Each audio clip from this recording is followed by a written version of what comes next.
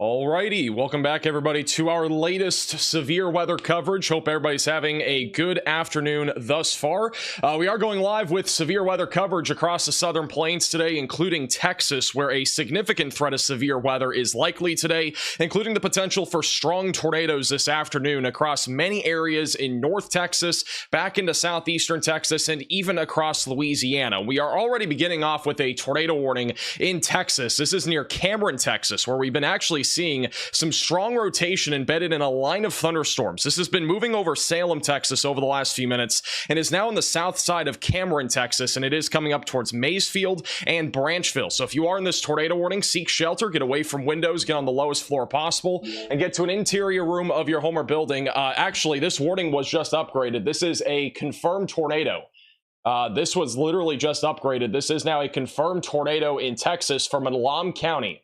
So you need to seek shelter if you're in this tornado warning, away from windows and on the lowest floor possible, and get into an interior room of your home or building. This literally just got upgraded. It is corrected. Law enforcement just confirmed a tornado within the last 3 minutes. So this is a confirmed tornado right now over Marlow, Texas, and it is coming up on Maysfield and Branchville. Storm Intermedia top here on the map. They're actually coming into this here over the next few minutes on the bottom middle of your screen. So this is now a confirmed tornado, once again heading towards Branchville, Texas, and Port Sullivan. It will eventually be going towards Calvert, Franklin, and Hearn. This could be a strong tornado, so if you are in this warning, you definitely got to be in your safe place right now. We don't yet have a debris signature, but the velocities are very strong, and it is coming right up towards 485 road over the next few minutes. Here are your velocities, a little bit clearer of a view here. The velocities going towards the radar are pretty strong, but going away from the radar, they're even stronger. We have a pretty strong couplet here, and this has been rotating really for the last 30 minutes now, and is now just now producing a tornado. It is likely going to be a fairly rain-wrapped tornado heading into Maysfield and Branchville over the next few minutes, and then eventually going towards Barton and Franklin. So make sure that you are again in your tornado shelter, your basement, your closet, or your bathroom. Let's go over to Storm Intermedia, who is currently coming into this confirmed tornado warned area. They are already in the tornado warning on 485, and they are going to be approaching this in the next few minutes. Might be losing a little bit of signal. I'm going to try to go to a clear view. Let's do this. All right, here's a clear view. Actually, no, we'll go back. I think this one's a little bit faster. All right, we'll stay here. So again, Storm Intermedia currently is coming up into this confirmed tornado. This is right now near Cameron in Texas. It is currently tracking in the direction of Maysfield. And they are really within about 2 miles. They're just about 2 miles north of where this rotation is. They should be able to see something here shortly.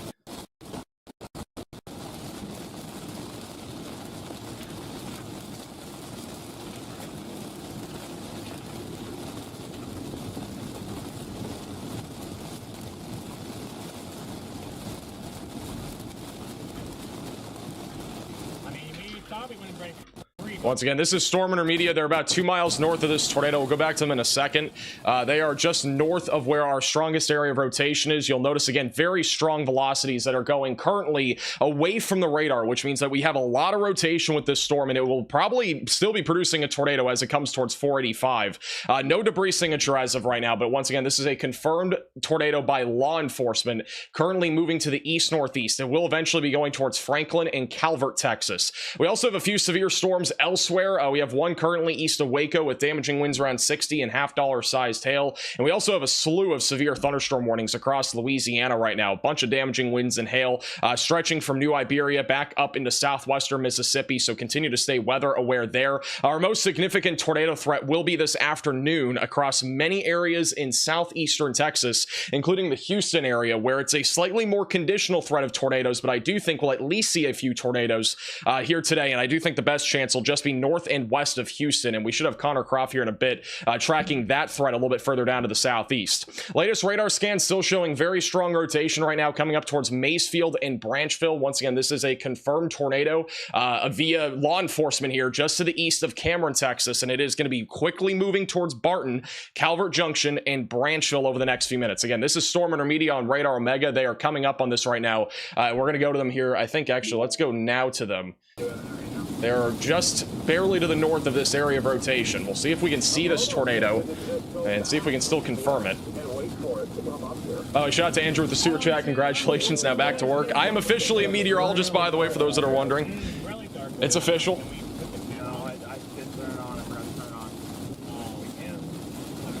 Sorry, chat. Can't get you a view right now. I'm trying not to get run over here. Just take our word for it. It is dark over there. All right, so they're saying it is dark. That's at least ominous. By the way, guys, make sure you stay tuned to the stream. If there's no confirmed tornadoes or anything like that, I will try to show you some cool stuff here about graduation and whatnot. There's a lot of stuff to talk about. Hopefully we have a break, but I don't know if we will today.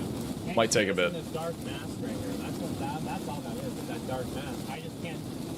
I mean, it's completely. So once again, this storm intermediate, they're barely north of this tornado right now, which again has been confirmed in the last 5 minutes by law enforcement. This is east of Cameron, Texas now. For reference, east of Highway 77, well to the east of Round Rock and Temple, southeast of Waco. It's tracking towards Calvert, Texas, and Franklin. And a new velocity scan will be in here in a second. The velocities are very strong, bottom right of your screen. I mean, it would probably. They're right now in Macefield, Texas. Going down there closer to like 2. No, it's definitely supposed to get rolling by like 1 o'clock.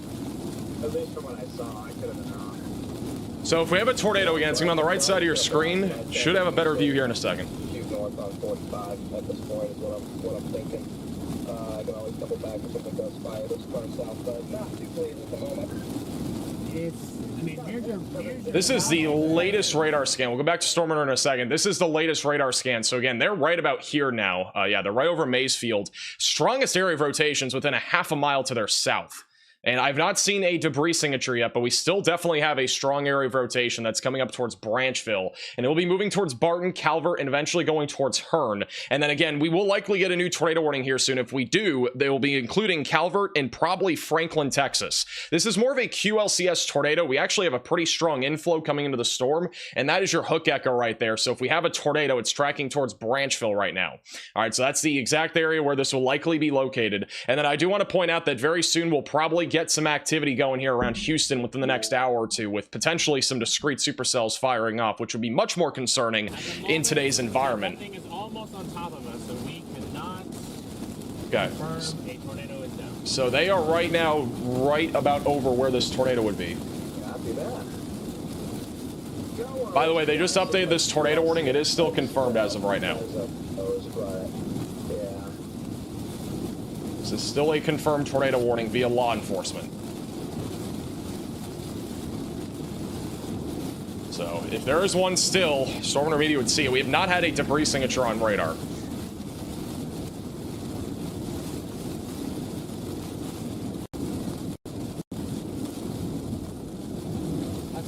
feel like it'll be right up in here. I don't know if they have their roof camera on. I don't know. I'm not sure if it's not working, but I'm guessing it's not working, which is why we can't see the right. This could easily be a rain-wrapped tornado. Again, strongest area of rotations right here. Still a very strong inflow, and we got our hook echo. This is where Storm Intermediate is located. You can track them inside the Radar Omega app. They are right now coming up on Branchville, Texas, and they will eventually be going towards Hearn and Calvert. And so this tornado, again, tracking east-northeast, moving east-northeast at about 40 miles per hour. So in the long term, again, this is the general area of where this tornado would be heading. We are keeping a close eye on storms also further down to the south. We got a few little discrete cells that are trying to fire at the very southern edge of our line of storms, which is just east of Austin. And if we have some sort of tornado threat that'll develop south of this tornado warning in the next like 30 minutes, it would be this activity east of Austin. So we need to keep an eye on that. That is north of LaGrange as of right now.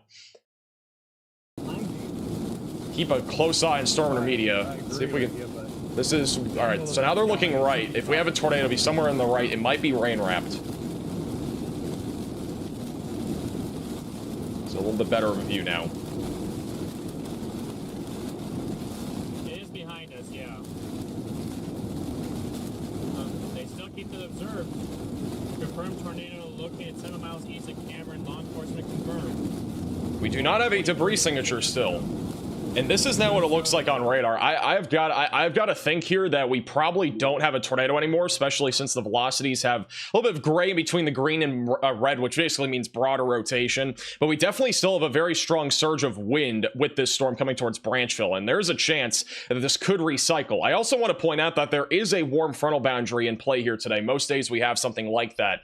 And so our warm front right now is lifting to the north pretty rapidly, which is allowing for a larger warm sector to form, where tornadoes are going to be favorable, especially around College Station, the Woodlands, and Houston. But as this warm front is lifting north, the storms are also kind of moving more to the northeast in a direction that would actually kind of overlap our warm front. So this storm may go past our warm front here soon, and if it does go north of it, the tornado threat would naturally be lower. So it's going to be something to watch for. I don't think this is north of the warm front yet. I just think the problem is right now the inflow is not nearly as strong here over the last couple of scans. We had one brief scan where it was definitely a little bit more organized, but the inflow is already starting to get kind of wrapped around with rain, and our hook echo's not nearly as organized as before. But let's go back to Storm Hunter, see if they can see anything here.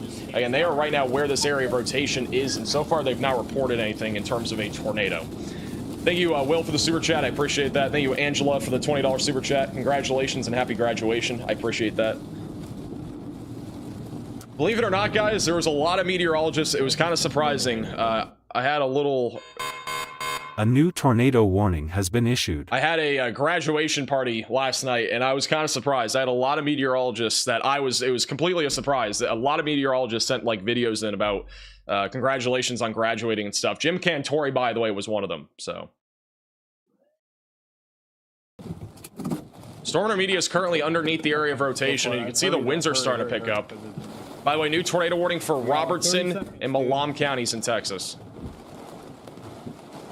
But this is live underneath the rotation. You can see the wind is beginning to pick up. I don't think we have a tornado, but there's definitely gonna be high winds here. I don't have to go back to that warning.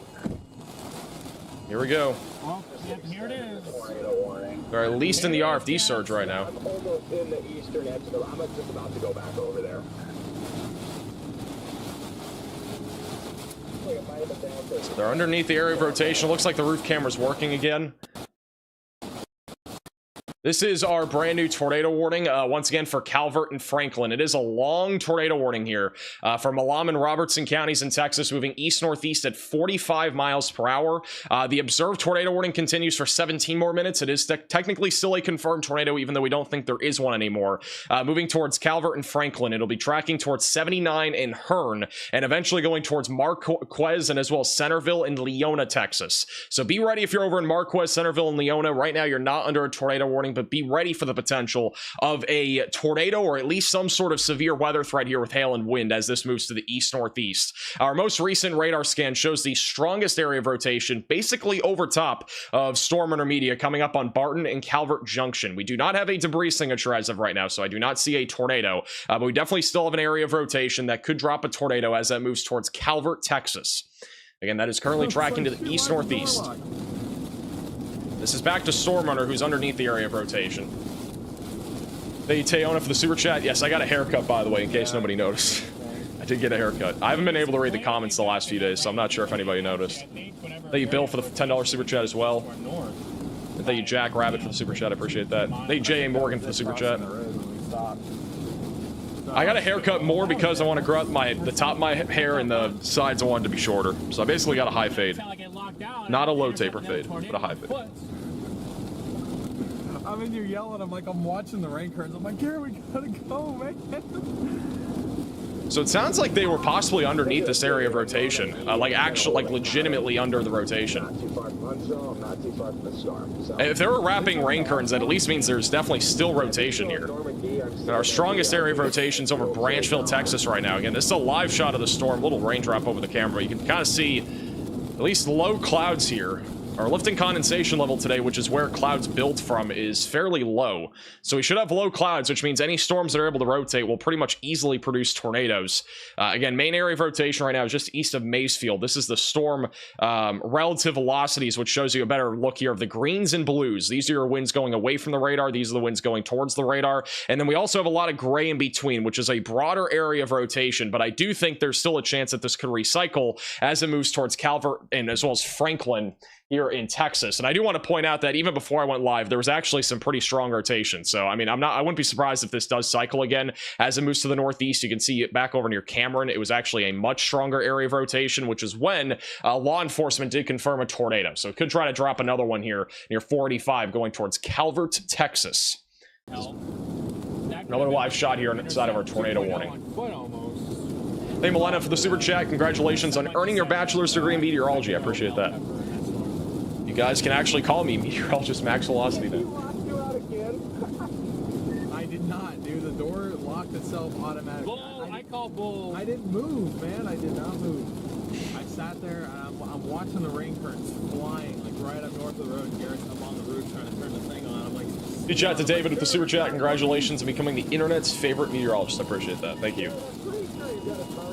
All right, Storm Media has just crossed over the county border now. They're in Robertson County, Texas, for those that are wondering. I know there's a rain drop on the camera, so it's kind of hard to see what we're looking at there. But this is, again, a tornado warning coming up for Hearn and Calvert now. Our main area of rotation is coming up into Calvert, Texas, and then moving towards Franklin and 79. Keep in mind, any storm today that is able to form in our environment and is able to stay organized could produce a strong tornado. We have very strong low-level winds today here across Texas, and I do want to show you guys the significant tornado parameter values. They are pretty high today. I'll go to that here in a second.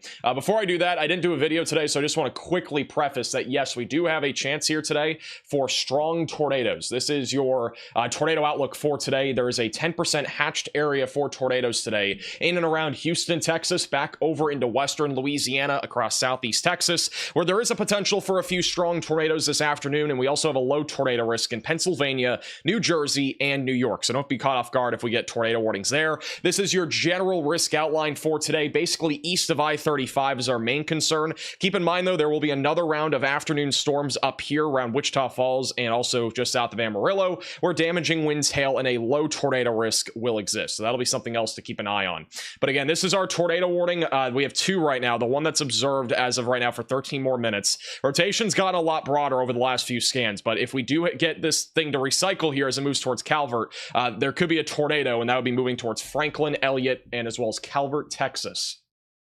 Let me pull up the significant tornado parameter values. While I do that, I'm going to go back to Storm Media here, who's on the confirmed tornado warning, now going into the radar indicated tornado warning, which again, do not think there's a tornado anymore, but as a precaution, be in your safe place if you're in this any of these two tornado warnings. 2 miles in front of the storm, and you can't even really tell if there's a storm there. That's honestly valid. I do want to point out that the dew point and temperature today are very, very, very close to each other. So there's actually been a lot of fog, and the visibility's been lower because of how close our temperature and dew point are. And so it's actually not even easy to see the leading edge of the storm, which is kind of hard to believe. Got into RFD at least. At least got into the rear flank downdraft wind surge. But what I was mentioning is our significant tornado parameter values. They're actually pretty elevated today. And if we have any storms that are able to fire here in this environment in and around Houston or just north and west of Houston, a strong tornado is very possible today. So we need to keep a very close eye on this environment. Just to the east of Waco, these STP values stay very high even through the early to mid-afternoon hours. This is by 4 o'clock. We still have values between 5 and 10 here across Louisiana and southeast Texas. Yesterday, we were expecting at least a few tornadoes, and I don't really think we saw any tornadoes yesterday. If not, we maybe saw 1 or 2. And I do think that today's environment is going to be much more favorable for tornadoes since we didn't really see much yesterday, and the line of storms has not been as fast moving as what we were expecting. So if we get any supercells that fire off around Houston, the environment is very favorable for tornadoes. And this threat should continue, I would say, through about 9-10 o'clock tonight before it is a very low chance of a tornado.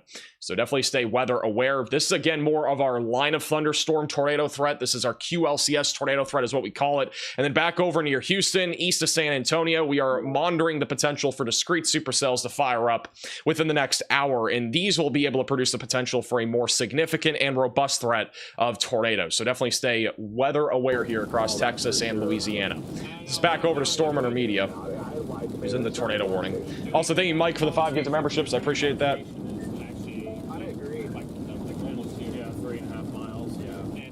Also, Brandon with the super chat says North Cumberland County, Pennsylvania, 911 call center is down. They can't dispatch calls. They are talking on portable radios. Hope it's fixed soon. So if anybody's up there in Pennsylvania, just a heads up. Huge shout, by the way, to Cindy with the very generous PayPal donation, saying congratulations, Meteorologist Max Velocity. I appreciate that. Once again, this is Storm Intermedia, back over near Hearn, Texas. I think it was when we saw that flooding on the side of 45. On a tornado warning. On the way home. Thank you, Cody, as well, for becoming a Maximum Velocity member. We tried to sell the video, but no one wanted it. Oh, yeah. Yeah, okay, I remember that. I think it was that little period. I mean, we were on, like, we were parked on the side of the road, but he came up, he drove down his driveway, talked to us about storms, told us that there was a tornado that hit. By the way, I got some graduation gifts yesterday, and one of them was a golf repair tool with my logo on it, and also a like a poker chip thing, which you can use for marking your golf ball. So, I got a lot of stuff to share whenever we get a chance. There was a lot of stuff that happened yesterday. None of you guys have heard about any of the stuff that happened yesterday, but actually, yeah, I'll talk about it whenever this tornado threat is at least tamer for a little bit. You can go 79 to Franklin up to Marquez, and you Main area of rotation is now over Barton, Texas, coming up on Calvert.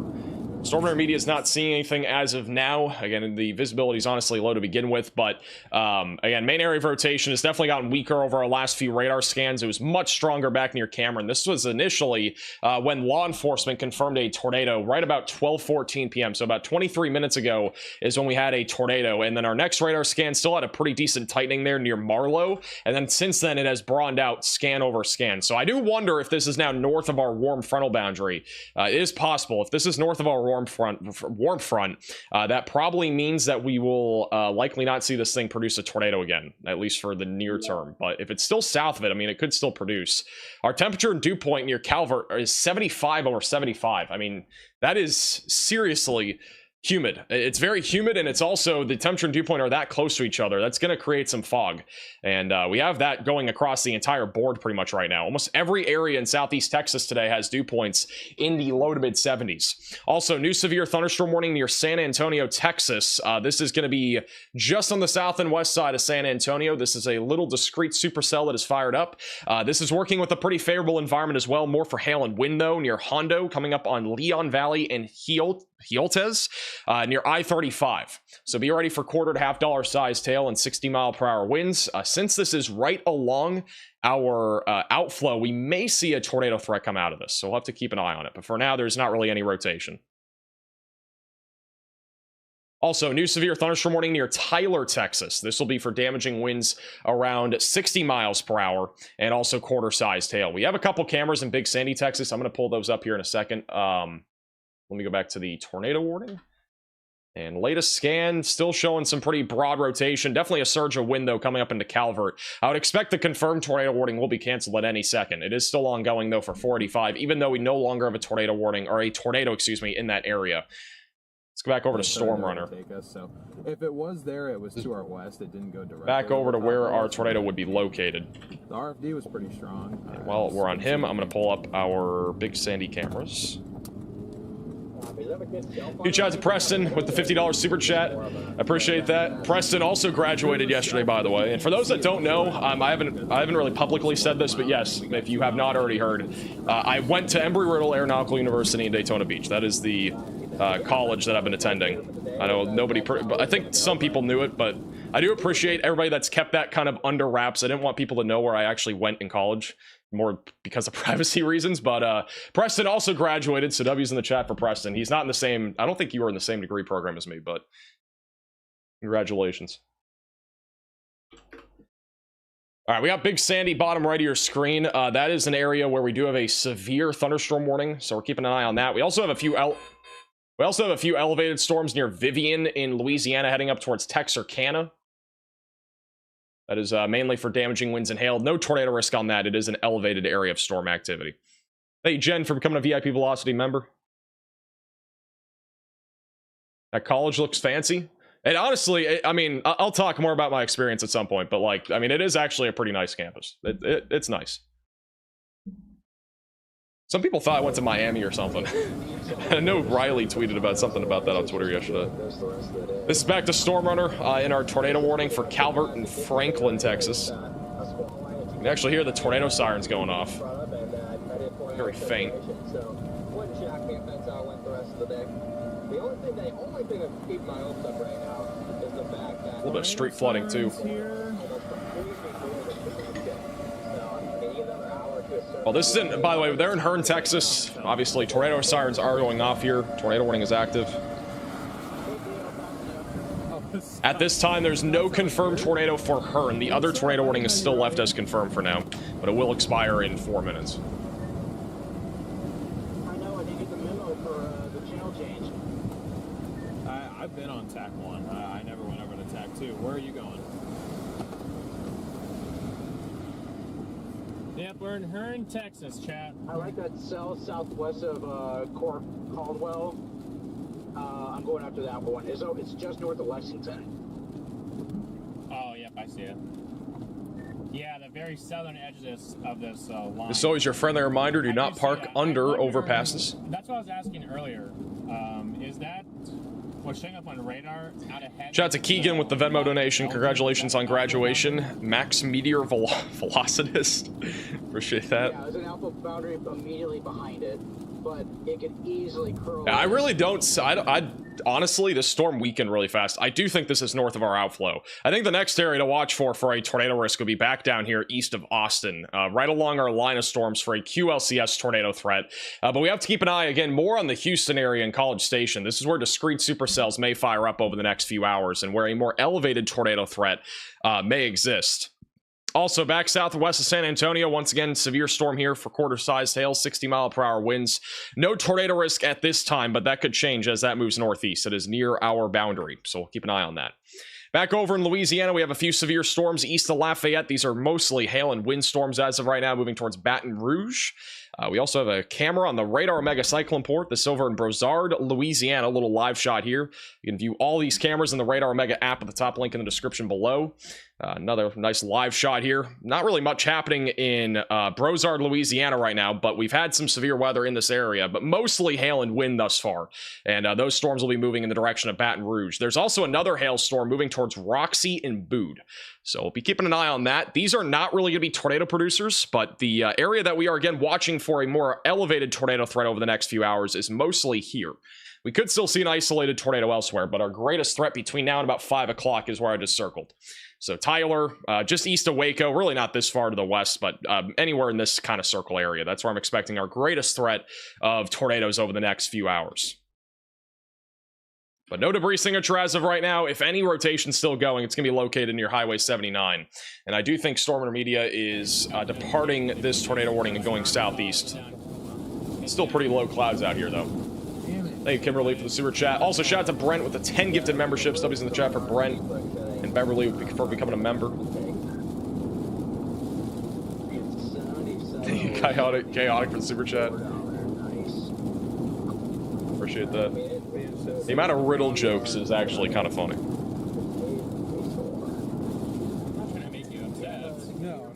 All right, confirmed tornado warning will be ending here within the next minute, so we'll be back down to just a normal tornado warning for Franklin. And while we have a quick second, whenever this tornado warning expires, I'm going to show you guys something.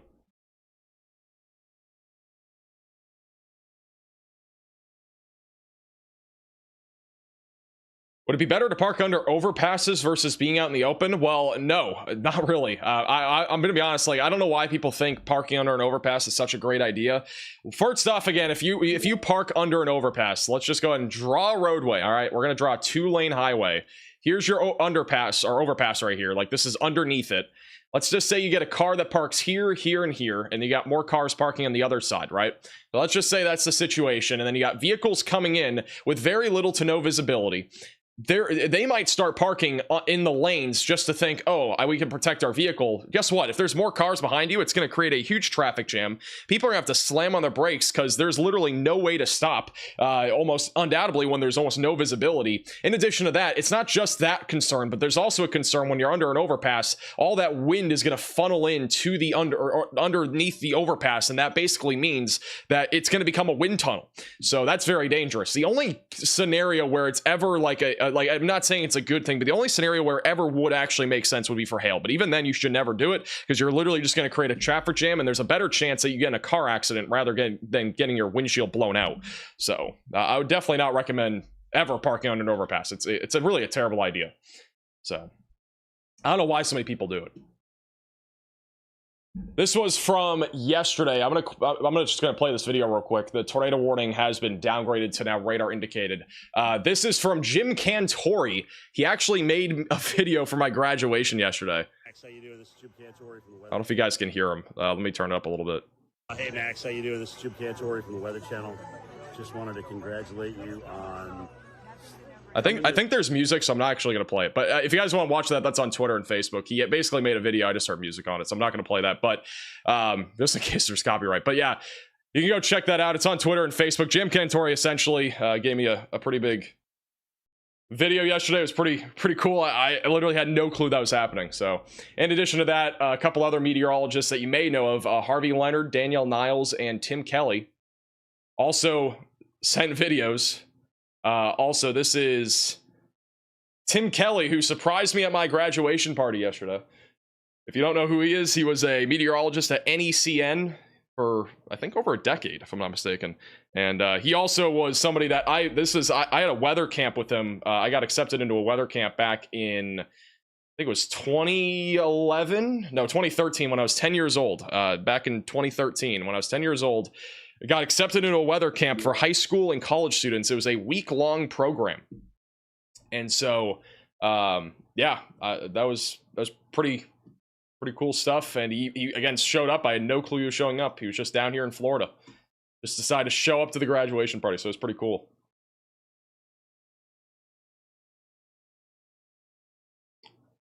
All my Boston meteorologists. Yeah, if you're from New England, you probably have heard of almost all those people. Jim Cantori, almost everybody knows of who he is. Like, he's nationwide, but Danielle Niles, Tim Kelly, Harvey Leonard, they're all New England meteorologists, so it's pretty cool. Harvey Leonard, a legend in New England, if you know who he is. So he also sent a video. Thank you, Shepard, for the super chat. Congrats on graduating. I love watching your channel grow from 20K. I appreciate that. Thank you for the super chat. New England Cable News. I think that's what NECN stands for. I'm pretty sure that's what it stands for. Thank you, Holly, for the super chat. We have plenty to talk about in Texas, but while you're mentioning about it, Lone Oak, Texas. Let me look up where that is. Lone Oak, you're probably chilling. Most of the storms have already moved through. There's a low chance of more severe weather later today, but our main concern is this line here near Sulphur Springs, west of Tyler. That's mainly for damaging winds and hail if anything gets severe in here. Back over in Tyler, we do have one severe warning here. That is for hail and wind near Noonday and White House, coming up into Tyler and I-20. But I'm not overly concerned right now about a tornado threat up there. Again, that's north of our warm frontal boundary. There will not be as much wind shear up there. So I'm not as concerned about that threat right now.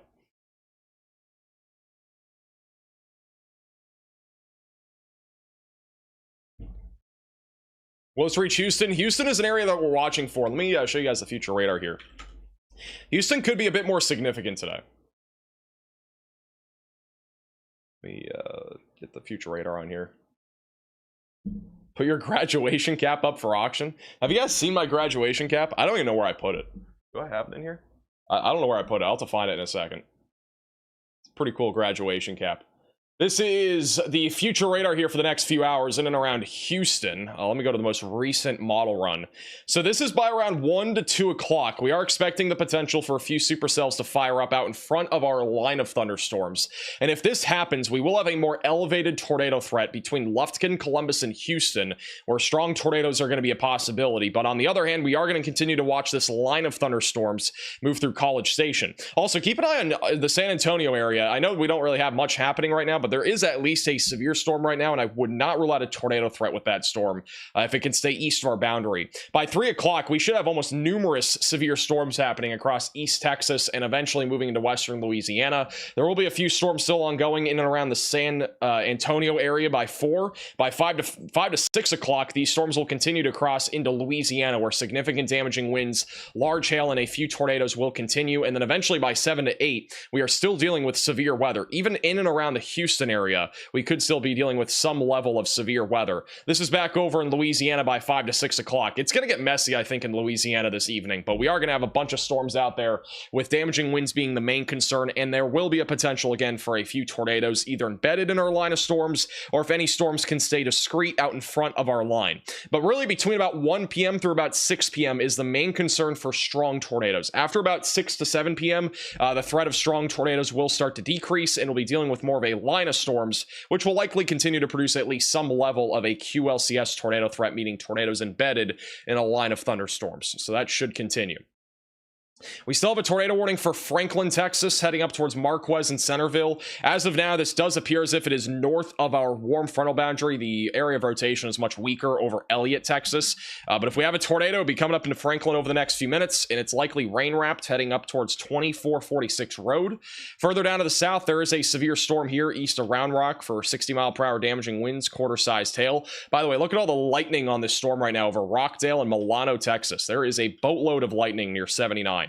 Highly electrified storm activity right now with this line of thunderstorms, and we are starting to see at least a few areas of convection now back over near Brenham, and also near is that Giddings? Yeah, Giddings, Texas. So we are starting to see a little bit of initiation now here near Highway 290, and if that does continue, we could again start to see the potential for tornadoes start to ramp up here pretty soon. So we are keeping a very close eye on all of this activity, so definitely stay weather aware. Let me see. I think we got Freddie now live. Probably going to put Freddie on here in a second. And we probably will put Connor up in here too. I'm going to put Freddie, I think, on maybe. I think we're going to put him bottom left. We'll put Freddie bottom left. Hey, Krazy, for becoming a maximum velocity member. I appreciate that. Congrats, Matt. Just watched Tim Kelly's video. There's also a video from Tim Kelly. There was a video from 4 different meteorologists that sent like a video in. I'll probably post a montage of all of them on socials.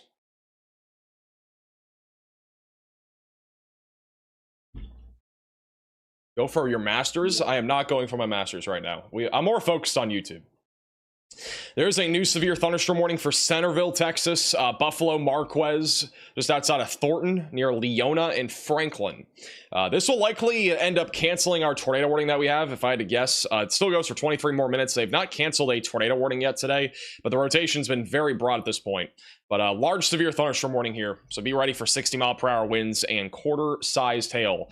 And there is a tornado possible label on this activity, just south of Groesbeck and Tague, Texas. Thank you, Nancy, for the $10 super chat. Congratulations and shout out to your parents for supporting your dreams. I appreciate that. Thank you for the super chat. I'm not going for my PhD, bro. If I went for my PhD, it would take so much more time. I'd much rather just kind of do what I'm doing now. By the way, this is my graduation cap, in case you guys did not see. Drunk NATO, all that good stuff. That was on my graduation cap. I don't think really, I was kind of surprised. There was probably like 2% of people that actually decorated their graduation cap. That was it. Well, weren't very many people that decorated it. I was one of the only ones. There was a few other people, but it wasn't nothing elaborate. I think mine was probably the best. If there was a graduation cap like competition, I might have won. Should I have the bench on there? Honestly, we missed out without having a bench on there. That's a good idea. Should have had a bench. Latest radar scan still showing weak rotation near Franklin, Texas. Tornado warning goes for 21 more minutes. That goes until 1:15 p.m. Central Time. Why not Riley's supercell? I didn't even think of that, to be honest. I didn't design my hat, by the way. That was not my idea.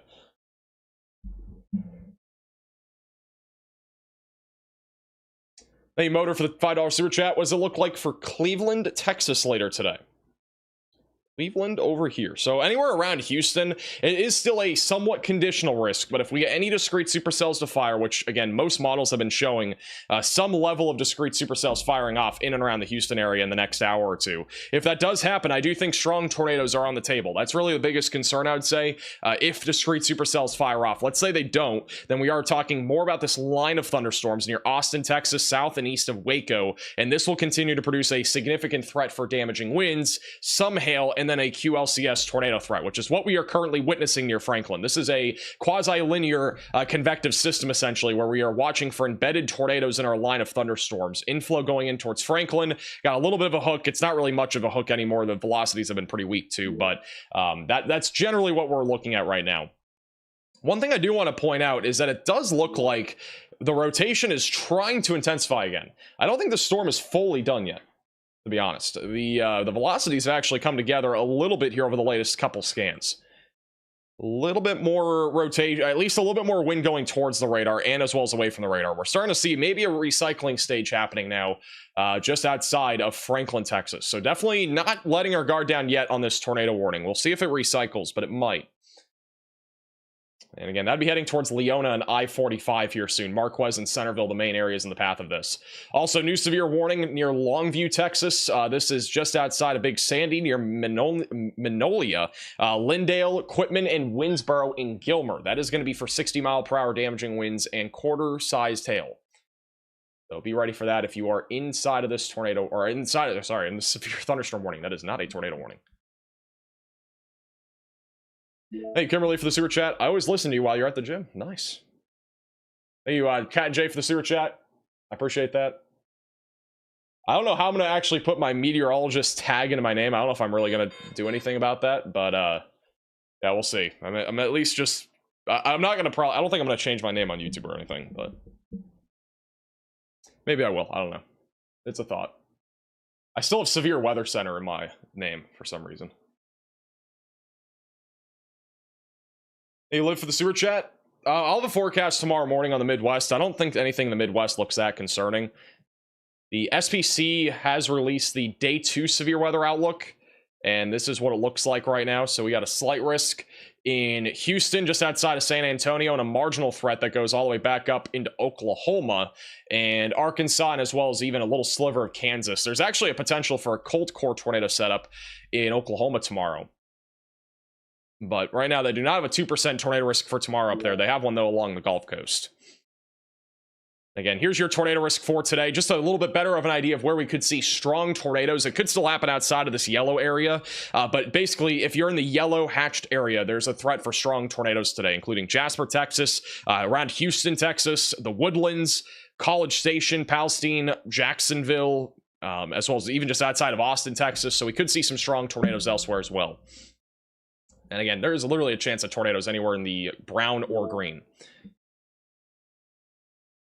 What website do we use? We use Radar Omega. So again, Radar Omega is also sponsoring today's stream. If you want to download the Radar Omega app, you can download it with the top link in the description below. You can watch storm chasers like Connor Croft and Storm Media and track their location in real time when they're on severe storms as well.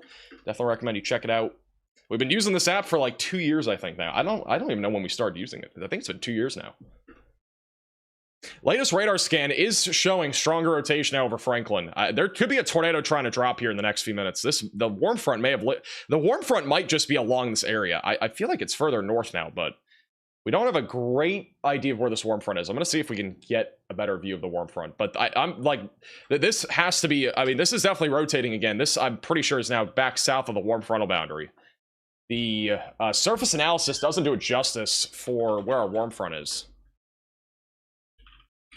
But there is definitely strong rotation again over Franklin, Texas. This might be about to drop a new tornado. Let's see if we have any chasers in this right now. Thank you, Corey, for the $20 super chat. Really appreciate that. Celebrating your official meteorologist designation, my survival of the 1975 Omaha, Nebraska F4 tornado 50 years ago today. I've never been so terrified. Saw a dead horse in a tree. The power of a tornado is unbelievable. Yeah, I definitely agree. That is definitely scary, and I'm glad you survived that. That's crazy, though. 50 years ago today is crazy. But once again, thank you for the super chat. Appreciate that. We don't have a debris signature as of right now, but once again, the velocities have intensified quite a bit here over the last couple scans near Franklin, Texas. That is tracking near ice or near routes or Highway 79, going up in the direction of Leona and Centerville. The latest radar scan has just come in, and yeah, we definitely still have strong rotation right over Franklin. So a tornado might be trying to drop again. This is again moving northeast, right along 79. A new tornado warning has been issued. All right, we have a brand new tornado warning. This is north of this storm. All right, the warm front's way further north. They've issued a tornado warning all the way back up near Groesbeck, Texas, Fairfield, and Tague. So if you are in this tornado warning, seek shelter, get away from windows, lowest floor possible, and get to an interior room of your home or building and away from windows.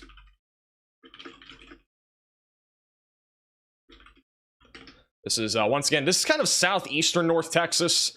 It's going to be pretty south of Dallas, but this is really more southeast North Texas right now, coming up towards Palestine and again going towards Jacksonville. This is what it looks like from a distance. There is a chance that some of this is contaminated, but if we match it up with our southern radar site, it definitely appears as if we have strong rotation coming together on this. And again, I wouldn't rule out a strong tornado with something like this.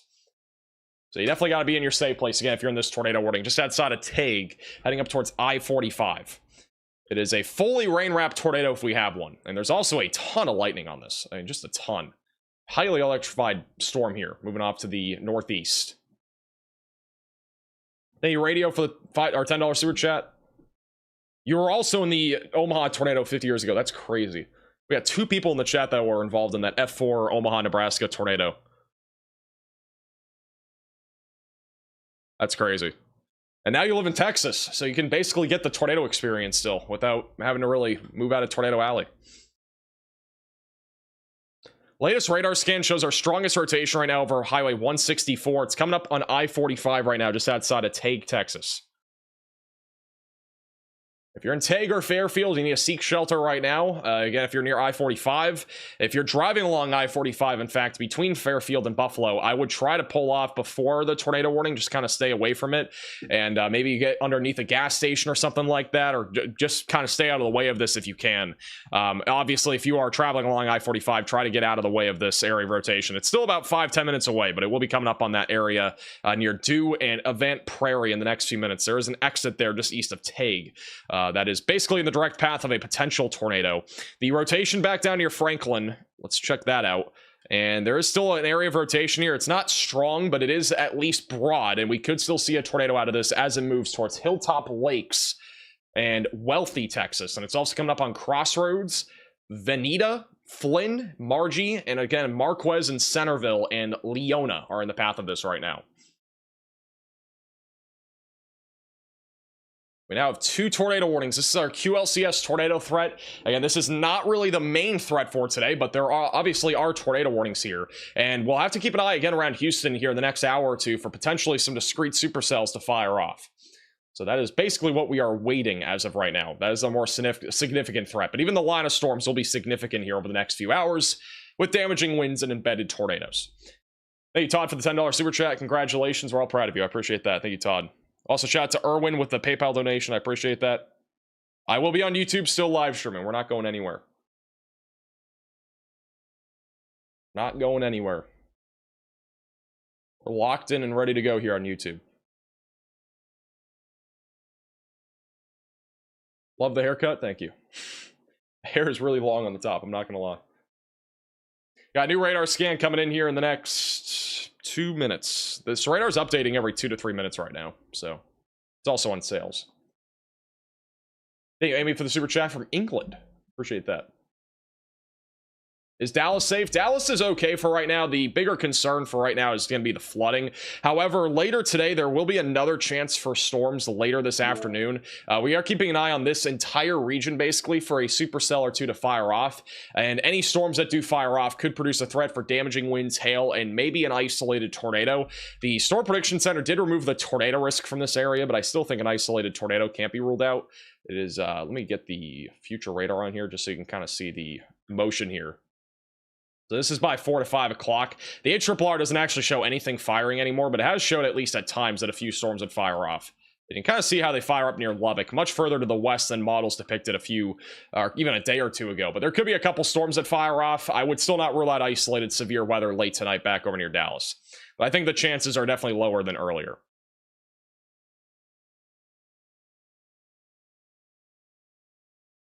All right, latest radar scan. Still an area of rotation right now over the east side of Franklin. This has stayed strong here for the last few minutes. Could even have a little weak tornado ongoing coming up on 1940 Road. This is near New Baden, and it is tracking towards Hilltop Lakes and Crossroads and Wealthy, just south of Marquez. And then our northern tornado warning, I still think there's some level of contamination here, but nonetheless, if we have a tornado, it will be coming up on the south side of Tague and then going up towards Event Prairie and Dew, and Langley would be in the path of this. Again, just south of Fairfield, Texas, and this will be crossing over I-45 in about 5 to 6 minutes, and then we'll be tracking in the direction of Palestine and the Tennessee Colony, and eventually going towards Jacksonville the long term. But we have really poor radar coverage on this storm, so we are going to be dealing with probably some level of contamination. It's not easy to see even on radar here. This is all really a loft rotation, so we probably have at least some rotation aloft. We don't know about ground contact quite yet. Sulphur Springs is so dark it looks like nighttime. It's storming pretty bad here. We do have severe storms back up near Sulphur Springs, just south of you. But let's go to the echo tops here. Echo tops over Tyler are at 50,000 feet, so these are definitely very tall thunderstorms. So back over near Tyler, 50,000 foot tall storms, even near Minolia and Sulphur Springs. These storms are very tall, so it's definitely going to block out some of our sunlight for sure. And it's also a line of storms. And there, for the record, I want to show you guys satellite. I haven't even pulled that up yet. Satellite actually looks pretty interesting. This is what it looks like on our satellite imagery here in the Southern Plains. And look how many clouds there are. It is a huge swath of clouds. We have very high, we have storms building up very high, first off. And then second off, we have very strong winds aloft, which is pushing all of our cloud cover that is aloft further to the east and also further to the north, which is basically spreading out a thick layer of cloud cover across Oklahoma, Arkansas, Texas, and Louisiana, which is also going to limit some of our instability that is trying to grow back over in southeast Texas. But nonetheless, this right here is our cold front that's pushing through. And then again, we have our warm front somewhere around here. I'd say it's a little bit further to the north now. And then here's your little upper level low pressure system back over in eastern New Mexico that is spinning. And we could see some more storms fire off this afternoon back over in Wichita Falls, and perhaps those go towards Dallas Fort Worth. We'll have to wait and see. A pretty cool view here on the satellite. And here's your infrared imagery. This shows you how cold the cloud tops are, and they are cold. Whenever you have black and white showing up, those are very cold cloud tops across the board right now in both Texas, Oklahoma, and Southwest Arkansas. This doesn't necessarily show you the intensity of storms, but it does show you, again, how cold our cloud tops are aloft. And these are very cold clouds. So lapse rates are steep today, and our clouds are already building upwards of 50,000 feet, which is very high. Tornado warning near Franklin, Texas continues for another 8 minutes. Back to having broad rotation on this storm. It's not as strong as before, but if we have a tornado, it's going to be east of Franklin near New Baden. It's coming up on Hilltop Lakes and Crossroads. And then our northern tornado warning, still have an area of rotation coming up on I-45 south of Tague, and it's going to be heading up towards Fairfield and 84. It is fully rain wrapped. I mean, again, this rotation is literally right here. It is fully rain wrapped right now, coming up on I-45. Also, thank you, Amy, for the super chat. Also, Brett for the super chat saying, any hail expected in Tyler, Texas? There is a threat of at least around $quarter to $half sized hail. There have actually been some reports in the last few minutes just south of Tyler of quarter-sized hail near Gresham, Texas. So yeah, that is definitely a possibility down there. Definitely a possibility. Do this. Let's put Connor bottom left. Put Freddie bottom or bottom. There we go. All right, we got 3 chasers now in here. Does Max have a girlfriend? I do not have a girlfriend. For good reason, by the way. There's a report coming out of Granger, Texas, that there are street signs down, possibly from a tornado.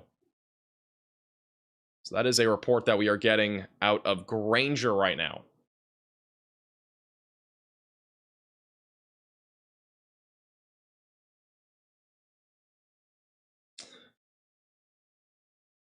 This is the latest radar scan on our tornado warning near Tague, Texas. Main area of rotation is about to cross over I-45. This is going to be moving towards 84 over the next few minutes. This is again in southeastern North Texas, embedded in our line of thunderstorms. I still think this is very close to our warm frontal boundary. It might honestly just be along it right now.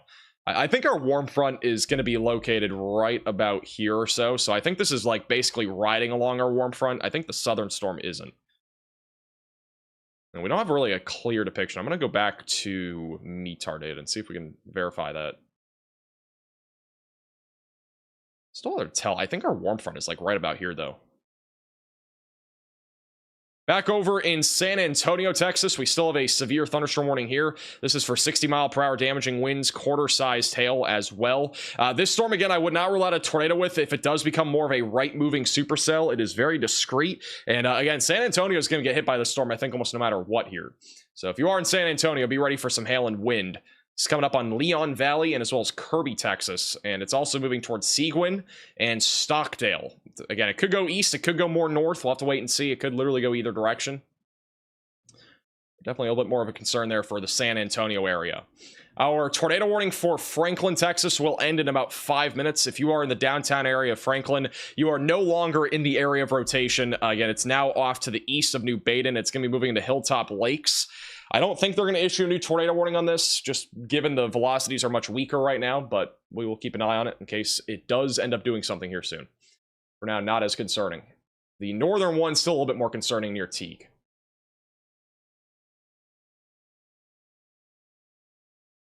I think whatever this is up near 287, this looks pretty contaminated. We do not have a great radar site here. Let me check the one in Shreveport. Yeah, I think right now, if you're back over in Tyler, like again, I think damaging winds is still the main concern. If our warm front can lift far enough to the north, and it can lift far enough, or quick enough, I should say, to the north, we could get a tornado threat briefly near Tyler. But I think right now the main concern is hail and wind, unless that warm front moves faster. It's not a super fast-moving front to the north, but it's fast enough where it might just get far enough to the north for maybe a brief tornado. I'm going to go over to our STP values here and see if we can draw this up too.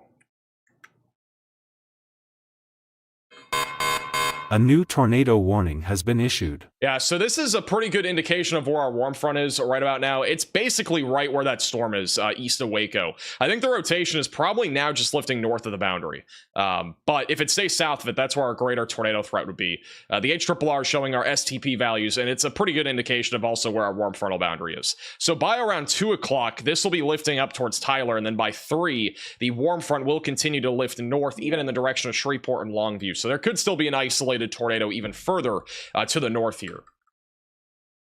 But obviously our greatest values are back over near Houston. But nonetheless, there is definitely a threat with that line of storms for maybe an isolated tornado back up near Tyler. All right, we do have a new tornado warning. This is going to be for those in Leon and Robertson counties in Texas. This is near Centerville. Actually, a couple of concerning things here. First off, we have a new area of rotation near Jewett, coming up on Buffalo, Texas. So that's a new area of rotation. That's tracking right along 79. And then another area of rotation east of Franklin. This one's been weaker as of lately. That's another area that we need to keep an eye on as it goes towards Leona and as well as 75. The one near Jewett honestly looks stronger, and this is going to be much closer to our warm frontal boundary. So as long as it stays close to the warm frontal boundary, there will be a more elevated potential here for a tornado. So if you are in this tornado warning, you definitely want to make sure that you're in your safe place. Definitely a strong area of rotation, though, near Buffalo. The one near Tague might have lifted, again, north of the warm front. And if it has, the tornado threat will be lower. We do not know for sure, though. So if you're in Fairfield or Tague, I would continue to stay in your safe place, just in case that drops a tornado. The velocities are definitely stronger, though, near Buffalo. That again, is a much more concerning area of rotation. Did Connor run into any hail cores today? I don't think Connor's seen really any storms yet today. I think he may have when he was first live, but it was just the line of storms. So no hail cores yet. What's peak time? I'd say peak time today is between 3 and 5 for strong tornadoes. But we could still see strong tornadoes even embedded in this line of storms. So, how was your graduation? It was pretty good. I mean, I have no complaints. The only complaint I have is that I couldn't pee for 3 hours. If any, guessing if you're following me on Twitter or Facebook, you probably saw that. This is the graduation yesterday. And the caption goes hard, I'm not going to lie. I think anybody else can relate with graduations. At least if you were graduating, you could probably relate. Huge shout out to Martin with the $100 super chat. That's what it was in the chat from Martin. Congratulations on your degree, Max. Also, thank you for continuing severe weather coverage and analysis. I appreciate that. Thank you, Martin, very much for your very generous super chat. Also, a shout out to Heather with the super chat. I appreciate that from the Mississippi Gulf Coast. And also a shout out to Susan with the $75 Venmo. W's in the chat for Susan. Congratulations, Meteorologist Max Velocity. I really appreciate that. And Taylor, thank you for the Venmo as well. I probably got your shirt, Tyler. I'm not 100% sure. I got some shirts that I opened, and I have to find where they are. There were a couple. I don't know if they were from you, though. I'll do that later in the stream. Latest radar scan back over near Jewett, Texas. Still a strong area of rotation coming up on Buffalo right now. Heading up towards Palestine. Again, this is our strongest area of rotation. This is literally barely to the south of our warm front, meaning there's a lot more wind shear available, and it's also in a warm and unstable environment. So again, a tornado threat could come out of this as it goes into Buffalo. It'll be crossing over I-45 in the next few minutes. Back over near Centerville and Leona, I'm more concerned about a damaging wind risk out of right now rather than a tornado risk. But I would still be in your safe place. Damaging winds can knock over trees. It can send trampolines flying. It can do a lot of crazy stuff. This is kind of interesting, by the way. I'm going to try to see if I can show you guys this on the other computer. Let me find how I do this. Thank you, Storm Chaser Tom, for becoming a member. Welcome to the Velocities.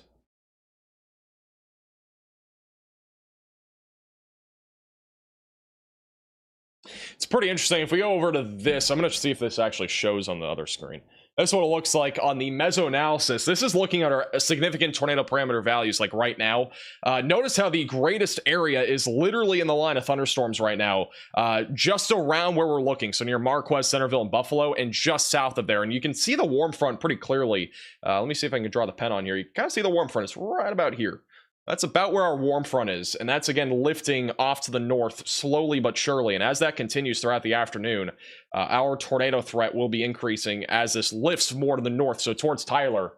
I wouldn't be surprised if we end up getting some sort of, again, tornado risk out a little bit further north. And I actually just updated. You can actually see it is lifting even further to the north. So right where we are looking at this storm on radar right now near Buffalo is basically where our highest STP values are. Right over Jewett and near Buffalo. The latest scan's not as strong, but we definitely still have a surge of wind going away from the radar. That's our RFD surge. And then we also have an inflow coming into the storm. And as this mixes together and goes along 79, again, we could get a tornado, and I would not rule out a strong tornado with this particular storm, which is again embedded in a line right now. We definitely have strong rotation aloft for sure, but near the surface, it has not come together quite yet. Look at all the lightning, by the way. This is crazy. Thank you, Leslie, for the $20 super chat. I appreciate that. Thank you very much. Appreciate all the support. Honestly, I gotta say, like, hopefully the weather is gonna be quieter, I think, for a little bit. Not really for that long, but it'll probably be about a week between. I don't think we're gonna be there's a low chance we go live tomorrow. If we don't go live tomorrow, we might go a week without being live, by the way. So it could be a while. This will probably be the last big event until about May 15th or so. So I'm hoping to at least get a bit of rest in. Have not had a lot of that recently, and hopefully we can also eat more decently. The food options have been terrible recently.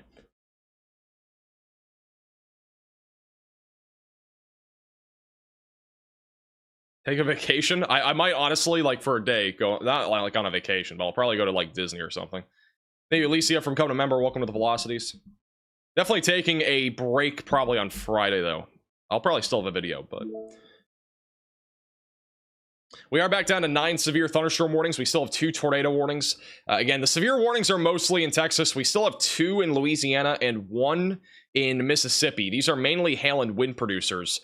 The storm that's back over here in Louisiana is actually kind of interesting, just south of Baton Rouge. It is producing golf ball sized hail now, coming up on Highway 1. Not rotating a whole lot, but there is at least a little bit of rotation there east of Laurelville. And it's kind of in a rural area near Bayou Cheney, and it's going to be coming up towards Grand River. Wouldn't rule out an isolated tornado threat with that. And then our storm back over in Mississippi is mostly just a hail and wind producer. Not really any tornado risk with this storm as of now. No storms have initiated quite yet in and around Houston. Again, we are monitoring a few discrete cells to try to fire up over the next hour or two. The storm near San Antonio is actually falling apart. believe it or not. They have they've actually canceled the severe thunderstorm warning here for San Antonio, but there is a special weather statement for gusty winds and small hail, and there's still a little bit of lightning, so stay indoors if you're around San Antonio right now. All right, latest radar scan on our tornado warnings here in Texas. First off, near Buffalo, Texas, the rotation's still on the stronger side of things, crossing over I-45 right now. This is tracking towards 542 and 831. Let me see if we have a CC drop. As of now, no tornado on the ground, but still strong area of rotation. This can be moving into Keachie and eventually Sand Flats, Timesville, St. Paul, and Oakwood, Texas. And then long term, this is moving towards Grapeland and Palestine, Texas. And then on our Fairfield tornado warning, the rotation has been broader here over the last few minutes. I think this is north of our warm frontal boundary now. This is a very rain-wrapped area of rotation, too. So, again, just stay in your safe place just in case the tornado drops there. I don't think this one's going to produce the northern warning, but I would still stay in your safe place because if we have a tornado, it's fully rain-wrapped and nobody's going to be able to see it. So it also includes the Fairfield area as well. Huge shout out to Madison as well with the $50 Venmo donation. You guys are way too kind. Congratulations, Meteorologist Max Velocity. I appreciate that. And Amanda with the super chat. Happy graduation, Max. Consider this my graduation gift to you. I appreciate that. Thank you very much. By the way, nobody has to do this, but if you guys do want to actually send like graduation gifts and not just like a donation, you can send them. There is a fan mail address linked in the description, but by no means do you guys have to do that. I'm just throwing it out there. Some people have been asking, and I still have a lot more of those graduation gifts to open. We'll probably do that on our next stream, not today, because I don't have all the packages. Just letting you guys know.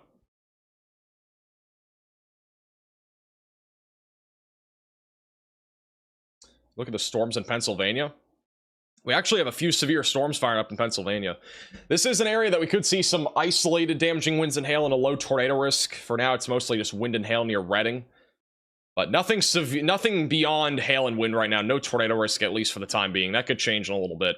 There is a severe thunderstorm watch for the next 5.5 hours out here. So that goes until about 8 o'clock Eastern time. So stay weather aware. We'll keep an eye on that. If there are any tornado warnings, we'll definitely lock in on that area. By the way, this is your tornado watch until 4 o'clock today in southeast Texas.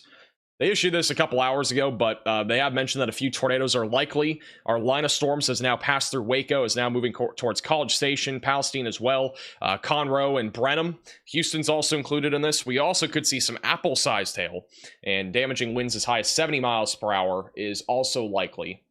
And then we also have a severe thunderstorm watch, which no longer includes Dallas-Fort Worth, but it does include Mount Pleasant, Tyler, Marshall, and Palestine for a couple of tornadoes, scatter 2-inch sized hail, and scatter damaging wind gusts around 70 miles per hour being possible. And this was also a couple hours ago, but I just want to point it out that the SPC has already mentioned that the tornado threat is increasing. This is your most probable peak intensity of severe weather, including tornadoes. We could see, again, a strong to even intense tornadoes this afternoon. So definitely make sure that you are staying weather aware here across Texas, especially around Houston, New Braunfels, Columbus, LaGrange, College Station, and Centerville. And if anybody's curious, this is NATOcast outlook for tornadoes today. Highest probabilities are located in eastern Texas and western Louisiana, where the greatest chance of strong tornadoes will exist this afternoon. But we could still see tornadoes outside of this area. And keep in mind, we've already had a tornado warning like on the northern cusp of where they've had this risk here, which the rotation was actually pretty strong. I don't think this accounts for how far north our warm front is, because it is a little bit further north than originally forecasted. So just something to keep in mind.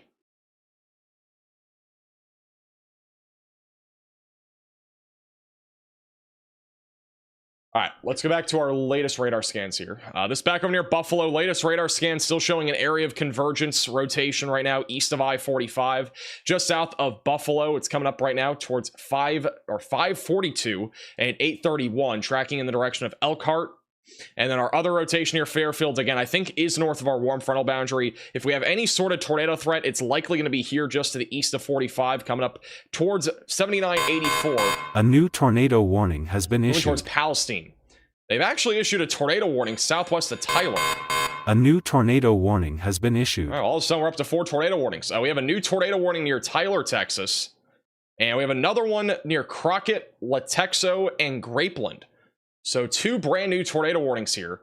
One of which, again, southwest of Tyler. If you're in either of these tornado warnings, seek shelter, get away from windows, lowest floor possible, and get to an interior room of your home or building. We now have 4 tornado warnings in effect in Texas.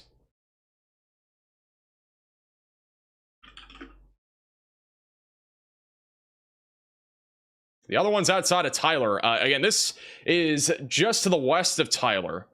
And it does look like we at least have a little area of rotation coming together over Coffee City. It's about to move into Berryville, and it's going to be coming up on the southwest side of Tyler, Texas. I would assume we are going to get a tornado warning for Tyler here shortly.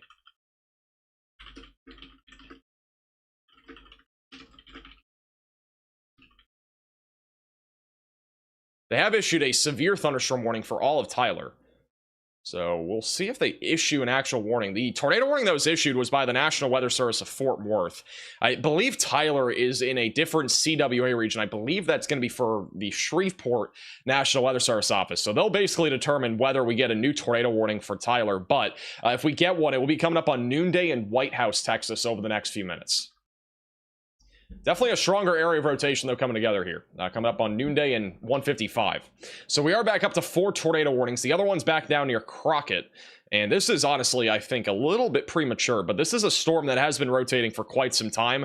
Main area of rotation, honestly, is, again, west of 831 coming up towards Elkhart. So that could try to produce a tornado near I-45. That is currently, again, moving to the east, northeast here over the next few minutes. We don't have a great radar view in this entire line, so there could legitimately be tornadoes embedded in this line right now coming up on Grapeland. So just something to keep in mind there.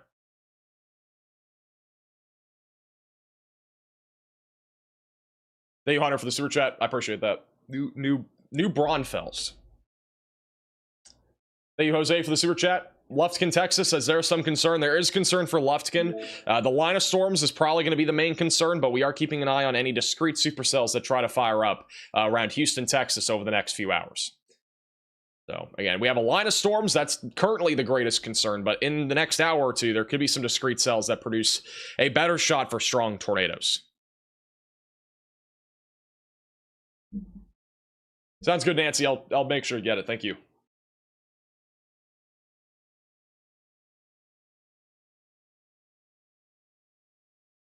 Still no meteorologist in the title. I don't know how I'm going to incorporate it yet. I have to figure that out.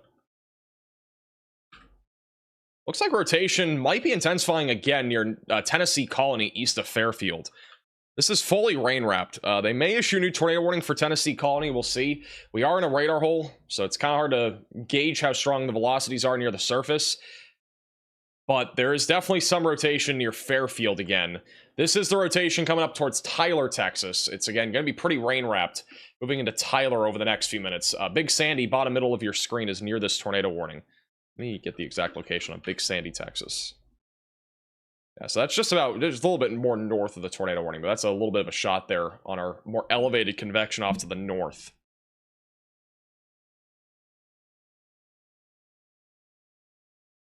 Oh man, we literally have 4 tornado warnings. Honestly, I kind of thought it would get active. I didn't think we had 4 embedded in our line, though. The line of storms is the last thing I thought we'd have 4 tornado warnings for.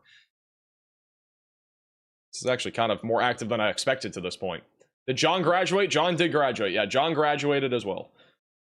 John has been on our streams in the past.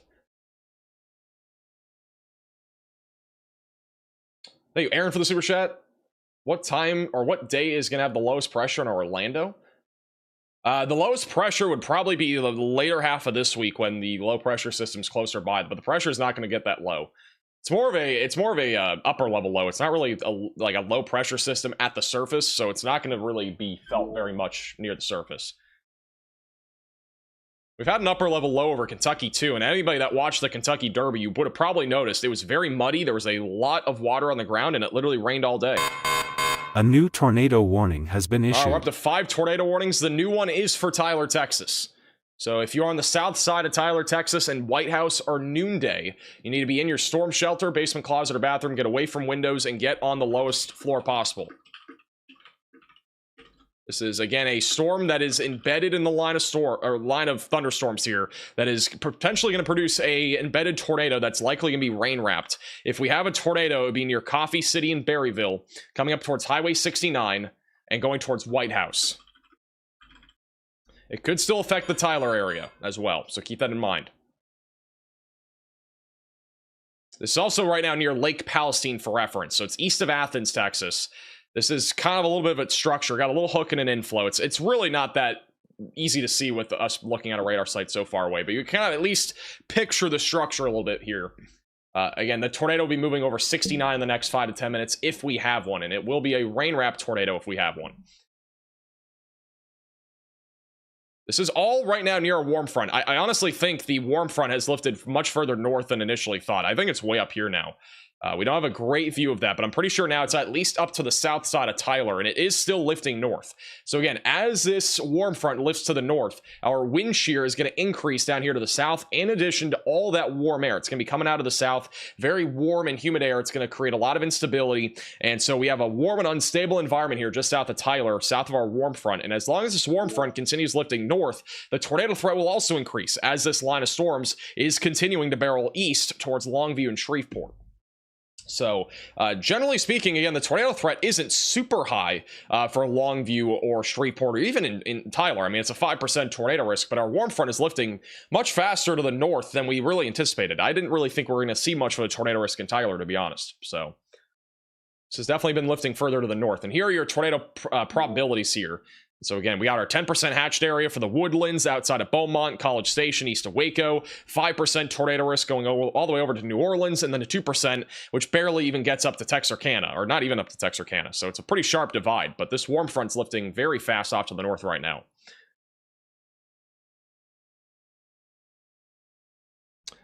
We'll have this is the latest radar scan. I'm not seeing anything tight right now, but our main area of rotation outside of Tyler is over Coffee City. It's about to cross into, I think it's Cherokee County and Smith County. So it's about to cross over into one of those counties, or both of those counties. It's both those counties. So over into Cherokee and Smith County, that's where the rotation's about to cross over into. Just south of Tyler, coming up into White House and New Chapel Hill over the next few minutes.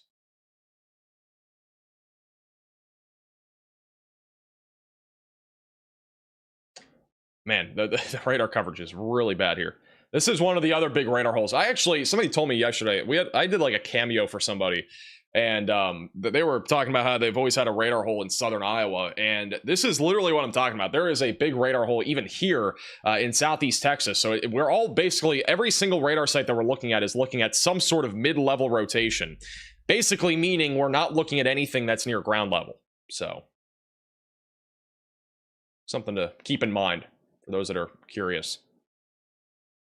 Radar holes are very common in some places, and they've been there for a long time. Hopefully we can actually get like some sort of funding for radar sites though, in like areas like, you know, this part of Texas, for example. If we had one like right here, it'd be perfect.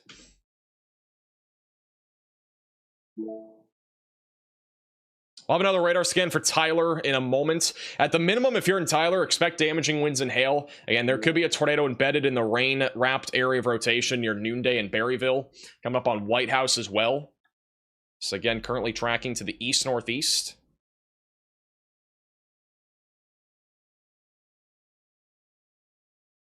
Trying to get Tornado Pagey on here. You try to get Connor bottom middle.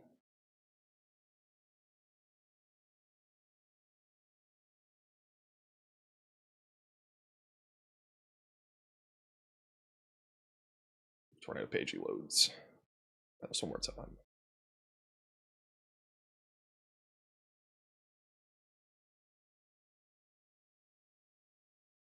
We go back down to Centerville. We really have no... There's range folding even happening now. This is very difficult to see these storms. This is the Houston radar site. It at least still shows some rotation along our leading edge of storms here, just to the northeast of Centerville. So there's definitely some level of rotation here still coming up on Grapeland. That's going towards Latexo as of right now as well. So there's definitely still rotation here, moving to the east-northeast. Back over near Fairfield, Texas. It looks like the main area of rotation. The other one, I think, was probably contamination. If we still have rotation on the storm southeast of Fairfield, Texas, it is over 84 right now, coming up on Palestine. Going towards Tennessee Colony and 287. So they may issue a new tornado warning for Palestine. It's gonna more depend on what the National Weather Service thinks. I don't really know if we will get one on that because it does appear more contaminated to me, but we'll have to wait and see. And then this is the storm back over near Tyler, Texas. Again, the main area of rotation is currently moving in the direction of White House and Noonday, which this radar has not updated, or just updated. So our main area of rotation is over 155. It's over Dogwood City and Teasellville. So if we have a tornado, that's where it's located. It's going to move into Flint, Highway 69, and on the south side of Tyler over the next few minutes.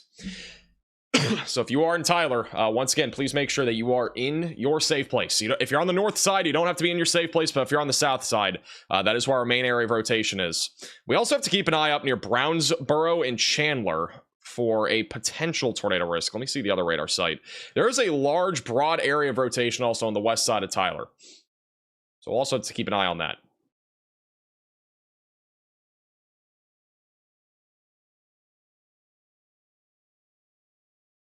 Nice haircut, appreciate it. Had a lot of people say that. Thank you.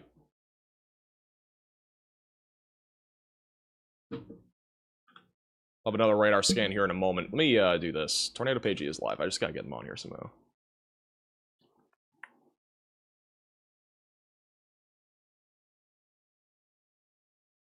Boom. Tornado Pagey is currently driving through some flooded waters. They're back over near Centerville, I believe, or just south of Centerville. They might be north of College Station right now. There's a lot of flood waters. I'm going to try to see if we can go to them real quick. I'm going to find their link here. This is... Let's do this. So this is back over in Hearne, Texas. This is actually where we had a tornado warning earlier. And see all the flooded, the roadways all flooded here. We've had a lot of rain over the last couple hours, and there are loads of flash flood warnings literally everywhere right now. Welcome in, everyone. Hey, John. Across Dallas, Texas, and around Dallas, Fort Worth, and also even just outside of Waco. Hey, Mark. Hello, Holly. You can see all the roadways flooded there. That's, again, back over near Hearne. We'll keep them on the bottom left of your screen, driving through all the flooded roadways. Even back over in Big Sandy, there's been some minor flooding, which is, again, back over north of Tyler. We'll have another radar scan for Tyler in a second. Again, nothing confirmed yet, but we could have a tornado at any time. We still have 5 tornado warnings as of right now, at least for the next 9 minutes, unless any of them get canceled. If we have a tornado between Centerville, Leona, and Fairfield, it's going to be located right in this area. All right, I know I can't really give a whole lot of specifics since we kind of have a large radar hole here, but this is the main area of rotation coming up towards Palestine and Crockett. It does appear as if they're probably going to hesitate, at least for now, on a tornado warning for Palestine, but be ready if you're back over in Palestine for at least damaging winds and a low tornado risk, in addition to there being a tornado possible label on this storm. This is back over in Hearne. I don't know if it's just poor drainage here, but there's actually quite a bit of water on the roadway here. That water is at least 3 to 4 inches high. Back over in Hearne. Hey, Tyler from becoming a moderate velocity member. For those that are in Texas right now, has anybody seen flooding anywhere? I'm just curious. This is actually quite a bit of flooding. I mean, there are cars literally driving through inches of water right now.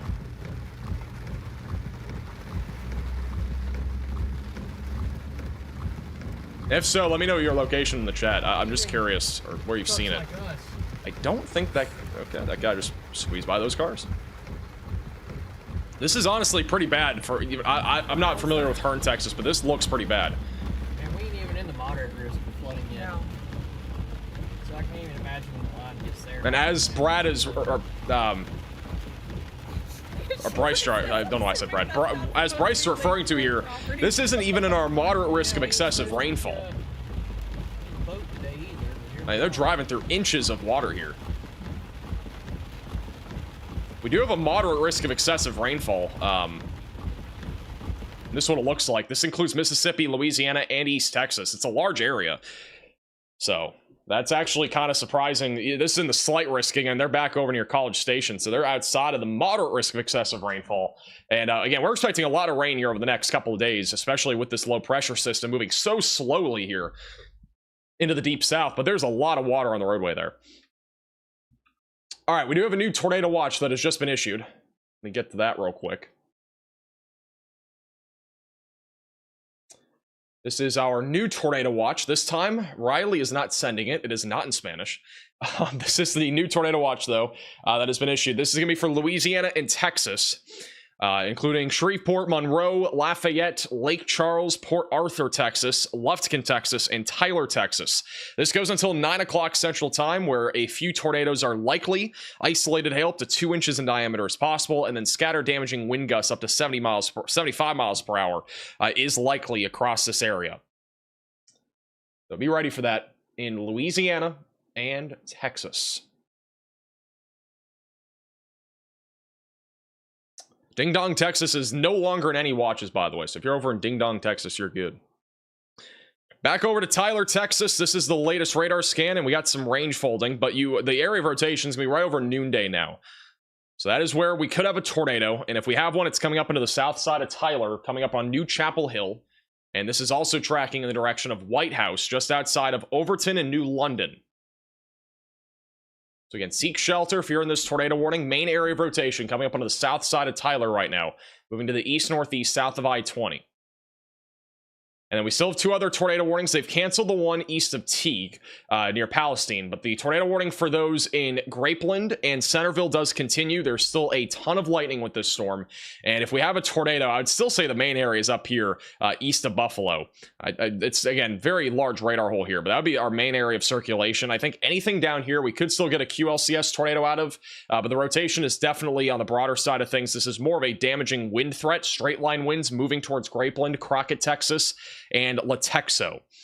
And then further down to the south, we got plenty of storms right now firing east of Austin. For the most part, though, these are just damaging winds and hail, but nothing severe as of right now. Lots of lightning, heavy rainfall that could lead to flooding. That is another big concern, which we are, again, seeing that in real time right now back over in Hearne, Texas.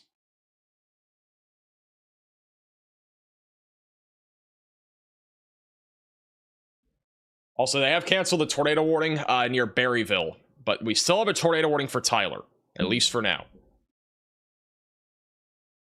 We still have a tornado warning for Tyler.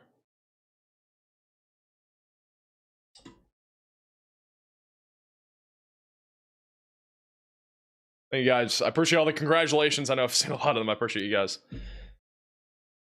I am officially a meteorologist. This is back over in Hearne, Texas, where there is some considerable flooding right now. Hey, Mateo. Hey, Nexus. What's up, guys? Welcome in. If you haven't yet, make sure you hit that like button and subscribe for future streams. So they're right now in the thick of it with all the rain right now, back over north of College Station. Let me see if we can put the rainfall rates on here. So another thing that you can look at on Radar Omega is the 1-hour rainfall amounts that have fallen.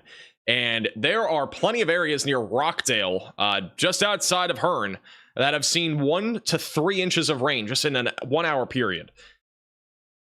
This is between 12:30 and 1:30 Central Time. We've literally had 2.5 to 3 inches of rain here near Rockdale. So there's been a lot of rain that has fallen, which has again led to flooding. Further to the north, it has not been nearly as bad because the line of storms is a little bit more progressive, but we're still talking about 1 to 2 inches of rain, even back up near Tyler. So quite a bit of rain has fallen out of this line. Jared says in the chat, Tyler is bad for flooding, so is Texarkana. Tyler's also seen a lot of rain from the other storms, and this does not help. In addition to a tornado warning, we have a lot of rain coming from this line of storms. Latest radar scan is showing the strongest area of rotation now, approaching Highway 69. We just got another radar update, so we're going to see what it looks like here. Strongest area of rotation will be approaching White House, moving up towards New Chapel Hill, Texas, just south of Tyler. No debris signature as of right now. Tornado warning again does include the south side and center portion there of Tyler right now. Thank you, Mighty, for the $10 super chat. Freddie or Connor were parked behind a mobile radar in Texas watching a wall cloud. Do those trucks not transmit their data to local weather stations? A lot of the weather data is either sold or it is for private use. A lot of these radar trucks are not public. I don't think there's any radar trucks that are actually used publicly, at least that we have access to. There are some, though, that do exist, like some local news stations even have radar trucks, but a lot of the time they're not used unless it's a really big event. So I personally, like, I've only seen it happen a handful of times where they're actually used on, like, even a TV station. I wish it was a public thing, though. Like, they really should be public, but If it's that bad, again, it is a private business. A lot of heavy rain right now near Hearn. Waiting for the Tyler radar update.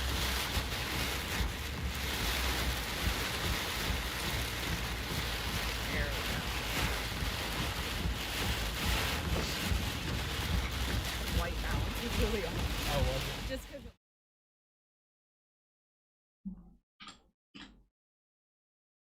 I'll have another radar scan at any second here. Let me see. Let's do echo tops on this. Yeah, right now the storm that's tornado warning here near Tyler is around 41,000 feet tall. We had a storm go through Tyler that was producing hail and wind. That's at around 45,000 feet. And then our line of storms near Centerville across the board is around 50,000 feet tall. This is all near a warm front, so it's a lot more unstable. And that's also going to create, that's basically allowing for these storms to be way taller in size here, right along the 79-84 stretch here near College Station back through Palestine. So just something to keep in mind here. The storms are very tall. Also, they have upgraded the tornado warning for Cherokee and Smith counties in Texas. That's for the Tyler area. And it's also been updated. You'll see a new polygon here in a second. It is upgraded for hail. It's up to quarter-sized hail in this area with the line of storms. Our main hail core would actually be over Gresham, coming up on Bascom, and as well as New Chapel Hill. The tornado warning does not include the downtown area of Tyler anymore, but it still includes the south side. So if you're back up here, just off to the north of Troop Highway, you can basically get out of your safe place. You're fine. Damaging winds, though, are still going to continue up to 70 miles per hour. So if I'm in your shoes right now, I'm at least staying away from windows and on the lowest floor possible. Our main area of rotation is currently near Highway 69. So winds going towards the radar are pretty strong. Going away from the radar are a bit weaker. But that's your area of convergence. That's going to be moving to White House, Texas, just south of New Chapel Hill over the next few minutes. Coming up on ARP. And Overton is also in the path of this and also tracking towards New London. Hey, Brandon, for the $10 donation. I appreciate that. Water drainage in Texas is interesting. I used to live in Texas. It's very interesting. It's not great. Some of it's not great. I know that, like, Dallas-Fort Worth area, like, the drainage has been very hit or miss. Like, there is drainage. It's not great. Flooding is pretty common across Texas, especially if we get any more than like 3 inches of rain. It can cause problems. We also have a severe warning back over near Shreveport, quarter-sized hail, 60-mile-per-hour winds. All of these storms over here are elevated, not really much wind shear to work with, so I'm not expecting a tornado threat out of those. We are still monitoring a threat again for embedded tornadoes in this line of thunderstorms just off to the north and west of College Station. Moving into Crockett, just outside of Lufkin. Nothing right now for Palestine in terms of a tornado threat. This has mostly just been wind moving into Palestine. Coming up on, as well as the Natchez area, and going towards Jacksonville and Rusk. So as of right now, if you're in Palestine, not concerned about a tornado, but continue to stay weather aware. The tornado warnings do continue near Centerville and Grapeland. This is all rotation embedded in our line of thunderstorms, but as I've mentioned multiple times, this is a big radar hole. We'll keep an eye and see if we get any good radar views on this area of storms, but it's been pretty spotty so far, just purely because we don't have a radar site there. We even have a severe storm all the way back up in Arkansas right now. This is not going to really produce any tornado threat since it's way far off to the north of our warm front, but DeQueen and Nashville, quarter-sized hail, 60-mile-per-hour winds are possible. Got a lot of rain falling across Oklahoma right now, plenty of lightning as well. And also, we just got a new radar scan outside of Tyler. Rotation is just crossed over Highway 69 now, is moving into the White House area. This is coming up on Lake Tyler. So if you're in Lake Tyler, stay weather aware and stay in your safe place. If we have a tornado, it's going to be coming into your area here in the next few minutes.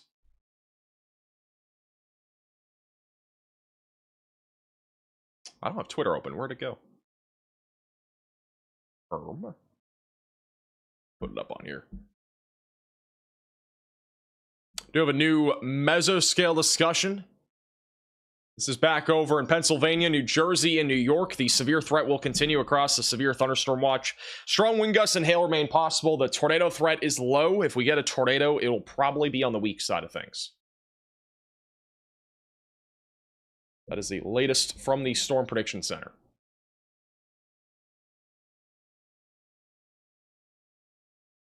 All right, this is the latest velocity scan as of 144 or 145. The latest reflectivity scan is showing our main area of rotation should be over White House now. We still have a little bit of an inflow just south of Tyler. Not really much of a hook here, but this would be where we're looking at for a potential tornado just south of Tyler over White House, coming up on New Chapel Hill and ARP over the next few minutes. It's currently tracking towards Overton and as well as Kilgore. Thank you, Roger, for the Venmo donation. Do you expect a tornado outbreak today? I personally don't, but I wouldn't rule it out. It really depends on what happens down in the Houston area over the next few hours. If we get some discrete supercells going here, which we're starting to see at least a few little cells developing west of Houston, but if we get any actual discrete supercells that upscale here in and around Houston, we could have some big problems in the next few hours with strong tornadoes being possible. But I mean, again, so far, it has not really looked overly concerning. But our STP values, which is your significant tornado parameter values, they are still fairly high here, which means that we still have plenty of wind shear in this entire environment right now across southeast Texas and western Louisiana. This is by 3 o'clock. Still pretty favorable in and around Houston and the woodlands. And even by late this afternoon into the early evening, it still stays favorable even into Louisiana. So I would be surprised if we don't at least get 1 or 2 discrete supercells that fire off. But I mean, yesterday was kind of like that, where it was like, hey, we're probably going to see a few discrete supercells fire off in the afternoon and evening. None of that happened until after midnight. So I'm not saying that's going to happen again today, but the HRRR is still showing discrete supercells in and around the Houston area by around 3 o'clock, 2 to 3 o'clock here. It doesn't really show anything even around 2. It just has some like little showers there. But by 3, it shows much more organized supercells. So if that happens, things could get very hairy very quickly. But I don't think it's going to be a super long-term threat. I think the line of storm is going to really dominate later into the evening hours. So it'll probably be about a 3 to 4 hour window for discrete supercells in Texas and Louisiana.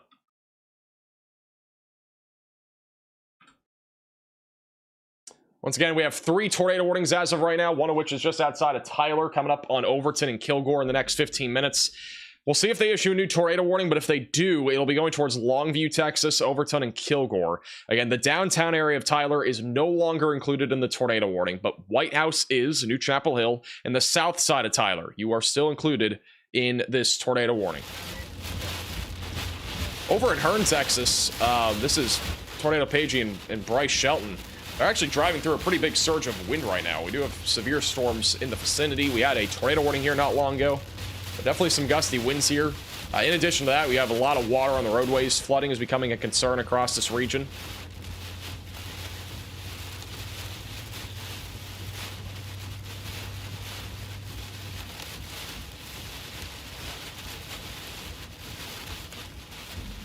Harris County is not technically good. If you are in Harris County, you still have a risk of severe weather over the next few hours. By about, I would say anytime after about 7 or 8, the threat is a lot lower. But for the next like 5 or 6 hours, the threat is definitely elevated.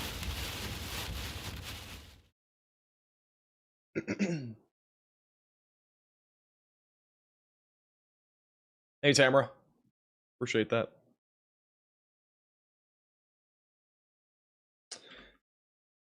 I do want to point out that, again, we have a line of storms, obviously, but you can actually see from the radar site near Round Rock in Texas, you can actually see the outflow boundary right here. And we had a very similar look to our line of storms just about a week ago when we had that 10% hatch tornado risk back over in northeast Texas. You might remember we had a huge line of storms. Basically, didn't see any tornadoes anywhere in Texas. I don't even know if we had one that day. It was just a lot of storms. It was nothing really that tornadic. And this is kind of a similar view. We have an outflow boundary that's pushing down to the south and east.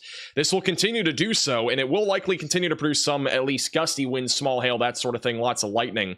But this is definitely going to be something that's going to hurt the tornado threat, at least back off to the west of College Station and LaGrange. Some people are in College Station as well. And Brian, we don't have a severe warning here as of now, but we are at least watching for gusty winds. The tornado risk in this area is fairly close to 0. Our main tornado risk is going to be back off to the north and east of College Station. We are legitimately starting to see at least a few little cells firing off now northwest of Houston. And obviously, it's very early stages. We don't know what's going to happen with any of these, but I would be more concerned about this one just to the south of Magnolia rather than this one. But definitely something to keep an eye on as these storms move northeast towards Huntsville. Also, tornado warning for the Crockett area ends in 6 minutes. We'll see if they extend this. Also includes Grapeland, Texas. And then this is just south of Tyler, Texas. Latest radar scan has an area of convergence now over near White House, Texas, but it's still not that strong or tight, but it is strong enough to the point where we could have a tornado at any time. That's as of about 7 minutes ago. The latest velocity scan should come in here in a second. The rotation should be right over White House now in Texas. Moving to the east-northeast.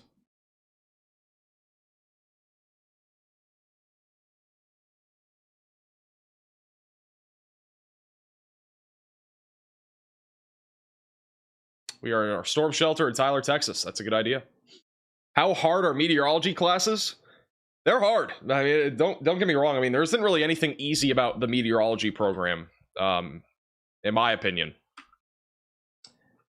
With that said, though, if you put your mind to it, it's honestly not as hard as you think. If you put your mind to it, you grind it out, you study all that good stuff, like, you're probably going to do fine.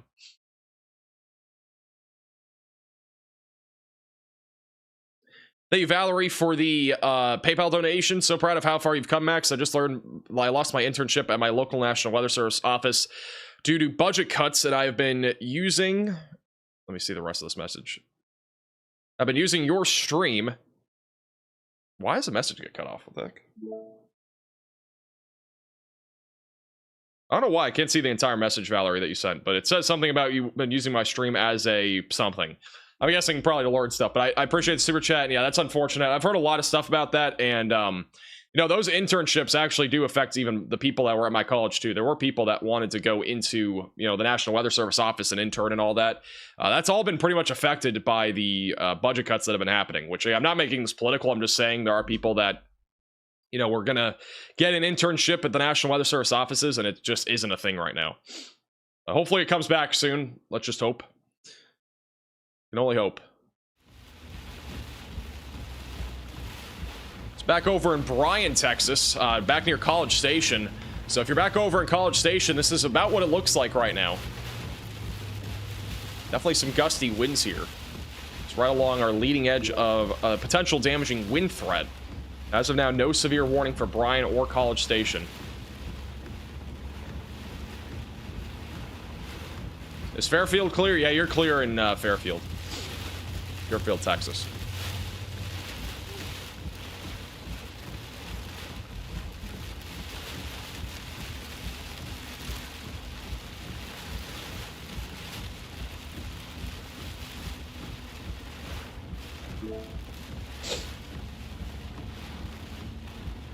So yeah, this is a pretty... If you're driving today in Texas, this is probably what it's going to look like. At least if you're driving anywhere near this line of thunderstorms.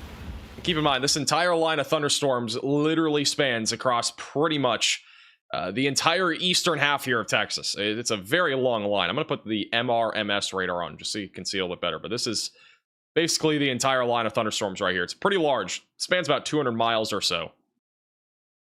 About 200 miles long. I mean, the rain literally goes all the way back up into Oklahoma. It kind of circles just to the east of our upper level low, but...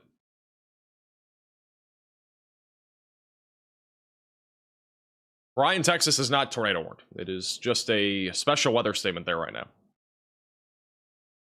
Definitely windy for sure.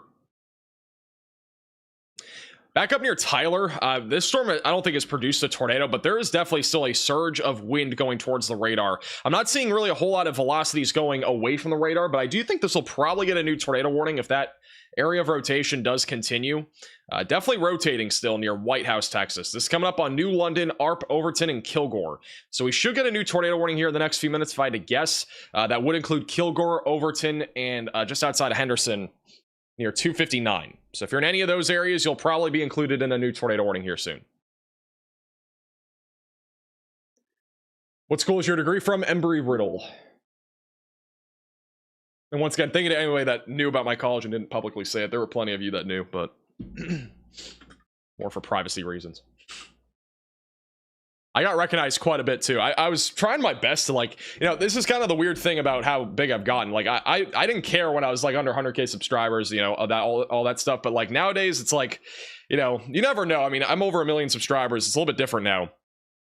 And I'd much rather not have, you know, people coming to my college trying to find me in one of my classes or something like that. I just think that'd be kind of weird. So I know many of you probably already knew, but it wasn't honestly that hard to find out. I was trying to keep it under wraps. Imagine somebody coming into one of my classrooms being like, are you max velocity? Like, bruh, there's no way somebody's coming just to do that. But I got recognized quite a bit at college just from like students and stuff. Thank you, Bengals, for becoming a member. Welcome to the Velocities. I'm gonna keep Tornado paging on. I'll be back in like 60 seconds.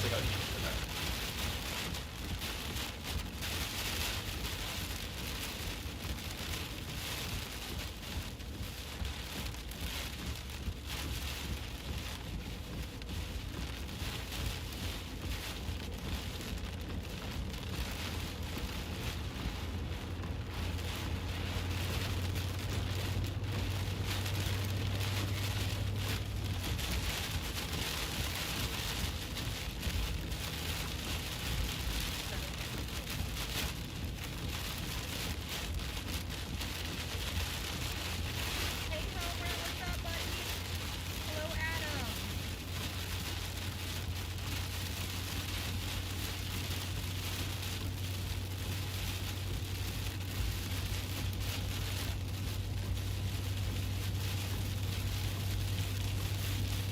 Sherry said, good day to be a duck.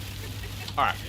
We saw a chicken that We are back. I also want to go over to Storm Intermedia. They are looking at the leading edge of our line of thunderstorms. So this is the outflow boundary. You can actually see it from a distance. The visibility has improved a little bit. It's been pretty poor for a while, but this is actually a pretty solid shot here. It's almost 80 degrees. From Storm Intermedia, you can barely see it. It's pretty faint, but you can see the leading edge. That's our outflow boundary. So I'm not By the way, we only have one tornado warning now in Texas, and that is going to be for the Tyler area. nice chilly 63 up here. Oh, nice. By the way, I haven't paid attention. Are you still getting the storms up there today? What's that target look like? Looks pretty awful. Yeah, that's a pretty good view right there of the line. Also, we do have a new severe thunderstorm warning for Jacksonville and Rusk, Texas. That is for 70-mile-per-hour damaging winds. And there is also a tornado possible label on this. Quarter-sized tail is also a possibility. Back over south of Baton Rouge in Louisiana, we are starting to at least see a little bit more of a supercell structure come together here. This is going towards Prairieville and St. George. The velocities have gotten slightly stronger here over the last few minutes, coming up on White Castle. Keeping an eye on a potential tornado threat there going in the direction of St. George in Louisiana. As of now, we don't really have a whole lot of a tornado risk with this segment of the line of storms near College Station, but damaging winds will continue. We are keeping an eye again on these storms that are trying to fire up right now northwest of Houston. If any of these can organize, the tornado threat could really skyrocket here soon. That is where the greatest tornado threat should reside today. Honestly, the Tyler, Texas tornado warning might not even last that much longer. This one's been also much broader over the last few minutes. Was trying to strengthen, at least looked organized enough a few minutes ago for a potential tornado risk, but it looks like it might have become outflow dominant. Which in that case, the tornado threat would be lower. So I'll have to wait and see. Huge shout out to Monique with a very generous $100 super chat, a little graduation gift. I'm proud of you. I appreciate that a lot, Monique, and thank you very much for your very generous super chat. And also shout out to Reform with the $25 super chat. Congratulations, Meteorologist Max. I appreciate that. Thank you very much for the generosity. Shout out to Wendy as well at the super chat. Congrats on graduating. Loved watching your channel. What's it look like from Mobile, Alabama? I think Mobile, the main concern will be damaging winds, and that's going to be late tonight. Unfortunately, again, there's a lot of things happening, not just the threat of tornadoes and damaging winds, but we're also going to have a continuation of flooding in those areas as well. And this threat is going to continue all the way into tomorrow.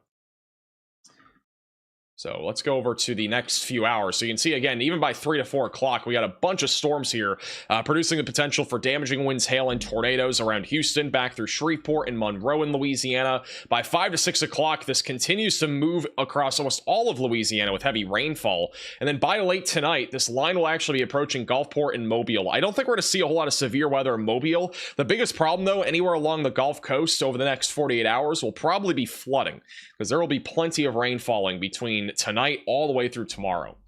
So definitely be ready for that. The tornado risk, again, is much more elevated if you are in the tornado watch, which is anywhere in the purple. And that includes pretty much all of East Texas, Southeast Texas, and Western and Central Louisiana now.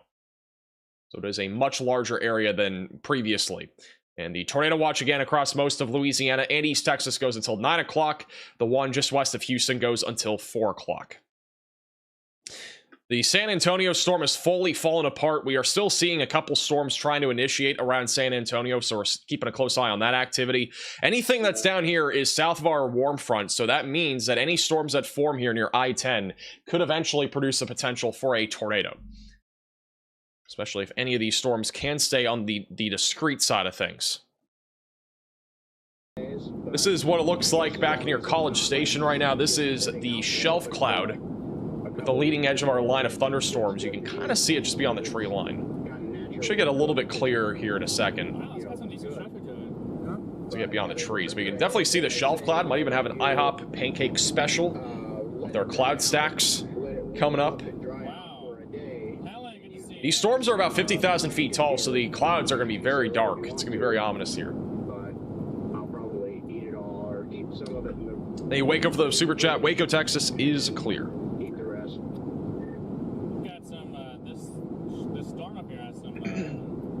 That is the shelf cloud right there. That's going to be also the leading edge of damaging winds.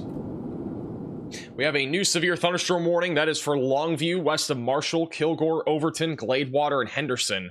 You are included in this new severe thunderstorm warning. That is for 70-mile-per-hour damaging winds, which is a considerable damage threat, in addition to some quarter-sized hail. This is back over to College Station.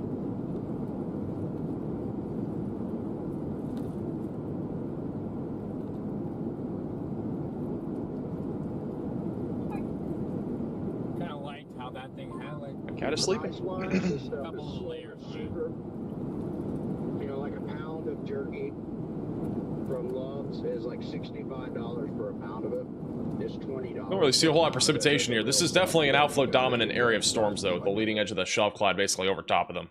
I think Connor is currently positioning near Huntsville, Texas. This is the activity, once again, near Magnolia that we need to keep a very close eye on. It doesn't look like much right now, but if this can upscale, we could again see a much more elevated tornado risk in the next hour around Houston. We're just keeping an eye on that right now. Thank you, Lucas, for the $10 super chat. Congratulations on graduating college, even though you're on YouTube channel, or even though your YouTube channel took off. I hope your student loans aren't too crazy. They're not crazy. I still have not paid them off, but they're up there a little bit. But they'll hopefully be paid off here soon. Thank you, Winter, for the super chat. Ready for action in Shreveport. Thanks for the coverage. I appreciate that. We are keeping an eye on Shreveport this afternoon. Honestly, kind of cool clouds here near Midway, Texas. And for those that are wondering, this is what it looks like if you are behind the outflow boundary. So that is the view. The shelf cloud is kind of in front of Bryce Shelton and Tornado Pagey here. So that is the other perspective, inside of the storm instead of outside of it.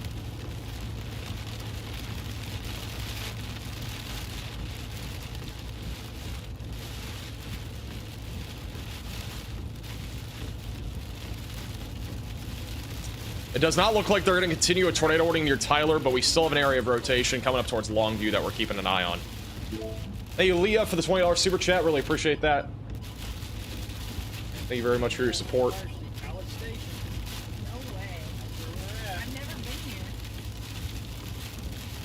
I thought you said I'm going to make my own weather channel. Oh, are you watching some of the stuff that Tim posted?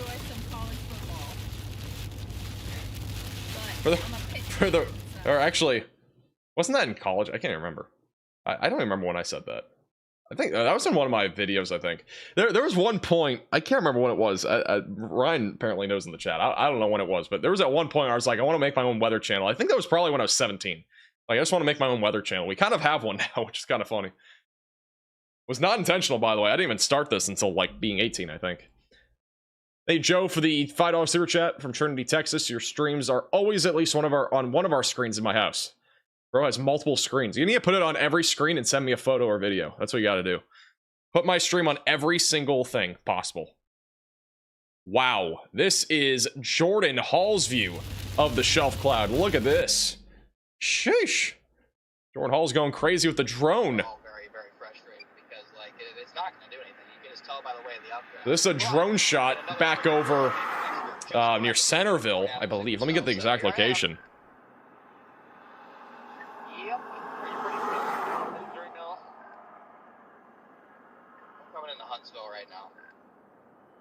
Oh, same. I'm just on the north end. About it. Jordan Hall is north of Madisonville, Texas. This is what it looks like. Huge shelf cloud on the drone. Thank you, Nancy, for the very generous $50 super chat. Just recently started watching I drive up the I-35 corridor from New Braunfels, Texas to Oklahoma City. Hubs as a pilot. Weather fascinates us. Congratulations. I appreciate that a lot. W just basically means win. What is bro droning to right now? We're going on an adventure on the drone right now. I'm not sure where we're going. But we're going somewhere. We'll see. Sorry, you're gonna try to do a cool. This is very interesting. Thank you, Matt, for the 5 gifted memberships. It's gonna be a little goofy for a second, guys. Just bear with me. All right, Jordan. We understand. I don't know what he's doing. Yeah. Copy.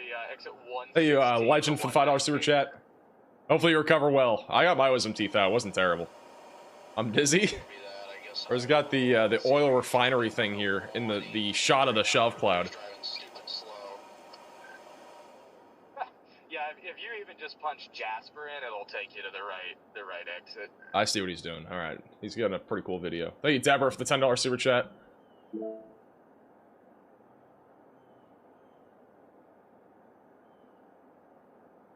Curious if you ever get to storm chase? Not really, unless it's like local Florida stuff, which even then I don't really chase that much. I've actually seen a wall cloud before, believe it or not. I actually saw a wall cloud in Florida like a month ago. I got Jasper right now. This is a shelf cloud. It's a monster long shelf cloud here. This is the leading edge of our line of storms near Madisonville. Honestly, pretty impressive. Oh, I know. It's ridiculous. Like when we were trying to flip back around in the tornado warning, we just had a guy that we just refused, just was camping in the left lane the entire way.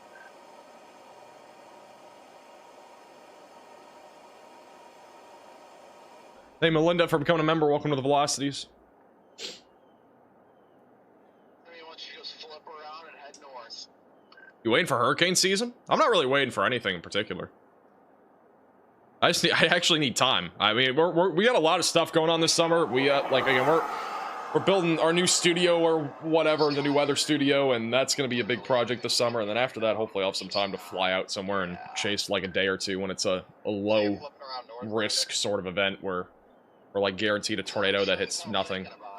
Hey, Belois for the $20 super chat. Appreciate that. Yeah, like I said, I am gonna give it until. Also, thank you, Cat, for the $10 super chat. Once again, this is Jordan Hall. He is looking right now at a shelf cloud out here near Madisonville, Texas. I think everybody's pretty much hit their wall. We're pretty sure that we'll follow this line east to Lufkin, and if we don't see any sign of anything, I think we're gonna head out for the day. This is, I don't know what happened with the camera there. This is back over in Big Sandy.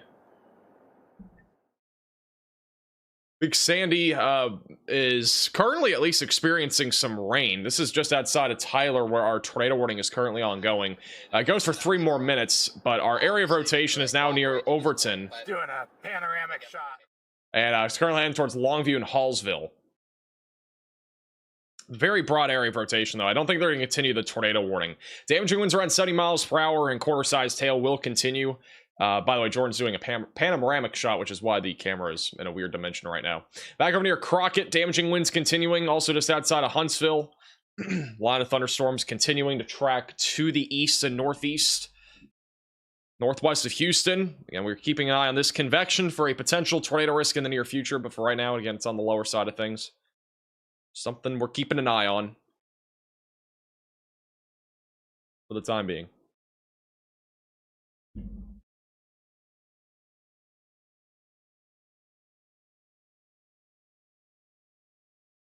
Back over in Big Sandy. They are moving the camera around a little bit. Mostly just rain. I haven't seen any crazy wind here in Big Sandy yet.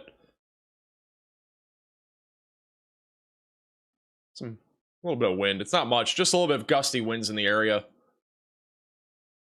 Let's go back over to Jordan. Once again, the shelf cloud back over near Madisonville, Texas. Knowing them and knowing deep down that really the odds of anything happening are quite low. I mean, yeah, I completely get that, Connor. I mean, we were just late and literally by chance on our way to College Station came across that QLCS. That was purely dumb luck, I think. I mean, we knew that we needed to target this general area, obviously, but like, and there comes the drone. Across the road right when we coming back down to the car. Pretty cool little drone shot, though, from Jordan Hall. Our tornado warning officially expires in 1 minute. It is off of Radar Mega. The algorithm basically is... I think the tornado warning has been allowed to, like, expire, technically. It will expire in 1 minute. The way that Radar Mega warnings work is if the tornado warning basically says, like they change the warning and says this will be allowed to expire in a few minutes, it'll basically just end the warning on the program. So you don't see it here, but it is technically still ongoing until now. So we no longer have any tornado warnings for the first time in 2 hours.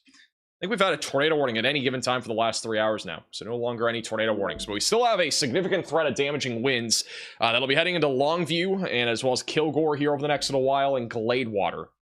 And also going towards Beckville and Marshall. And over near Benton and Cotton Valley, we also have a storm here that is producing quarter-sized hail north of Shreveport. But really, across this entire line of storms is our main concern, at least for now. We're going to have to wait for any sort of severe weather potential to ramp up back over near the Woodlands and Sugarland. There's also a storm that's been south of Baton Rouge that has had a hook echo on it, but I don't think there's been a whole lot of rotation. Still a small area of convergence, and I honestly wouldn't rule out we get a tornado warning near White Castle with that rotation. I think it's strong enough for a tornado warning. Just south of Plaquemine, going towards St. Gabriel, Gonzales, and Prairieville. A little area of rotation to keep an eye on, heading up towards Highway 1 over the next few minutes. And then we got a PDS train intercept on the bottom right of your screen. How does it feel to be a full-fledged meteorologist now? It doesn't feel a whole lot different, to be honest. I mean, I don't feel any, like, different. It's cool, but I don't feel a whole, like, lot different. Yeah, that stuff out in... Look at the clouds here in College Station, Texas. This is near our leading edge of the shelf cloud.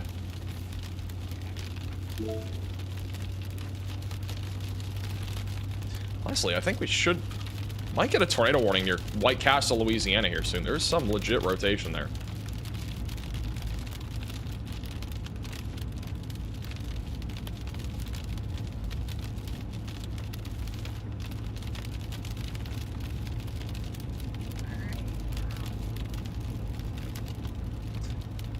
By the way, back over in New York, I don't talk about New York very often, but back up in New York, we have a couple of low-topped supercells near Walton. We actually have a small little area of rotation west of Rockland coming up towards Walton in New York. So I'll have to keep an eye on that. There are a couple storms there that might try to do something. For the most part, across Pennsylvania and New York, we are talking about damaging winds and hail. There is a chance for a weak tornado, though, out of this activity. There's also already multiple trees that are down in Fleetwood, Pennsylvania, according to the fire department there. There's also a tree blocking PA 183 south of Summit Station. So we are getting at least some tree reports being down back over there in Pennsylvania. So far, no damage reports out of our line of storms between Austin and Longview. However, there's been plenty of flooding reports and hail reports already. But I would expect trees going down is a possibility. Shout out to Neely with the $20 super chat. Happy birthday, Neely. Appreciate you. Happy birthday, Derek. Thank you, Clint, for the super chat. And thank you, Wanda, for the super chat. Congratulations on your graduation. Been watching you for a long time. Also got my family turned onto you. Thanks for all you do during the long hours and all the lives you saved. I appreciate that. Thank you, Wanda, for the super chat. Tornado Page is about to catch up to the leading edge of this line of storms. Again, the clouds honestly look kind of cool here. Even up here. I know, cool little gray tinge to it. The shelf cloud will be right in front of them, so we don't have a view of the shelf cloud yet, but we'll have one, I think, in a few minutes. That's what Jordan Hall was looking at not too long ago. You might think it's nighttime if you look at Storm Intermedia's feed. They are literally inside of the town of Crockett in Texas, where damaging winds and a tornado possible label are here. I don't know what the hell that's supposed to mean. Only thing I could think of is maybe something that wasn't dishwasher safe got put in the dishwasher when I was loading it. But I don't know why they're talking about dishwashers, but nonetheless, very dark skies here. These storms are again towering upwards of 50,000 feet here today. I was the reason the glassware was damaged. I sincerely apologize, but I cannot think of anything that we did. And as far as like the towels, like we didn't. It's not like we washed them or anything. Like we just put them in the bathrooms where they said. I think they might have gotten in trouble in an Airbnb. Like fold them neatly and put them on the counter or something? Like, I think they got left on the floor, but they just said to put them in the bathroom. Cleaning fee is going to work. I'm sorry, though. I feel bad that you're getting hit with that charge. I'm trying to rack my brain. Like, I got up early, and then we stayed after checkout. Stormrunner Media is not dishwasher safe. That's a crazy comment, I'm not gonna lie. Yeah, we literally stayed late. And as far as leaving the place a mess, is it like one, You have a new mesoscale discussion from the Storm Prediction Center. This is back over in eastern New Mexico and West Texas, where damaging winds and hail are possible. There's also a chance for a landspout, mainly back up near Tucumcari, near Clovis, west of Amarillo. So isolated landspout and or tornado is possible over here. 5% chance of there being a watch issued. I never cleaned out my car there. I just put new plastic on the window. So is that what they're talking about? Broken glass? Yes, there is rotation south of Baton Rouge. I'm surprised there's no tornado warning on it, honestly.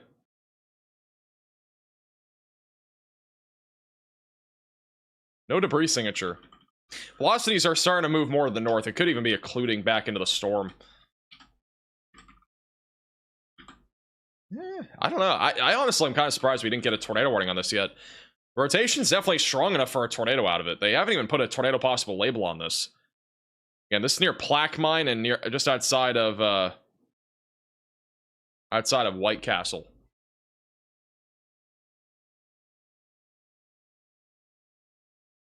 I don't know. I'm kind of surprised we don't have a tornado warning on this. Just southwest of St. George in Louisiana.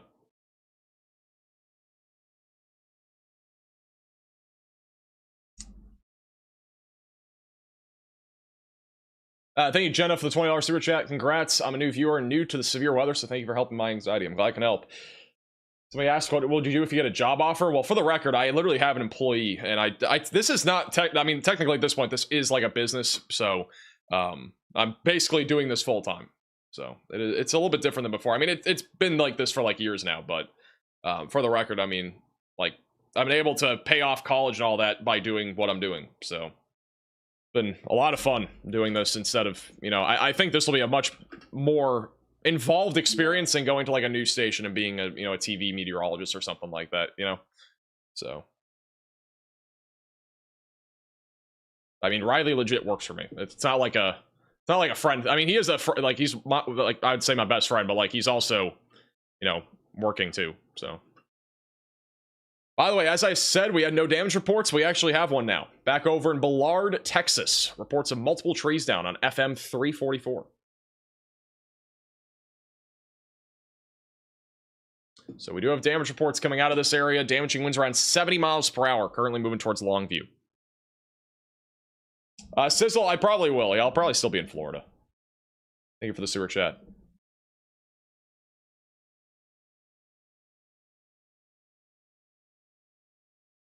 But again, I enjoy this a lot more than I think I would TV. I would still enjoy TV. Like, again, I really don't care what position I'm in, but like this is way more interactive. I can talk to the audience, all that good stuff. You know, it's very different from TV. And I also can go live whenever I want, whenever I think is right to go live, like that sort of thing. Like there was a tornado warning before we went live. I don't remember where it was. It was somewhere over here. I was east of Temple somewhere, and it was lifting north of the front, so there was no reason to go live.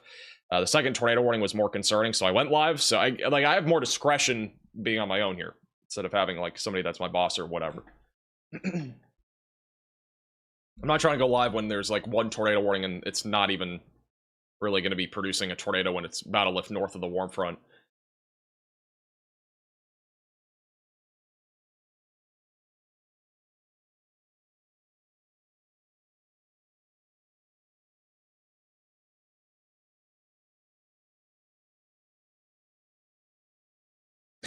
Yeah, I also have to say, I mean, the other thing is too, like, I mean, I'm able to cover nationwide weather and stuff like that. And the other thing is too, like, we have done it plenty of times where like you call out a tornado well before it happens. And I think there's more of that happening on YouTube rather than news stations. Because when you think about it, if there are no tornado warnings in a news station's coverage area, they're probably not going to go ahead and go update you or be live during that time unless it's on social media, because TVs, they have commercials, they have programs going on, all that stuff. So there's a low chance that they would even have like a little segment where they would be like, oh, this storm's probably going to produce a tornado in the next 20 minutes or whatever, and they can't just be live for that entire thing because of commercials and all that. So YouTube's very different. I mean, YouTube is pretty much, I mean, it's not 24/7, but it is very frequent that we're live whenever there's something happening. All right, back to weather. Just back over near Kilgore right now. We do have a broad area of rotation that we're keeping an eye on near Longview, Texas, going up towards Marshall and Scottsville. This is right around where our warm frontal boundary is, so I'll have to keep an eye on this area of storm activity. We have a little inflow, little hook trying to form maybe near Kilgore, but it's not very organized. Long term, that's going in the direction of Shreveport. Back over near Crockett, Texas, and Rusk. Damaging winds between 60 to 70 miles per hour are continuing. There is a tornado possible label still for the Rusk storm that's going in the direction of Timpson and as well as Center. And then back over near College Station, we still have a line of storms here that is producing damaging winds. And I think that is contamination. Yeah, that looks like contamination. But nonetheless, definitely watching for more of a damaging wind threat right now around College Station if anything does become severe. As of now, no tornado warnings across the board. The storms right around Houston are starting to fire, but nothing has gotten to the point where it is even severe yet. But if anything can become severe here in and around the Houston area, we will be keeping an eye on a potential threat of a tornado or two. There's something to keep an eye on.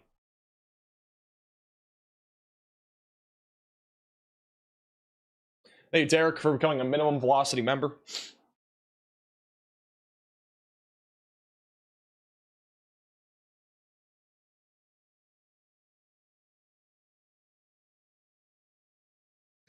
You're back up in Longview. Damaging winds about to enter the town again as high as 70 miles per hour. If you're in Longview, stay away from windows. If you're in Longview, Texas, just outside of Beckville and just outside of Marshall.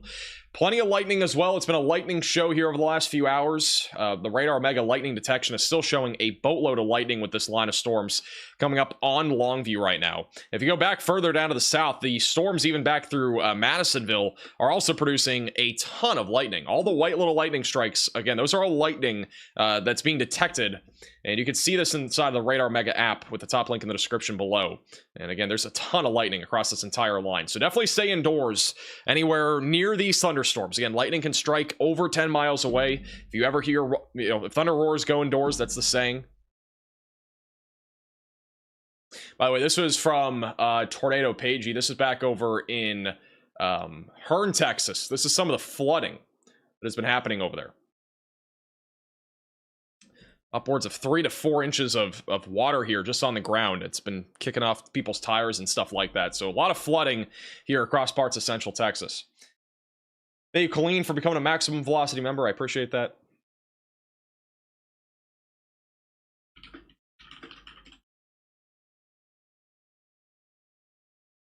Radar Mega is what we are using.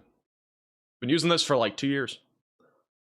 But you can download Radar Omega with the top link in the description. You can also watch all the storm chasers inside the app. You got Vince, Connor, and Storminer Media in here. And we're working on possibly getting more chasers inside of the app, by the way.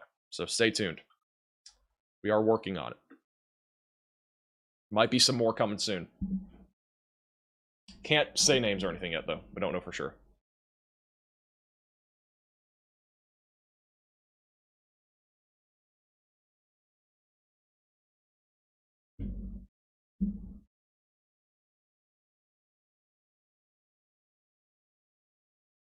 Another late night for me here in the UK. Isn't it like 7 o'clock there right now, or 8 o'clock? Tornado Pagey's got a dog on the bottom left.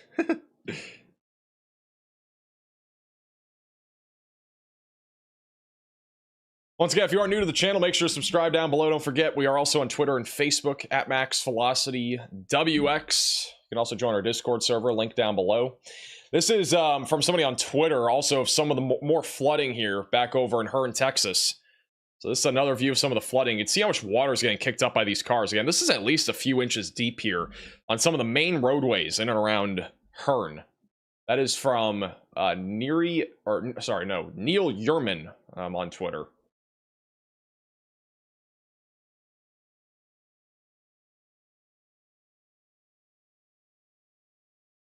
Whoa. Holy crap. This is from Rebecca on Twitter. You guys got to watch this. This is actually kind of scary. This is from Rebecca. on Twitter. This back over in Lantana, Texas. I'm turning audio on for a reason, by the way. Listen to this. The video won't load, bruh. Yeah. Oh, there we go. All right. Listen to this. Jeez, that's close. That's within like at least a quarter of a mile. I'm gonna play.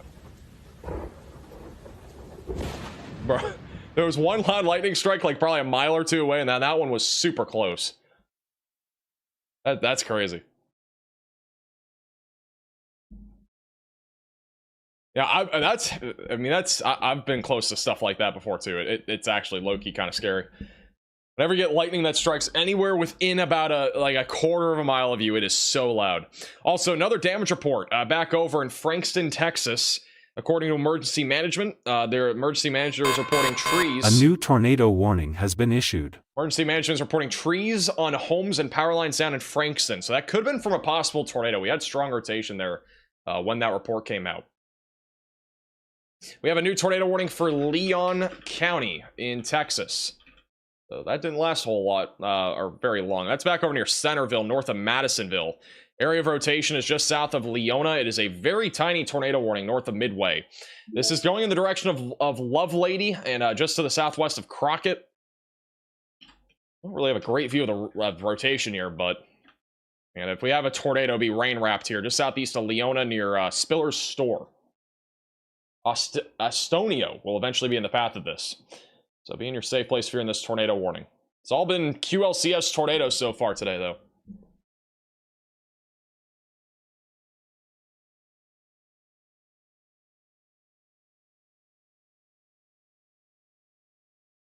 Thank you, Cat and Jay, for the super chat. How far can you forecast taking a trip to the end, or taking a trip at the end of May for my mom's memorial? Honestly, like, I mean, realistically, I can probably forecast like 7 to 10 days out, but even then, like, specifics are harder to come by. You can usually get the synoptic scale stuff down within about a 10-day time frame. So, I've had people try to like request like cameos and try to give me like a forecast or whatever, like a month out. It's almost impossible to do that. It's very difficult to predict, even 14 days from now, but nonetheless, a month out is pretty long.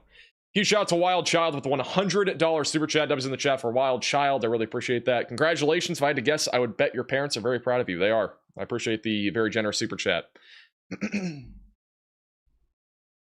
By the way, is the tornado warning alert sound too loud? I don't know if it got louder or something. I've noticed that on streams. Let me know if that's too loud. Thank you, Colleen, for becoming a Maximum Velocity member. Are we clear in Houston? You're not clear in Houston.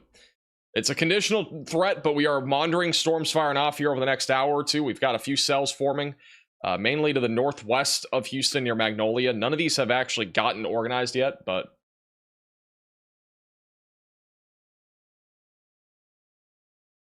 seems slightly louder. I'll turn it down to about that. I'll turn it down a little bit. I'm not going to turn it down like dramatically, but we'll turn it down a little bit.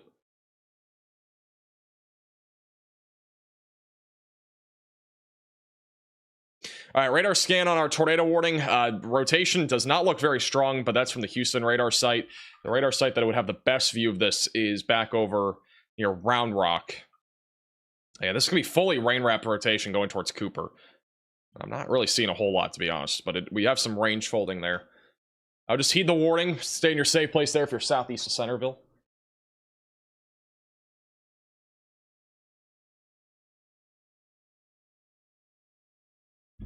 Yeah, Emily, we're going to look into it.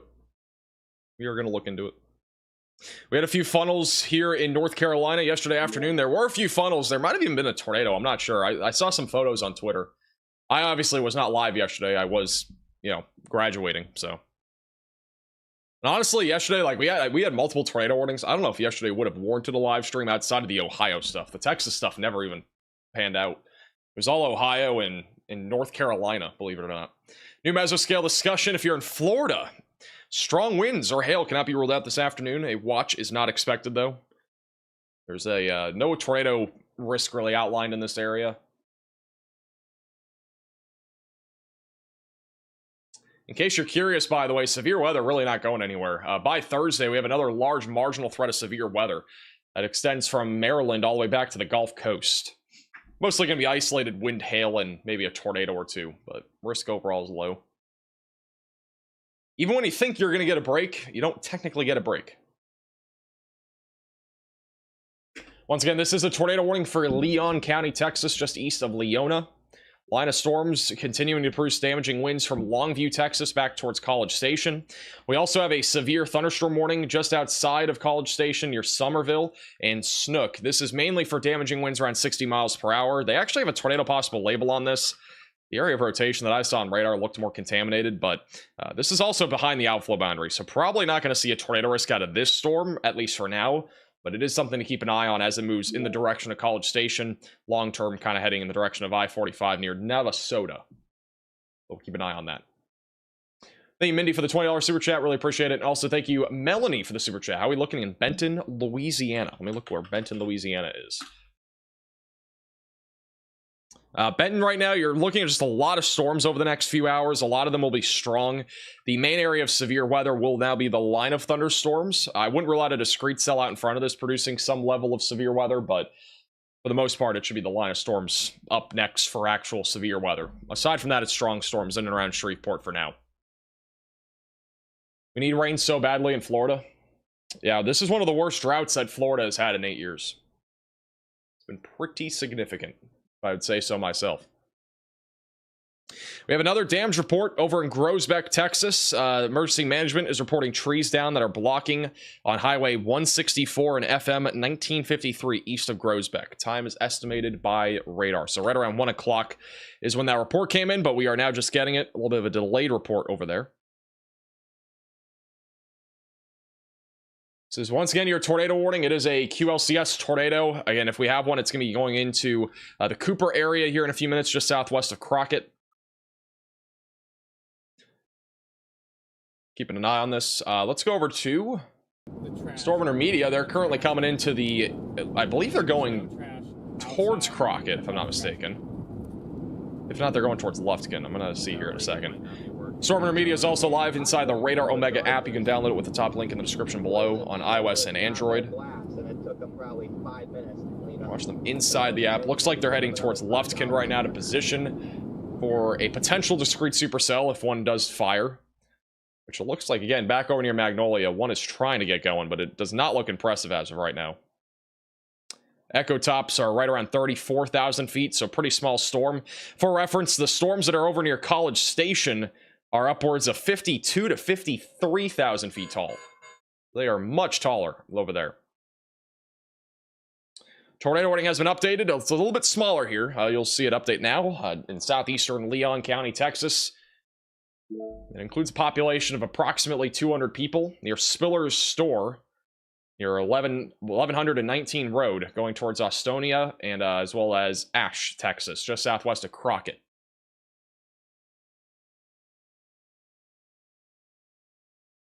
Thank you, Melinda, for becoming a member. Welcome to the Velocities. The greatest tornado threat in and around Houston is basically from 3 to about 8. 3 to 8 is the main time frame. Could still see severe weather outside of that time frame, though.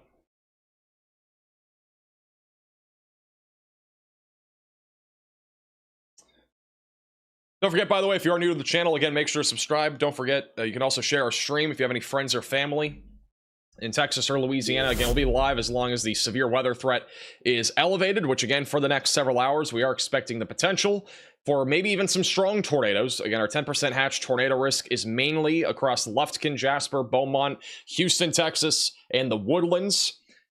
And even back into western Louisiana, just north of Lake Charles, we could see, again, a strong tornado or two this afternoon. Aside from that, a 5% tornado risk across the board, all the way back through New Orleans and Baton Rouge, and a 2% tornado risk, which includes San Antonio, Mobile, Alabama, and just north of Corpus Christi. So again, make sure that you have a tornado action plan ready to go this afternoon. Have multiple ways to receive warnings. We do have a new severe warning back over near Timpson in Wells, Texas.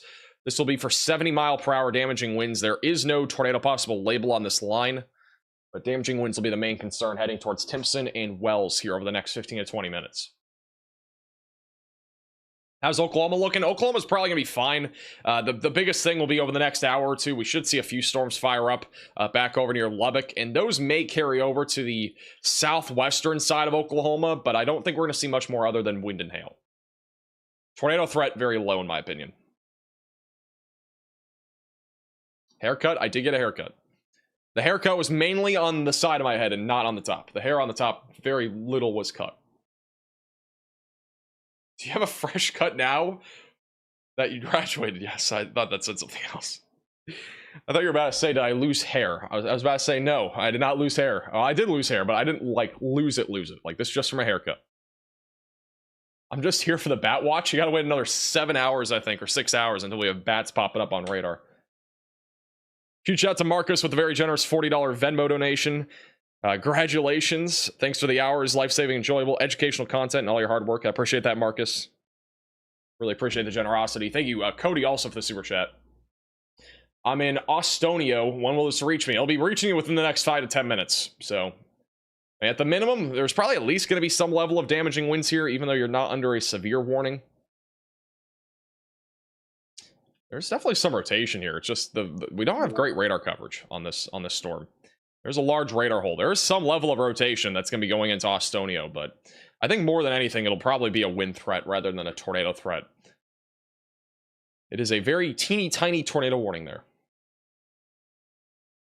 Thank you, Hunter, for becoming a maximum velocity member.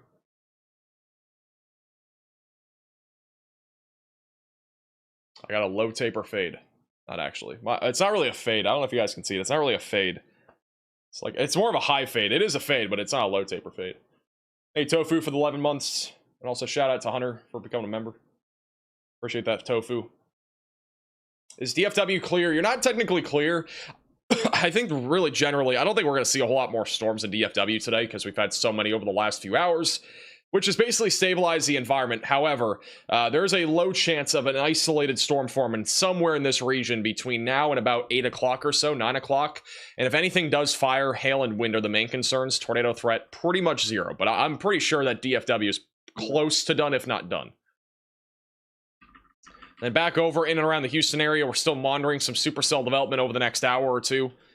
If that does happen, strong tornadoes are in play. Otherwise, we're talking about a large line of thunderstorms that will continue to produce damaging winds, hail, and maybe even a few tornadoes between now all the way through about midnight tonight. And in the overnight hours into tomorrow morning, those storms will continue near the Gulf Coast. Also, if you are an alpha subscriber on the Radar Omega app, you get access to using all the computer models just like this, the HRRR. You can check out Radar Omega with the top link in the description. That is what I was using there to show you guys that. Thank you, Mighty, for the 5 get to memberships. Appreciate that.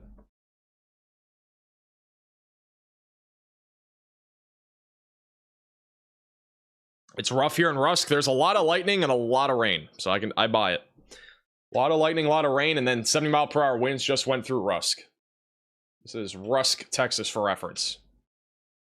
We do have a new severe warning for Crockett, Texas, Midway, and Lovelady.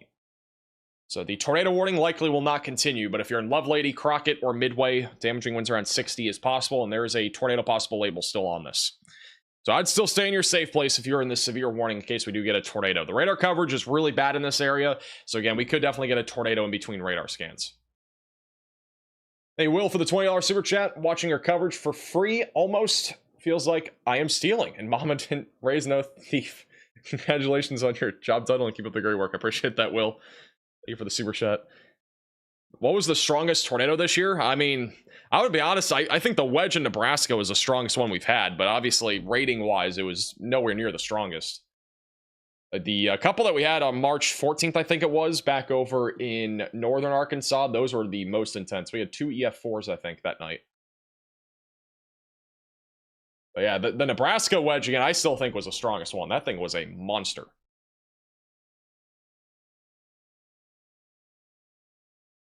Thank you, Kevin, for the super chat. Appreciate that.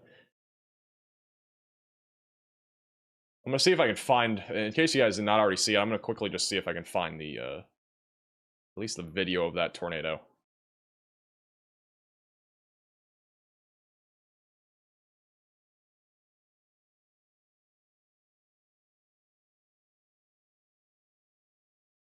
This was the wedge that we had. This was 1.25 miles wide. This was John McKinney.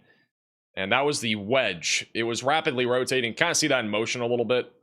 And this is not today. This is old video. But back over near Bingham, Nebraska, that was the wedge. So they end up rating that as a 2 tornado, maximum sustained winds of 132 miles per hour, which again, when we covered it, there was no way it was that low. But I mean, again, it's just based off damage. It's not based off of the actual intensity.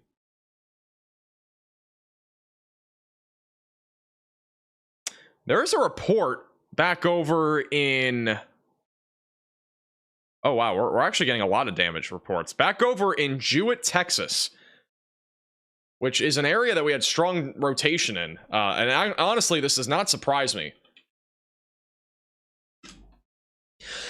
This is north of Centerville. We had a tornado warning at the time. The rotation was pretty strong. There's reports right now that large buildings have had walls that have collapsed. There's also significant trees that are 12 inches in diameter that are snapped and on homes. And there is legit damage coming out of that area as well. I'm going to retweet the photo on Twitter at MaxVelocityWX are the photos.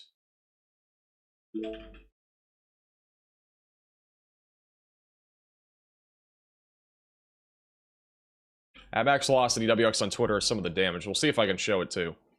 But definitely appears as if there was significant damage there.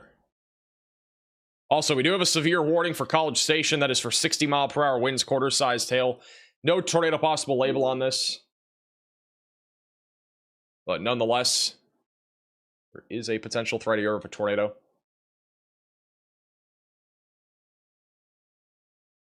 Hey, driver, for becoming a minimum velocity member.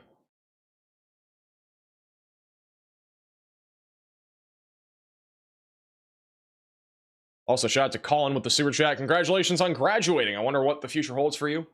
I don't know. We'll have to wait and see. You never know. Max, you remember Barnsdall? That was 1 year ago today. Was that actually 1 year ago today? I remember covering Barnsdall. That was probably one of the most significant tornadoes I initially ever covered.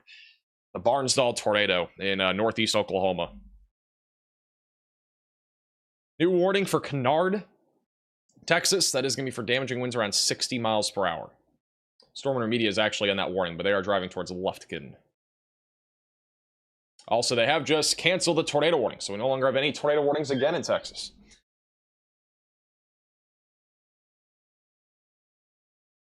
That was the tornado warning again for Leon County, which has now been canceled.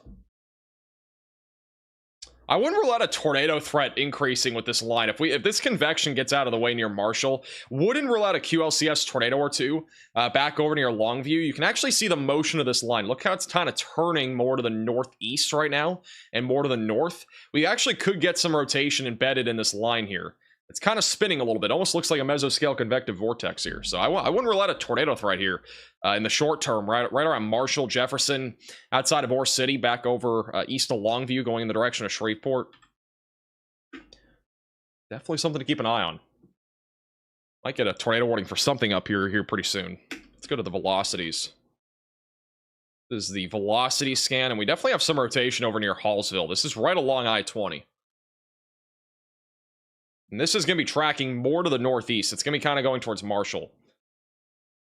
They just have they don't even have a tornado possible label on this severe storm, but there's definitely a chance of a tornado or two out of this line. We also have the highest winds over Easton and Mayflower, Texas, being measured around 60 miles per hour on the velocities.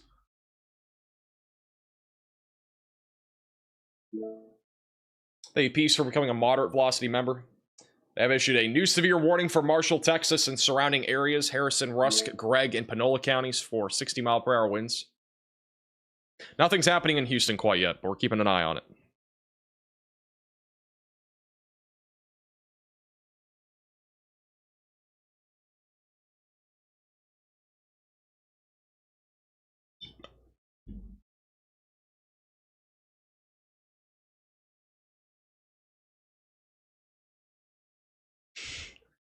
My girl loves when you talk like that. Mesotail vortex. I said mesoscale convective vortex.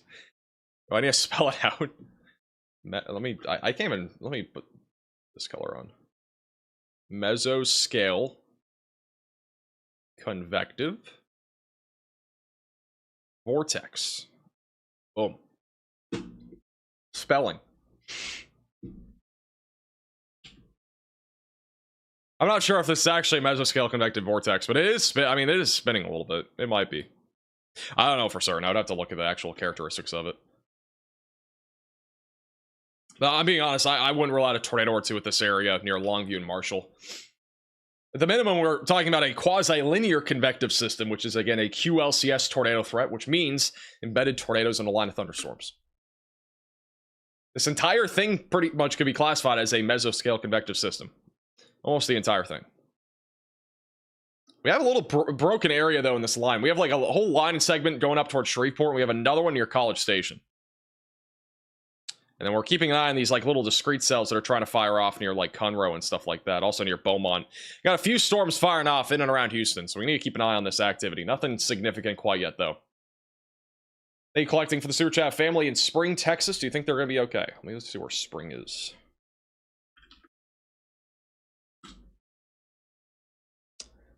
Spring is right around Houston. Again, in Houston, it's a conditional risk for a tornado or two that could be strong. We don't have anything quite yet, but this is the area that we could see, again, a more elevated threat of severe weather take place in the near term. So we're keeping an eye on this area. As of now, nothing imminent. Could pop off here soon. We'll see.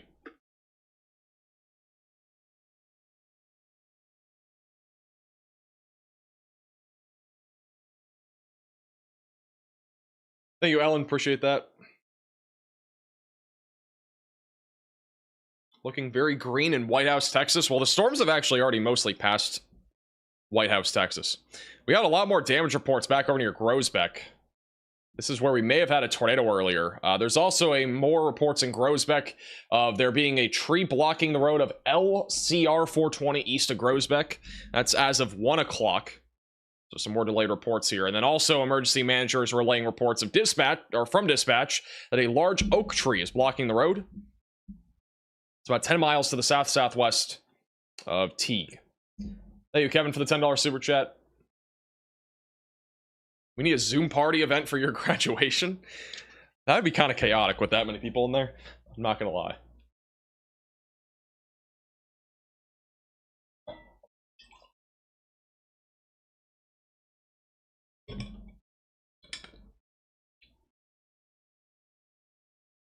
Tucker, can you send the other videos that I didn't get? I don't know if you already sent them. Can you send them by email?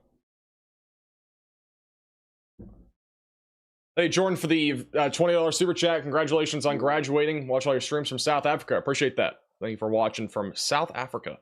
I'm not going to lie. I don't know how many... Like, we have international viewers, but I don't know if I've ever had one say they're from South Africa. It's a completely different part of the world.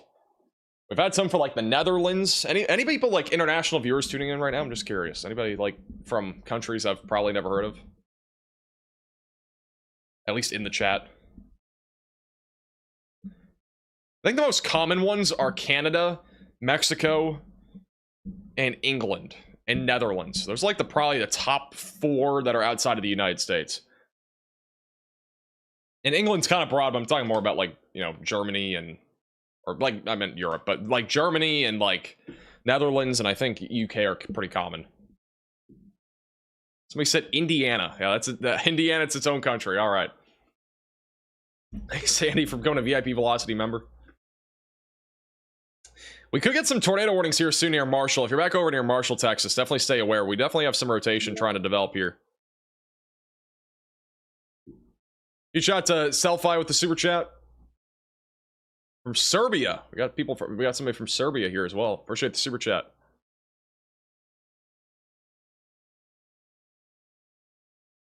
Got Denmark. Also got we got plenty of people from Canada too.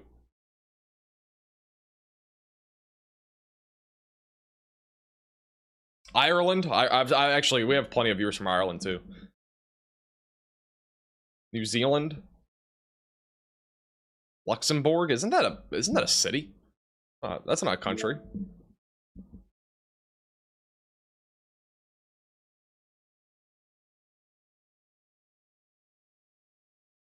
Back over to Pennsylvania real quick. We have a few more severe storms firing up back over in Pennsylvania. Back over, and as well as New York. This back over south of Cortland, New York. Damaging winds and hail. The main concerns on those storms. Not really anything rotating right now. Back over to the west of New York City, near Bangor. We actually have a little mezzo here moving towards East Stroudsburg. Mount Pocono is also in the path of this. So potential tornado threat heading off to the north, just off to the west of Mount Olive Township and east of Freeland and also east of Wilkes-Barre. Also near Scranton, we also have a little storm here producing quarter-sized hail at 60-mile-per-hour winds. This is a little supercell, though. Could get a little tornado here near Bangor. We'll have to keep an eye on this. I just realized the velocities are like 15 minutes behind. What is going on with that radar site? That radar site, like, go out? Check my other radar here.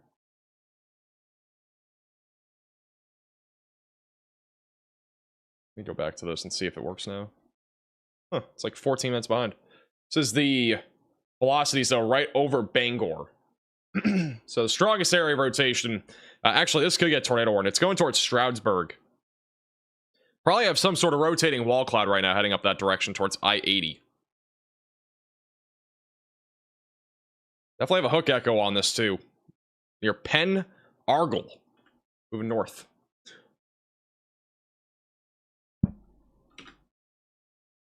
Whoa. Why is that really blue?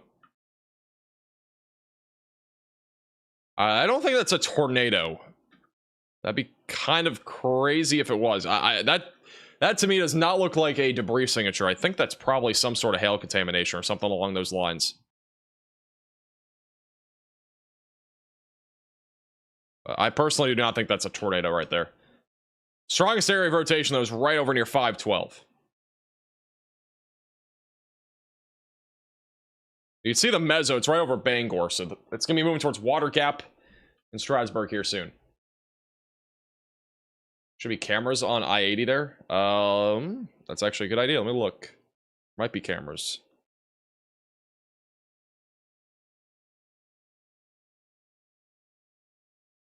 There are some in Stroudsburg. Let me see if we can get any of them on screen here.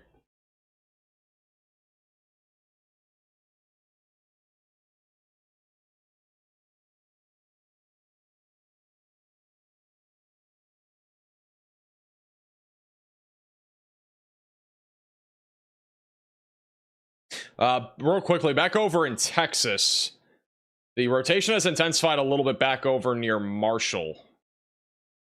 Little area of rotation right now near I-20. This is coming up on Marshall over the next 2 minutes and 59.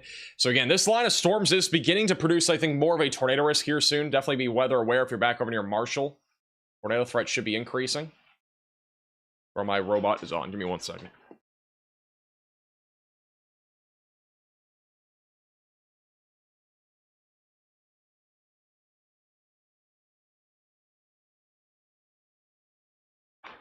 Bro, the robot just crashed into a poster that I made. Nice.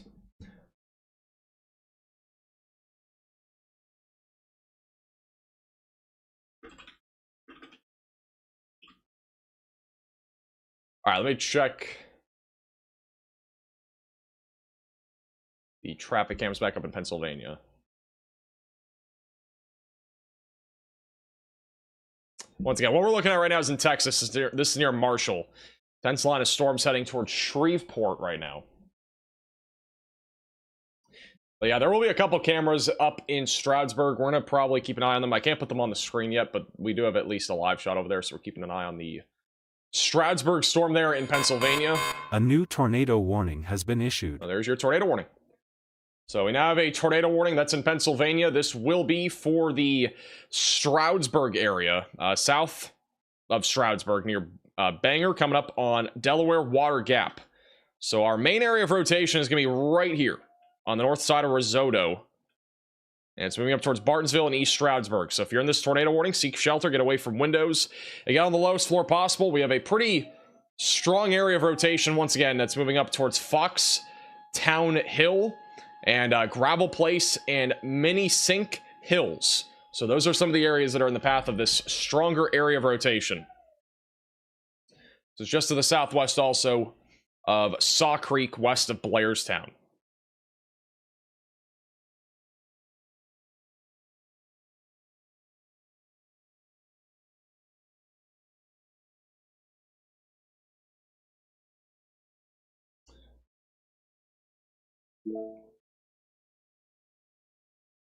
Strongest area of rotation currently coming up on Stroudsburg. This is again our area of strongest velocities right now. It's right over Risotto. Latest scan is now tracking basically up Highway 191. It's going to be coming up on the Foxtown Hill and Stroudsburg over the next few minutes here in Pennsylvania.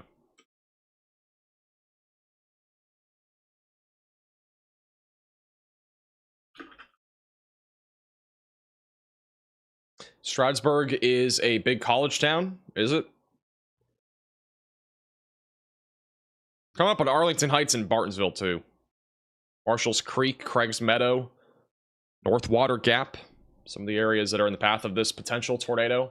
This is a live shot inside of the tornado warning. This is on the east side of Stroudsburg, which right now it's pretty calm. This is looking southwest on, I think this is I-80, or no, this is US 209, at exit 309. So this is a live shot just to the north of our area of rotation. Should have a better view of the storm here in a minute. There's also a camera that's going to be slightly closer to this in the actual downtown area of Stroudsburg, and this is what it looks like there. So on exit 307 on PA 191 on the PennDOT camera. Bro, what is going on? I don't know. What's going on right here? You guys see that? Why is that car stopping when he's coming onto the highway? And now we can't see it anymore. The camera is now looking more in the direction of the tornado, I think. I don't know what was going on there. That was really weird.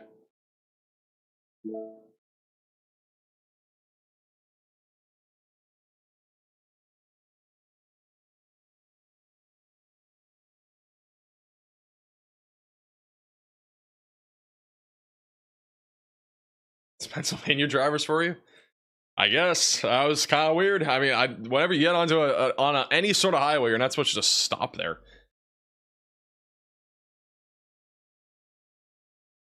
Definitely don't think there was a yield sign there either. All right, so that, again, was back over near Stroudsburg. This is the latest velocity scan. Strongest rotation is over near Risotto. It's coming up on Foxtown Hill. And East Stroudsburg is in the path of this over the next few minutes. We've had a lot of damage reports already from some of these storms producing, again, damaging winds and hail. So just keep that in mind. That's going to be a continuing threat. Back over in Texas, there are no active tornado warnings. But back over near Marshall, we are definitely still seeing some rotation. There are some rotation there just west of Marshall. And this is likely going to be now up near 154 once the velocities update. Big surge of wind is crossing over Highway 59 right now between Marshall and Carthage. So be ready for high damaging winds out of this line. We could have damaging winds as high as 70 miles per hour right now heading up towards Carthage, Texas. And additionally, back over near I-20, going towards Wascom and as well as Greenwood and eventually towards Shreveport in Louisiana. And then further down to the south and west, damaging winds is continuing between College Station and Crockett and Wells. Generally speaking, not really anything beyond wind and hail at this point. Low tornado risk. They've actually put a tornado possible label on our storm back over near College Station. But again, I'm not seeing any rotation on radar right now. That's too concerning, at least for now. And then back over near Houston, so far nothing has organized quite yet, but anything that can become discrete in this environment could produce a threat, again, of a potentially significant tornado.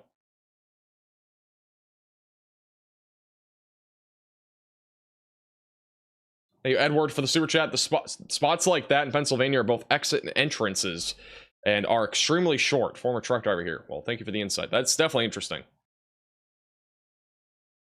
We got another damage report back over in Jewett, Texas. Broadcast media is relaying social media pictures of structural damage to a brick building in another home with damage to the roof and damaged trees in the yard in Jewett. And there was possibly a tornado here in Jewett earlier. That was about an hour and a half ago or so, 2 hours ago. Closer to the beginning of this stream, we had strong rotation there. So I wouldn't rule out that we maybe had a tornado there.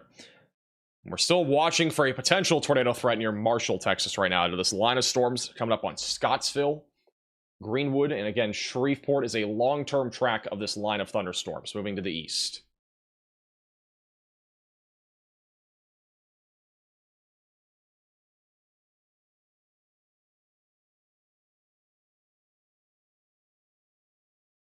Let's go back to the tornado warning in Pennsylvania. We have a camera here that's about to have a shot of this, I think. The strongest area of rotation is, again, just south of I-80. And if we have a tornado, it's coming up into the east side of Stroudsburg. Delaware Water Gap is in the path of this. This is a live view of this on one of the Pennsylvania traffic cams of this storm about to be rolling in. Plenty of cars still on the roadway here. Again, obviously people have to travel. They're inside of the tornado warning. As of right now, we don't even have the wind picking up yet in Stroudsburg. Should pick up here in a minute or two.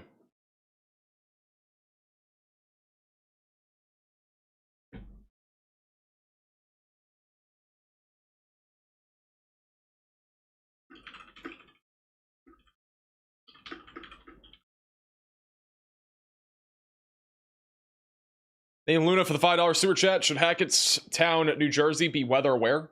This is crazy. We just had a wildfire. You guys had a wildfire? I didn't even know that. Back over in Stroudsburg, or anywhere back over, sorry, not Stroudsburg, in Hacketttville, really anywhere in New Jersey, I think the threat is going to be low of severe weather. Maybe some isolated damaging winds or hail, but it should be mainly off to your west. I'm not seeing really anything too concerning yet, even developing in New Jersey. But if you're in the severe watch, you should be weather aware. If you're outside of it, I don't think we're going to see really anything severe. These are really just kind of your pop-up summertime storms in a way. So, I'm not too concerned, though, about severe weather in New Jersey. Might have a little bit of rotation up near Richford, by the way, in New York. I'll have to keep an eye on that, just to the south of Cortland.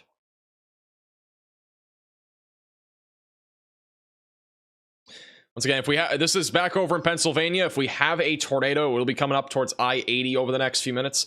We'll go back to that live camera in a moment. I'm going to go back to Texas, where we have a slew of warnings now. An entire line of thunderstorms stretching from College Station back through Longview. Ooh, watch this. This is not looking promising. That definitely looks like this. This is an area of convergence that's trying to come together right now, going towards Wascom and Greenwood. Velocities are definitely on the stronger side of things here, just south of Marshall, Texas. We might get a tornado warning here in a minute if this rotation intensifies on our next radar scan. And you'll notice it was more of a divergent area. It was more just strong winds going towards the radar and away from the radar. It was not really rotating a whole lot, though. This is more of divergence. And then we now have more of a convergent area attempting to come together here. This is kind of, again, a line of storms that is spinning here near Beckville. It's all moving mostly to the northeast, and if this can clear out, we definitely could get a tornado, have a little bit of an inflow and a hook on this. So this is trying to come together right now, going towards Greenwood in Louisiana and Wascom in Texas. So we might get a tornado warning here soon. Thank you, Kyle, for the $20 super chat. Congratulations on becoming an official meteorologist. Always love your content. Keep up the great work. I appreciate that, and thank you for the super chat.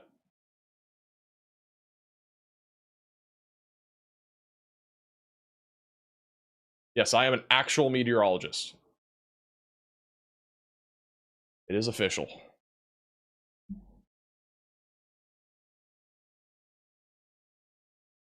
I actually finished with a GPA between 3.5 to 3.7, by the way, which is kind of surprising. Granted, I've been doing YouTube as well, pretty much full time. So, yeah, kind of surprising. I honestly didn't think I was going to finish that high, but I did. I think I was on the higher side, too, of that range.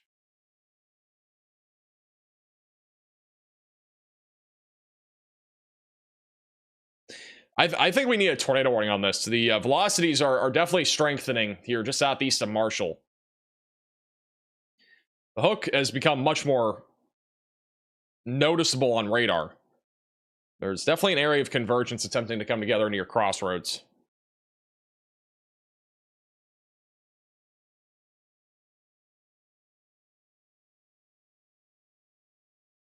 It's all spinning. That storm should be tornado warning, in my opinion.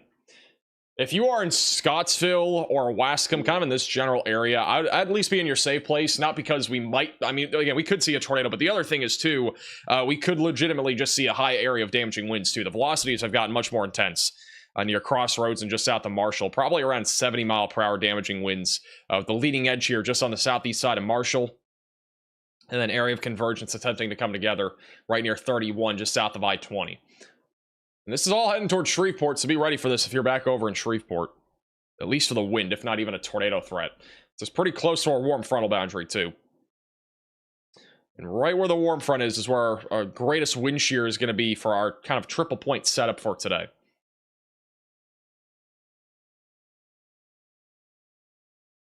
Up another radar scan here in a second. Yeah, the rotation's gotten a little bit broader on that tornado warning in Pennsylvania. It's not as strong as before. what it looks like live inside of the tornado warning near what was this town name again? Stroudsburg, Pennsylvania. Not really much happening right now in Stroudsburg, but this would be inside of our only tornado warning that's active. Hey, Erwin for the super chat. For my information, do tornadoes happen all over the United States or only in the Midwest towards the south and northeast?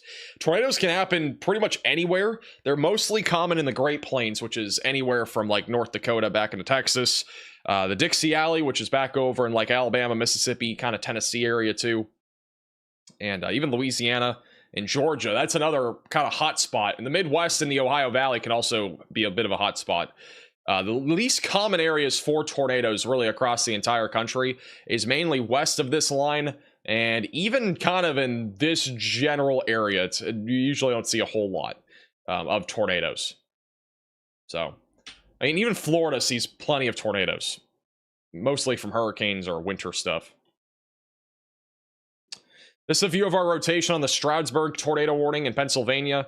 Still have a mesocyclone that's going to be moving right over the town of Stroudsburg over the next few minutes. I'm trying to go back to the other radar site. This is a view of that rotation. Still pretty strong. Decent mesocyclone here. About to cross over I-80 over the next few minutes. And then our other storm near Blooming Grove also has a mesocyclone, which I wouldn't rule out a tornado with this as it goes towards I-84. Hamlin, Lake Ariel, and Hawley are in the path of that, east of Scranton in Pennsylvania.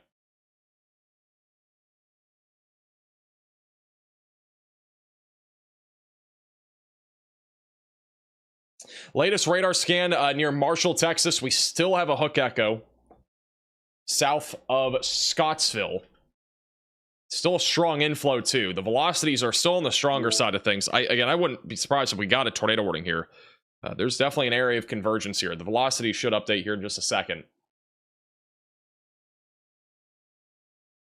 Yeah, if you're just north of Marshall, I'd still stay weather aware here for the next like 20 minutes, but mainly wind. Very, very low chance of a spin-up tornado. I really am kind of surprised we don't at least have a warning on this. Velocities have come together a lot here over the last 5-10 minutes. Not a tornado actively, but this is even looking much higher up into the atmosphere near Scottsville. Definitely strong rotation here, going both directions. It's right over I-20 right now, so I-20 between Marshall and Wascom definitely dealing with at least high winds.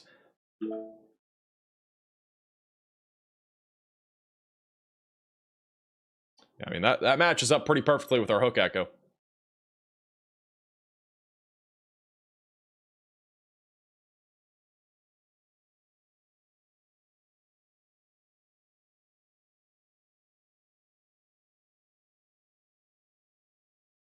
Hey, Bob, for the $10 super chat for celebratory cheese curds and straws. Dude, you know, somebody else mailed me straws. I don't know who else. I don't know if it was the same person or somebody else mailed me some straws, but can we stop sending me straws?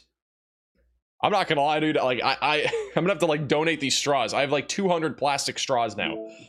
Somebody mailed me 100, and another person just mailed me 100. I did not ask for straws, by the way. I literally opened that like yesterday or the day before. I don't know what's going on. Who's mailing me straws, but it needs to stop. I don't need 200 straws. That's going to take me years to go through. I know. This is Storm Media. They're near a shelf cloud right now. 45 minutes after checkout because you were trying to clean up the house as best as you could. Near Lufkin. Let's see if we got a better view here beyond the trees. This storm coming toward us. That's what that is. You guys are seeing that. They're not really seeing it now. Too many trees. Well, that. Right here on the left side of your screen, a little shelf here. Give him straws. Do not send me more straws. I'm not even kidding, guys. Do not send me more straws. Otherwise, I'm going to have to donate all of them. Do not mail me any more straws. I don't even know how I do that. Severe straw outbreak? Stop it. We don't need more straws.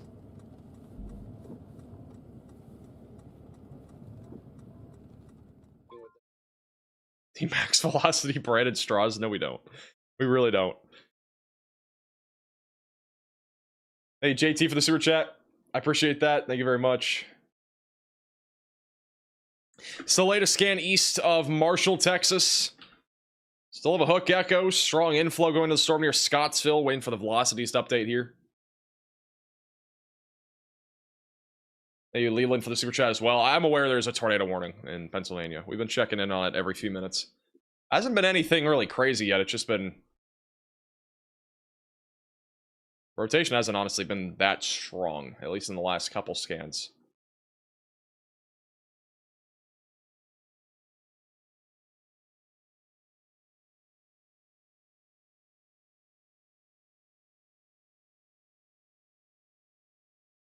When are we getting a straw shirt? We're not doing a straw shirt.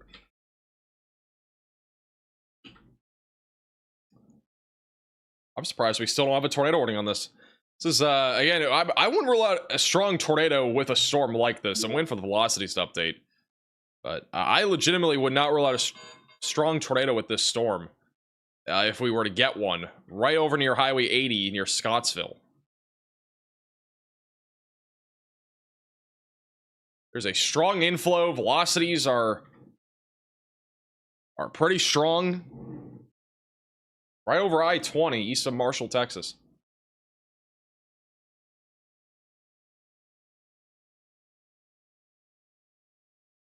I have another velocity scan coming in here in a second. When's Riley when you need him? Riley will be here soon. Thank you, Tom, for the super chat. Decent amount of convection back towards San Antonio. I think whatever happens down here near San Antonio will probably become more linear. It already kind of is. What's kind of interesting is that our shear vector for today, with this line of storms, it's more perpendicular, or this is like our line here, and everything's basically upscaling to the northeast. And so all this convection here, our shear vector and everything, is basically perpendicular, or it's all parallel here, right near I-10. So as long as that continues, we're basically going to just see a line of storms form here west of Houston. Pretty much what's going to go down. This is the latest velocity scan. We honestly have a pretty strong area of rotation over I-20. I'm still surprised we don't have a tornado warning on this, east of Marshall, Texas. It's coming up on 134 Road, going towards Loda and Jonesville. This is going to be a rain-wrapped area of strong rotation, just outside of Wascom. If you know any friends or family in this area, make sure that they're aware of this. They might not believe there's a possible tornado here, but I mean, there legitimately is some stronger rotation. In addition to that, further south, we have a very huge surge of wind stretching from about Carthage, Texas, back towards I-20, where damaging winds as high as 70 miles per hour is possible. They have added a tornado possible label to this warning, but I still think it's warranted of a tornado warning. Thank you, Dan, for the $10 super chat. I appreciate that. Thank you, Deanne, for the $5 super chat. Tulsa's not really going to see anything today, severe-wise. Tomorrow, it's a low chance of isolated hail, wind, and maybe a spin-up cold core tornado.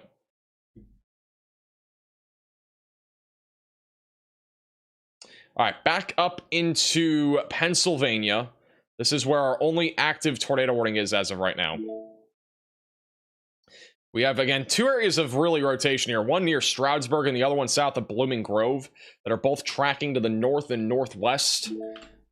Haven't seen a whole lot here that is indicating that we have like an active tornado, but definitely stay in your safe place, especially if you're in the actual tornado warning there for Stroudsburg. Let's go back to Texas. We just got a new severe warning for Shreveport. So all of Shreveport, you're now included in a severe warning for 60-mile-per-hour damaging winds. There's also a tornado possible label on this segment of storms moving to the east. We have a huge surge of wind near Carthage, and then also, again, an area of rotation west of Wascom, near Scottsville, that could be producing a tornado at any time. Honestly, this could be producing winds as high as 70 to 80 miles per hour near 79. I wouldn't rule it out. Hey, Joe Hoff, the super chat. Straw emergency.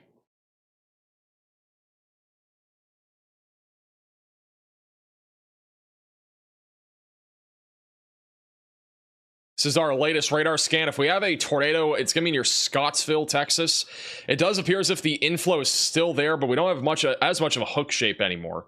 This is the latest radar scan coming in here. In Henderson, Texas, we do have a report of a tree down on CR 308 near the intersection of FM 840. It's another damage report that's coming in.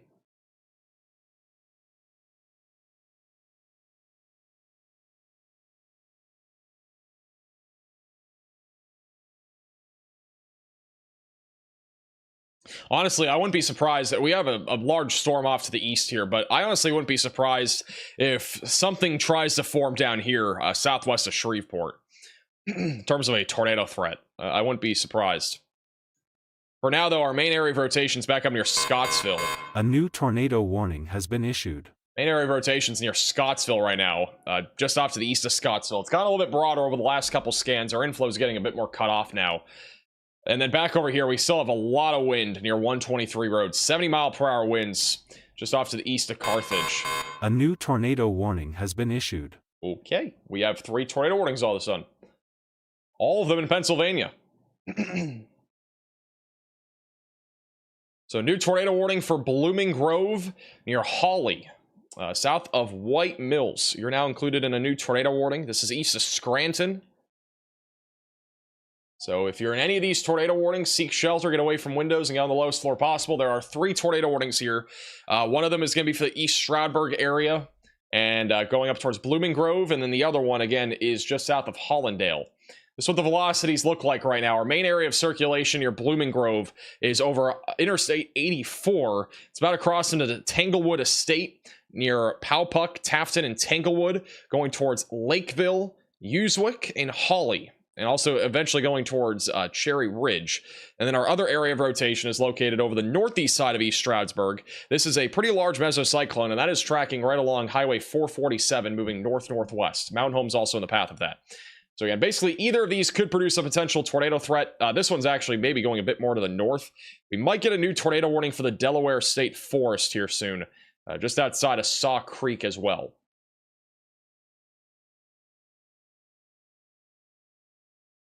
Yeah, again, there's now 3 warnings all of a sudden, all of them again in Pennsylvania.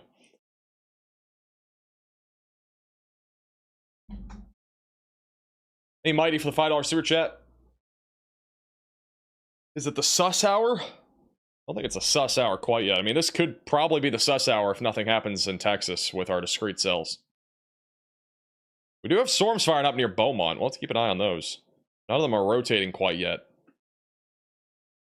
Storms in and around Houston haven't done much either. We got a large line of storms east of San Antonio.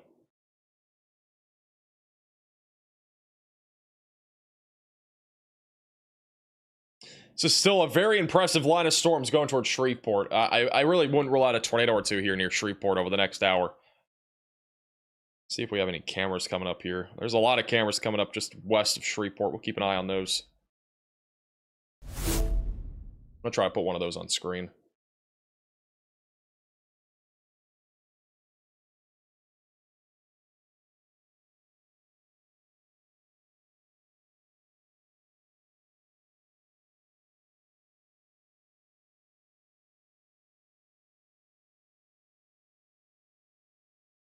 All right, we got one of them on here. We're gonna put that bottom middle.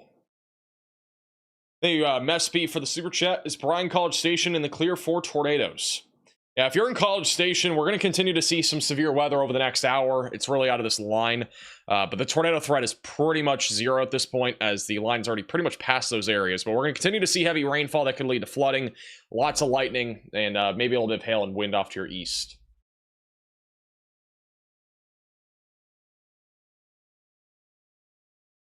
Not really seeing anything, though, rotating on the southern edge of this line.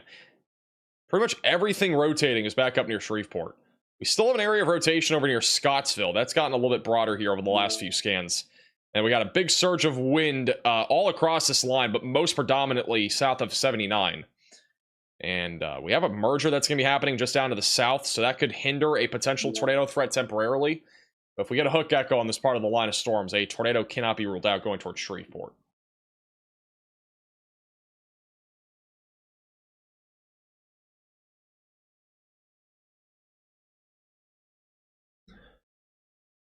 There is a report from a chaser back over near Bangor, Pennsylvania, that there could be a tornado on the ground right now. That was about 30 minutes ago. Sorry, never mind. Delayed report. But there may have been a tornado 30 minutes ago back over in Bangor. I'll be reposting that photo on Twitter at MaxVelocityWX.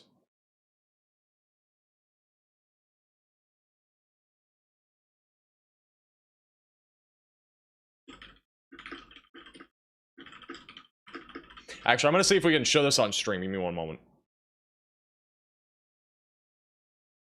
I can share it on stream. I'll show you guys. Thank you, KM, for becoming a minimum velocity member. Where's Riley? He's coming. He was at a dentist appointment. Yeah, it looks like we may have actually had a tornado earlier near Bangor. And again, we still have 3 active tornado warnings east of Scranton. The strongest area of rotation is near Blooming Grove. It's one of our stronger areas of rotation. Let me go to this. Yeah, we still have a stronger area of rotation that's crossed over I-84 coming up on Holly, just outside of Blooming Grove. There's still a large mesocyclone as well near East Stroudsburg that's moving north. That'll be going towards Saw Creek. And the Delaware, I think, State Forest or something like that is right there. This is from Joseph Martucci, if I'm saying the name right, on Twitter. This was from earlier, about 30 minutes ago, back over in Bangor, Pennsylvania. Possible tornado, either that or some sort of scud, like bomb that happened here. This is a video of it. That's a brief video. Let me see if there's a longer one. It's a slightly longer video here. That looks like a tornado. It looks like at least one vortice there down. So I think we definitely had a tornado here, at least briefly.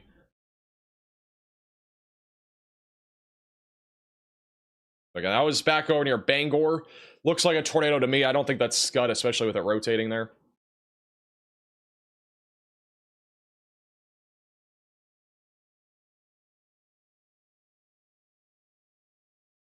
Definitely sus.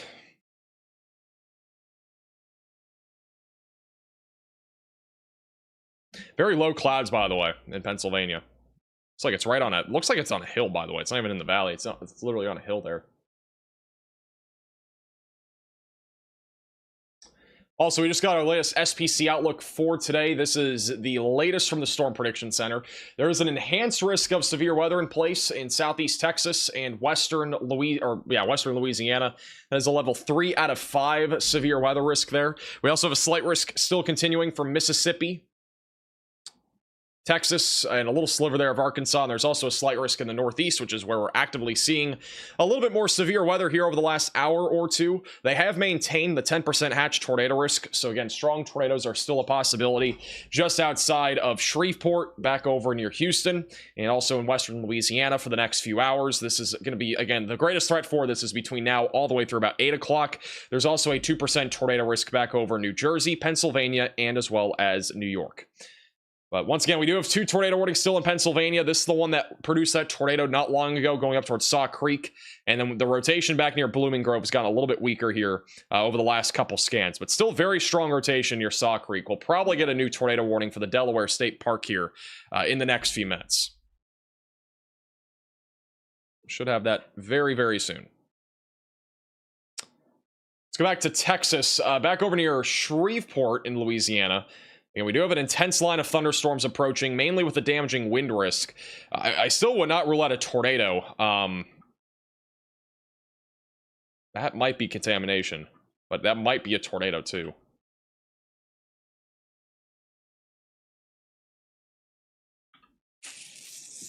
Let me see here. We might have a tornado in Louisiana right now. The minimum very high winds. I don't think this is a tornado, but I do think there is a large area of it. This could actually be a tornado. This could be a strong tornado if we have one. South of Greenwood. Looks like an area of convergence coming together right now west of Spring Ridge. There may be a tornado in progress heading up towards Shreveport.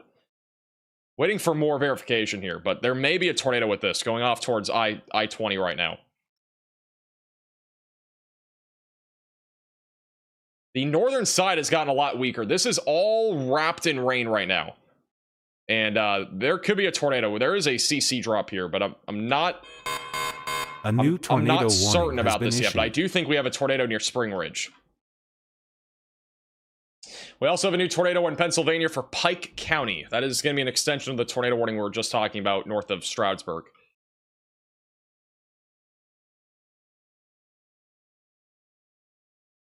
Velocities are being measured at around 80 miles per hour right now off to the west of Spring Ridge. Latest radar scan, if we have a tornado, be near 169. That is a deep debris signature. That, honestly, I think this is a tornado. And it might be unwarned.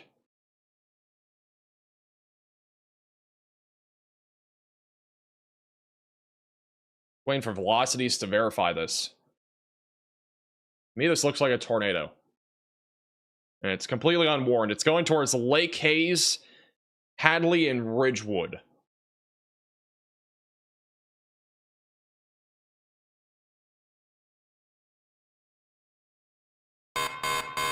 This is an urgent alert. A tornado is on the ground. Seek shelter immediately. This is a tornado. This honestly should be PDS. This is a tornado in progress near Spring Ridge. You need to be in your storm shelter, basement, closet, or bathroom, away from windows and on the lowest floor possible. This includes all of Shreveport, Houghton as well. I was just waiting for velocities to update, but this is definitely a tornado. We have a large debris signature right now over the north side of Spring Ridge. It's about across 169, and it's going to be tracking into the southwest side of Shreveport here over the next 5 to 10 minutes. And it's also going towards Steeplechase, Southport Country, and Hadley. Also going towards Cheetow Village. The gate-to-gate shear on this is around 130 to 140 miles per hour. So this is likely a strong tornado in progress. Right now, the velocities are being measured at around 120 miles per hour. This is legitimately the gate-to-gate shear here. We got 120 miles per hour versus about 8 to 10. So it's probably around 130, 140 mile per hour at least tornado here that's moving off to the northeast towards the Shreveport area. Still a large debris signature right now that's just crossed over Highway 169. So again, likely strong and or large tornado that is rain wrapped that is heading right up into Shreveport. This is where the tornado is located. It is literally in the middle of a ton of rain right now, and it's going to be heading into the southwest side of town here over the next few minutes. This warning again includes all of Shreveport. So all of Shreveport is currently included in this tornado warning. The camera on the bottom middle of your screen is also inside of this warning. I'm going to get a different camera though on that's going to be closer where this tornado will cross. Here in a few minutes. Let me pull that up on... I'm going to put this bottom middle, I think. Hayden, I don't know if you're watching, but the naming conventions of all the cameras are different. We have to fix that. Bottom right of your screen is going to be a camera that's coming up near where this tornado is. So again, we have a big debris signature right now over Highway 169. This is a potentially large and or strong tornado. It's going to be heading up towards Highway 526 over the next few minutes. And then it will be approaching Pine Forest South, Elkins, Briar Cliff, Colquitt Estates, Hickory Place, Hadley, Broadview. You guys are all in the path again of a tornado. A new tornado warning has been issued. You need to be in your safe place if you're in this warning. We also have another tornado warning. This one's over in New Jersey and Pennsylvania. That is for Monroe County in Pennsylvania, Warren County, and Sussex counties in New Jersey. We have, again, a very dangerous tornado right now coming up to Shreveport. This is likely either large and or strong. We think it's a strong tornado. This is coming up towards the Shreveport Regional Airport as well. Assuming it stays on the ground, that's the general direction it is currently heading. This is a very strong area of convergence as well. It's fully rain-wrapped. There's no way you're going to be able to see it at this point. And it is producing some pretty significant damage near Spring Ridge. Again, that's a lot of debris. Likely a lot of trees on Greenwood Spring Ridge Road. And it's going to be crossing over I think it's Woolworth Road here in the next few minutes. There are homes there that this is about to hit in the next few minutes. Surprised this is not PDS, to be honest. This does meet the criteria for a PDS tornado warning, from my understanding. Next radar scan comes in the next 30 seconds. Once again, you need to be underground, storm shelter, basement, closet, or bathroom if you're in Shreveport. This, again, a very dangerous tornado coming up in that direction right now. If you have any friends or family in the Shreveport area, also make sure that they are aware of this. It's a dangerous tornado moving up towards Shreveport. Radar, I don't know what's going on. The radar literally has not updated in like 4 minutes. It's the radar site, not Omega or anything. It's just like the radar's not updating. Hopefully it updates.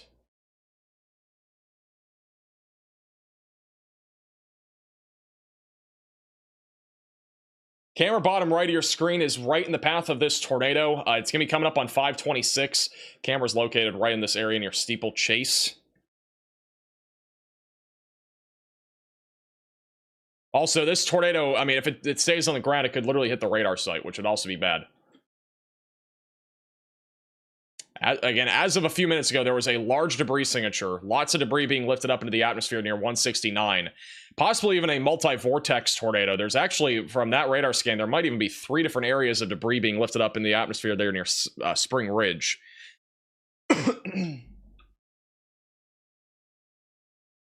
The radar is literally not updating at all, though. This is not just Radar Mega or anything. This is literally just the radar site. I'm not sure if the radar site's having... I hope the radar site didn't go out. That's what I'm saying. Like, the radar site has just not updated itself. I think... Oh, never mind. The camera's working on the bottom right. I don't think this tornado would have knocked out the radar site with how far southwest it is. It's definitely sus that it has not updated in like 4 minutes. All right, now it's updating. All right, we got an update coming in. Let's see what it looks like. I was about to say, that would be bad if the radar just did not... If it just literally went out. That would be really bad. But we have a new radar scan coming in. This is the rapid sweep on Radar Mega. This is the latest scan. And so the tornado, assuming it's on the ground, let's see.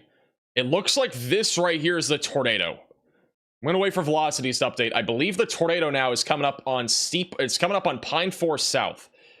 That's what I'm assuming here. Yeah, this is a fully rain-wrapped tornado. It should be right over 526 now.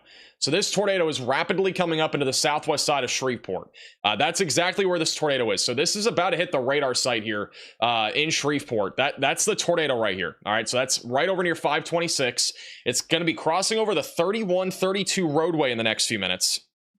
And it's coming up on the Shreveport International... Or, sorry, the Shreveport Regional Airport.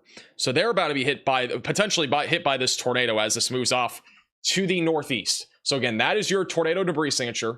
The tornado is fully wrapped in rain, and it is going to be moving into the Cheetah Village and Steeplechase over the next few minutes. Velocities are still very strong. This is a view of the velocities right now. So this is, again, definitely probably, again, still a strong tornado that is moving into Shreveport right now. We still have a debris signature right there west of Briarcliff. Bottom right of your screen is a camera that is the closest to this tornado warning, or the tornado, excuse me, near Steeplechase.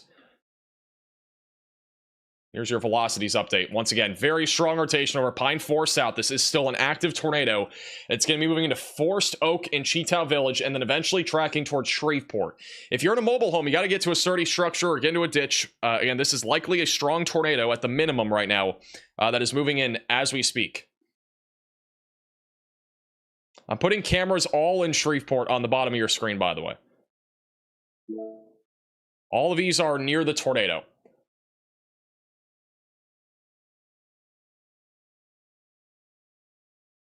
I'm going to put 2 like this, and then we're going to put Storm Runner on the bottom middle. See if we can see anything on any of those cameras. The one on the bottom right might honestly be losing power in the next minute or two. Because this tornado is literally crossing over where that camera is, and I think it might have just gone out. Actually, I think multiple cameras just went out. I think there's still an active tornado here. Because all the cameras that we have, at least on the west side of Shreveport, have just gone out. So, likely still a tornado in progress, and it is knocking out power as we speak, coming up towards Cheetah Village, just south of I-20.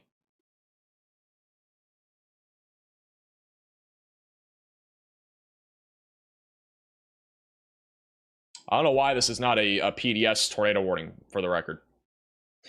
Radar scans are coming in every 4 minutes. Again, if we have a tornado, it could legitimately be crossing over the radar site right now. So there's a chance that the radar site does go out from this tornado. Like, it's entirely possible. I can't stress it enough, though. If you know any friends or family in Shreveport, please make sure that they are aware that there is a likely strong and or large tornado that is moving into Shreveport as we speak. Once again, there's likely a large and or strong tornado that is moving into Shreveport as we speak. Assuming that the radar updates on time, it'll again, the tornado will be like right over here somewhere now. So this is likely now coming up on the Cedar Grove area, and it's moving into the southwest quadrant of Shreveport.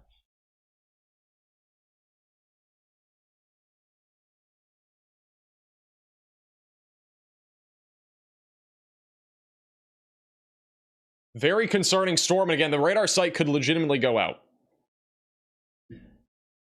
Assuming we get a new radar scan, it should come in here in the next minute. They have kept it as a confirmed tornado warning. It is not PDS. But they have kept this as a confirmed tornado warning here in Caddo and Bossier parishes in Louisiana. It is still a damaging tornado confirmed via radar. Radar polygon will be up, or the tornado warning polygon will be updated in a second. Again, your tornado is located south of I-20. It's about to be crossing over I-220, and then it's coming up on Shreveport. I think it's already crossed over this highway here. It's probably on the southwest side of Shreveport right now. We just have not had a radar scan in about 5 minutes.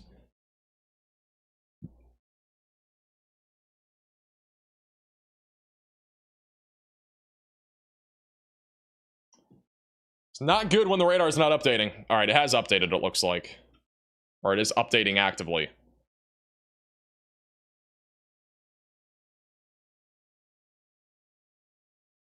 All right, this is the latest radar scan. So our tornado is going to be located now over Cheetow Village, west of Cedar Grove.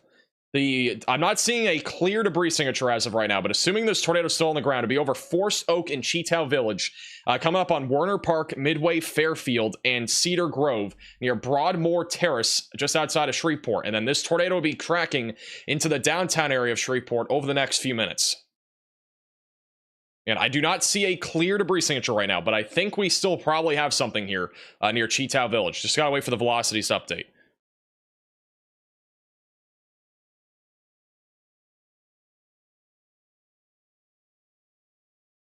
By the way, thank you so much, Interrogation Files, for the very generous super chat. I really appreciate that. We are sitting at 5 tornado warnings as of right now. Again, this is the main one in Louisiana. We still have 4 back over in Pennsylvania, New Jersey. These are all rotating supercells with the potential of a tornado. We got like a small scale tornado outbreak almost happening over here. We've already had 1 confirmed tornado today near Stroudsburg, or I think it was Barger, if I'm not mistaken. So that's continuing. This tornado warning, again, still a confirmed tornado near Shreveport. Main area of rotations over Cheetow Village. It's going to be coming up onto Shreveport over the next few minutes. Again, we are assuming that there's still a tornado here.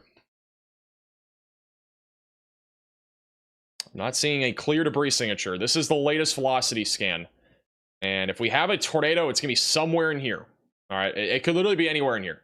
It's all rain wrapped. It's not like a normal supercell. So we can have a tornado anywhere in the area I just circled here near Cheetow Village. Our next radar scan should give us a much better idea of where the actual tornado is, assuming we still have one. But since the radar is only updating every 5 minutes, we're kind of jumping between scans here. It might even be this. It might be weaker. It also could be over the radar site, and we might not have a clue. So, guys, still take this seriously if you're in Shreveport.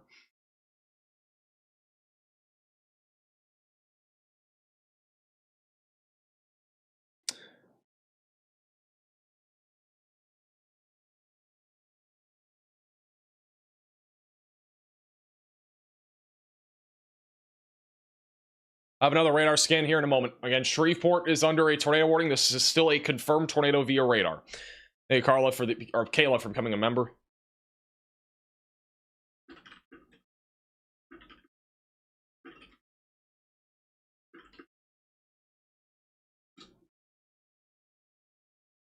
By the way, this is, real quickly while we wait for another radar scan, this is Storm Hunter Media. They're underneath a shelf cloud back over in Pollock, Texas. It's pretty elevated storm activity down here. This is very far to the south of our warm front. And right now in Shreveport, for reference, when we go back to Shreveport, our warm frontal boundary is lifting to the north. And as long as storms stay near the warm front, our wind shear is going to be way more elevated. And so that is what we're seeing right now in and around the Shreveport area. Is a big uptick in terms of our rotation, especially since we just had a large area of convergence with a supercell to the south and our line of storms to the east, or to the west, excuse me, that has now all led to this you know, tornado threat to evolve. And then back over near Oil City, there's been a little area of rotation as well. We've had some rotation on and off with this northern segment of our line.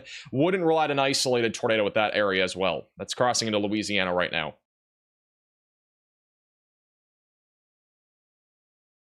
Hey, Tyler, really appreciate that. I am officially a meteorologist. Appreciate that.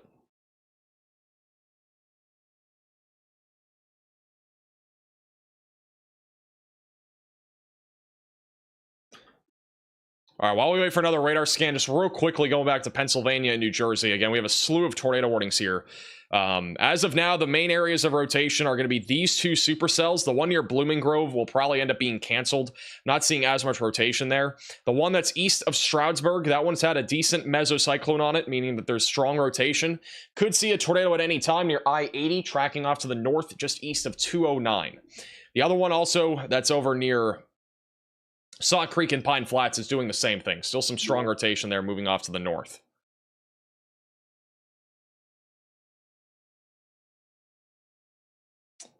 All right. New radar scan at any second here. And this is Shreveport, Houghton. You guys are included again in a confirmed tornado warning. This could, again, if we still have a tornado right now, it could be on the strong side of things. The radar has not updated in 5 minutes, which is, again, the radar site, not the radar app. It's literally just the radar site that is not updated as of right now. We're going to see what the velocities look like. The reflectivity has just updated. If we still have a tornado, it's likely on the south side of Shreveport right now. Again, it's going to be really just rain wrapped, so there's no reason to try to be looking for this. Not seeing really a clear CC drop. We have some CC pixels popping up here, but we're just so close to the radar site. And the velocity should update at any second here.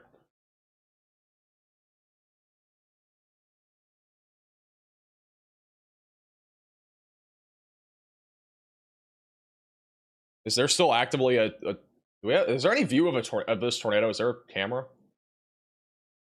There are traffic cams in the Shreveport area.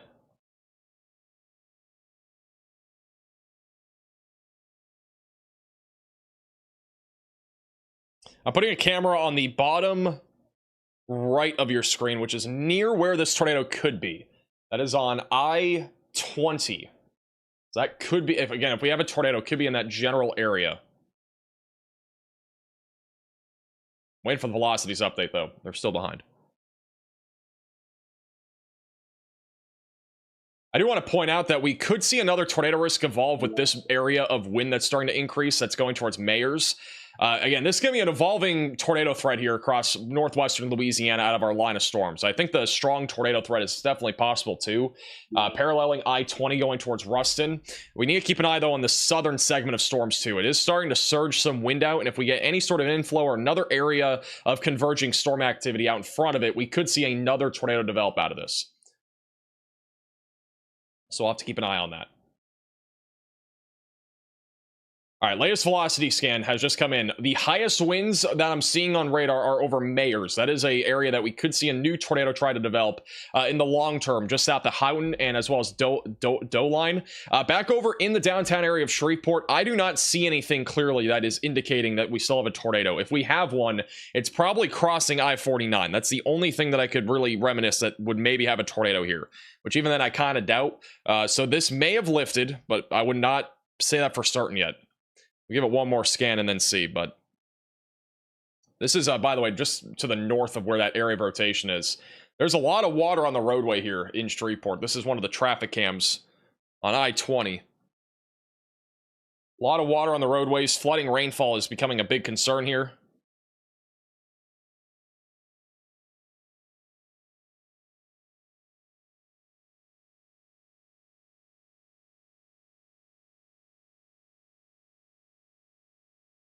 But honestly, again, I was kind of surprised we didn't get a PDS warning on this. That was almost undoubtedly at least a large tornado, if not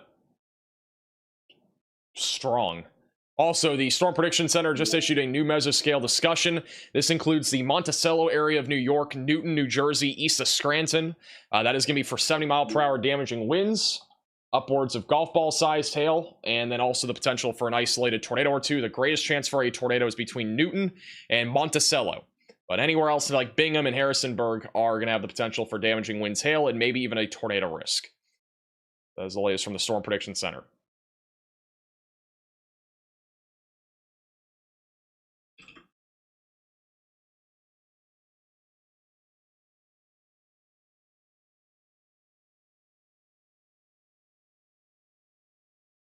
Let me go back to the 3-cam view here. Bottom right of your screen is not far from where our strongest area of rotation has been.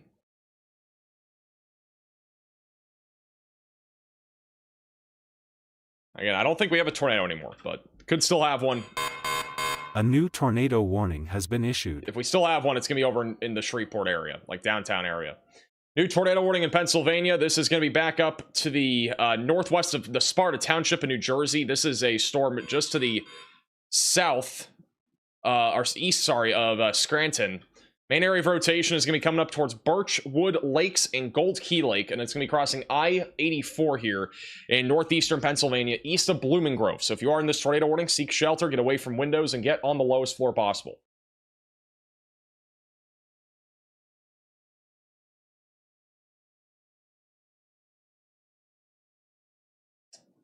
All right, let me go back to Louisiana. We'll have another radar scan in a second. Again, elevated tornado threat continues here in and around Shreveport. Keeping an eye on the potential for a tornado in Shreveport. I do not see a debris signature in Shreveport, which is good news. So I don't actively see anything as of right now, but if we have a tornado, it could be on the backside of the storm. And then we'll also have to watch for some of these little areas that are starting to kind of bow out here in our line. We got a little inflow near 71 going towards Ringgold and just to the southwest of Sibley. But velocities will update again here in a second. The tornado warning for Shreveport has just been downgraded. It is back down to radar indicated. So it is no longer a confirmed tornado, at least for the time being. Shout out to Dan with the $20 super chat. Chateau Village, thank you. Hey, Tyler, again for the very generous super chat. Appreciate that. Also, shout out to Cassandra with the $20 Venmo donation. Please do the straw shirts. I don't know if we're doing the straw shirts.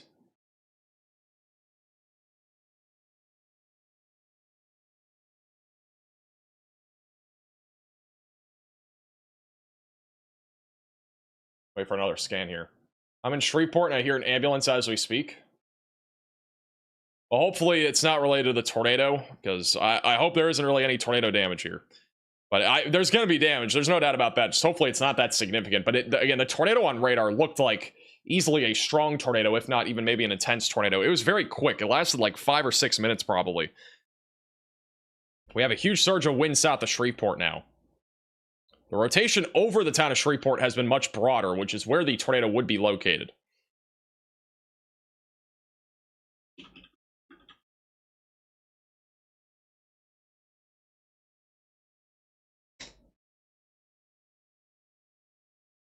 All right, here's the latest radar scan. So the velocities, again, over Shreveport are much broader. I do not see there being a tornado anymore in Shreveport. However, we still have a large surge of damaging winds tracking right along I-20, and this is all currently going towards Dixie Inn in Minden.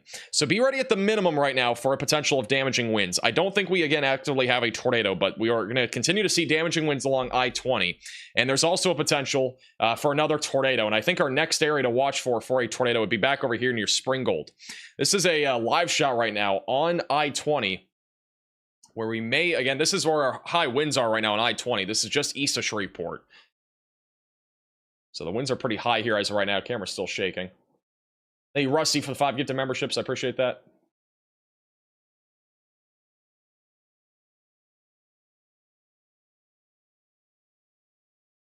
I think this camera is just naturally loose. Every time we've gone to this camera, it's been shaking, but nonetheless, this is basically where the highest winds are right now on the I-220 and I-20 off-ramp.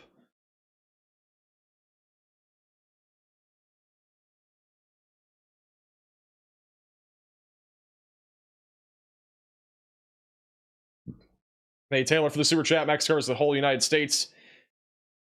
He won't know how to say every place. That's true. Bro's making a poem or a rhyme thing. Oh, here come the winds, by the way. This is right along I-20. It's the visibility just dropped a lot.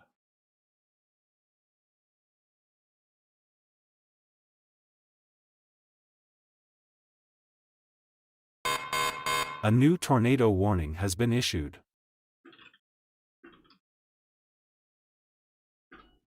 We have a new tornado warning for the storm. Again, very high winds right now in Shreveport. You can clearly see nothing on the camera now. The visibility's literally gone to 0 here. So, yeah, this is definitely still producing high winds and potentially a tornado risk. I mean, literally, you can barely see the car lights anymore. That's how windy it's gotten on this I-20 at I-220 ramp, off-ramp.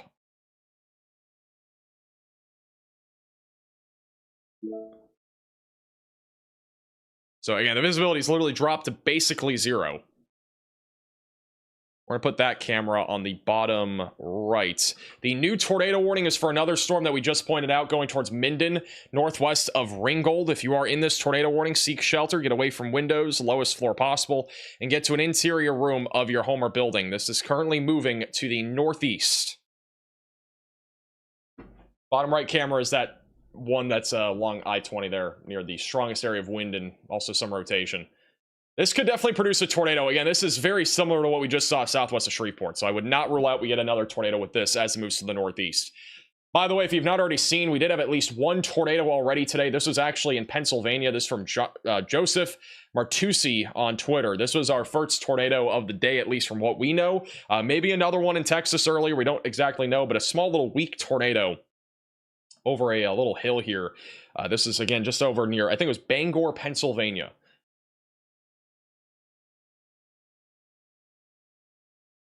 That was a little earlier. Again, that was a different tornado, not the one in Shreveport, or just southwest of Shreveport. The one southwest of Shreveport, I highly doubt there's many videos of it, purely because of how rain-wrapped it was. I would find hard to believe we have a whole lot there in Shreveport. Also, new mesoscale discussion from the Storm Prediction Center. This is going to be across Texas and Louisiana, where the potential for an evolving strong tornado threat is going to exist. That is in southwest Louisiana, southeast Texas. They've still mentioned that there's a chance for strong to intense tornadoes. And then also back over in the Shreveport area and also across northern Louisiana, the greatest wind threat will continue here. There's also going to be a continued threat for severe wind gusts and tornadoes from LaGrange and College Station in Livingston all the way back through Monroe in Louisiana.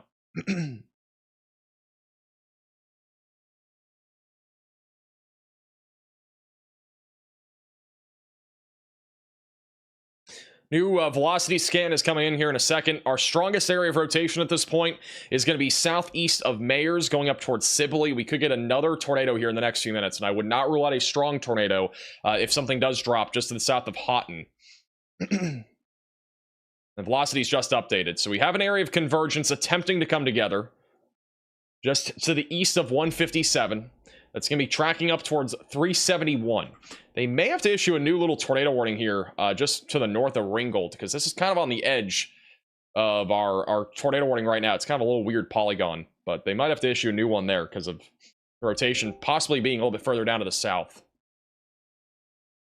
of the tornado warning polygon. There are still 3 tornado warnings in Pennsylvania and as well as New Jersey. The rotation in New Jersey right now, west of Sparta Township, is still on the stronger side of things. We're keeping an eye on that. The one southeast of Blooming Grove has also gotten stronger, so a potential tornado heading up in the direction of Interstate 84 and going towards Highway 6, just to the south of Fawn Lake Forest, and again, east of Blooming Grove. And go back over to Shreveport. And this is what the line of storms looks like. Looks like a little mesoscale convective vortex here rolling across this region.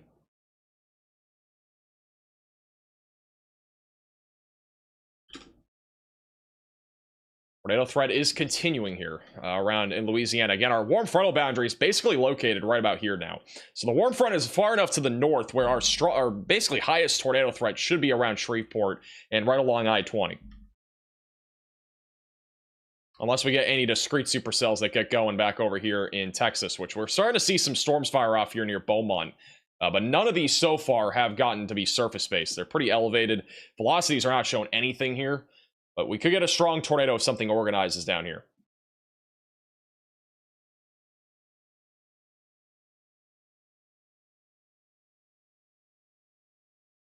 Also, we have another little area, not really anything imminent yet, but there's a little area of convergence trying to come together near Houghton. So could get another tornado at some point out of that little area. Again, I think the tornado threat will be the highest, like over the next 30 minutes, generally in this kind of vicinity here. could start to drop a little bit further south. We'll have to wait and see.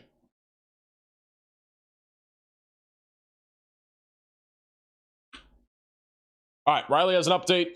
Go ahead, Riley. Hey Max, we kind of talked about it briefly, but the flooding threat today in Louisiana is definitely elevated. So taking a look at the HRRR, we can see that we already have a large region of storms, and we're just going to continue to see this large area of storms train over basically the same areas. And this is reflected when we take a look at the potential total precipitation amount for this system. So we can see the area where we're seeing storms train currently. We do actually have a localized max of over 10 inches of rain in some of the parts of central Louisiana. So this is where we're already seeing those flooding. We saw that camera in Shreveport that did already have water on the roads. And we are also going to have another risk of flooding down here closer to the coast near the Lake Charles area, where we're going to see another line set up and sort of train over the same area. And this is actually reflected by the Weather Prediction Center excessive rainfall outlook, where we have a moderate risk of flash flooding for a majority of Louisiana and parts of Texas and Mississippi, just into southern Arkansas, as well as just a very widespread marginal and slight risk in a bunch of other parts of the country.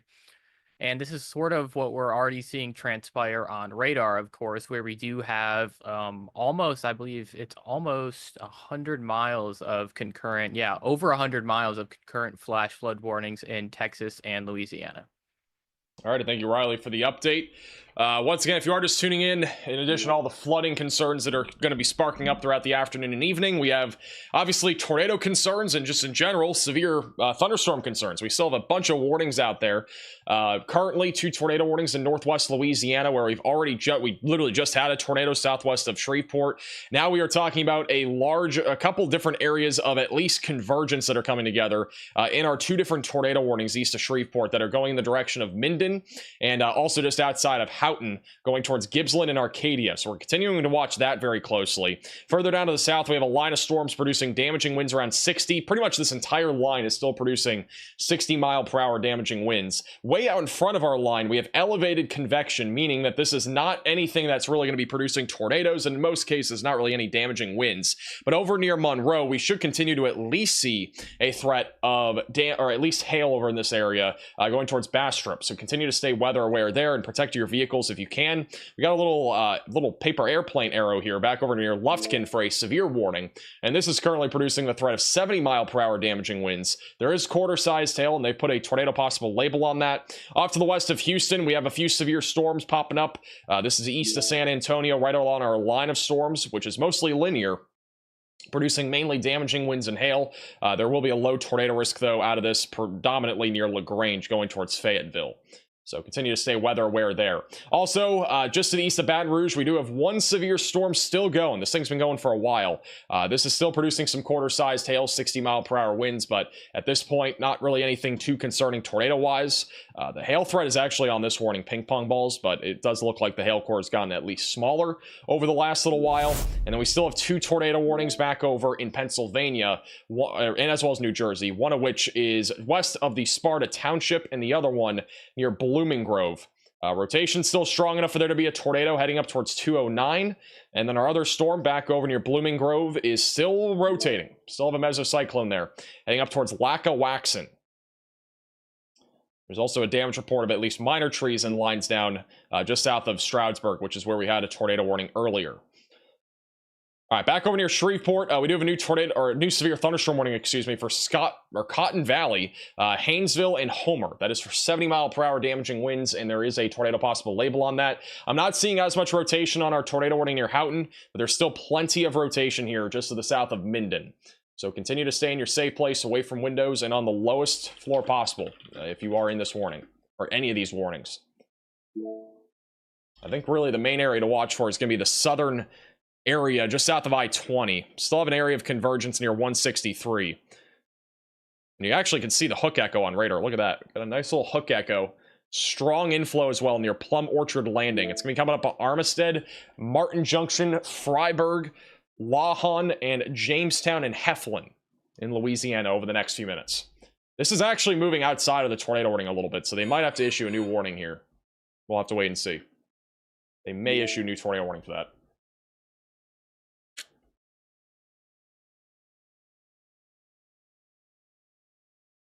Thank you, Valerie, for the $10 super chat. Congratulations on your graduation. I appreciate that. I'm happy to be done. You can now focus all on weather. Thank you, Linda, for becoming a member. Welcome to the Velocities. Full throttle on weather coverage from here on out. As long as it's obviously significant enough. Again, we're not going to go live if something's not significant. All right, but like we're going to go live if the weather's significant. Our goal here on this channel, like I don't try to, I've tried to do this more now. Like I'm trying to go live when things are actually like going to be happening. Otherwise, we're going live way too early. Like I could have gone live for that first tornado warning in Texas earlier, but literally it was going to be lifting north of the warm front, and there was no way it was going to produce a tornado in my eyes. So we're just going live when things really start to ramp up, and I think it's a better approach than being live for hours on end and then losing energy when things actually ramp up, if you know what I mean. So that's the goal from here on out. By the way, over in Florida, we actually have severe weather right now near Melbourne and Palm Bay. You know how disappointed I was yesterday that I couldn't go storm chasing? For those that don't know, my graduation was literally up here. I don't even know where it was. It was on the coast somewhere near Daytona Beach. And, you know, we had a few storms like in that general vicinity, but nothing ever really happened. But we had a bunch of storms near Melbourne yesterday. There's actually a little rotation even just west of West Melbourne. So wouldn't rule out an isolated tornado here in Florida. It's a very low chance. It's near the outflow. Little area of convergence. But during my graduation ceremony, I got an alert on my phone, which was, it said like lightning detected within 30 miles of your location or whatever. I was like, there's no way I'm missing storms while being in, you know, this like Coliseum thing. Kind of unfortunate. Oh, look at Connor's stream here. This is Storm Intermedia. This is Connor Croft. With B-dubs, I'm just gonna go in and get a table before it starts pouring here then. Bro's going into B-dubs. Yeah, go for it. I have some kind of cool clouds above his head here. Yes, right now I'm just still streaming because I'm driving through rain and lightning, but I'm on my way. Copy. How far are you? Bro, I want to go to B-dubs. That sounds good. I'm 13. I'm kind of jealous. But I'd say I'd be ready to sit down at like 4:30. Thank you, Tom, for the super chat. Will I go live for hurricane coverage? We always do. Always have, always will. Latest radar scan. Again, right now we have a long line of storms about to collide with more storm activity. We could get another area of convergence here soon near Sibley and Dubberly that produces another tornado. It happened with the other storm southwest of Shreveport. So after these storms merge together, something to keep an eye on is a more increased short-term tornado risk coming up towards Gibbsland and Arcadia in Louisiana. It's also near Ringgold. I'm waiting for the velocities update. They've been a bit delayed here. But again, we have multiple areas of rotation. We really got one, two. We got one down here kind of near Ringgold. We got like 3 areas of pretty definitive rotation. The tornado warning that went through Shreveport, that one's been weaker. B-dubs is beyond mid? That's a crazy statement. Their garlic parmesan wings slap. And their cheese curds. By the way, I gotta say, Buffalo Wild Wings, their cheese curds are so good. Like, it's insane. Riley's putting a thumbs down. That is crap. They are so good. With the Southwest Ranch, it goes hard. That's the only thing that's good there, honestly. It's the cheese curds, and then the potato wedges are also pretty lit.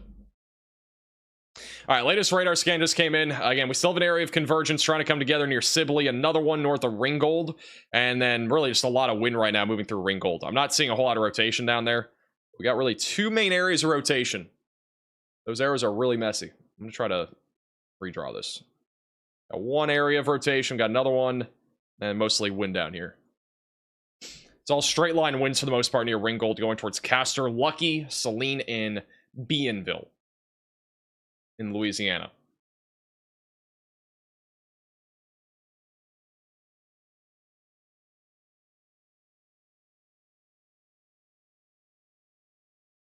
Thank you, Virginia, for becoming a member. Welcome to the Velocities. Thank you, Lotus, for the super chat. I want to say this earlier. Max Verstrosity? What? Verstrosity? Or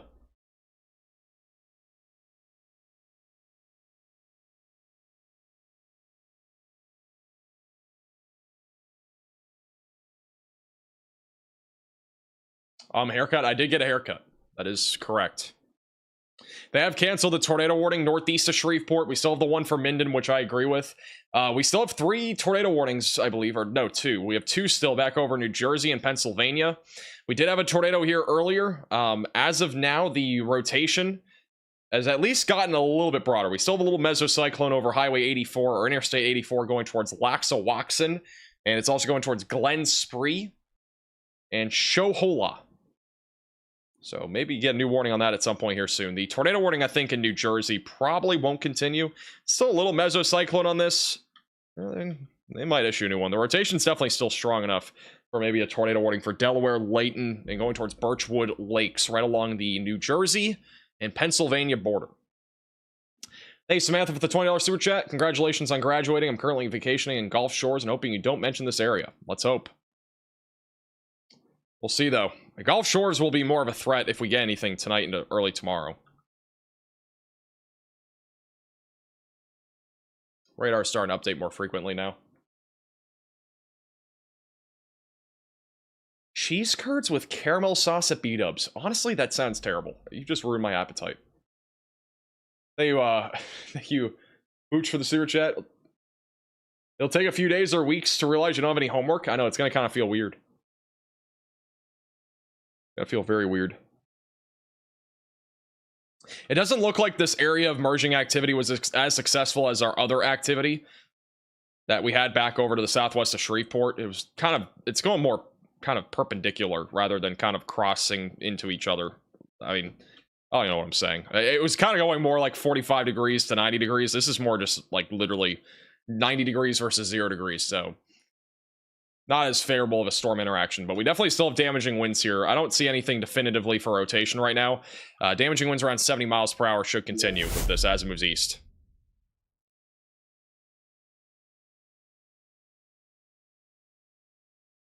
Is that still there? Is that 45? Is that still there?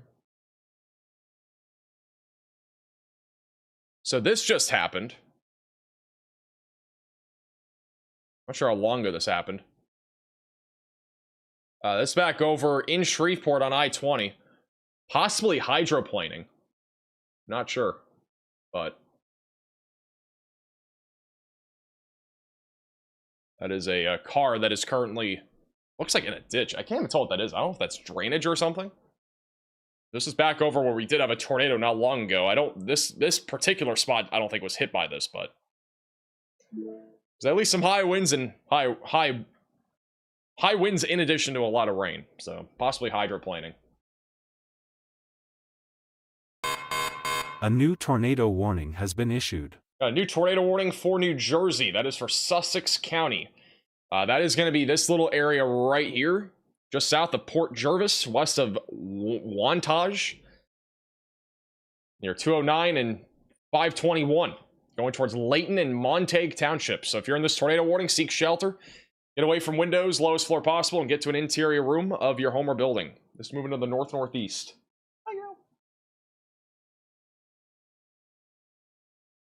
Cheese curds up.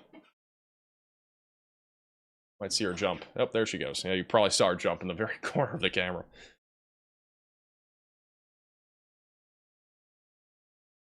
Max's haircut looks good. Don't be rude. Who's being rude? I know I look bald, but, like, I'm not. It's just a temporary baldness on the left and right side. It's going to fill in, hopefully. If it doesn't fill in, then we might be chalked.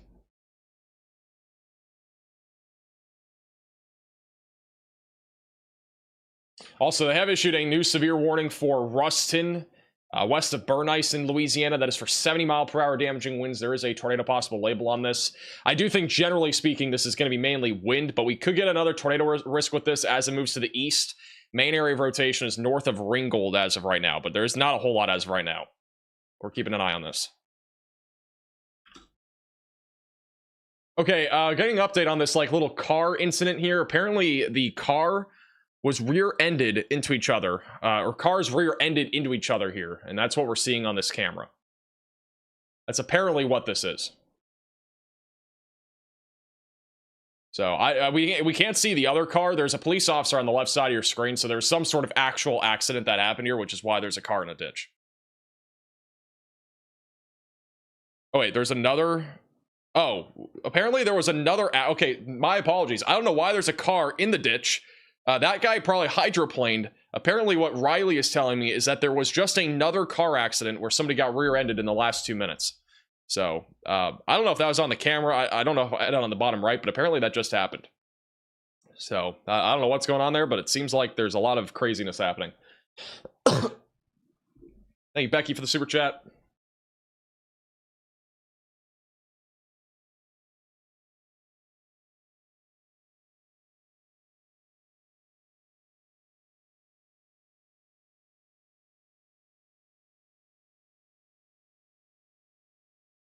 We have a lot of storms firing up right now across the Louisiana and Texas border. These are all pretty discreet, but so far these have all been elevated. Again, if we were to get a strong tornado threat, it would really have to be something that's, again, surface-based. None of this is surface-based right now. I'm not sure if that strong tornado threat's really going to pan out down here. I'd still keep a close eye on this line back off to the west of Houston. The tornado threat is not zero out of this line. If you're back over in Houston, Texas, definitely stay weather aware. Also, we are beginning to get reports of flooding in Shreveport, so just a heads up. Reports of flooding coming in there. I have another velocity scan coming in here in a second. We still have a tornado warning for Minden east of Ringgold. Highest wind is over Ringgold as of right now in 371, approaching Gippsland and Arcadia. A couple little inflow notches on this, but nothing really too definitive as of right now.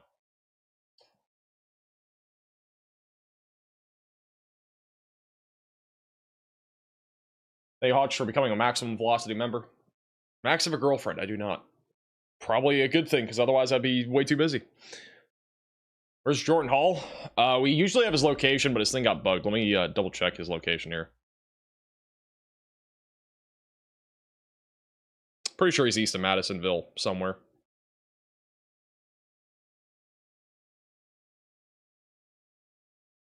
He's actually west of, or he's north of Madisonville. So he's, I think, probably going home, if I had to guess. A lot of chasers are making that move. There has not been a whole lot here in the last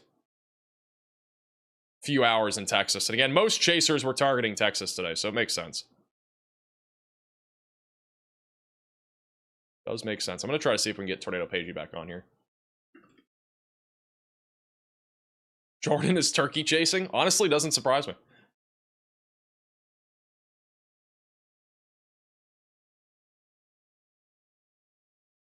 Just get this on here. Oh, here it is. Tornado Pagey in the middle, and then we'll do... What was the bottom left camera? Did I even have one?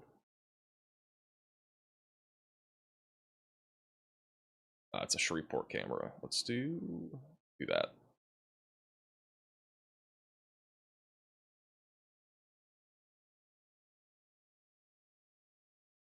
Boom. Should be fixed. There we go. All right. Tornado warning has actually just been canceled in Louisiana. So we're back down to all severe thunderstorm warnings in Louisiana. Got a lot of convection out in front of this line, and until that clears out, this might just be a messy line of storms, still producing damaging winds around 70. So we are back down to one tornado warning. And guess where it is? It's in everybody's expected place today where we all expected a tornado. It's over in New Jersey. So yeah, the area of rotation right now is near Branchville and Hampton Township.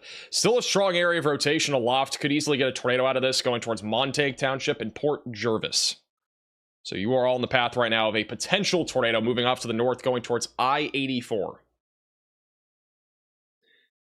Thank you, Tom, for the super chat. You should post your degree behind you. I don't have my diploma yet, but it doesn't usually come in for like a few weeks. So I have like I don't even know what I got. I got some like weird thing.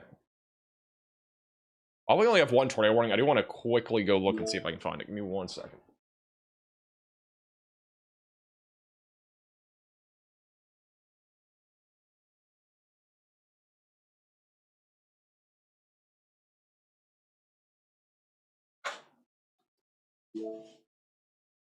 I got a balloon. I got a graduation balloon.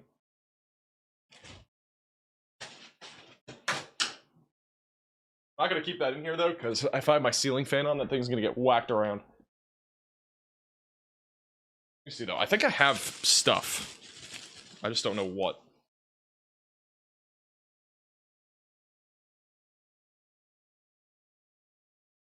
So this was part of my like attire thingy-mabobber. See the like thing. This went around my neck or whatever.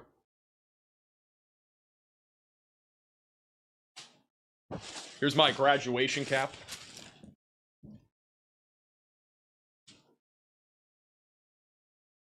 And then also, again, I had a GPA over a 3.5 over the 4-year term of being in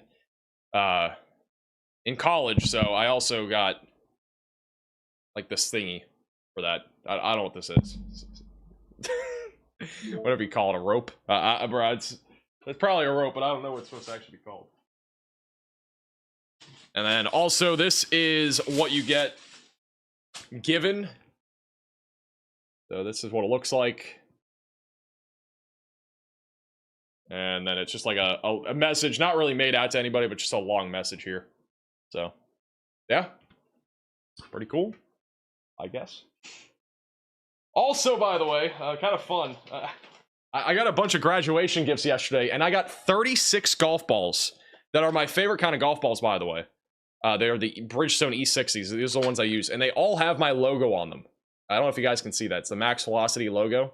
I got 36 golf balls as a graduation gift with my logo on them. I got a lot of other graduation gifts from you guys, by the way. I'm going to try to open that whenever we have our next live stream. I don't have all of them, but... also, I got this. I think I showed this earlier in the stream, but like a poker chip and a like a grass fixer thing for golfing.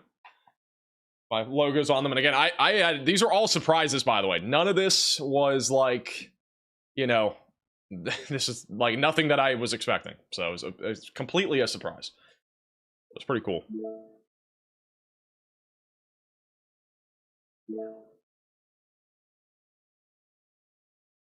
By the way, I can't play the audio because there is music in the background. But if you guys didn't already see, this is on Twitter if you want to check it out. Jim Cantori sent me a video regarding graduating, basically congratulating me. If you want to check that out, it's on Twitter and Facebook at MaxVelocityWX. Also, Tim Kelly showed up to my graduation yesterday. If you guys know who Tim Kelly is, he is a meteorologist. They used to work at NECN. He came and surprised me. I gave him a 1 million subscriber signed hat. It was pretty cool. He crashed the party. No, he didn't actually crash it. Apparently, he's taken off today. Going back home, and I guess his connecting flight or something got delayed, or his flight going back home got delayed. He's again a meteorologist. Pretty cool stuff. Danielle Niles and Harvey Leonard also made videos, but I don't think I have the files for them.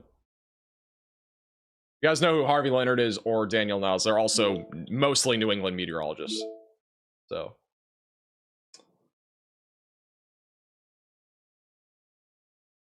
Whole scene going on here in Louisiana. Got 3 cop cars there. I don't know if it's all for that car in the ditch. It's just 3 cop cars there now.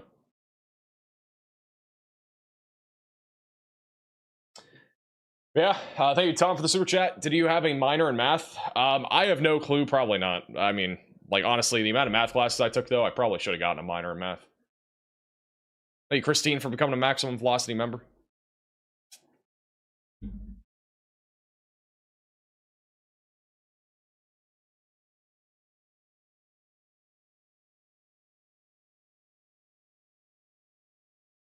Harvey Leonard was, again, Harvey Leonard's like one of the people that I grew up watching. He was, he's one of the best meteorologists in my opinion, like out of anybody. Like he easily is at least my favorite meteorologist, but he's one of the top. So I have a lot of respect for him. He worked at WCVB. I think he still does go there occasionally, but he's mostly retired now.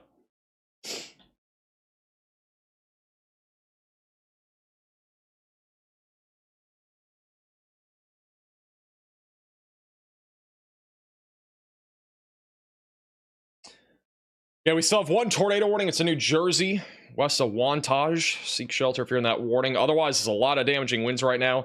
There is a severe warning west of Lake Charles for quarter-sized hail, 60-mile-per-hour winds. So far, nothing tornadic here along the Louisiana and Texas border, but we're keeping an eye on that as the storms continue to upscale here over the next little while. And back over east of Shreveport, mainly damaging winds.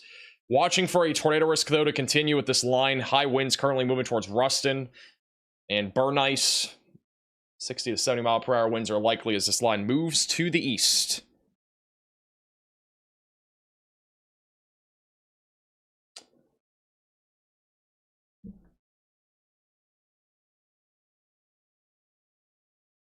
By the way, this was... I'm trying to see if I can open this somehow.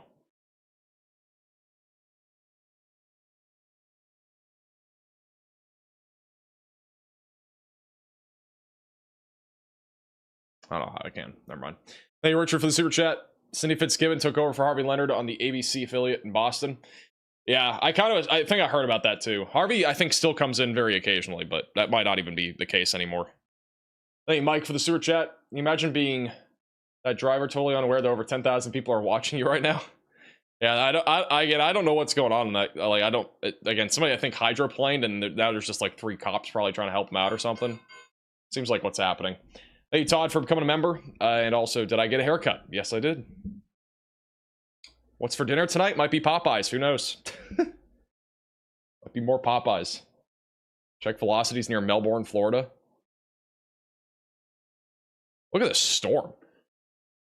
This thing's a beast. It's riding along the outflow boundary. There isn't really a whole lot of rotation. The problem, like for a tornado to develop, the problem is the outflow boundary is just so far to the south and east already of our hook echo. Otherwise, we'd probably get a tornado out of this. Just outside of Melbourne, Florida. It's kind of going towards Fellsmere and Yeehaw Junction. Those are the main locations in the path of this.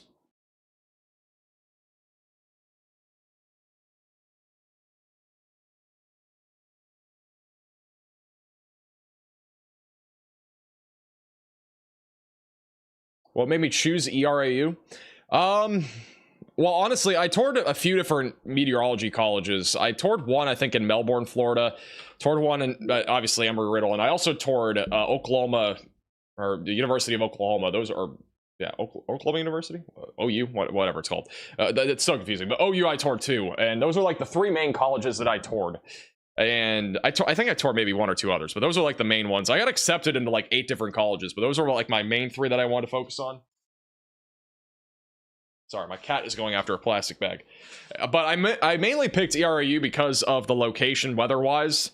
And I also thought it was a much more kind of like more personable experience. I felt like ERAU was Oklahoma University wasn't as like, personable as in the way of like the teachers are always there for you and all that, like the office hours are always open. Like, again, they might be, I don't know, but I didn't really get that vibe. And it also was a much bigger college, and ERAU probably has like 7,000 people now, so it's pretty small compared to a lot of these other colleges. So that was really the main reason, was more because of the size of the school, and also the location of it being in Florida was, it's nice being in Florida. A lot more stuff to do locally. In OU, I mean, you're mostly just watching football and whatnot. There isn't a whole lot to do, I feel like, in Oklahoma. It is closer to Dallas-Fort Worth, though, which, again, I love Dallas-Fort Worth. It's great. Thank Jennifer for becoming a member. How many professors watch my streams? There's quite a few. Some great professors in the meteorology program at Embry-Riddle, in my opinion.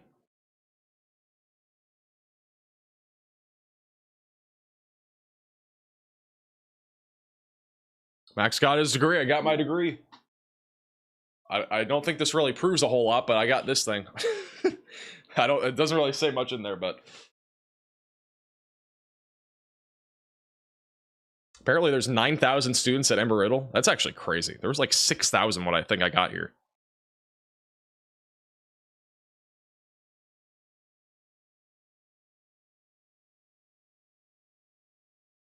Have you ever been caught in a tornado warning while live? Yes, I have. I think only once. I think only one time I've been live when there's a tornado warning. Tim Kelly's in the chat. I talked to him last night. He was at my party. He said, "It's official. You're a meteorologist. You can start a business now." Tim Kelly's back. Tim Kelly, by the way, one of the funniest meteorologists, I gotta say. Very funny.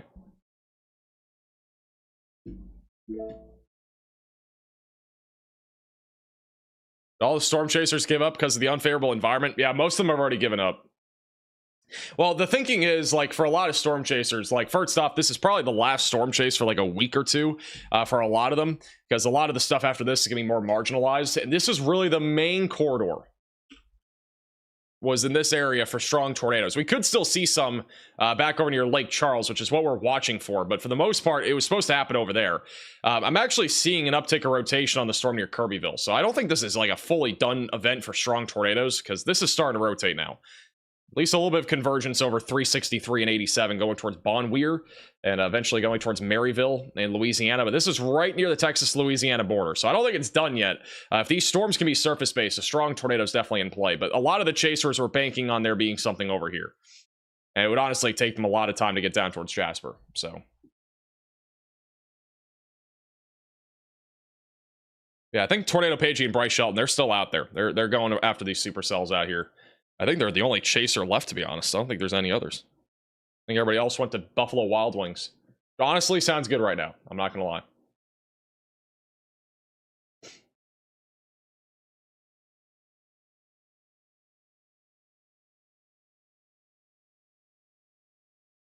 Yeah, that's not a tornado. That's not a CC drop. That's just contamination. Some clear air contamination.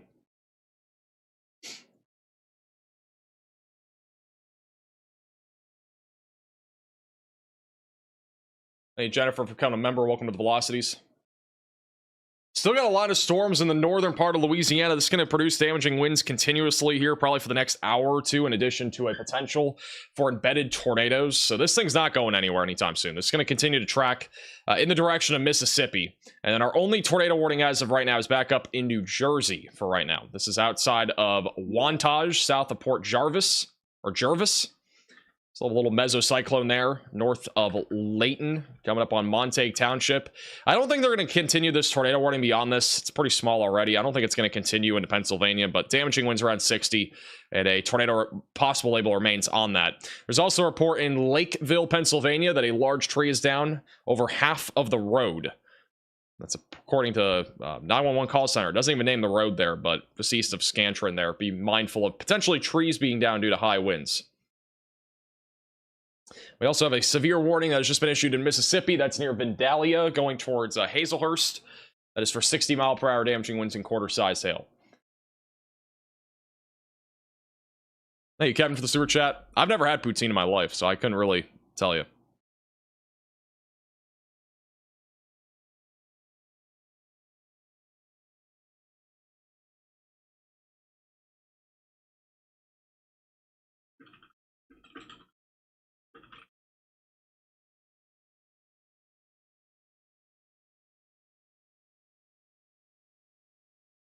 Where can I send severe weather footage to Max? Best way is to at me on Twitter at MaxVelocityWX. Otherwise, you can message me on Facebook.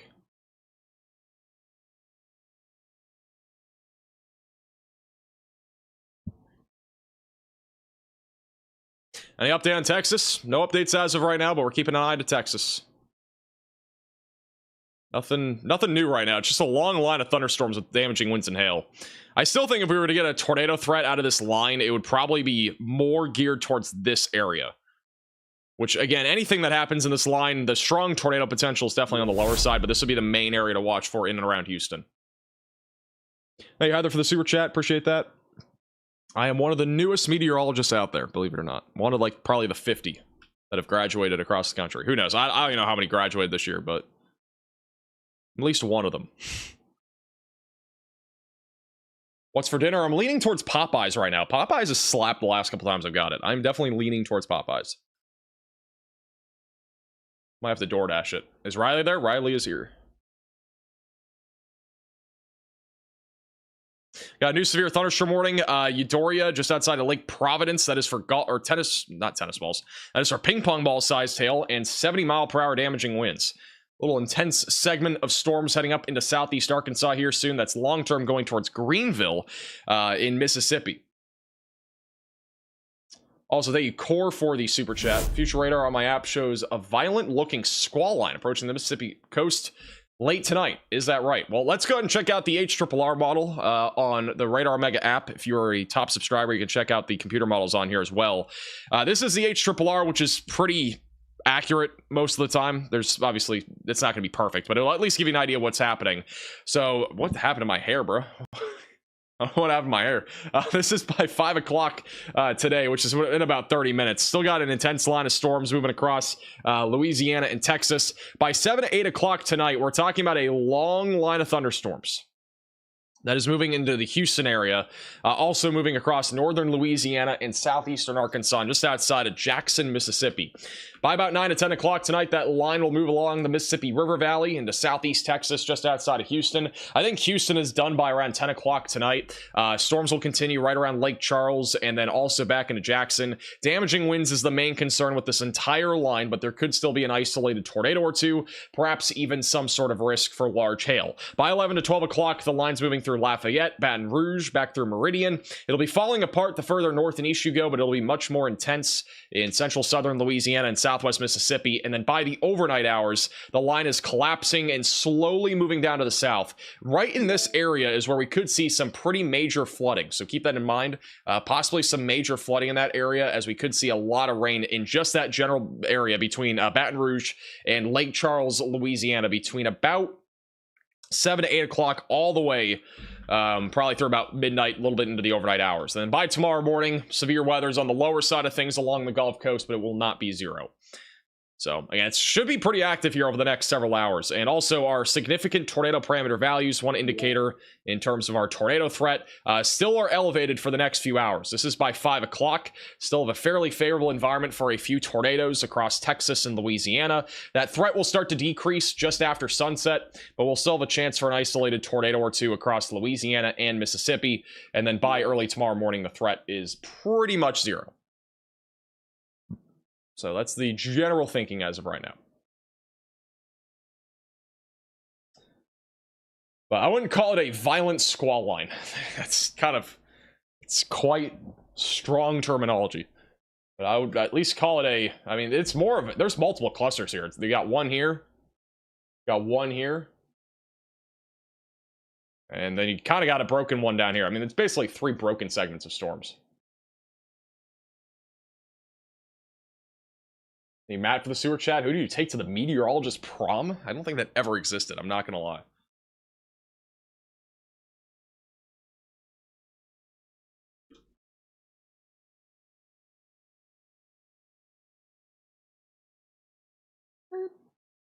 Geez, Kurt is bundled up. You guys want to see her? I can't really aim my camera at it, but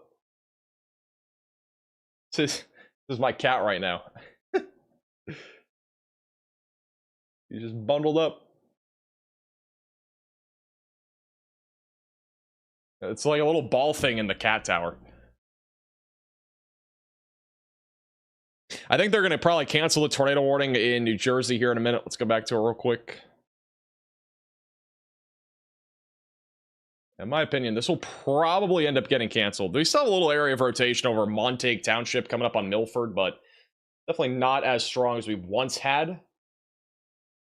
It's currently tracking towards Port Jervis, Pond Eddy, and Glen Spree, or Spray.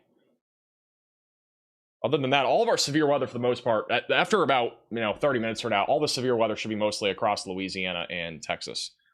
And then also Mississippi, Alabama, those sorts of states as well. There's a new mesoscale discussion from the Storm Prediction Center. There's an increasing severe storm risk over the next few hours. The main concerns are large hail and damaging winds, though a tornado risk could increase with time. That includes southwestern Mississippi and northeastern Louisiana. Jackson, Macomb, Vicksburg, all included in that. The tornado threat for our most probable peak intensity is between 85 to 115 mile per hour tornadoes. Not really on the strong side of things. And then additionally, we could still see the potential for damaging winds around 70 miles per hour, and $50 sized hail is still a possibility as well. So those will be the main concerns. Where are the graduation pictures? I have not really had much of a chance to even go through the ones that there are. So I literally got back last night and I fell asleep pretty much instantly when I got back home. I was honestly not like... I wasn't really in the mood to go through all the photos. I just wanted to go to bed. I was so tired after yesterday. Did you guys know, by the way, we could see up to 20 inches of snow in Colorado over the next few days? That's kind of crazy, I'm not going to lie.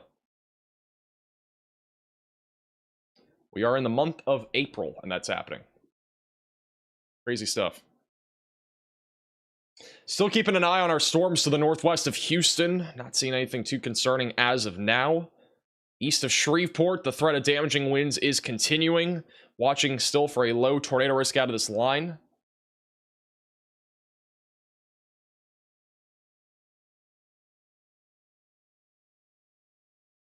What month did I just say? Did I say April? I meant to say May, my bad. I don't even know what month it is anymore. It honestly might be December at this point, for all we know.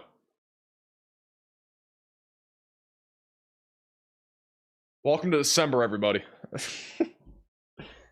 Hey, honestly, this severe weather setup is kind of not typical, I'd say, but it can happen in December. Just don't have any snow happening in like Oklahoma or Texas.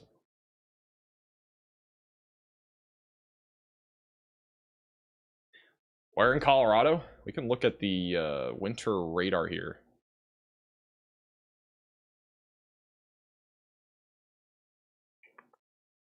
What it looks like. The snow is mostly along the I-25 corridor. It's mostly in the mountainous regions, but Denver, Colorado Springs, Boulder, all those areas dealing with some heavy snow, mostly in the mountains.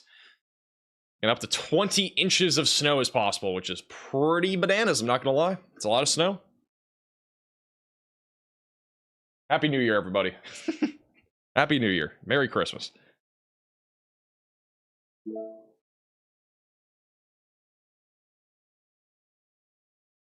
Ghost pepper sandwich with cheese and bacon? I'm not getting a ghost pepper sandwich. That is going to literally... There's no way I'm doing that on my live stream. No way. You're making me hungry. I might actually have to order DoorDash.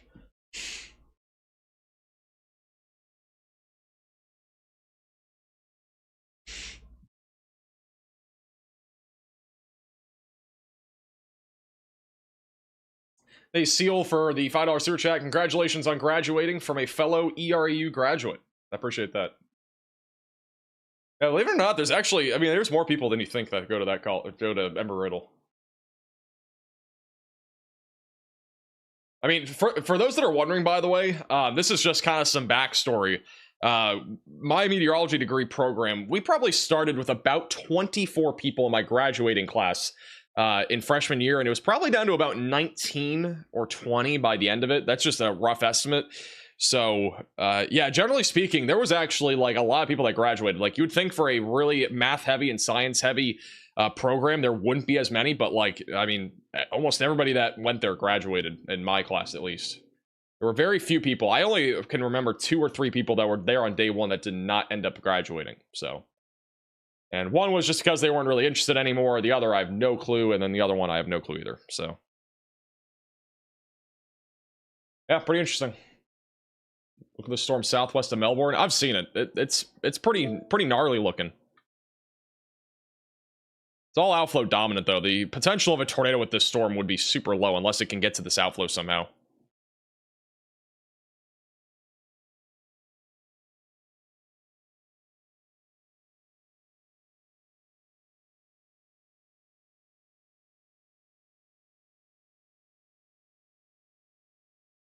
Was this always your plan to do meteorology on YouTube?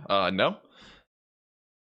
I mean, going into the first year of college, I ran North Texas Weather Center. I did live streams occasionally, that sort of thing. And I don't think I was ever on YouTube really at that point. Second year, I started to dabble more into YouTube. And my North Texas Weather Center page on Facebook kept growing. And I really started pivoting to YouTube that summer, so between freshman and sophomore year. And I got to the point where I literally could just make this my job instead of, you know, being in... you know, like working for like Panera Bread or something. Like, I'd much rather be doing something weather related than have to, you know, go through the rabbit hole of doing, you know, these side jobs and stuff in college. So this is way better for experience too. Like, I'd much rather have done this than doing something else, because it also is a good look on your resume too that you're already doing this type of stuff. So I continue to do it. And, you know, honestly, last year was the most pivotal point. I mean, I was at 100K subscribers, I think, in February of last year. and I got up to 1 million, I think at the end of the year, if not, I think it was the beginning of this year. I got to 1 million, so basically took a year to go from 100K to 1 million. That was pretty much the, you know, the deciding factor. So. Also, tornado report over in Greenwood, Louisiana. We had a tornado here earlier. Trees were snapped along Woolworth Road, south of Walnut Hill Elementary and Middle School, near the entrance of the Caddo Parish landfill. So this was where we had a tornado earlier. There was a pretty large debris signature. We also have a severe thunderstorm warning coming up towards I-49, right along the Texas and Louisiana border. That is for 60-mile-per-hour winds and quarter-sized hail. Also, tornado warning New Jersey and Pennsylvania officially expires in 2 minutes.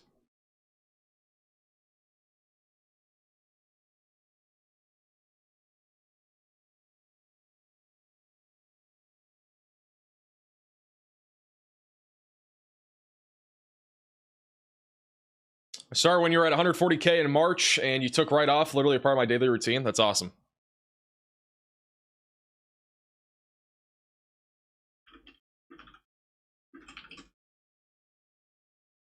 Where are the storm chasers heading? Tornado Pagey's heading towards the storms that are right along the Texas-Louisiana border.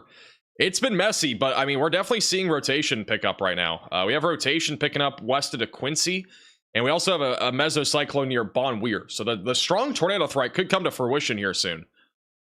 We got 2 different storms that are trying to rotate, and they could both definitely produce a potential for a tornado. So not far, I think, from seeing tornado warnings if these storms can stay organized. The only thing that's keeping them away from probably producing imminently really is going to be how messy the setup is here. Like, it's really messy. We got storms everywhere.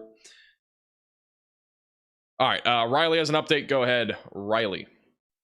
Hey, Mac. So outside of the severe weather side, we did actually have a record daily rainfall rate recorded today in Dayton, Ohio. We had 1.16 inches of rain total, and it broke the previous record from 1971 of 0.91 inches. Alrighty. Thank you, Riley, for the update. So again, flooding rainfall becoming a big concern. We can actually view this on Radar Omega, the day one outlook for our hydrological outlook here. We have a moderate risk of excessive rainfall currently in place across East Texas, pretty much all of Louisiana, and western Mississippi. So we are expecting the potential here for several inches of rainfall just over the next 24 hours. This continues, by the way, into tomorrow. If we go into our tomorrow outlook, we still have a moderate risk even for the New Orleans area and Baton Rouge. So be prepared for this. Turn around, don't drown if you're on the roadways. It could get definitely pretty dangerous out there. And flooding is definitely going to continue across this area. No longer a tornado possible label on this line of storms, but I still wouldn't rule out a QLCS tornado near Ruston and I-20. This is, again, currently tracking in the direction of Monroe and Richwood. Low tornado risk, but definitely a lot of damaging winds with that line. We got many areas of rotation currently developing right along the Louisiana and Texas border. I think the strong tornado threat is attempting to ramp up as of right now. We got one near Newton, and then we got one west of DeQuincy.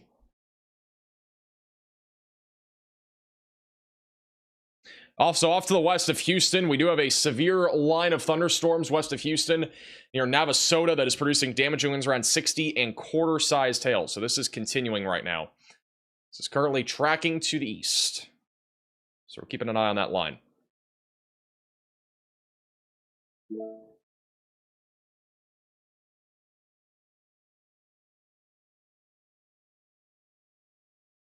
Also, just an update. Tornado Pagey's up near Jasper now in Texas. Bottom middle of your screen. Keeping an eye on her. How bad are the storms in Ohio? I don't think there's anything happening up in Ohio. If there are any storms, they're probably not that concerning. There's just rain up there. The severe thunderstorm watch for New Jersey, Pennsylvania, and Pennsylvania and New York goes for another 2 hours. But I do think the severe weather risk, generally speaking, is mainly going to be out of this activity that is bowing out, going into areas like Oneida and Onta.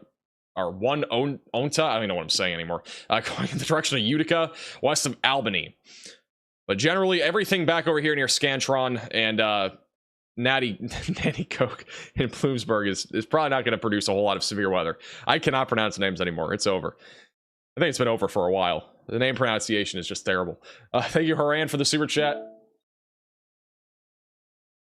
I don't think we're doing background music for our videos, but I do appreciate the super chat. Scantron. That's an exam testing tool apparently up there in Pennsylvania instead of the actual town name. Oh man.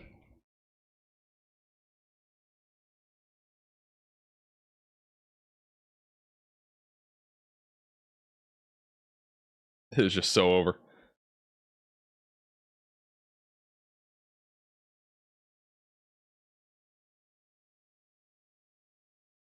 Do have a new severe thunderstorm warning just to the north of Leesville. This is near Provenical, going towards Roboline. That's for damaging wind, or no damaging wind threat, but quarter-sized hail is possible on that storm. A new warning there. That's obviously not far from Manny, which is on the bottom right of your screen. Keeping an eye on that camera. Rotation is really trying right now along the Texas-Louisiana border. We got two areas of rotation.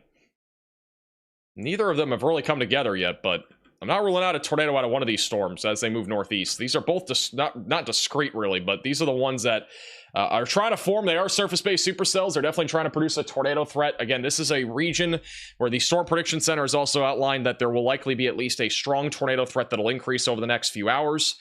Keep in mind that our strong tornado threat is mainly now in this region. We could still see an isolated strong tornado back over near Houston, but generally speaking, the threat is pretty low. A new tornado warning has been issued. All right, we now have a new tornado warning in Louisiana. This is going to be for Vernon County, Bogard County, or Bogard Parish and Vernon Parish in Louisiana, and then Newton County in Texas. This back up near Newton. So our main area of rotation currently east of Jasper. It's moving up towards 111 Road, north of Maryville, and north of Bon Weir. So if you are in this tornado warning, seek shelter immediately. Get away from windows, lowest floor possible, and get to an interior room of your home or building. And not really strong rotation as of right now, but this is a storm that has at least had some rotation. And honestly, if they've already warned that one, I wouldn't be surprised if they end up warning the other one west of the Quincy here pretty soon.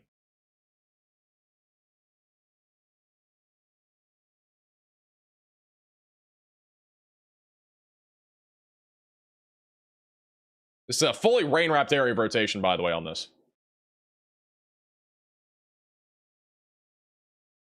Moving up towards 190.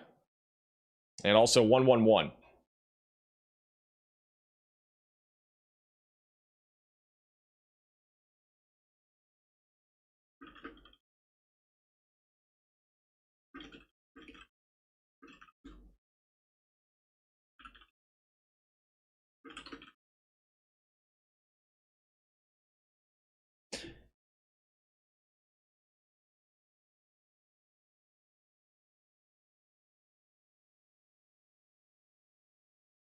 Back up to the north in northern Louisiana, still a significant line of storms right along I-20 moving towards Monroe. 70-mile-per-hour damaging winds continuing here, moving towards Monroe, right along I-20, going towards 165 as well. But again, greatest tornado threat should be ramping up here across Louisiana and Texas over the next hour or two. This is also from the other radar side, by the way. This is back up north, off to the east of Leesville. And the velocities have definitely come together a little bit more on the latest radar scan. So a potential tornado trying to drop right now going towards 190. Again, 111 road's also in the path of this.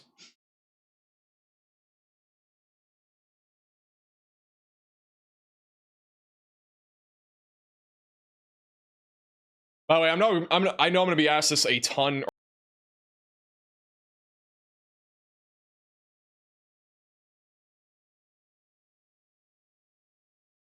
Hey, Richard, from coming a member, welcome to the Velocities.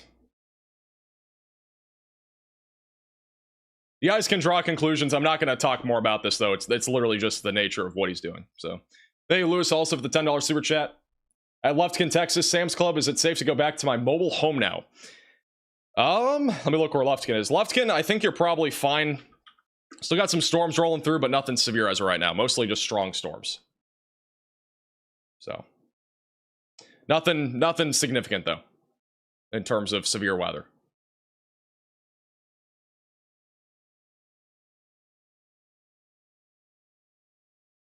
Latest radar scan still showing a area of rotation right now over the east side of Newton, coming up towards 190 and 111 road. Again, continue to be in your safe place if you are in this tornado warning.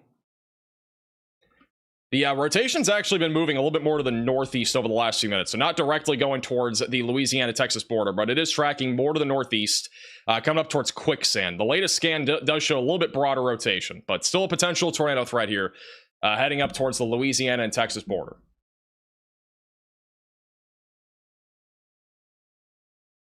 By the way, guys, I don't want to keep talking about it, but again, it's been a very stressful last 7 days. I'm kind of shaking even talking about this. I didn't want to even publicly talk about it, but I'm just letting you guys know, like, I'm just being fully transparent because people will ask. So thank you, Sarah, for the $25 super chat.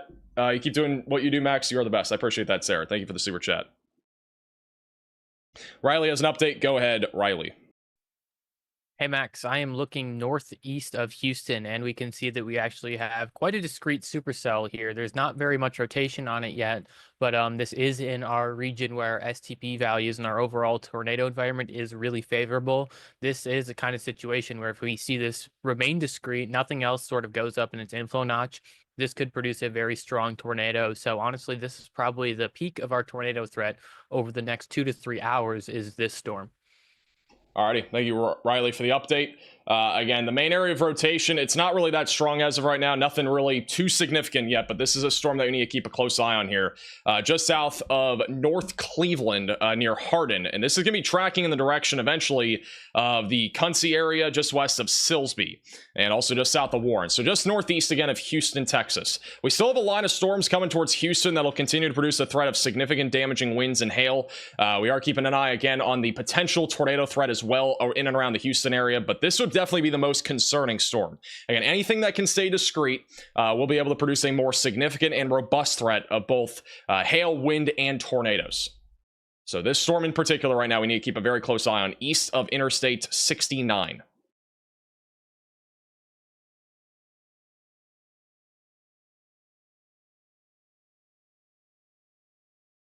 All right, back to our tornado warning near Newton, Texas. Let me go to the other radar site here.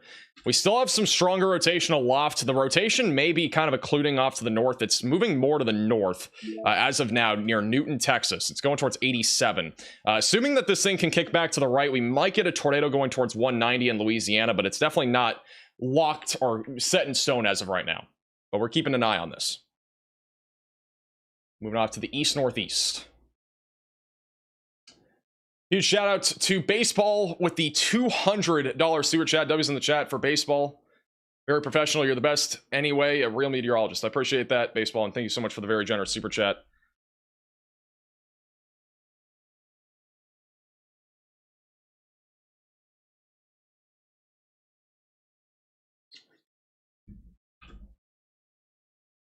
Guys, the biggest deal, I mean, like, this is not like a big deal, but I'm just saying, like, the biggest thing that comes out of this is that we're just trying to provide life-saving weather information. That's always been my goal on this channel, and the blockades that are coming all of a sudden are going to kind of be, it won't, I don't think, hinder a ton of stuff, but obviously having storm chasers that relay you information when there is a tornado in progress or whatever it might be, and that sort of thing, like, that's critical, I think, for live coverages. So I'm just saying, like, that entire thing, like, I mean, news stations do all this stuff, by the way, like, at least some of them do.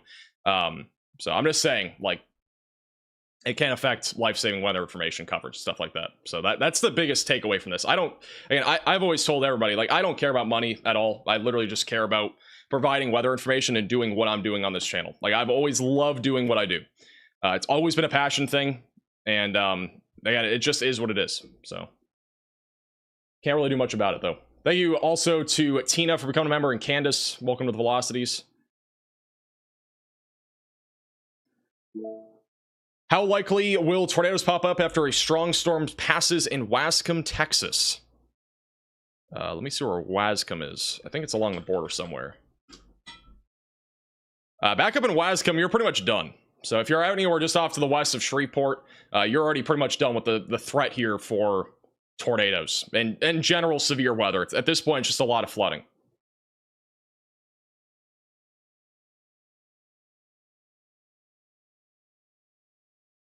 By the way, rotation's really ramping up right now west of DeQuincy. We might get a tornado warning here soon near DeQuincy. It's not tight yet. It's still broad rotation, but possible tornado warning could be issued here in the DeQuincy, Louisiana area. So definitely stay weather aware if you're near DeQuincy and Highway 27. That is currently moving to the east and northeast as of right now. Then back off to the northwest of Maryville, we still have an area of rotation east of Newton that's coming up on 111 Road. So we're also keeping an eye on that. This is the only active tornado warning, by the way, that we have. The other one could get warned, though, at some point here soon. It's a fully rain-wrapped area of rotation. Hey, Steven, for the $10 super chat. I appreciate that.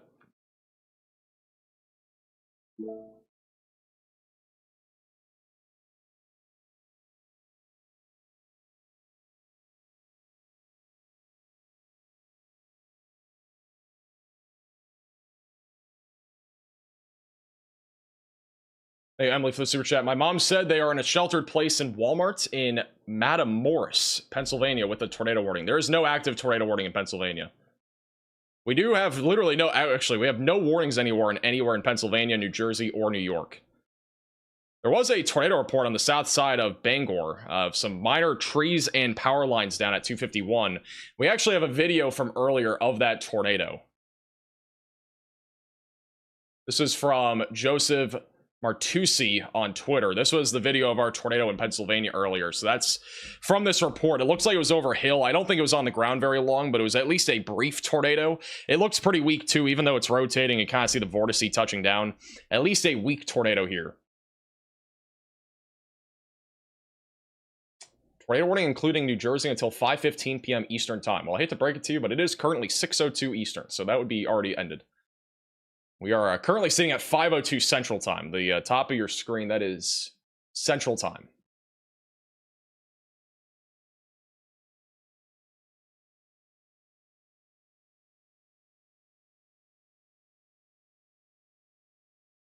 All right, let's go back to Louisiana and Texas. It does appear as if we do have an area of including rotation moving north towards 63. That is east and northeast of Newton. So it is a broader area of rotation. It is fully rain wrapped. I don't think this is going to produce. I would really be keeping a closer eye on the storm near DeQuincy. Even though this one's been kind of weak too.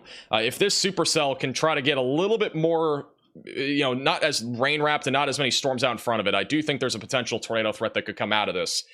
Near DeQuincy, just to the south of Maryville, and that'll eventually go towards Reeves and just south of Ritter. And I also think we have a camera in Ritter. Let me see if I can find that. 1 second. Huge shout out to Tom with a $100 super chat. W's in the chat for Tom. Congratulations, sir. Courtesy of the wife and I here in Northwest Harris County, Texas. I really appreciate that. Thank you, Tom, so much for the super chat. Really do appreciate that. Am I in contact with the storm chasers? We are currently working with Freddie, Connor, Storm Hunter Media, and Bryce Shelton / Tornado Pagey. Those are the main ones that we're trying to work with. And we are all working with them right now. So we're figuring things out, but it should be set in stone here pretty soon. Thank you, Daniel, for the super chat. Yeah, Daniel, I mean, I can't disagree. It's his move. It's what he decided to do, and I have to basically counteract it the best way I can. So I can't really do much about it. It's more of just a... it is what it is. Riley has an update. Go ahead, Riley. Hey, Max. So 2 updates. One is that storm northeast of Houston. It actually does look like it's starting to get rotation. It's a little bit contaminated, but I could see a tornado warning 2 to 3 scans away, depending on how this thing progresses. The other storm, we're going to bring it over to Las Vegas, Nevada. There's a storm there that's warned for 1-inch hail, but it's probably producing 2-inch sized hail. So, yeah, why don't we talk about Las Vegas and Texas in the same sentence? All right, thank you for the update, Riley. We have a severe warning east of Las Vegas, and we also just got a tornado warning, as Riley was talking about, that in Liberty County, Texas. This is near Plum Grove and Roman Forest.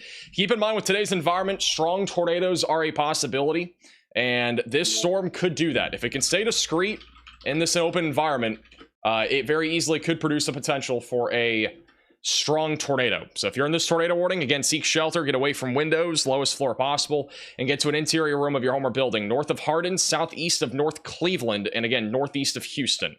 And not strong as of right now, but there is a mesocyclone on this over the Carter settlement, and this is currently tracking towards Trinity River Lake Estates. Those are some of the main areas, though, currently in this warning. Don't think we have I don't think there's literally any chasers on this.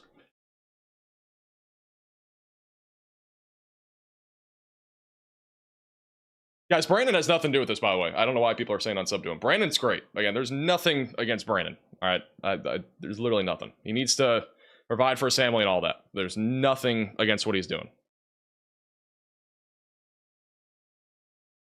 That's the last thing I'm going to say about this. I don't want there to be weird stories being told. I'm just being transparent about the other stuff. Brandon's one of the nicest people I've met. Very nice.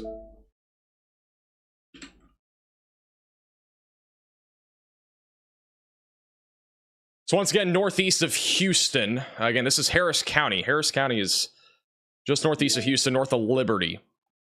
I know we have some people watching from Cleveland. If you are in Cleveland, you're not included in this tornado warning. And the main area of rotation is this right here, near the Colony Ridge, moving towards 146. Again, a tornado could drop at any time on this as it moves to the east-northeast. And back over near the Louisiana and Texas border. A new tornado warning. I was about to say, this issued. rotation's getting stronger. We could actually get a tornado on the ground at any moment here, going towards Highway 63. It's tracking north right now. This is for Newton County, Texas. So this is Highway 63, Burkeville, Simmonsville, Stringtown, Quicksand, Liberty, Shanklerville, and Weirgate. You are all included in this tornado warning. If you are in this warning, seek shelter, get away from windows and get on the lowest floor possible. Strong area of rotation right now. Moving to the north, going towards Highway 63, and it will be basically going up 87 over the next few minutes. This could drop a tornado again at any time in Newton County. There's a much stronger area of rotation compared to before.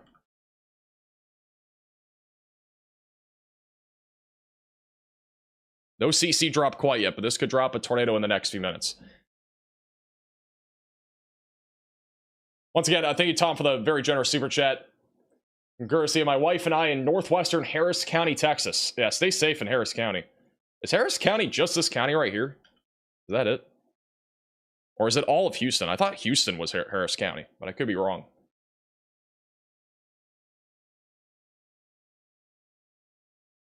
This is just northeast of Houston, where we do have a tornado warning as well. There's 2 or 3 active right now, but mainly for Texas. It's all of Houston? Riley has an update. Go ahead, Riley. Hey, Max, this storm in Texas that I talked about that got tornado warned is actually rotating all the way up to tilt 10 on the radar. So it has a very strong and a very well rotating meso. So if this isn't going to produce a tornado, now, unfortunately, there is very a good chance that it's going to do it in the very near future. It just has to get the rotation going down to the ground, and then it has a chance to be a long track tornado. Thank you, Riley, for the update. So again, strong area of rotation near Carter settlement right now, aloft, which means that this could translate to the ground level here pretty soon. So we need to keep a very close eye on this storm. Again, just outside of Houston, Texas. This is moving east-northeast. It's not going in the direction of Houston, but it is not far from Houston. So just a heads up, if you're back over in Colony Ridge and north of Hardin, tornado could definitely drop here in the next few minutes, especially with how strong the velocities are aloft. Our other tornado warning west of Leesville is fully rain-wrapped if we have one. We'll have another radar scan in a second, but still very strong rotation coming up on Highway 63 over the next few minutes.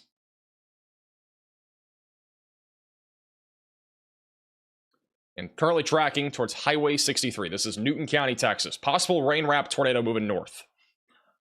Thank you, Aaron, for the very generous $20 super chat. I'm a college academic advisor, so I might not be your advisor. But congratulations on graduating and pursuing what you love. Always had an interest in weather, so thank you for satisfying my inner weather nerd and keeping people safe. I appreciate that. Thank you, Aaron, for the super chat.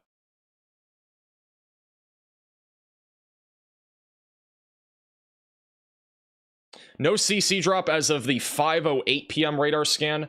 Velocities are about 6 minutes behind. I'll probably update here in a second. Going back over to the north of Liberty, Texas. This is the 5:05 radar scan, so about 5 minutes behind. Main area of rotation is east of Plum Grove. Which again, I'm not seeing anything that strong near the surface, but this could intensify as it moves towards 105 north of Hardin. Just southeast of Cleveland. Where's Paige at? Let me give you an update. She is, they're coming up, they're in Jasper right now, Jasper, Texas. They're actually going towards the eastern tornado warning in Newton.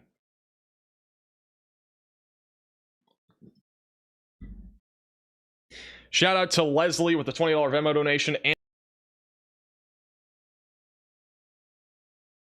Jennifer, I'll look at your suggestion later, but thank you for the suggestion. I appreciate that.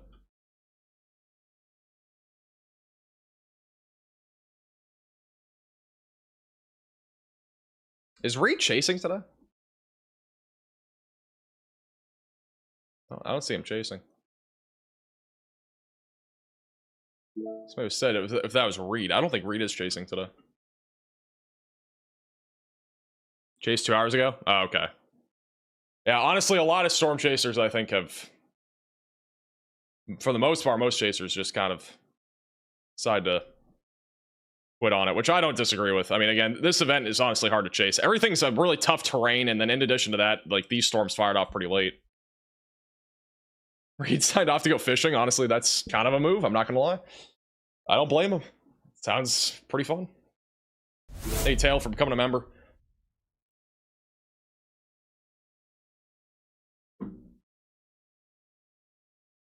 This is back over northeast of Newton. We do have a strong area of rotation moving to Shanklerville and Weirgate.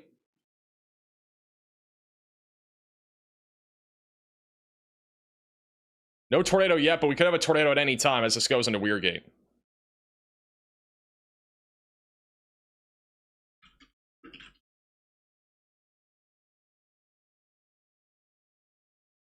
How's Houston? Houston is currently fine, but the storm northeast of Houston is more concerning. Nothing in Houston right now that is that concerning, though.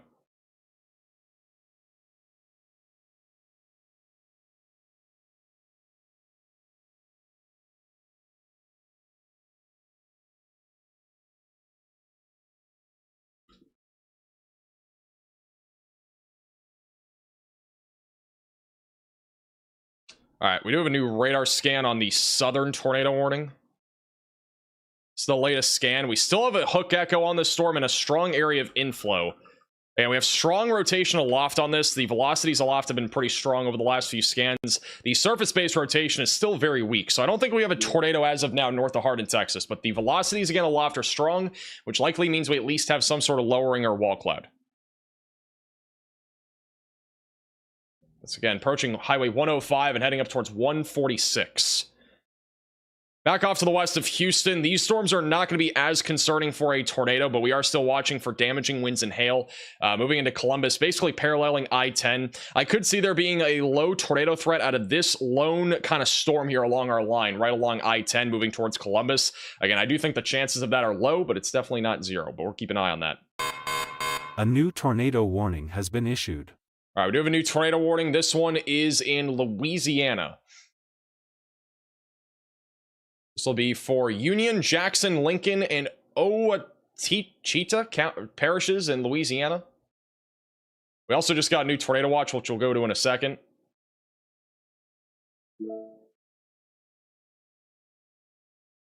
For the tornado warning to pop up.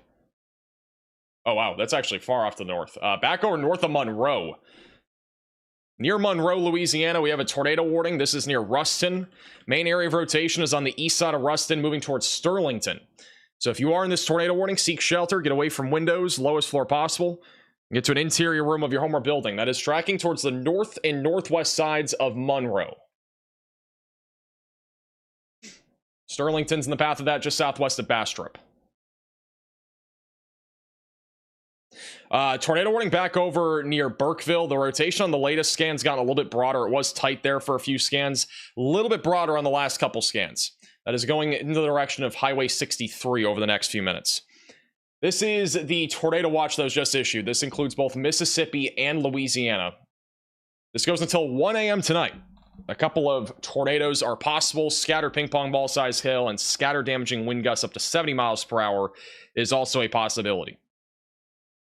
About 2 million people are included in this tornado watch. So stay weather aware. Again, the threat hasn't really gotten going for tornadoes yet in this area, but it will increase as we go later into the afternoon and early evening.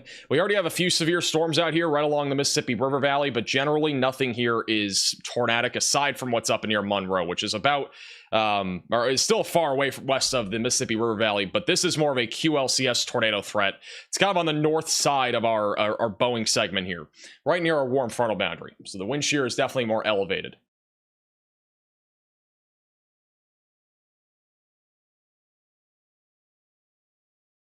Also, they have issued a new severe warning for Lake Charles and Kinder and Reeves. That is going to be for damaging winds around 60 and quarter-sized hail. Back off to the northwest of Newton, the rotation, again, broader on the last few scans. Let me go back over to Houston. And the Houston one still doesn't have a whole lot of surface-based rotation, but the rotation aloft, again, is still strong enough for there to be a tornado here soon. So we're keeping a close eye on this.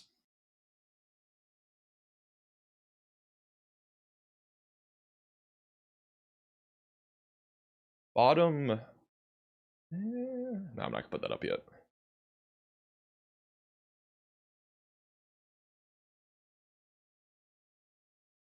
Yeah, there is a supercell east of Las Vegas, but mostly just hail.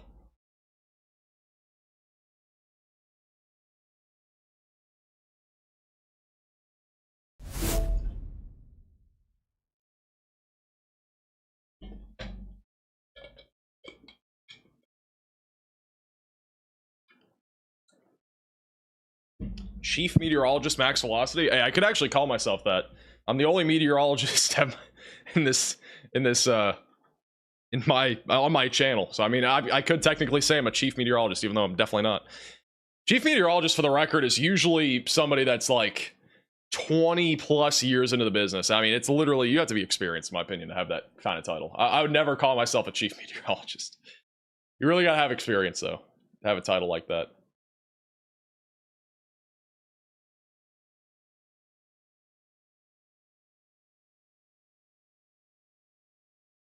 Also, the Storm Prediction Center has issued a new mesoscale discussion. This is back up in New York and Pennsylvania, New Jersey.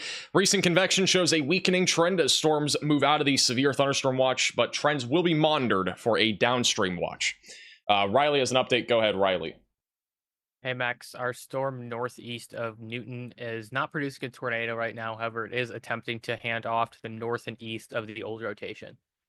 Alrighty, thank you for the update. So we have a new area of rotation developing. So this was our main rotation, which is very strong northeast of Newton. May have even had a brief tornado. And now we're watching for the potential of a new tornado trying to develop here, heading towards Highway 63 and 8. That's just outside of 111 Road. This is just east of Burkeville near Simmonsville, Texas, right along the Louisiana and Texas border. Also, the storm that was northwest of Lake Charles that was rotating, that one's broadened out a lot over our last few scans. Not seeing really much here. That would at least indicate that we're getting a tornado warning here soon. But if this supercell can organize, we could get a new warning for this general vicinity. Just northwest of Lake Charles, going up towards 171 Road.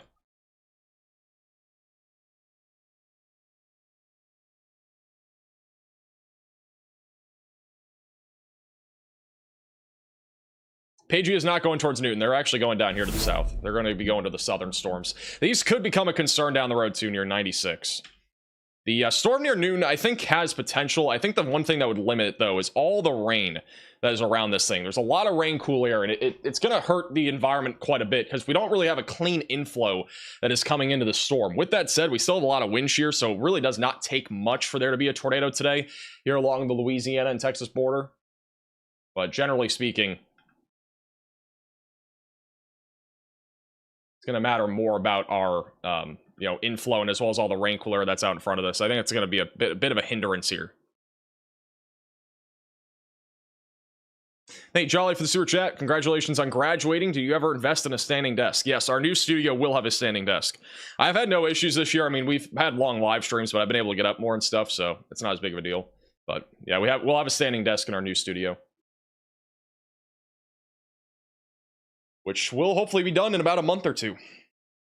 Be in a different place.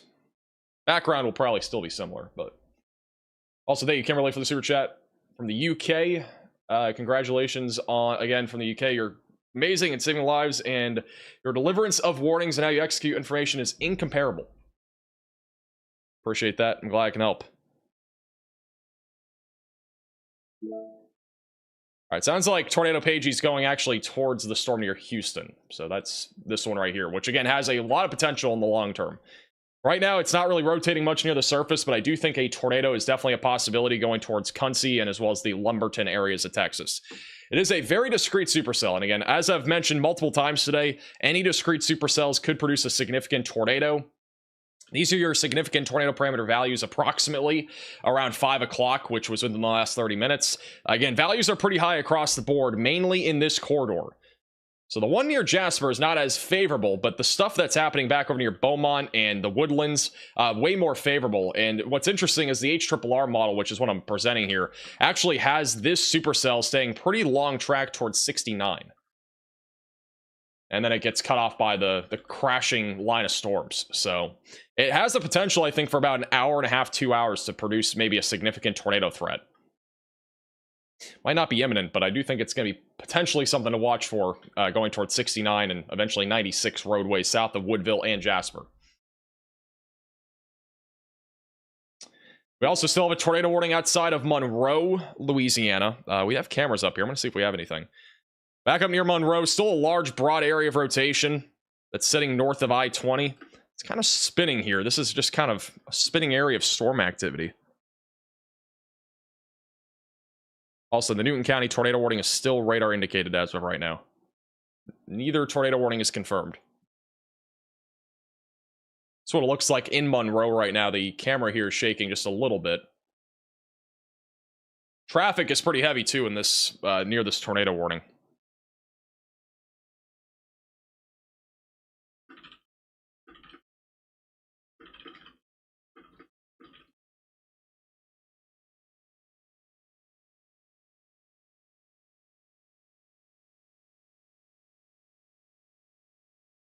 This is a really good live shot right here. Let's go here. Let me go 3 cam. This is a live shot of the near this tornado warning cell here in Monroe, Louisiana. This is on I-20 at Thomas Road.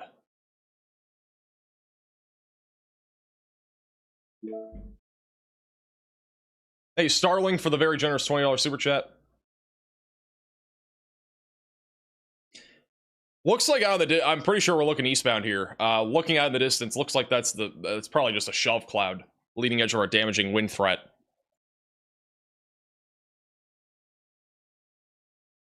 Probably one of the best views here of that tornado warning cell near Monroe, Louisiana.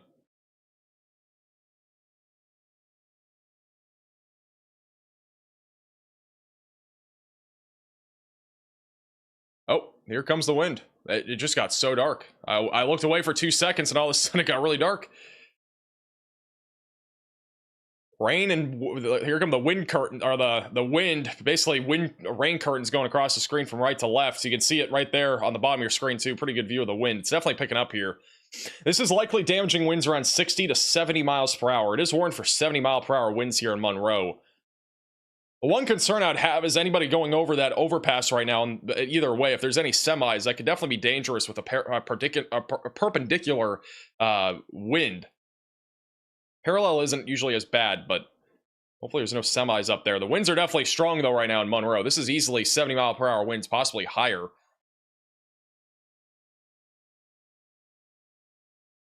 Hey, Lotus for the super chat. Is Pennsylvania done? Pennsylvania is pretty much done. Wow, the wind's even getting stronger. Yeah, this wind has gotten really strong. This is right next to our tornado warning in Monroe. No sightings of flying trampolines yet on this tossing trampolines on Tacos Tuesday.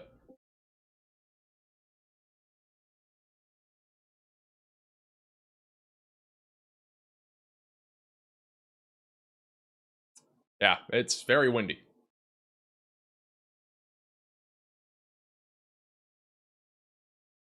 This has been consistently around 70 mile per hour winds this entire time.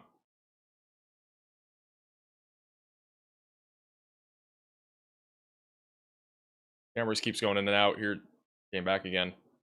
Okay, what's that semi-truck doing, bro? Keep driving. Do not park under the overpass. People, I mean, this is exactly what I've been talking about like the last several days. People are parking under the overpass again. Hey, Chelsea, for becoming a member. Also, huge shout out to Charlotte with the $20 super chat. Are we talking about Ruston, Texas? What's the location of this camera? It's on I-20 at Thomas Road in Monroe, Louisiana. Pretty much in downtown. But this is really our best shot of the storm right now. I mean, again, the winds have been consistently around 60 to 70 miles per hour for about 2 or 3 minutes now. A little bit of lightning as well.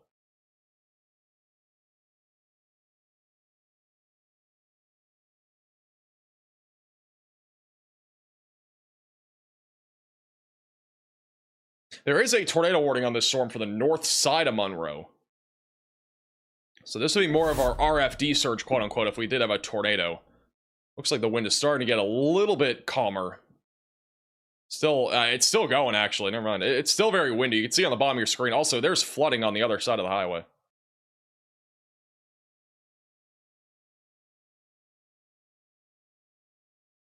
Light posts are swaying on the overpass. I haven't really seen that. I don't know if the camera just went out. If it didn't, then I'll see if it's actually swaying.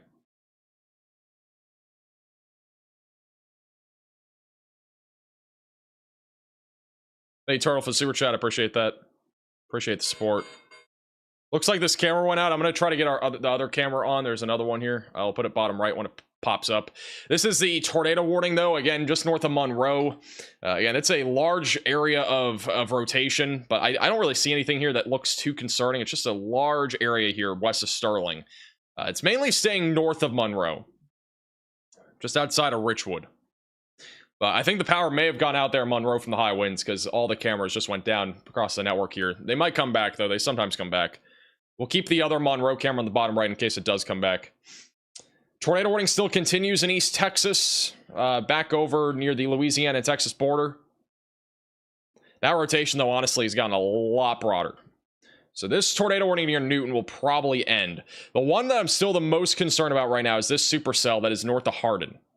Again, it's not really looking too healthy as of right now, but it could try to produce a tornado threat as it moves towards Quincy. And again, if we do get a tornado in this environment, a strong tornado is still in play through about 7 or 8 o'clock tonight.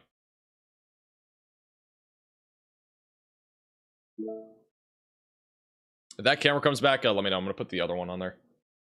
Shreveport.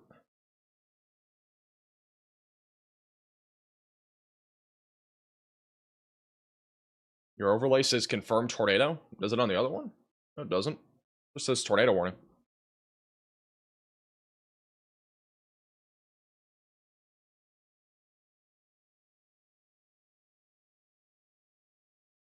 Hey, for the very generous $20 super chat. Appreciate that. Is Flower Mountain and Louisville done? Yeah, you guys are pretty much done. This is the SPC outlook for the rest of today. And they've already removed the marginal threat in any risk in general from North Texas. So if you're in North Texas, you're done. And the risk is the greatest right now, either in the slight or enhanced risk. We still have a couple marginal threats of severe weather, where there's a threat of a little bit of damaging winds and hail, low tornado risk. There's actually a storm back over to the west of Amarillo we might have a view on. Pretty ominous skies back over in Vega, Texas. This is on the Radar Omega Cyclone port.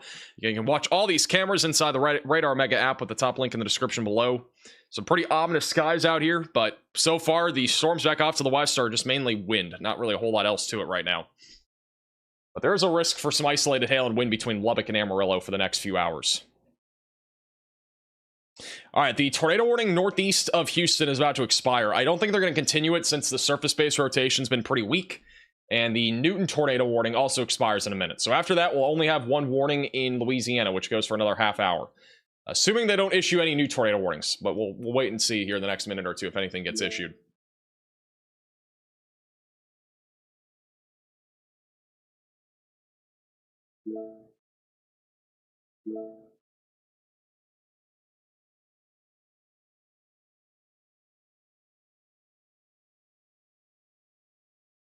How was my graduation? It was great. It was a good day yesterday. I've obviously been very stressed over the last 7 days, but I was at least able to de-stress yesterday. It was pretty fun. A lot of fun stuff, a lot of surprises. I've talked about it throughout the stream, but again, I was out of nowhere. Meteorologist Tim Kelly, if you guys know who that is, he literally showed up at my graduation party. Had no clue that was going to happen. Had a bunch of meteorologists like Jim Cantori, Harvey Leonard, Danielle Niles, and Tim Kelly all send in like, happy graduation videos and stuff like that. And I'll be posting a montage when I get the chance on socials of all those. And yeah, it was honestly a great day. I didn't even show you guys the Max Velocity birthday, or not birthday cake, graduation cake. This is the I don't have photos on like my computer, but I can show it through my face cam. This is what the graduation cake looked like. So that was the top of it for graduation. Also on the side, we had Drunk NATO on the side. I gotta post something about this. I forgot to post it. We had Drunk NATO on the side of the graduation cake. And then this here was the other side of the cake. I'll show it. And then this was the last side of it, which basically had our 1 million subscriber logo on it. So yeah, it was pretty cool. And also, for whatever reason, I don't know why we put candles on it, because I don't know what... This isn't like a birthday, but we put candles on it. So yeah, it was pretty cool. The cake itself, in my opinion, was kind of mediocre, but I mean, honestly, like the design was pretty cool. Like the design is the best part, specifically for that cake. Max totally wore a tie. It was snazzy. I did wear a tie, believe it or not. This is the only photo I even have on my computer right now of this. There was more photos, but this was me wearing a tie. That's Tim Kelly, meteorologist. I actually wore a tie yesterday. You could not see it at graduation, but you could see it if I did not have my, whatever that big thing is on you. I don't remember what it's called.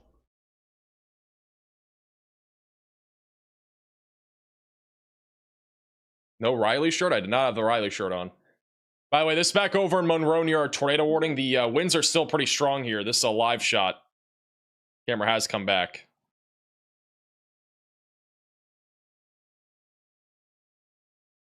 Power was out there briefly, but it is back. Your gown? Yeah, the gown. Thank you. I don't know, bro. I learned so many different words. I literally... This thing that they gave me is a rope. I don't know what else to tell you. I don't know, man. I'm apparently not educated enough to know what graduation stuff is called. Thank you, KM, for the 1 gift of membership.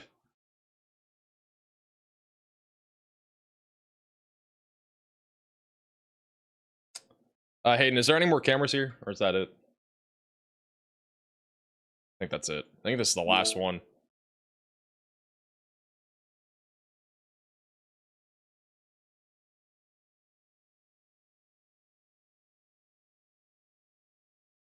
And that was over near Monroe. Put it bottom right.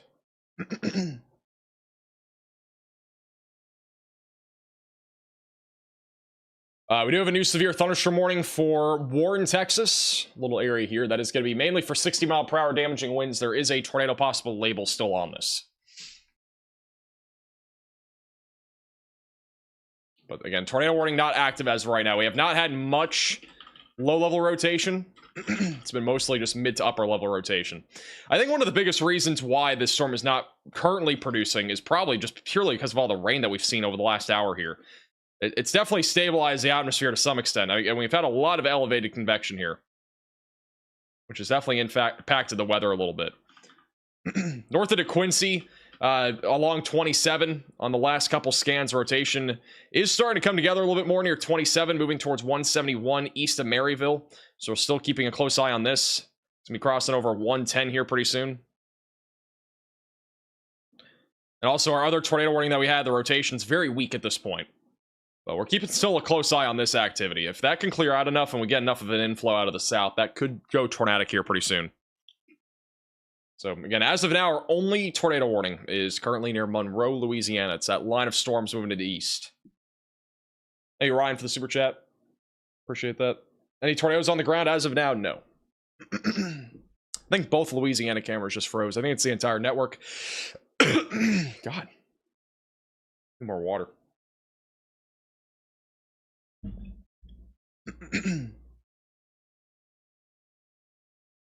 AJ for the super chat. The cake was missing debris. It was also missing a bench. You know, my graduation cap was also missing a bench. I don't know where my graduation cap went. Should have had a bench on it. Is Houston done with severe weather? You are not done. You still got a line of storms coming out of the west. So you're not quite done if you're over there in Houston. The threat right now is mainly going to be for hail and wind. There's still a low tornado risk, though, around the Houston area.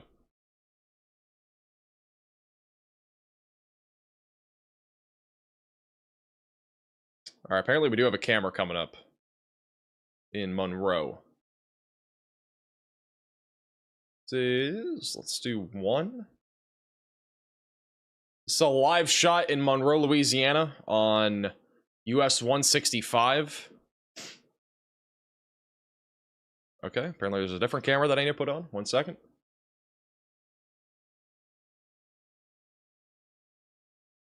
I think this might be about to get hit by the wind. This right here. This is just... it's on I-20. The wind's either going over this camera or it's about to pass it. Or it's already passed. I'm going to put that bottom left of your screen. And we're still talking about 70-mile-per-hour damaging winds moving into Rayville. And eventually coming up on Delhi, Epps, and just outside of Forest near Bastrop. Windsboro is also in the path of this. So again, damaging winds around 70 should continue as this moves east.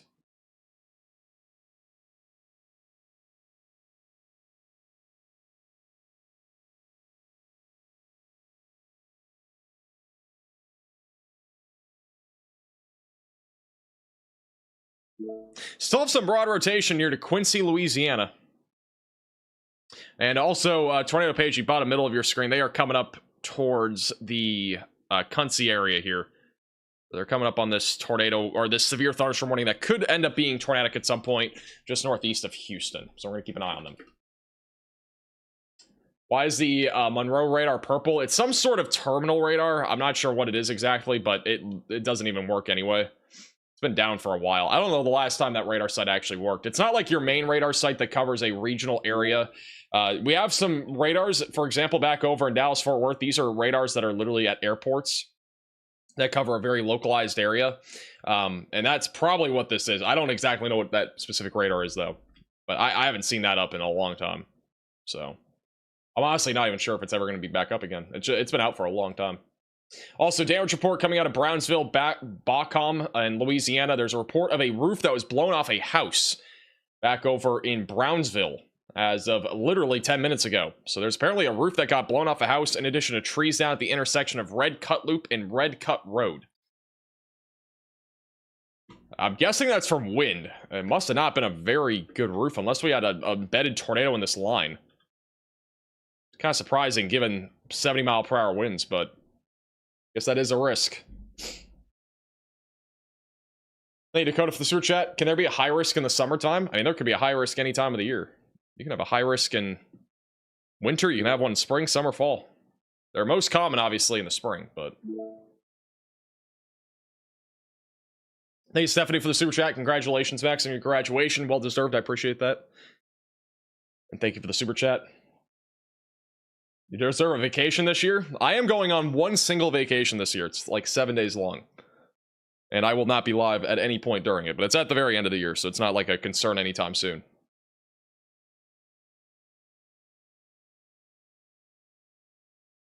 There is more reports of tornado damage back over in Jewett, Texas from earlier. We at least have some damage. This is at the beginning of the stream today. We had a tornado roll right just to the north of College Station. I think it was this right here. I think that's Jewett. Yeah, right in Jewett. Had some reports of structural damage. There are photos on Twitter of that as well. And we are getting more reports back over there near I-30 or I-45 that there is more structural damage. If you want to check out those photos, you can see them on Twitter at MaxVelocityWX.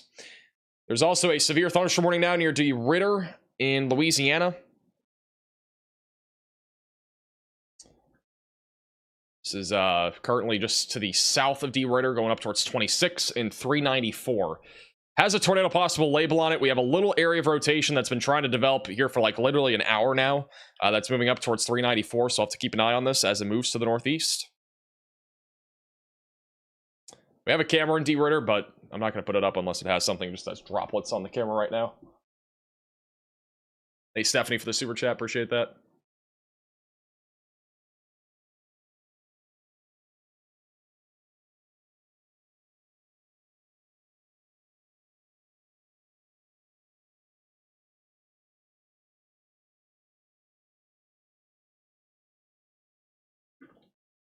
The storm near Kunci, Texas is still capable of producing a tornado. Again, mid-level rotation's been pretty strong on this for quite some time.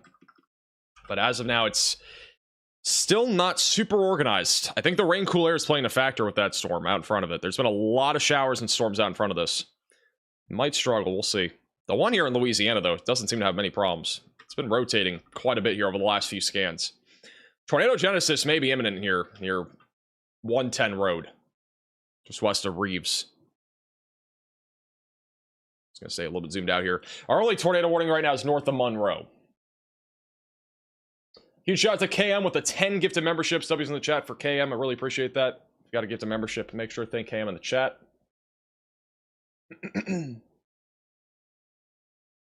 Guys, I am not a doctor, all right? I don't need to be called Dr. Max. I'm definitely not a doctor.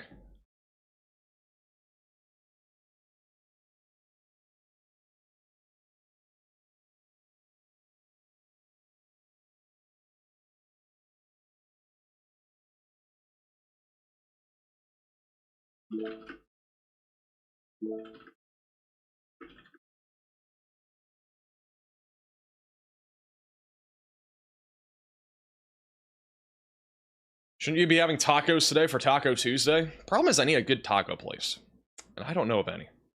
Taco Bell is the only thing I can think of right now. I kind of wanted Popeyes, I'm not gonna lie. Popeyes just sounds good right now.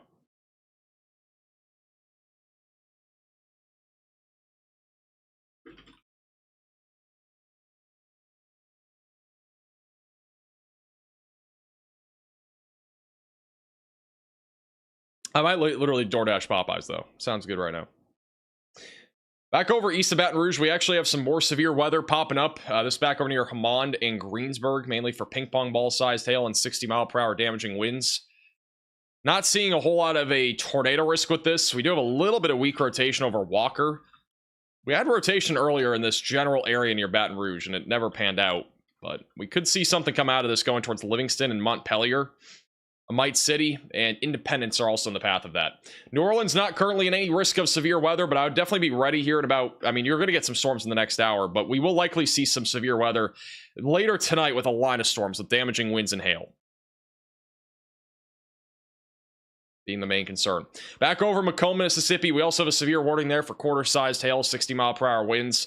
And then our most significant line of thunderstorms is continuing to roll across I-20. If you're traveling along I-20 tonight or even right now, continue to be prepared here for significant damaging winds moving towards Vicksburg, just south of Lake Providence here in northeastern Louisiana.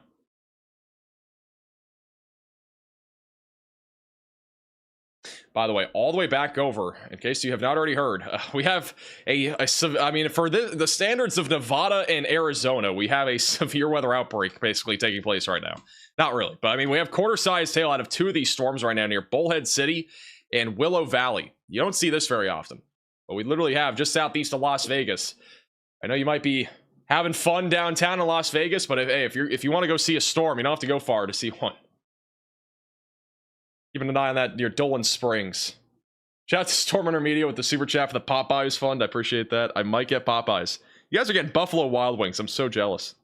Sounds way better.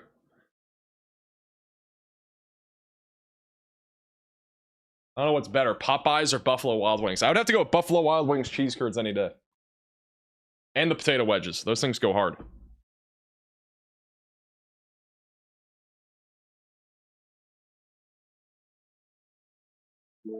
I've never had Wingstop, by the way. Thank you, Kayla, for the super chat.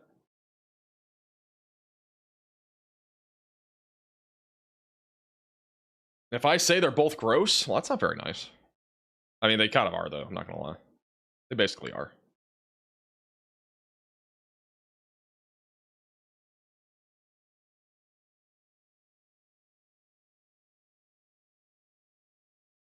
I'm ordering Popeyes as we speak. I'm actually hungry.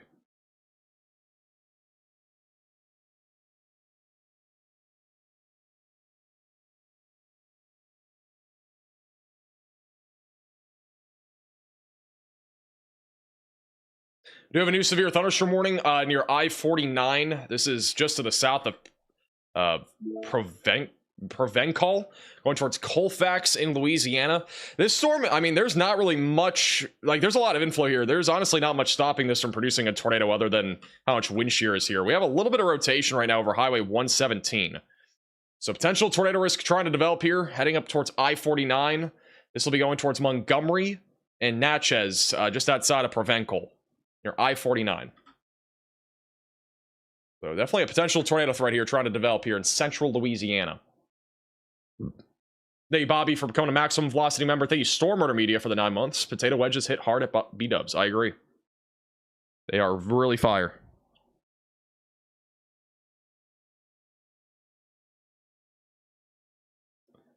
Unpopular opinion, but Popeyes is overpriced subpar chicken, at least in my area. It could vary by location. I think it's fine. I mean, the fries are good.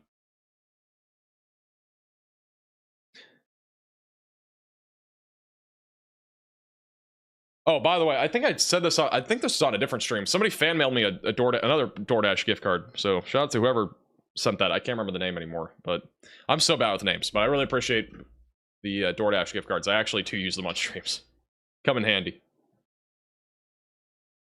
All right, here's the latest radar scan. We actually have 2 areas. No, it's really just one. This is the main area of rotation right now in central Louisiana. Again, just to the south of Natchez. That's near going towards Natchez and as well as Montgomery. We definitely have a tightening area of rotation over near Bellwood. So we could get a tornado warning in the next few minutes if this continues the trend it's going. It's a pretty rain-wrapped area of rotation near 478 heading up towards Flora and Cypress.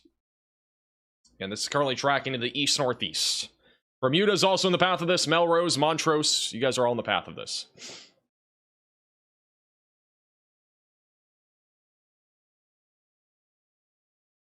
Nacho Toots? Is that the name? Nacho Toots? Thank you, Dwayne, for the super chat. Popeye's biscuits slap and chicken is mid. I just realized I haven't gotten a biscuit from Popeyes the last 2 times I ordered. So maybe today's different. Who knows? It's supposed to come with my meal. Thank you, Breezy, for the 4 months. I appreciate that. And also thank you, Joe, for the super chat. I live just southeast of Baton Rouge, not changing channels tonight, Max. You're the only one we watch. I appreciate that, Joe. We're keeping an eye on the Baton Rouge area, too. It's been mostly hail and wind thus far. Again, nothing really tornadic as of right now in this area. This is really just the first round of storms, though. We're going to have another round of storms in a few hours. That'll be, I think, a bit more significant with wind and hail and a low tornado risk. Space, ask Tucker in the chat.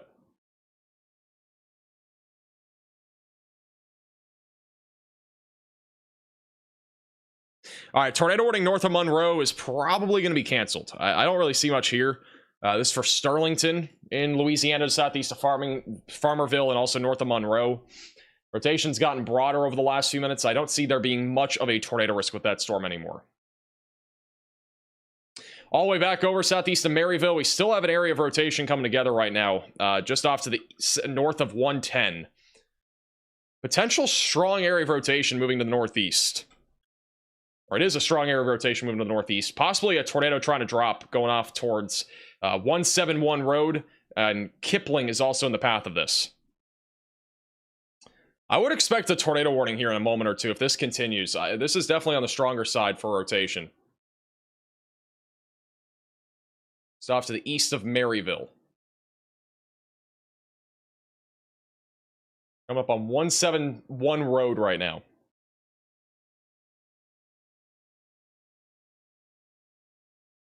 But to be honest, I think this should be tornado warned. Riley has an update. Go ahead, Riley. Hey, Max, so we have a new report on the day in the tornado department. This is actually a landspout out of New Mexico. It occurred just south of Roswell around 3:05 p.m. local time. Alrighty, thank you for the update. We indeed did have a landspout here. There's a brief landspout back over on the northwest side of Roswell in the correctional facility. The landspout is pretty much a tornado. So, there's a new report there. Let's go back over to I'll go back to Houston first. As of now, nothing in Houston. We're going to have a line of storms rolling into Houston in the next hour. And if you're in Houston, be ready for damaging winds. That's going to be the main concern. Low chance, again, of a tornado in the Houston area as of right now, so continue to stay weather aware. Also, back over near Cunsey and west of Silsby, we've been watching this discrete supercell that's been trying to produce a tornado. I just think there's just too much rain cooler out here. I just don't think this storm is in an environment that is unstable enough to produce a tornado at this point. I'd say the chances are low. It's definitely not zero as of right now, but it is on the lower side of things. Tornado page, bottom middle of your screen's coming up on that, so we'll see what it looks like here shortly. And then back over in Louisiana, again, I think we should have a tornado warning on this. I'm waiting for another velocity scan, but this storm that's off to the northwest of Reeves, just southeast of Ditter, could produce a tornado at any time as it moves to the northeast. Velocity should update in a moment, but the rotation's definitely gotten stronger here, scan over scan. And I don't think it's far from producing a tornado. Long-term Elizabeth. Highway 26 is in the path of this. It's a fairly rural area here of southwestern Louisiana.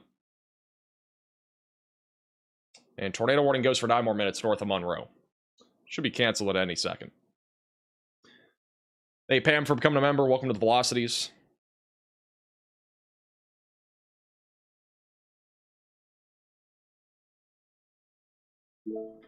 Stop sleeping on Wingstop? I don't know, man. Wingstop just never called my name.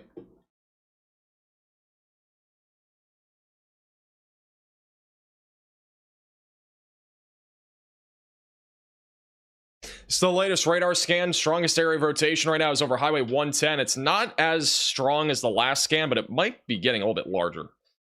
So this is definitely trending towards probably getting a tornado warning here in the next few minutes, as long as this rotation continues to uptick. This is the southern radar site, which is slightly closer.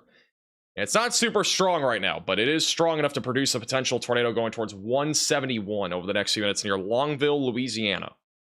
Tula's also in the path of this. Carson's also in the path of this, and Longacre and Kipling, just south and east of Ritter.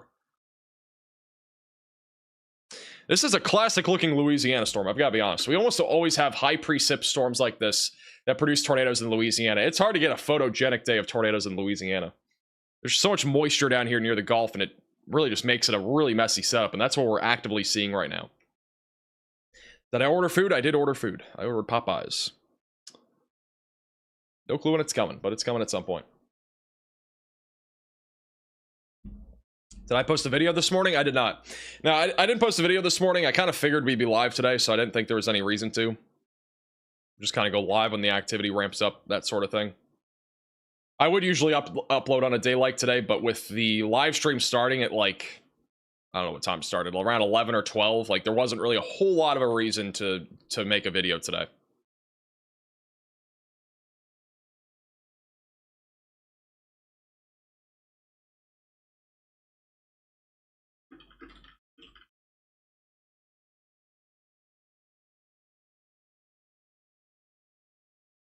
Over the last few scans near Bellwood, the rotation's gotten a little bit broader. This back over near Natchez and Montgomery. It's also got even broader. So this is not as much of a tornado concern anymore near I-49. More of a wind and hail concern. Still plenty of lightning as well near I-49 west of Colfax.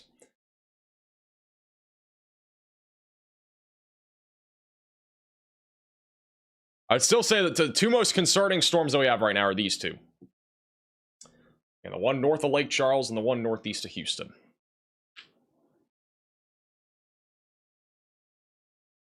Max, your haircut looks outflow dominant, bro. Can we stop with the hairline stuff? Like, come on, man. I thought my haircut was good, you know?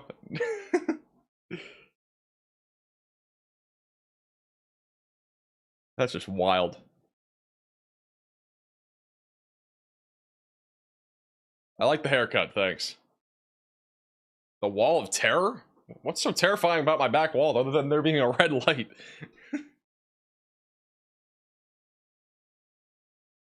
Your haircut is so majestic. Alright. I don't know about that. It's just gotta grow, like, you know, you gotta get the sides growing. I mean, I got a high taper fade, you know? Not a low taper fade, but a high taper fade. Thank you, Glenn, for the super chat. Popeye's fun for graduation. I appreciate that. I'm hungry. Cannot wait for Popeyes.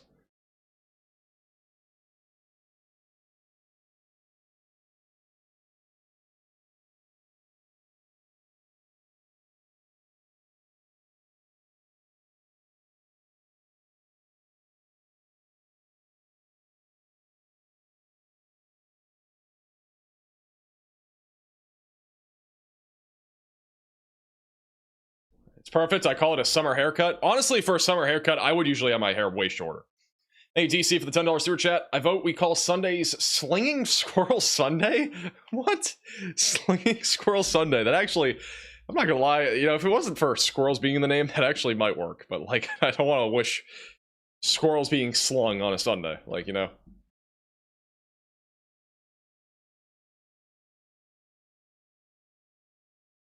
I thought you graduated today. It was yesterday. I'm guessing you haven't watched our last few streams, but I thought today was my graduation, but it actually ended up being yesterday. I found that out on like Saturday, by the way. So it was pretty last second when I found out.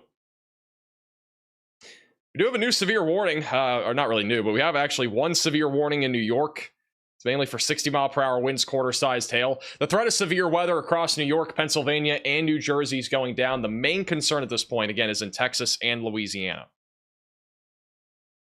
where we do have a continuing threat of wind, hail, and potentially, again, a few tornadoes, which, again, a strong tornado cannot be ruled out. This is our main storm that's heading up towards 171 right now, moving towards 394 as well, just to the south and east of the Ditter. The last couple scans are continuing to show at least some rotation developing in this area near the Ditter, and this is going to be tracking up towards 26. It'll be our main area of rotation. Thank you, Adrian, for the $10 super chat. One of your best haircuts. Appreciate it. I like the haircut. Thank you, Ward, for the super chat. How are we looking in Shreveport later? Shreveport's already pretty much done. Just a lot of rain at this point. Not really anything else severe left here. Just a lot of rain right now in and around the Shreveport area. And that'll continue, I think, for the next few hours.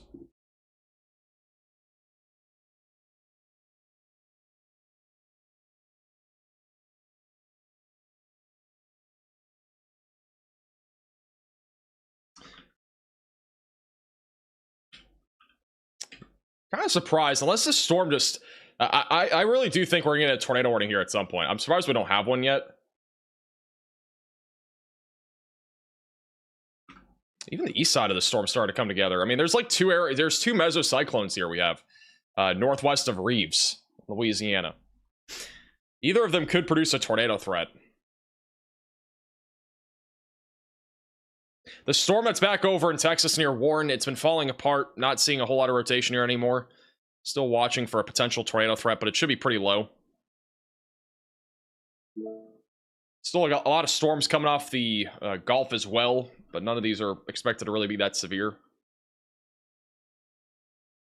It's messy, but really the main storm to watch for, we got really maybe two right now. The one over northwest of DeQuincy and the other one north of DeQuincy. Both of them are going to be able to produce, I think, a tornado threat here soon.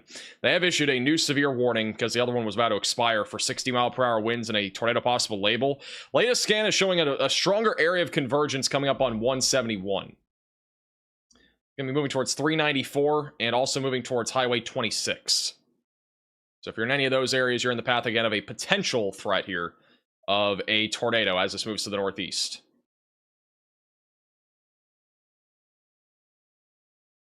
Hey, Charlotte, for the super chat, what does it look like for southern Grant Parish in Louisiana?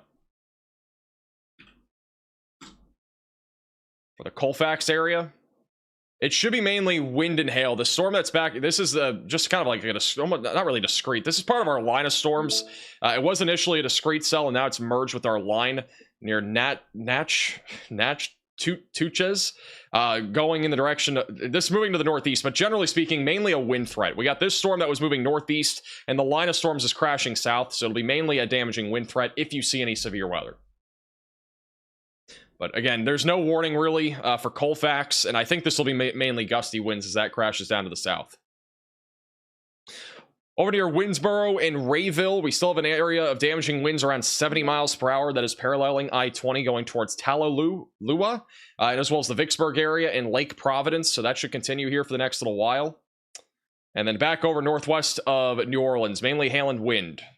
Got $50 to ping pong ball sized hail, 60-mile-per-hour winds near Greensburg, Mond, east of Baton Rouge. We've actually had some ping pong ball sized hail reported recently in Livingston, Louisiana. So we are definitely getting some large hail out of those storms. There is a new severe thunderstorm warning for Kirbyville, Texas. That is for 60-mile-per-hour winds. They've not continued with a tornado possible label on this storm at this point.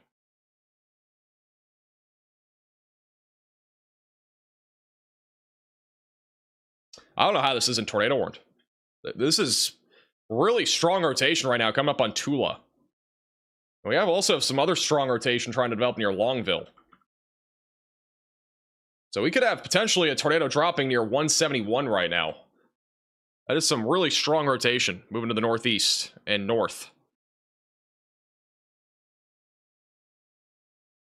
This rotation here is honestly on the stronger side of things going towards the Ritter. Like, I'm more concerned about this area of rotation, but this one could also try to do something. Definitely concerning to say the least. Thank you, Dave, for the 10 gifted memberships. Really appreciate that. W's in the chat for Dave. If you got a gifted membership, make sure to thank Dave in the chat. Really appreciate that. I'll have another radar scan in the next minute or so, but the storm's definitely getting more concerning. We don't have a debris signature on the latest scan as of 6 o'clock. But the velocities are definitely, again, on the stronger side of things. There is a chance, too, that this thing wraps back into the rain and kind of occludes off to the north, and this could actually become our main tornado concern near 171.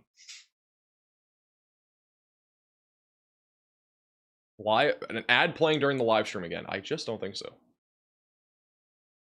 All right, yeah, that's literally what just happened. So this rotation just occluded off to the north and west. We have a new area of rotation developing over 171, and then another one west of Dry Creek.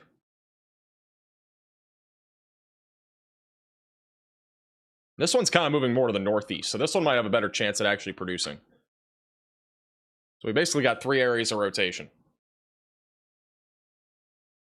Where is Jordan right now? Is Jordan in Texas? Or is he in Louisiana? A new tornado warning has been issued. All right, we got Jordan Hall on this storm. We got a new tornado warning. Jordan Hall is actually on this. I'm going to put him on bottom left of your screen. New tornado warning for Bogard County in Louisiana. You need to seek shelter immediately, get away from windows, and get on the lowest floor possible. If you are in this tornado warning, we're going to go straight to Jordan Hall. He is coming into the north side of this tornado warning. So this is Jordan Hall. So Jordan Hall is inside of this tornado warning.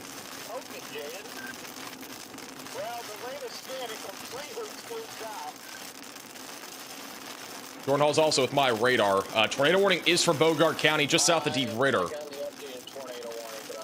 And it's also near 171, just east of 27. Clouds are definitely low. This has multiple areas of rotation.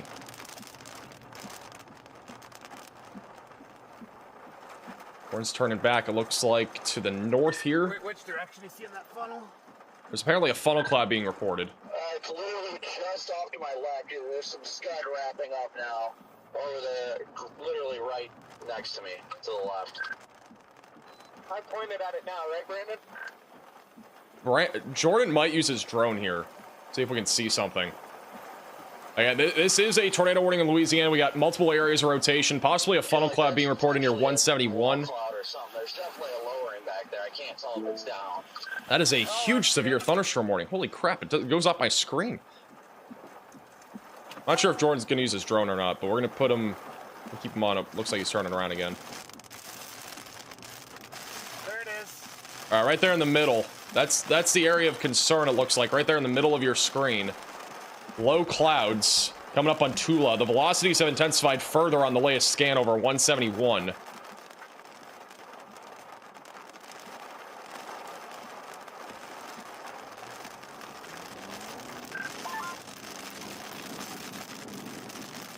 Oh, this says confirmed tornado. Oh, I see now. Thank you. It's not confirmed. My bad.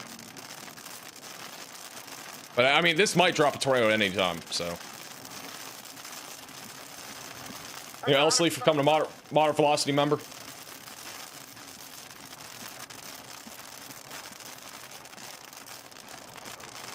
Once again, this Jordan Hall inside of our tornado warning rotation is definitely strong over 171. And so Jordan's currently tracking towards where this tornado may be, along and just east of 171.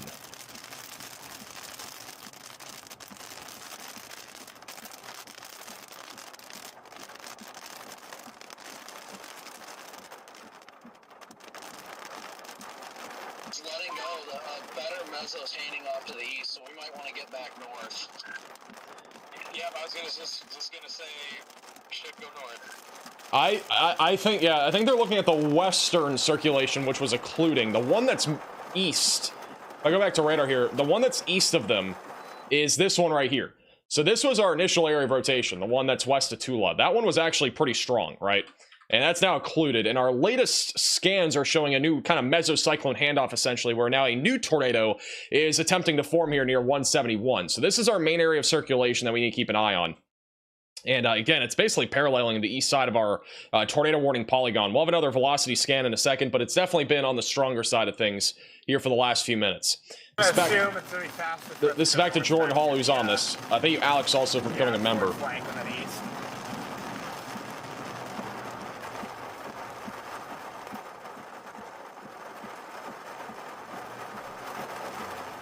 Now the area of interest is almost completely out of the tornado warning. I'll have another radar scan here in a moment. Jordan's going to be positioning back to this new area of rotation. I don't think it's far from where he is right now.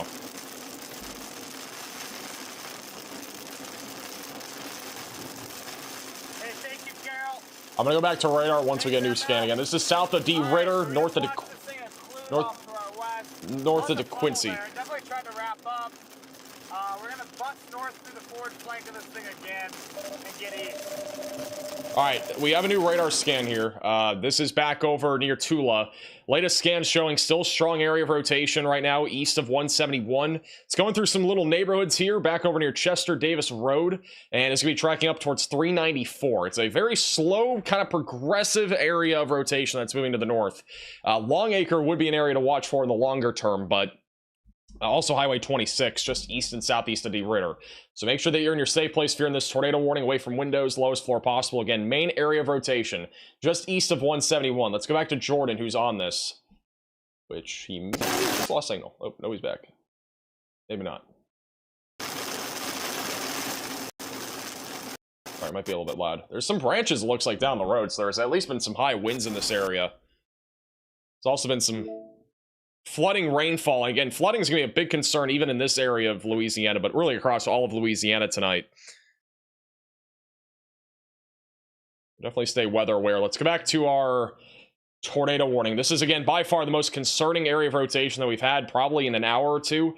Last time we had something really this strong was back up either in Newton, Texas, which that we don't know if that produced, and then also back up near Shreveport, where we did actually have a tornado. And again, the rotation is still very strong, heading up towards Highway 26. Brandon, are you back there too? So this is Jordan right now in this tornado warning. He's on 171 right now.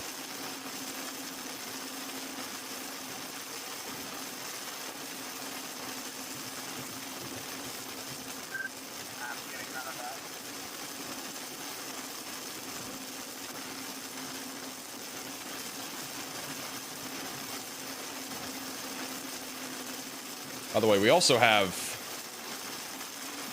real quickly, this is in D. Ritter, Louisiana, which is just barely north of this tornado warning. And you can see how low the clouds are right now. They're definitely low. And let me get an exact location on this. I don't think this is in the tornado warning, but I think it's just barely outside of it.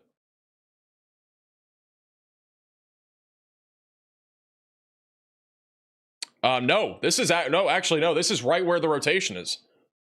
No, this is literally, if this camera location is correct, let me get it. Let me just double check here. This is legitimately going to be going right over where our rotation is. I'm just double checking to make sure I'm right here. I'm pretty sure this is literally in the tornado warning. Yeah, this is in the tornado warning. This is the area of rotation right now. So this is a live shot of our rotation, which is again on the, this is again just east of Tula. So this is actually not in D. Ritter, but it's in D. Ritter. It's just on the very far southeast side. If you look bottom right of your screen, that's about where the camera is. So we are looking at least at low clouds. I'm not seeing a whole lot of spin right now. I would assume that if we have a tornado or anything like that, it would be back off to the behind the building. I don't know if it's visible yet, but this is literally in the path of where the tornado would be if we have one, which we don't have one yet, but the velocities are tightening still. I'm honestly surprised this isn't more rain wrapped, because there's been plenty of rain here. We got kind of a small little inflow opening over here near Kipling.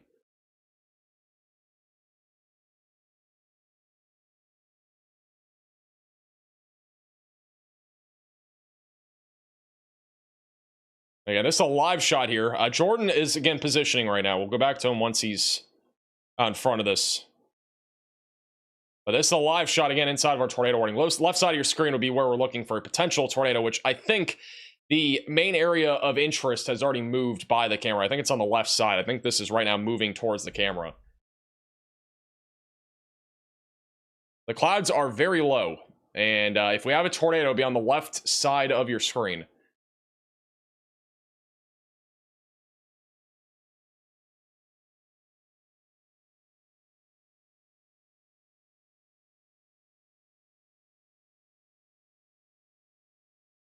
It looks like, at this point, anything would be off to the left. This is back over to Chris Hall. I'm going to keep an eye on that camera. This is back over to Chris Hall in the tornado warning. This minivan is getting on my nerves.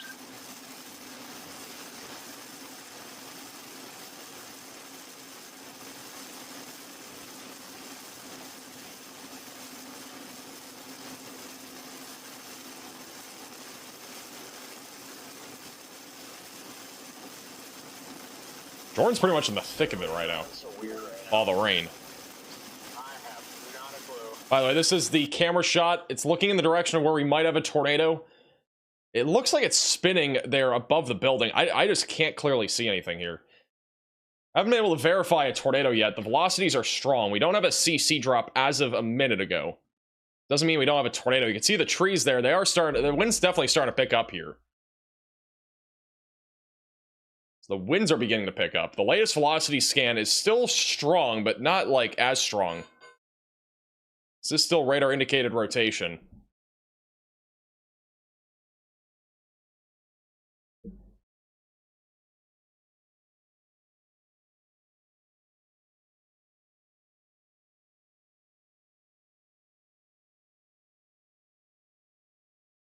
Winds are definitely intensifying here. There's no debris yet. The visibility has dropped very quickly. Wind and rain's all picking up at the same time.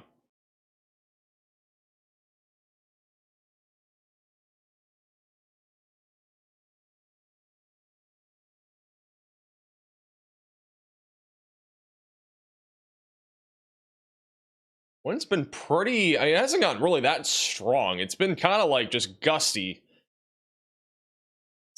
It got strong for a second, now it's just back down to really low winds.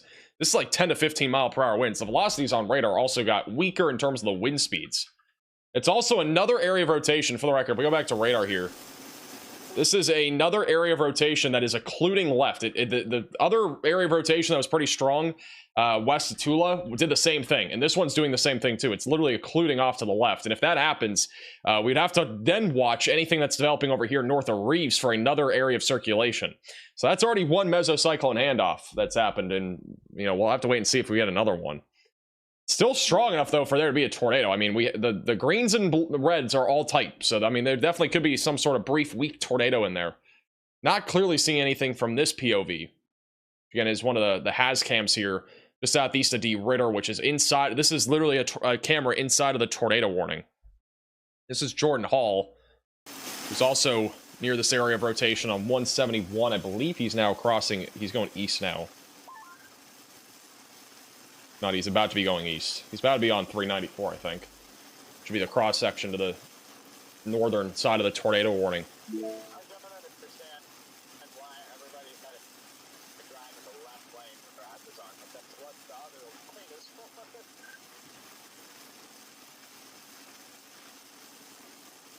Latest scan still showing rotation. It's not as strong when it comes to the wind speeds, but it's still strong enough for there to be a some sort of weak or brief tornado near 394 Road.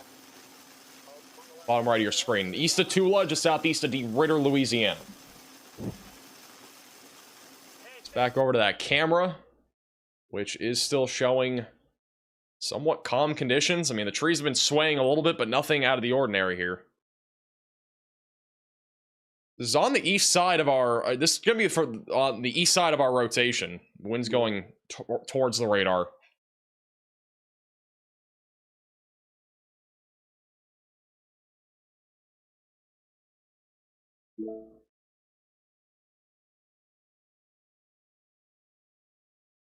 Again, really calm here. Almost feels too calm for there to be a tornado warning here. Just letting you guys know, by the way, there are no other tornado warnings, and there's really not much other rotation elsewhere. I do want to quickly point out, though, if we go back to live radar, this is back over in eastern Louisiana near Lake Providence. We are continuing to watch a long line of thunderstorms that's been clearing out a lot over the last 30 minutes west of Jackson. I would anticipate that we will see a potential for QLCS tornadoes going towards Jackson, Mississippi, in addition to damaging winds around 60 to 70 miles per hour. That's a pretty organized line of storms. Also, we got a French fry severe thunderstorm warning here near Macomb. And that one will be ending here in a few minutes. That's a really thin warning. Also near Hammond and as well as Pachulia, west of Madisonville in Louisiana. Still continuing to watch for 60-mile-per-hour winds and quarter-sized hail. And then back over in Texas, the line of thunderstorms that's been going through towards Houston is no longer even at severe limits, but we are watching for at least some damaging wind potential if this is able to intensify again. The tornado threat remains low out of that line. And then we still have one severe storm south of Jasper, which this one, Tornado Pagey, is near. And the rotation has gotten a little bit more organized. Not really much, but there's a little bit more of a mezzo there. That's heading in the direction of Kirbyville in Texas. So we'll be keeping an eye on that as that goes towards Kirbyville. This year, tornado warning again in Louisiana. The rotation's gotten broader, but it is definitely still there. Still trying to produce a tornado just outside of 171. Tornado warning goes for 13 more minutes. We'll wait for another radar scan here, unless Jordan comes back. Thank you, David, for the $20 super chat. Kuntz, thank you. How's it going, Joey? Appreciate you tuning in. Stay safe in the woodlands. Hopefully the woodlands just a little bit of wind. I don't think it'll be much more beyond that in the woodlands. But strong line of thunderstorms continuing to push towards Houston. The storm that's up here near Kirbyville, again, still has potential. There's a little bit of a mezzo. I'd say more than anything, though, more of a downburst area of wind heading towards Kirbyville and Highway 96. I do want to throw it out there. Further down to the south of this tornado warning, there are multiple other areas of rotation trying to form right now. It's not much, but this will be another area to watch for near this tornado warning south of Ritter.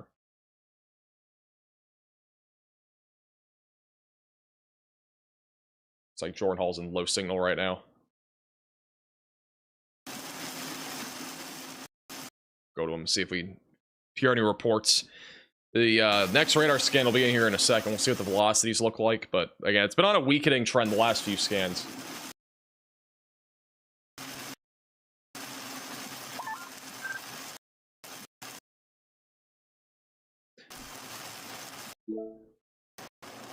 Alright guys, we're lining this couplet back up. Trying to talk, but I think he's losing signal still. Go back to Jordan in a second. This is the 616 radar scan, which continues to show the rotation mainly moving to the northwest towards 171, and it's gotten broader. It's near 394 right now, just southeast of Ritter. And over that camera, bottom right of your screen, which is inside the tornado warning, we haven't really seen much. But a new area of rotation may be trying to form back over to the west of 171. It's a very messy area of storms, though. Again, this is kind of what we were expecting today, just a messy setup, and it's continued to look pretty messy. Very messy area of storm activity across the board. Literally storms everywhere, pretty much.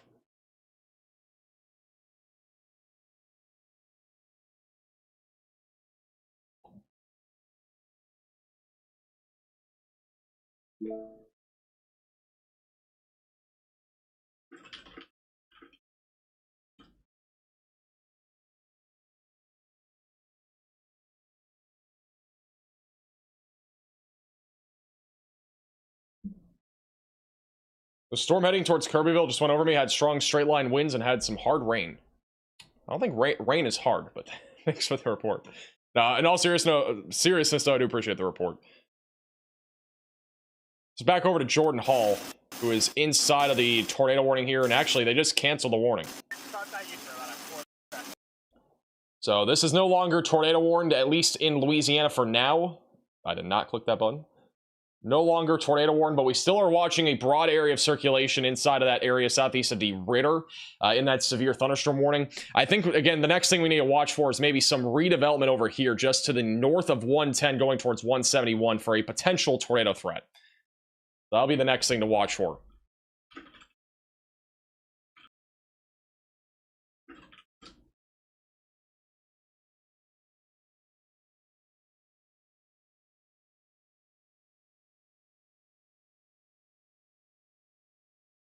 By the way, we had golf ball sized hail reported here recently, back over in Weimar in Texas. Actually had some not really significant hail, but definitely large hail back over to the west of Houston. Nothing severe right now, though, heading towards Houston. It's all just gusty winds and small hail. But line of storms continuing to push that direction could produce some damaging winds here soon, maybe a low tornado risk.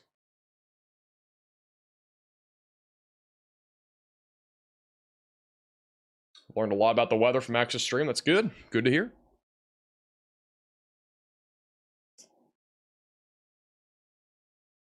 All right, let me see if I can get Jordan on here for at least a second. I don't know if this connection's going to come back.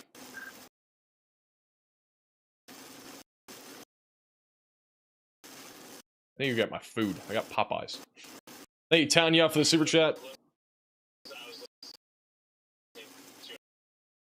Congratulations on your graduation. Please shout out my husband, Randy. He's a huge fan of yours. I appreciate that. Thank you for tuning in, both Randy and Tanya. Riley's going to go ahead and go through some of the stuff that's happening across the board. Go ahead, Riley.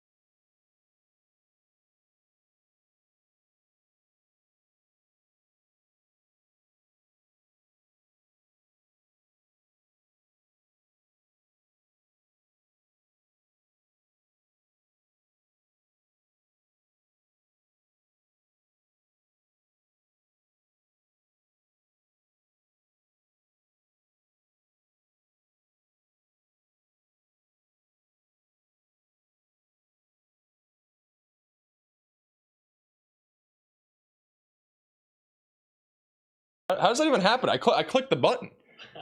Well, I don't know, man. Wait, I've been monologuing for the past 2 minutes.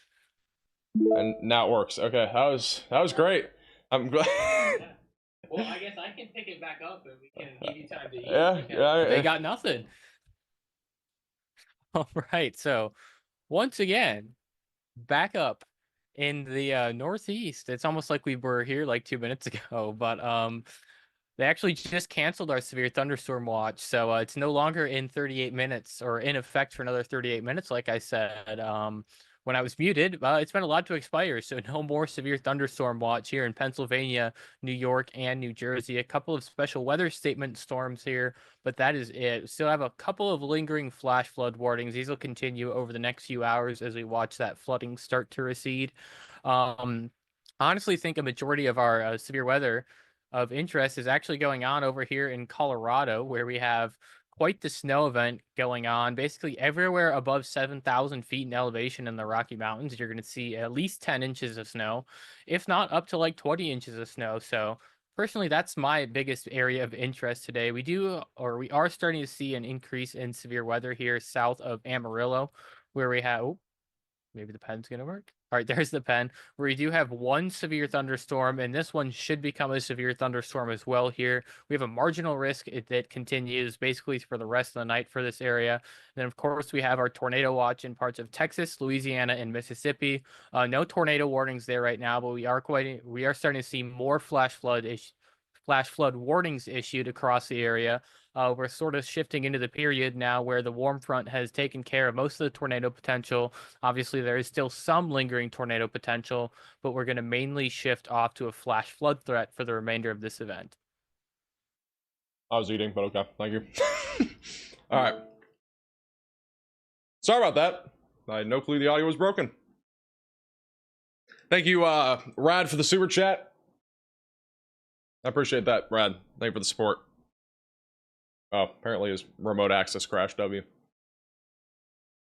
So yeah, again, actively we have no tornado warnings. The main storm that we are keeping an eye on is this one back over near Ditter. I had fries with ketchup in my hand, so I wanted to try to eat it beforehand. Let's go over to Jordan, who's on this severe storm that almost produced a tornado a few moments ago. That's what it looks like right now on 171, I believe he is on. Let me double check.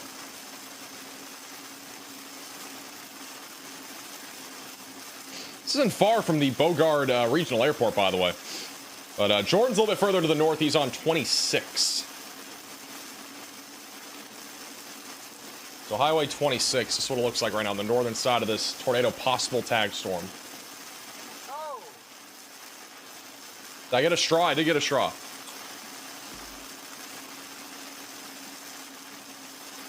And Popeyes gave me a drink. I can't really tip it over, but can you guys see that? It says honey barbecue on the top. Very nice. I don't think I have honey barbecue in my drink. Hopefully not. I decided to put a sticker, said honey barbecue on here. If I have honey barbecue in here, I might throw off. Might be the last time I ever order Popeyes. Thank you, Mighty, for the $5 super chat.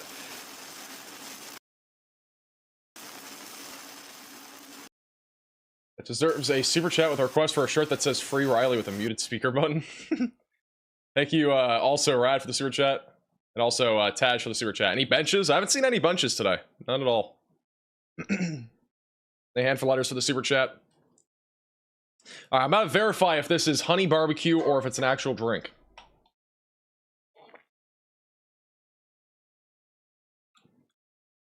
It's a drink, but it tastes weird. It doesn't taste like honey barbecue though. It just tastes weird. I don't think it's an actual soda. Did I get a biscuit? I did not get a biscuit, bro. I don't understand how I've not gotten a bit. I might need somebody to mail me like 100 biscuits at this point. Like, I don't know where the biscuits are. I've gotten Popeyes 3 times in a row. No biscuit 3 times in a row. Hey, Anthony, for becoming a member. Welcome to the Velocities.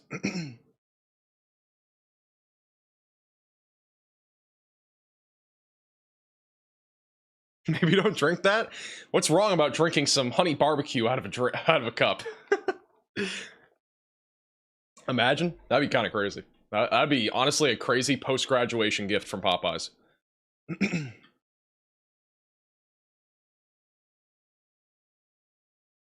Back up near the Mississippi River Valley, we still have a long line of storms producing the threat of damaging winds as our main concern. Velocity's radar has been down actually for quite a while on this radar site, but the normal radar is working, which is kind of interesting. But mainly a wind threat as of right now, moving towards Vicksburg, just to the south of Lake Providence. 60-mile-per-hour winds. This will be moving towards Jackson over the next little while as well, so definitely stay weather aware. Also going towards 61 in Yazoo City. So if you're in any of those areas, definitely stay weather aware. Still have a severe warning back over near Hammond and west of Madisonville. That is for quarter-sized hail, 60-mile-per-hour winds. And then just a slew of storms all across Louisiana right now. I gotta say, the biggest problem with today's setup is probably the overconvection. We've had so many storms this afternoon. Been insane. Way more convection than I think most of us were forecasting.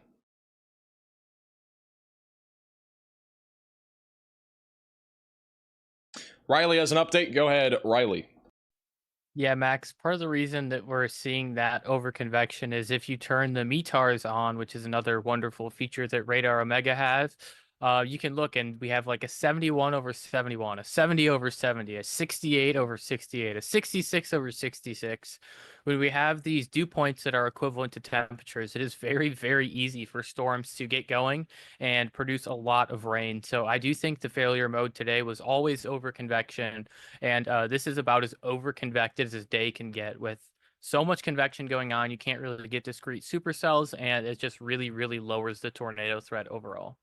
Yeah, thank you, Riley, for the update. So what he meant by the 60/60 or whatever, 70/70, which most of this stuff is 70/70, basically means that the dew point temperature are just so close together that it doesn't take much for these storms to develop. So, being near the Gulf Coast, I mean, there's almost always this sort of fail mode. This happens very frequently near the Gulf Coast. Not every severe weather that does this, but this is also a reason why we get so many high precip supercells in, you know, the Gulf Coast states, because a lot of the time there's just so much moisture coming out of the Gulf that leads to a bunch of storms. And you can progressively see over time, all these storms for the most part that have been developing are coming from moisture that's basically coming out of the Gulf. And then we have storms that blow up right down here, just to the south of Lake Charles. Now, not every storm has done that, but a lot of them have. Now, I don't think today's severe weather threat is fully done. I still think this storm, honestly, could still produce a tornado, despite there being a lot of, you know, storms everywhere. But this one has been the most organized thus far, and it is still technically in our strong tornado risk area for tonight. So overall, just out the D-radar, we definitely need to continue to keep a close eye on that storm that's heading up towards 26. As of right now, I think Jordan is near this. Let's see what Jordan's looking at here. Keep him on here. Thank you, Marcus, for the super chat.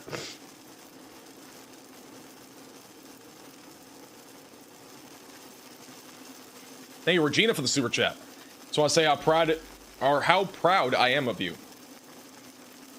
Wishing you success. I appreciate that. Thank you, Regina, for the super chat. I got my chicken sandwich. I'm so excited.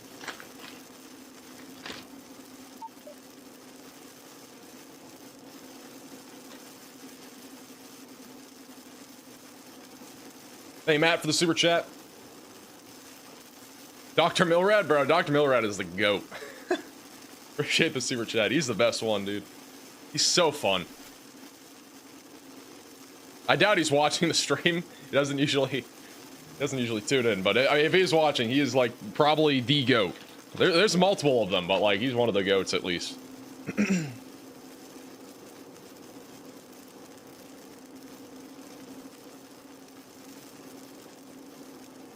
Oh, by the way, for those that are wondering, this camera, I just got messaged by the camera owner. This camera, if I can pull it up. So this camera that you guys saw on your screen, fun fact, this actually got smoked by lightning, and that's why it's on a lower POV than it usually is. So that's why I didn't really critique the position by any means, even though, yeah, obviously it could be higher, but like that's actually the reason, which is actually kind of you know, it's actually diabolical that literally, like, you know, weather had it made the camera, you know, be lower. So yeah, apparently it got smoked by lightning though, from my understanding.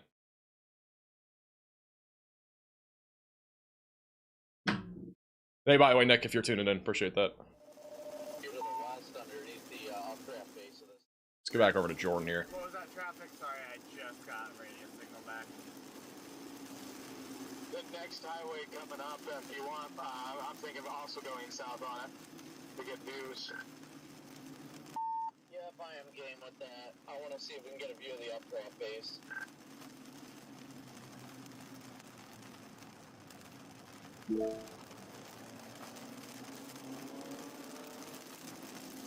What I was saying though before is it actually looks like, well, this ain't gonna do us any good, but it actually looks like this thing's trying to form into like a supercell as opposed to like a rain shield, so that's good.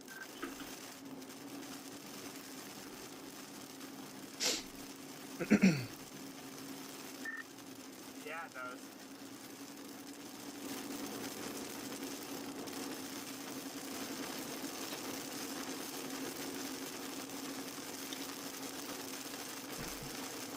By the way, we do have a new severe thunderstorm warning. We only have 7 right now. So anytime you get a new severe thunderstorm warning, you got to talk about it. Got a new one for Newton, Texas. Just southeast of Jasper. That is for 60-mile-per-hour damaging winds. Not really any hail risk with this storm as of right now.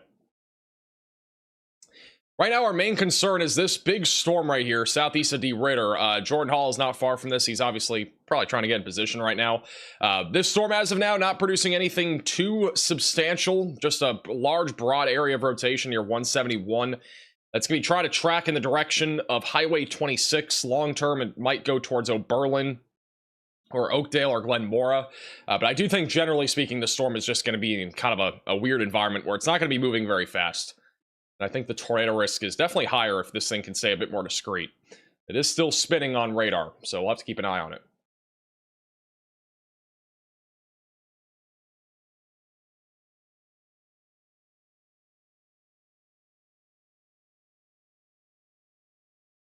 Thank you, Anthony, for the super chat. Chance of a tornado in Bro Bridge? Is that how you pronounce it? Is it Bro Bridge? I don't think that's Bro Bridge. Just east of Lafayette. Near I-10. I would say the chances are pretty low. I don't know how else you pronounce that. I'm not gonna lie. Is that how you say it though? It is Bro Bridge. All right. Well, there you go. I didn't think that was right. I thought it was so wrong. I got to be more confident with my my names here. But yeah, your chances are pretty low. Hey Marcus for the super chat. There's a severe storm in California. Oh yeah, it's this one. Yeah, we've had a couple storms over here. There's actually a scatter spike on this thing. Back over near Bullhead.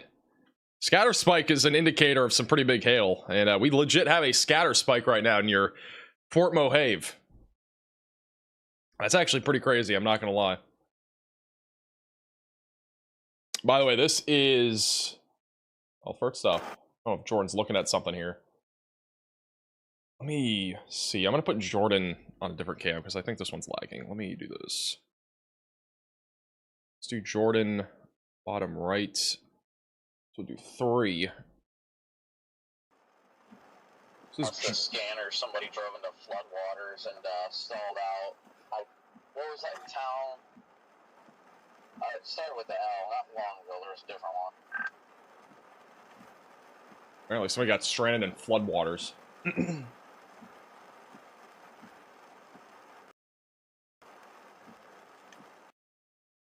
We go back to live radar. And this is the storm that most chasers are on at this point, which has some broad rotation heading up towards Highway 26. So still keeping a close eye on this. Riley, is there any new mesoscale discussions or anything that I've missed?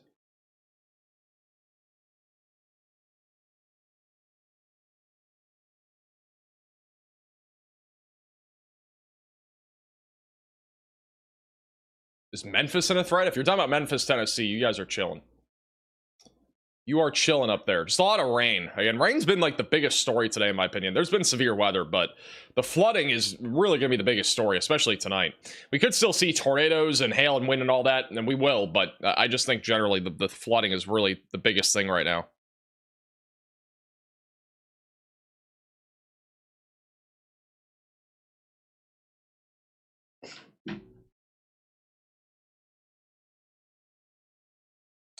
Latest radar scan on this storm, still a broad area of rotation. Going towards Oakdale. Keeping an eye on it. This is Tornado Pagey. Is this one.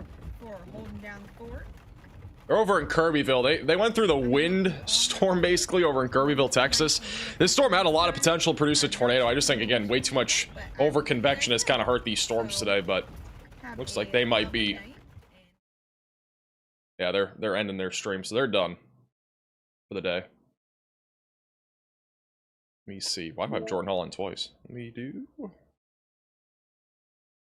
do that. Put Jordan bottom right.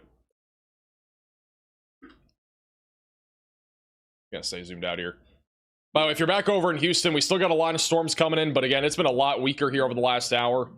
I really don't think we're gonna get many warnings in the Houston area if this continues. It's been a weakening line of storms It could re-intensify, but it mostly just looks like gusty winds and small hail. At this point, the greatest concern is going to be if any storms can get going down here in southern Louisiana or southeast Texas, and then in addition to that, the intense line of thunderstorms that is going to be pushing towards Jackson, which right now is producing 60-mile-per-hour winds, but it definitely could get more significant.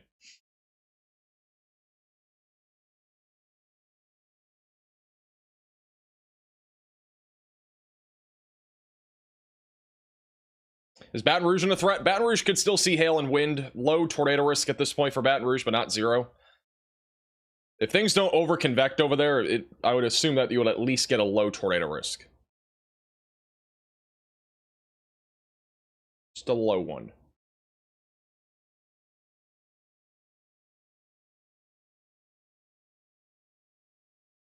Started to trend up. I don't know if Jordan's going to be doing a drone or anything. In that area, so. I think Jordan right now is possibly waiting for this storm. Still a large, broad area of rotation, bottom right of your screen, north of Reeves. They had a land spout apparently in Oswell. So. Yeah, Garrett, I woke up at like 7 this morning. I looked at radar, and I said, nope. There was a tornado. Hey, Nathan, for becoming a member. There was a warning earlier, but no, I just looked at the radar. And I thank you so much. And like the cold core wasn't even looking good, so I just said nope, fell back to sleep. Is Iowa in a risk? Iowa's not in a risk. Yeah, that's very valid. Yeah, we love Max. I woke up at 8 o'clock, and I Is Jordan live on YouTube? saw that thing about that the storms. Might be live on YouTube. What kind of burger am I eating? I'm eating a chicken burger. This is not a burger.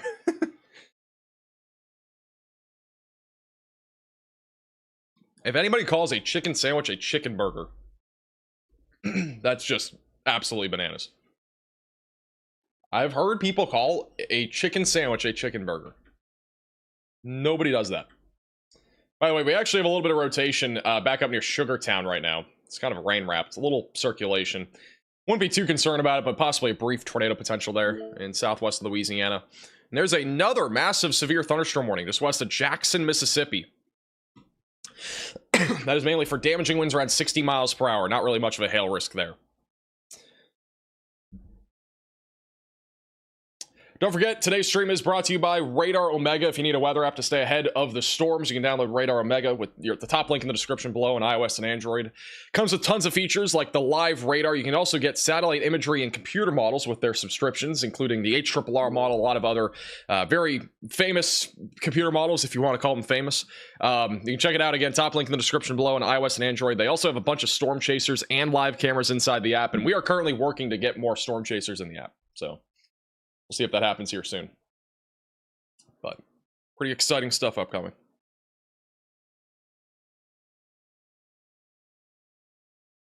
Thank you, Nathan, for the $20 super chat. What's Slidell, Louisiana have coming?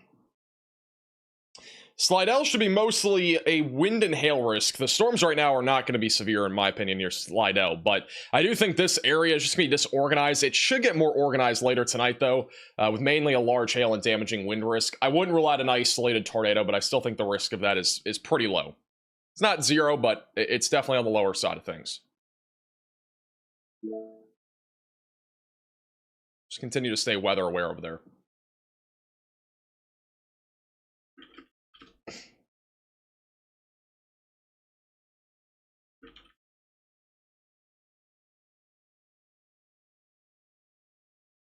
Six hours of streaming? Wow. Sus hour? I think sus hour already happened. Unless it's going to happen with this thing. There is still some rotation. Just south of 26. Major hail in Fort Mohave, Nevada. Has the warning been upgraded? It's still only 1-inch diameter hail, but there's legit a scatter spike on this, which usually indicates much larger than 1-inch hail. It's back over on the Arizona, California, and Nevada borders. Probably at least have, I would at least say ping pong ball size hail, but probably larger. Is sus hour a technical term? Yeah, we learned that in mesoscale meteorology. Sus hour. Not actually. No, it's not a meteorological term. Bro, if we learned that in college, that'd be crazy.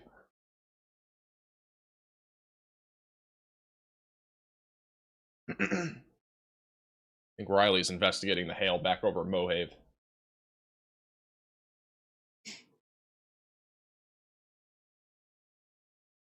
When are the storms going to calm down? They're honestly not going to calm down anytime soon. This threat's going to continue into the evening hours and even into the very early overnight hours.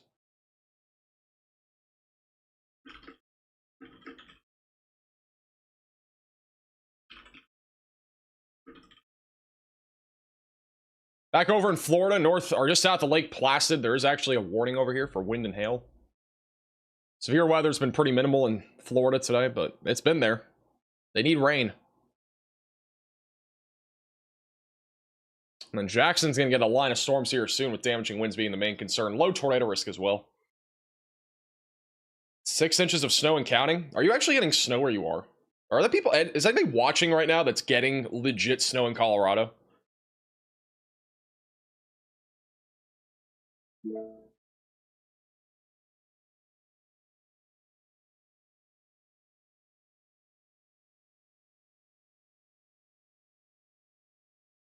Sus hour merch? I don't think we're doing sus hour merch. Riley has an update. Go ahead, Riley. Hey Max, so actually in that last scan it got even bigger. This is definitely radar indicated 2-inch hail over here south of Las Vegas. So it's been warned for 1 inch the whole day. However, I've seen it say 2, I've seen it say 1.5, I've seen it say 3. But for some reason the warning has remained at that 1 inch 1-inch sized hail all day. It's actually kind of funny. I can already see the picture in my head of someone looking at all these green fields and being like, oh, this is cloud seeding. No, it's not cloud seeding. But yeah, probably bigger than 1-inch sized hail over here in or south of Las Vegas. Alrighty, thank you, Riley, for the update. So that's the hailstorm, which I agree. I do think it's larger than quarters, but don't have any official confirmation quite yet, at least from my understanding. But if we do get any, we'll let you know. We are down to 7 severe thunderstorm warnings, man. Believe it or not, we only have 2 in our main risk area. We got 3 back over in West Texas, which, I mean, granted, this area was expected to see at least some severe weather, but we have 3 storms right now producing $quarter to $half sized hail and 60-mile-per-hour winds. Or not even. We don't even have 60-mile-per-hour winds, just all quarter-sized hail right now. Not really much of a tornado risk out of this activity, but continue to stay weather aware for hail. Had plenty of damage reports here today. Definitely quite a bit of severe weather. But yeah, other than that, I mean, again, we're pushing down to the lowest number of warnings we've had today. I think we're at the lowest, at least so far on the stream today. Thank you, Gillion, for the super chat. Do you see Pike's Peak is getting 50 inches? I did not. That's crazy. We're gonna have a video tomorrow, I think. Honestly, I haven't really looked at the future that much. Like, I've looked at it. Didn't look like there's much upcoming. I think we'll still have a video tomorrow. But this is why I just want to quickly show you guys what's upcoming for like the next week or two, in case anybody's curious. So this is what's happening throughout the rest of this week. We're going to continue to see a lot of moisture, lots of rainfall stretching from Texas all the way back through the Northeast. This will continue all the way into the weekend. And we could actually get a bit more of an organized low pressure system on Saturday or even Sunday back over on the Gulf Coast states. I don't think we're gonna get a tropical storm or anything, even though honestly, like, you can see the low pressure system dips into the Gulf, gets down to like 1,007 millibars, and again, I don't think the water temperatures are even warm enough for that to happen yet. Eventually, as we go into late Saturday, Sunday, and Monday, that trough will likely start to weaken a little bit, maybe a little bit of severe weather in the south. Really, the next big storm system would probably be towards the end of next week, either the middle or end of next week, back over in the Rockies. And then beyond that, I mean, we're going to probably start to see some big severe weather events again, but it looks quiet for May. I honestly feel like we're in June right now with the weather pattern that we have. It's really odd. This severe weather season's been active at times, but it's been an odd one, I gotta say. Has been an odd one.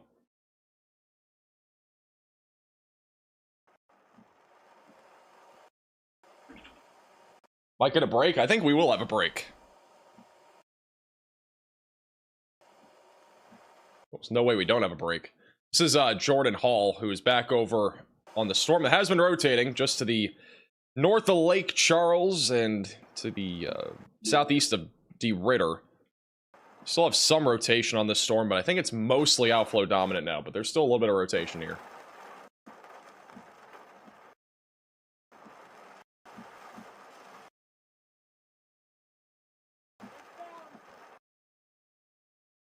I think he has low signal though here. Don't say the Q word, otherwise you'll activate the weather gods. The last few times I've said quiet, it has not ended well, so let's hope that changes.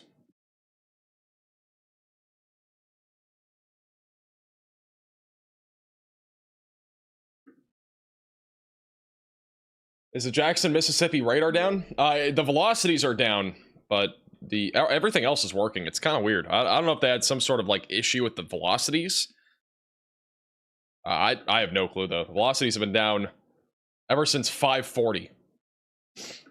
So I'm not entirely sure. Let me see. The base velocity should still work though. Yeah, the base velocities are down too. Every velocities radar here west of Jackson is down. Every single one of them.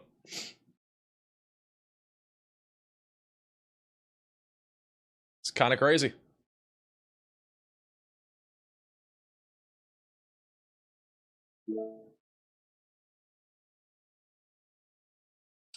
It's back over to Jordan, who is near our storm that's still rotating. Near 394.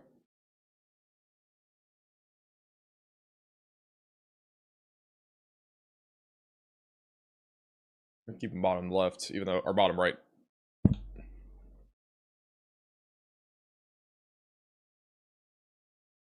Should we worry in central Mississippi? I think the main concern will be damaging winds. Not really much of a tornado risk in Mississippi.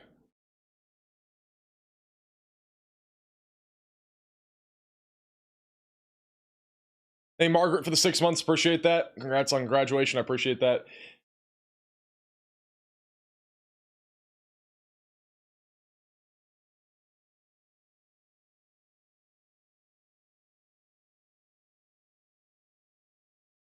Surprised we don't at least have a severe thunderstorm warning here.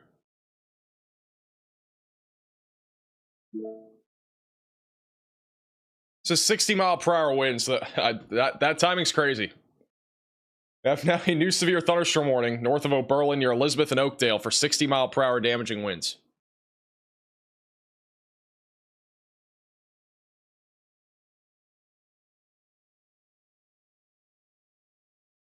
It's moving towards Elizabeth and Oakdale.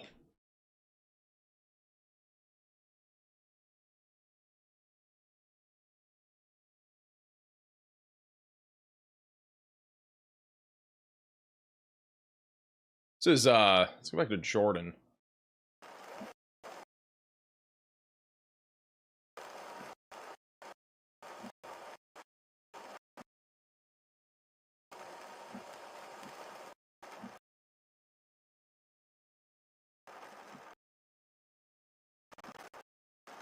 Trying to get update on Jordan's location. Jordan right now is near, apparently there might be a tornado here. Jordan's next, if there's a tornado, it's on the left, because Jordan's right next to where this would be. He's inside of the strongest area of rotation west of Cherry Grove. Yeah, I mean, if there's a tornado, Jordan would also know, and I'm not hearing anything about a tornado right now.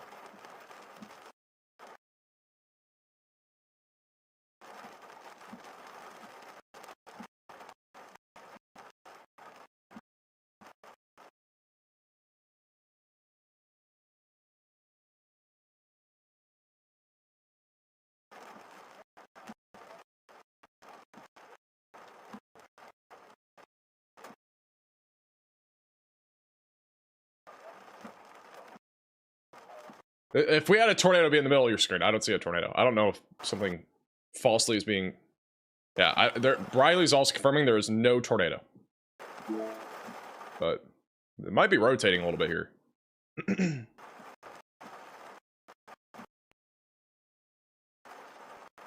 Yeah, Jordan's literally looking at the same exact place as Brandon.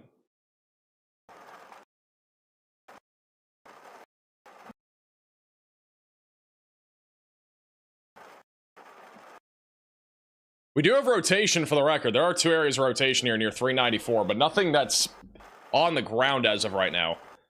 Got a little bit of scud here.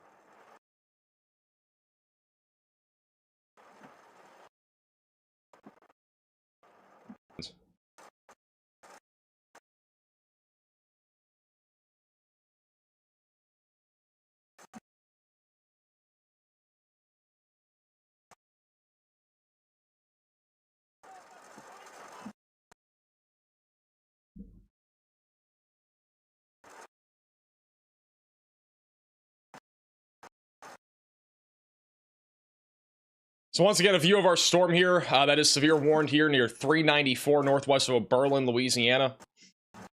Pretty scuddy right now. Not seeing a whole lot of rotation.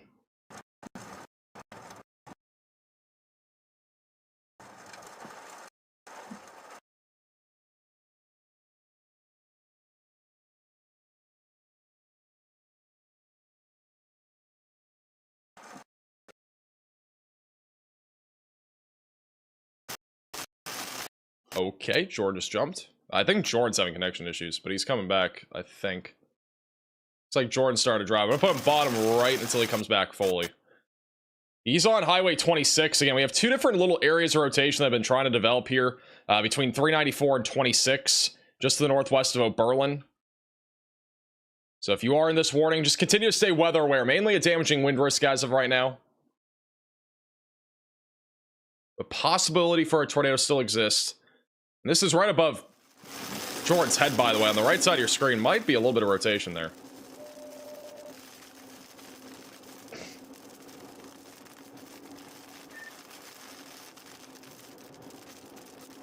Hey, Tammy, for becoming a member. Welcome to the Velocities.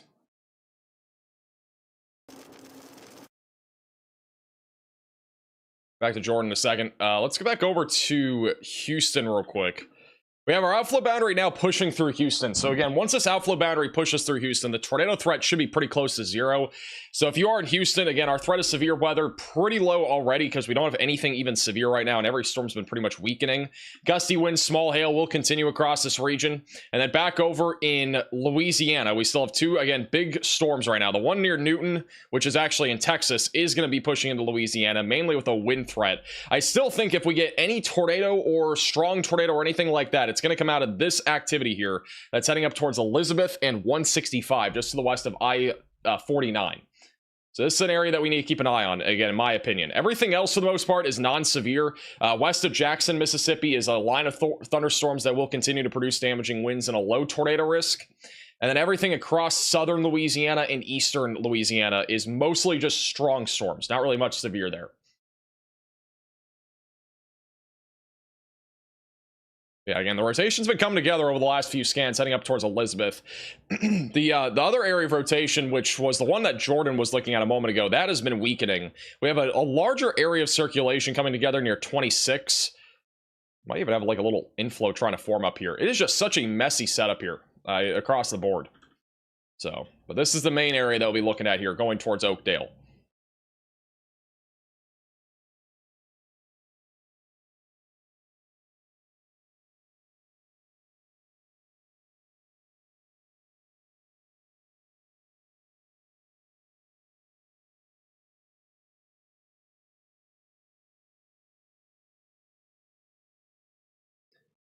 Yeah, once again, I'm not going to try to repeat this that many more times. I'll probably just make something more publicly at some point. But as I've already said, there's nothing against me and Brandon. Brandon's a great guy. But again, what Ryan Hall is, again, pretty much going exclusive with some storm chasers. That's basically what it is. So, and nothing I can do about it. It's been a pretty stressful last 7 days trying to figure all this stuff out. Kind of came blindsided almost.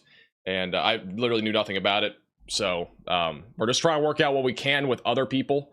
And just kind of continue what we're doing here. Again, I think the more important thing is that I'm here. We're still doing life-saving weather coverage.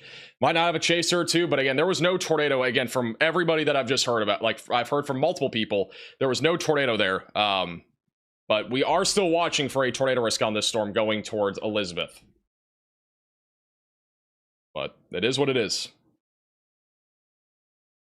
Nothing else to it. I'm just trying to be transparent. We're going to probably make something more public, though, because it's going to be asked a ton. So it's his decision, and again, we got to fight back somehow. So we're trying to make things work with our other chasers. But it is what it is. Thank you, Cano, for the super chat.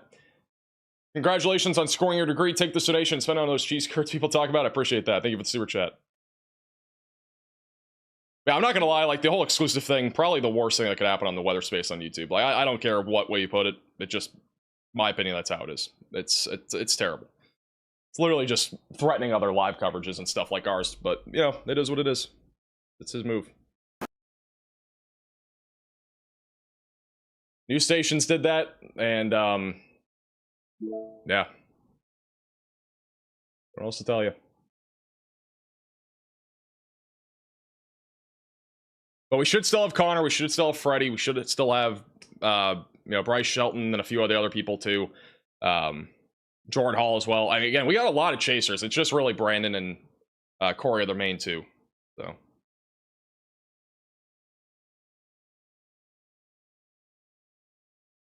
It's like James Spann said in the 2011 super outbreak. If people see a tornado, they will seek shelter. Chasers are invaluable. I totally agree. No, I totally agree. And the other thing is, too, you know, one of the best perks that storm chasers give you, too, is an in-depth look at what the storms look like. Like, when you look at a storm that's about to be producing a tornado, has a large wall cloud, whatever it might be, you know, that also gives people a heads up, like, oh, crap, this storm's scary. I got to, be prepared for this. That is literally the reason why we use chasers. Like, that's literally the reason. It gives people a foundation of what the storm is going to do to your location, especially if it's about to hit your area. And so when you start taking those things away and go exclusive and stuff, like it hurts the weather industry entirely. And it happened in news too. I mean, this is not like a YouTube thing. This happened in news. It happened a while ago. So just being brutally honest though, I'm here for providing life-saving weather information. I'm not really here for the business side of things. And obviously it is a business, but like I try to not make this at all like a business. I love doing what I do. So I'm trying to my best to like avoid talking about this stuff. It's going to keep coming up. So also we got Storm Runner, by the way. I mean, like there's a bunch of people still, you know, main fundamental core people that we've had for a while, like Freddie, and Freddie's been more recent, but Freddie's definitely going to be a big staple, I think, of our channel here in the future. Connor, obviously, and all those good people. I'm very excited to work with them, by the way. Again, they're literally, I mean, to be honest, like Connor and Freddie, like they're perfect for the channel. So Bryce, Stormrunner, all those people. I mean, we literally, you know, it's funny. We've all met, by the way, like IRL, like all those people. You know, back in when we had Hurricane Debbie and a few other hurricanes, it was good times.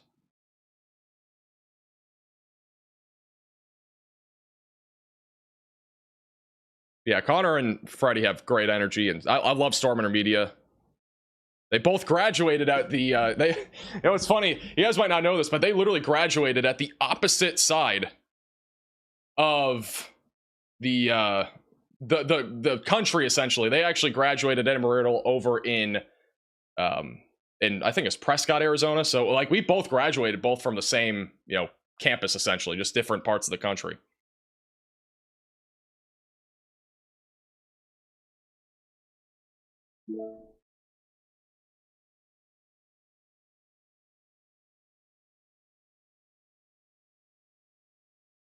Mez Hunter is great. Mez Hunter is great too. Yeah, they're more of a Southern Plains, like Texas, Louisiana kind of chaser, or not Texas, Louisiana, but Texas, like Oklahoma kind of chaser. But they're great.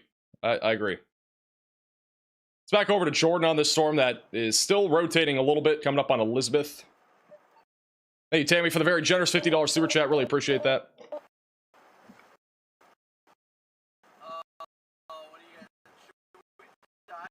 I've already said this, but I will say it one more time. The exclusivity that Ryan's doing is directly on my channel. Nobody else. So it is definitely a competition thing. Thank you, Kiwi, for the super chat.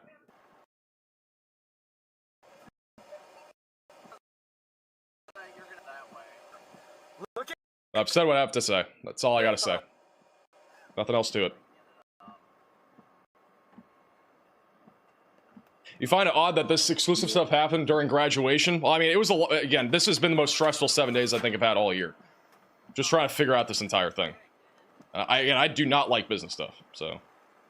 That was when we were droning it. I literally just love providing weather information and going live for this type of stuff. My favorite thing to do is go live for severe weather events and hurricanes and, you know, snowstorms, whatever it might be. I just love this kind of atmosphere where I can do what I want to do. So, hey, Chaos for the super chat. Would you be up to doing town pronunciation stream just for fun when the weather's quieter? I used the Q word, my bad. Honestly, I mean, maybe. Wisconsin would be the main state. You got Wisconsin, you got Minnesota, you got a few other states.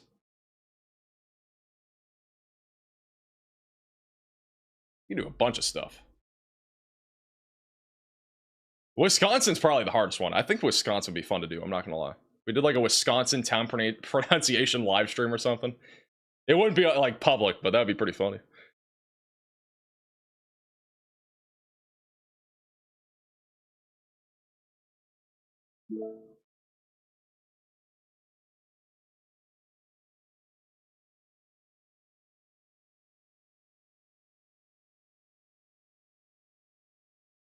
By the way, I'm not trying to start drama or anything. Like, I'm not that kind of person. Like, I've never been involved in drama. It's just, I happen to be kind of in the crossfire of it right now. And I gotta at least say something to you guys, because otherwise it's just gonna keep boiling over.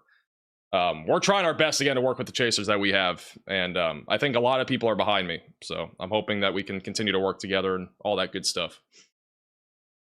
It's been, again, very stressful the last 7 days. I try to hide all that stuff, but it's been pretty stressful. I'm not a person that gets stressed that easily either. Yeah. Well, it's just gonna get dark now. Well,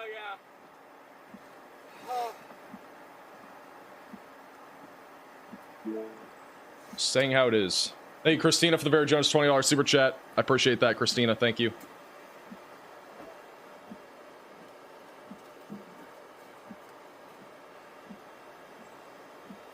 Oh, I was like, who's fucking...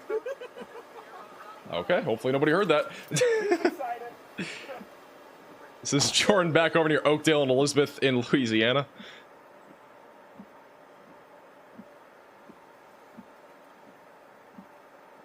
Thank you, Nostro, for becoming a VIP Velocity member. Really appreciate it.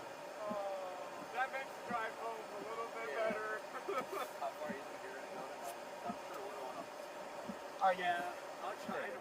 I guess really tonight. Thank you, RC, for the super chat as well. Congratulations on your graduation. If you ever get a chance, would you go over to your radar settings for those that are using it? Yeah, I can do that.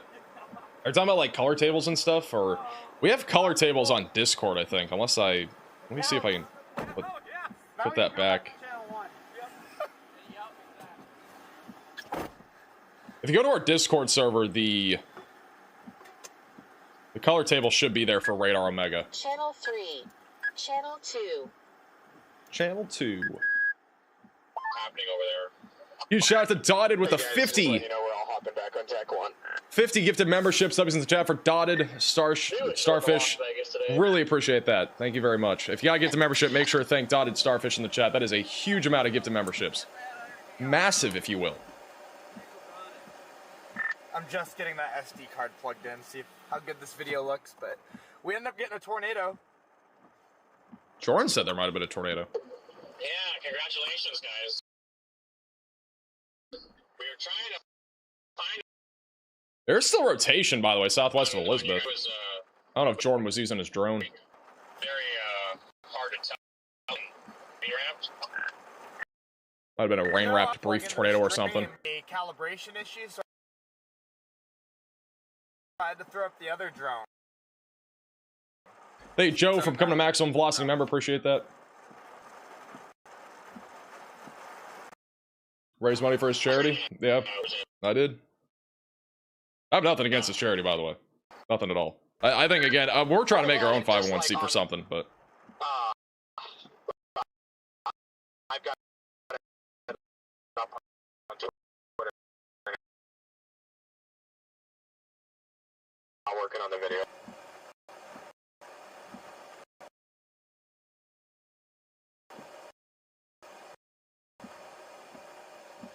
Hey, Lisa, for the super chat.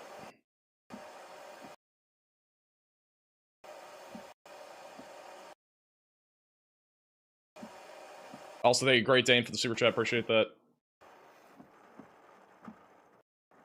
Channel 1.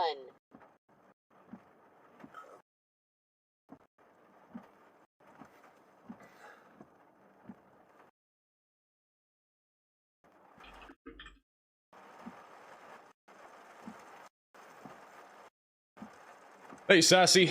I'm glad you found me through Connor, by the way. Connor's great, by the way. Like, we've been... Connor was literally one of my first chasers. He was my second ever chaser, if you guys didn't know. Connor started back in... I don't even know what year. I think it was late 2023. It's almost been 2 years, which is crazy. So...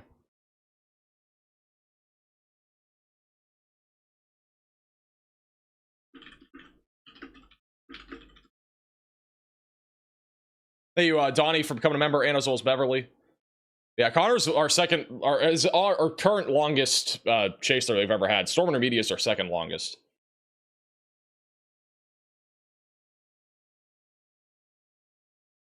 They're both, again, everybody that we work with are great people. So, thank you, Steven, for the super chat.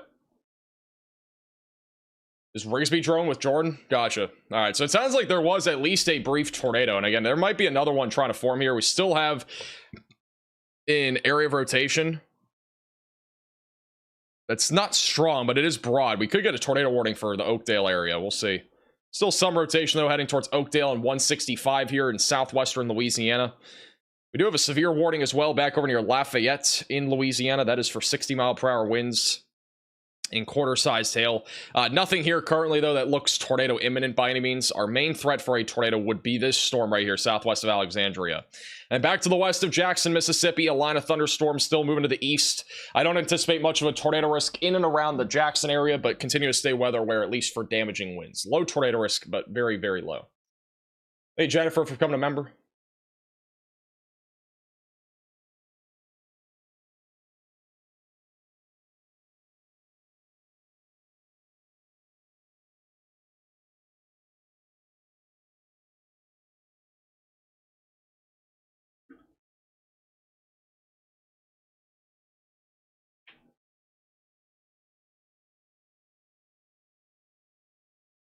Am I going for my master's degree or doctorate degree? I am not. That would be a lot more schooling, and I honestly, like, I've had enough. I've had enough schooling. I could go further, but I don't think it's worth going further right now. At least at the position that I'm in, I would much rather focus on continuing my path on YouTube instead of, you know, having to still do both at the same time. Like, I could always go back and go for a master's or something. It would just be something more long-term if I were to do that. Tornado page isn't listed in the description. She's going to be added. I haven't had time to fix my description. The description still has some fixes. It's not, like, complete. The chaser stuff will be fixed, hopefully, in the next few days.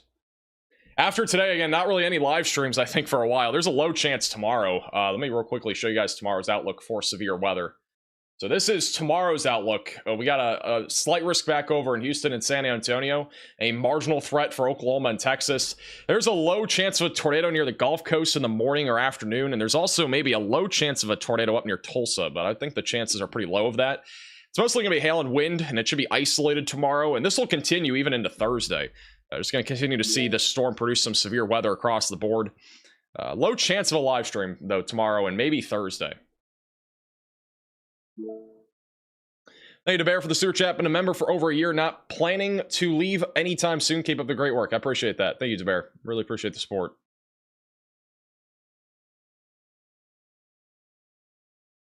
Thank you, Dennis, for the 7 months. You've been subscribed to your channel a year tomorrow, May 7th, when 2 tornadoes ripped through southern Michigan, hitting the FedEx Center in Portage, Michigan. I actually remember that. I remember a lot of severe weather events that we've covered, and that's definitely one of the more reminiscent ones. They have issued a new severe warning for Elizabeth and Glen Mora in Louisiana. There's also a tornado possible label on this. A little bit of rotation heading up towards Oakdale right now. Thank you, Dave, for the super chat, and also thank you, Cyril, for the super chat. Never let AI get to replace human beings. That's why we have Riley. I don't want to have AI on our streams, really. I think being more authentic is just the move for what I want to do.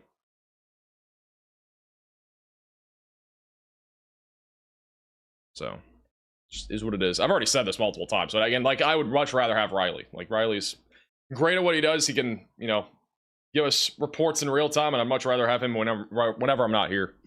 Hey, Nathan from Coming to Moderate Velocity member. Can we see your cat? I can show you guys a photo. I don't want to pick her up because she's sleeping. Oh, no, she's not.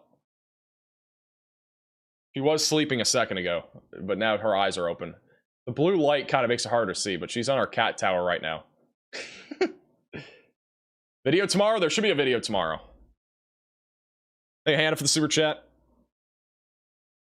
And thank you also, Nathan, for becoming a member.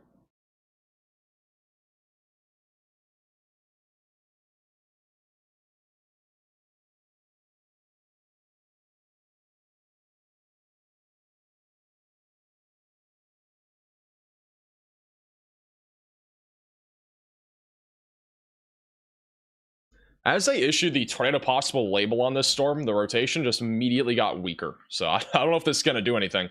We have a lot of storms that's been trying to come out of the north, so that might kind of collide with this here soon. After this storm, I don't know if there's really much tornado-wise left. The next SPC outlook's in 45 minutes, so we'll probably still be here for that. Wait and see what happens there. Hey, Boom for the super chat. You should do documentaries on tornadoes you covered in weather downtime. I'm planning on doing that. Yeah, we're still planning on doing a tornado documentary for the Lake City tornado.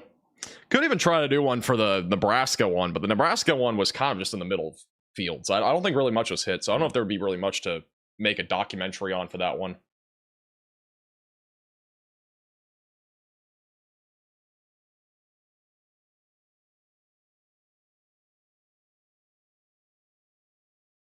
Riley is AI? Yeah, I'm sorry, guys. Riley's actually AI.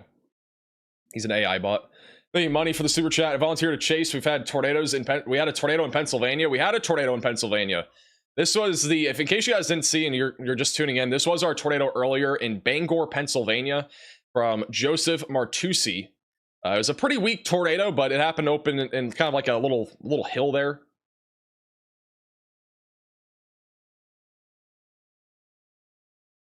So that was earlier today.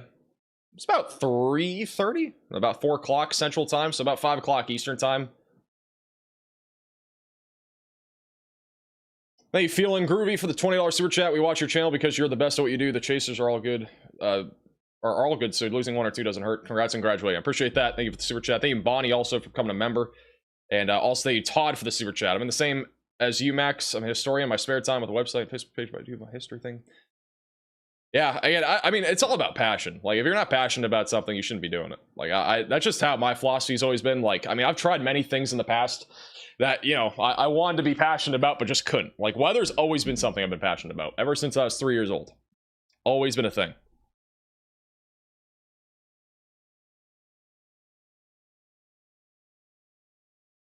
And, you know, I got so many meteorologists behind my back, too, and all that. Like, I mean, completely unrelated to weather, but this is from Harvey Leonard. I don't know if I can slideshow this correctly. I don't know why. Oh, I can actually do this. Let me try this. You guys don't know who Harvey Leonard is. He's a meteorologist from WCVB in Boston. This was a video that he sent to me for graduation. Let me put on the audio here. Okay. Max! How you doing? It's Harvey Leonard. I know it's been a while, and I know you are graduating college, which is amazing, because I remember you when you were about 10 years old, and you came to the station with that great interest in meteorology, and look what you've done. You've turned it into a degree in meteorology. Now, I know that is not easy to achieve, so you deserve all the credit in the world. Congratulations. And I wish you all the best going forward, and I know you're going to be very successful. Congrats, Max! So if you guys don't know who Harvey Leonard is, he is a meteorologist at WCVB, and this is also... We had a whole slideshow for my graduation thing, but this is a bunch of photos with him when I was 10... I think this is when I was about 10 or 12 years old. And the next set of photos here is... this is Ryan Breton, if you don't know who he is. He's also a meteorologist now, I believe in Maine? I think he's back in Maine again.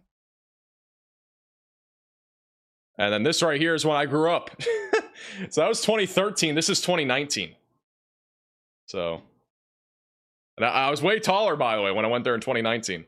So I visited the studio. AJ Burnett was also there, another meteorologist there in Boston. So, kind of cool.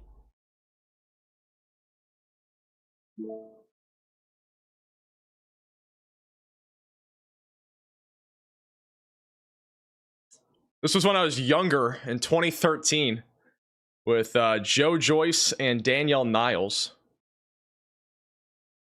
You guys know who those people are. They're also meteorologists, or have been at least, at news stations in the Northeast. I'm 8'7". Yeah, I've grown a lot. I mean, this is when I was probably like 3'2", to be honest. We're all the way up to 8'7" now.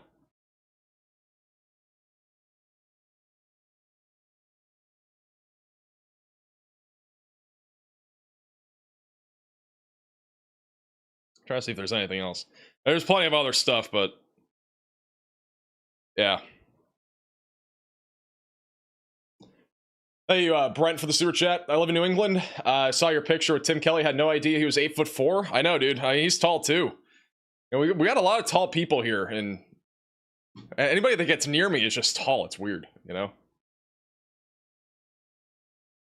This is Tim Kelly, who showed up to my graduation party yesterday. He's probably rocking 8'2", if I had to guess. I'm 8'7", so you know.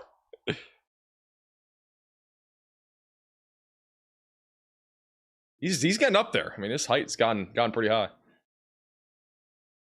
Thank you, Nathan, for the super chat. Hello from Australia. Love your content. Huge congrats. I appreciate that. Thank you, Nathan.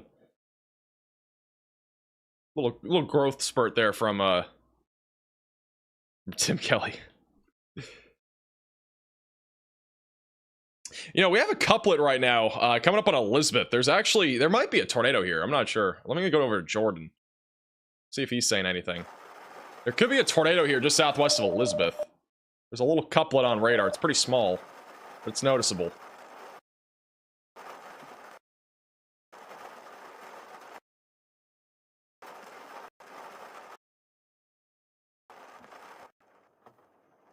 So Jordan's near this area of rotation. He's near Elizabeth. I have a little couplet on radar. Let's listen in to see if we have any reports or if he sees anything.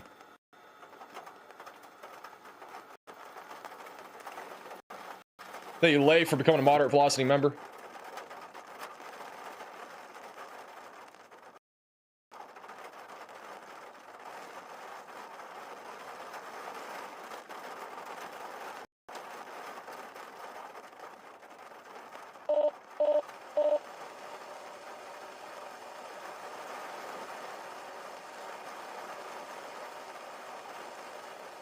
You're telling me Shreveport's 3 hours away from here?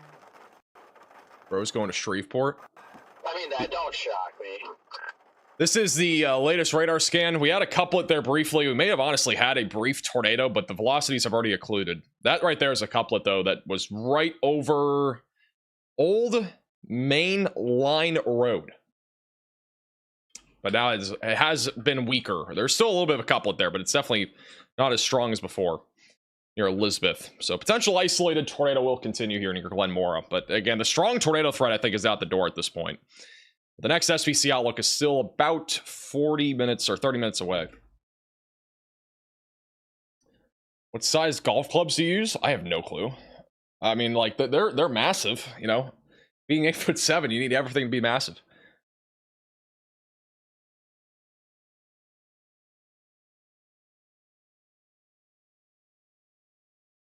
Tier run for kind of moderate velocity member.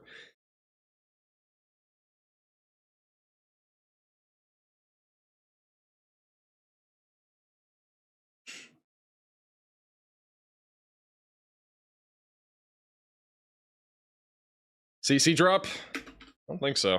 No CC drop. I mean, you could get a brief tornado and there still not being anything. It's definitely possible.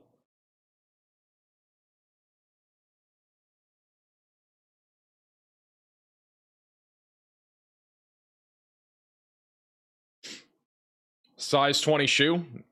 Yeah, if you ever order me shoes, size 23 is the one we're aiming for. You have to be 8'7" in order to get all these weather information. Thank you, William, for the Venmo donation. I appreciate that.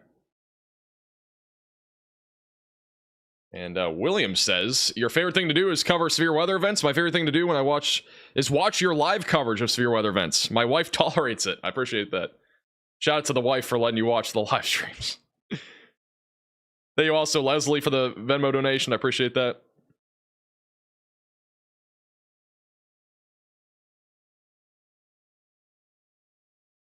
Am I seriously 8'7"? I mean, that's what Google says. You gotta believe Google. Or at least that's what it said. I don't know if it says it anymore. It might have changed. I need to let me look it up again. Is max velocity, or how tall is max velocity? I'm gonna do that first. I'm gonna try something else. Okay, it doesn't say there. Is max velocity 8'7"? Hey, we got the proof still. If you look up if max velocity is 8'7", it still says it. According to social media posts from max velocity, they claim to be 8'7" tall. All right, it doesn't confirm it as much as it did before, but it still confirms it. It's more of a rumor according to Google AI right now. Thank you, Sheem, for the $20 super chat. I appreciate that. Hey, if you don't believe we're 8'7", I don't know what you're believing in.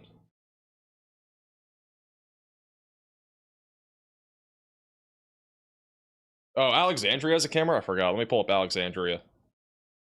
Yeah, there's a camera in Alexandria that we could look at on the northern segment of storms.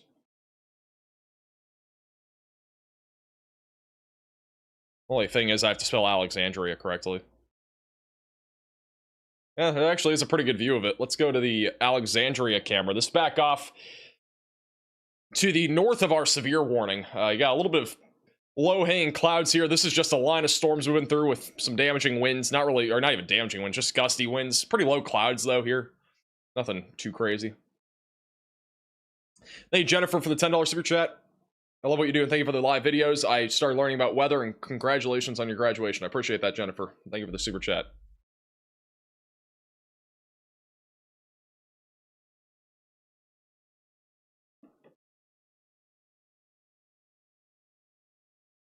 Riley's 8'8". Riley is like 2'4". Let's be real.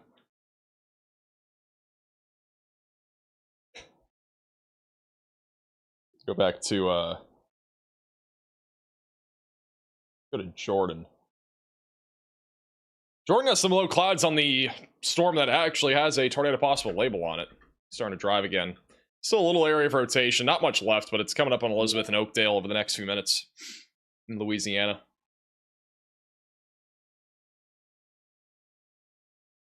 You need to go storm chasing one day? I'm gonna do a storm chasing stream at some point. Probably do it with Riley or Freddie or maybe Connor or something like that. Probably happen later in the year.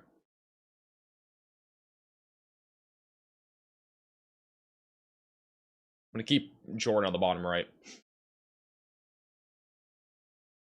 Latest scan still showing rotation, but it's been broader over the last few minutes near Elizabeth. Back over in Vega, Texas. I do want to go back to Vega real quick. It's actually kind of cool. You can see the overshooting cloud tops from the Vega, Texas radar mega cyclone port. This whole thing that's curving out right here, that is from a supercell down to the south producing some hail right now. It's a pretty cool little view here in Vega. You can watch all these different live cameras inside the Radar Mega app with the top link in the description below on iOS and Android, including the Vega one.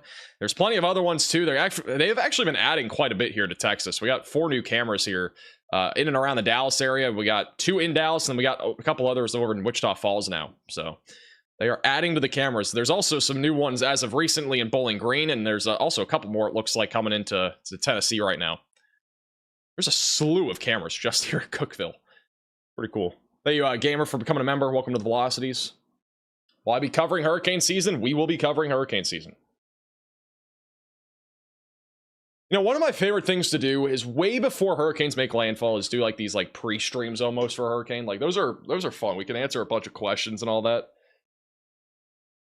In addition to videos, but I do like doing those way before it happens. I think you guys enjoy it too. Thank you, Maddie, for becoming a Maximum Velocity member. God, dude, my cat just scared me. She like meowed like so high pitched.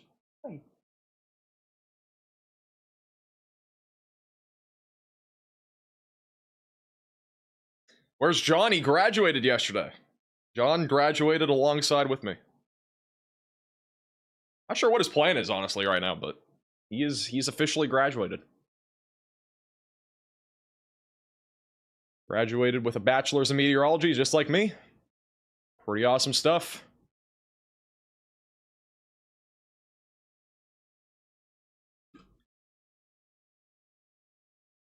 Where's the max velocity doll you got mailed a long time ago? I'm not gonna lie, it could be buried under all the... It literally could be anywhere. I have no clue. It's probably in one of my drawers. I just don't feel like looking. That thing still scares me. That thing still scares me. I don't know if I ever want to take that out of the drawer.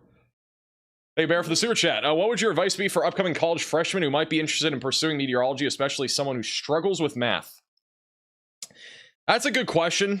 I would honestly just say practice, you know, study hard, all that good stuff. Like, that's really the best thing. I honestly thought, you know, I thought my first year of college would be terrible. I honestly thought I'd fail, like, all my classes, like, going into it. And then once I got into it, I honestly, like, I was acing pretty much everything. And I wasn't putting in a boatload of effort my first year. The last 3 years were a lot harder, but like the first year I thought it would be really bad, and honestly it wasn't that bad. Like there was some stuff going on that, you know, was a little bit difficult, but I was always able to get help from professors and stuff like that. So I definitely recommend, if you ever, you know, when you go into college, just make sure that you're visiting your professor, staying in touch, all that good stuff, and just make sure you're, you know, learning what you got to learn.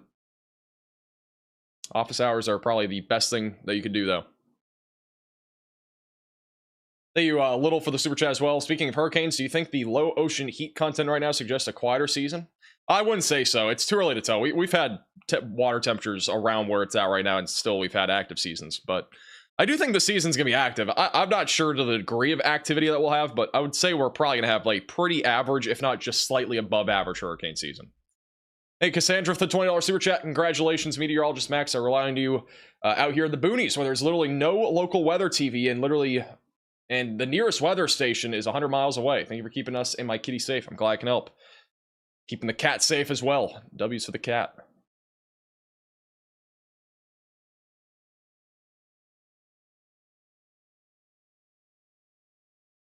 A professor who knows your name is more likely to be lenient. That is absolutely incorrect, by the way. I'm just letting you guys know. Even if they know who I am, there's really no leniency. Like, I'm being brutally honest. Like, you could have million subscribers. It doesn't matter. Like, it doesn't matter what you have. Like, the professors aren't going to treat you any differently. Now, a lot of the time, I did go to my, you know, professors and talk about stuff that I was doing and all that. And, like, you know, it was fun talking to them about random stuff. But, yeah. There wasn't really a time, though, when I was in college, like that, you know, my YouTube channel gave me any leg up in actually getting better grades. That's not how that works. Like, it's the same thing with like live streaming on YouTube. I've had people always ask me, when you're live streaming on YouTube, do you get credit in your college classes? No, you don't. It's just not how it works. So, yeah, I'm just being honest though. Like, there's literally no difference. You could be a normal person or anything like that. There's no difference.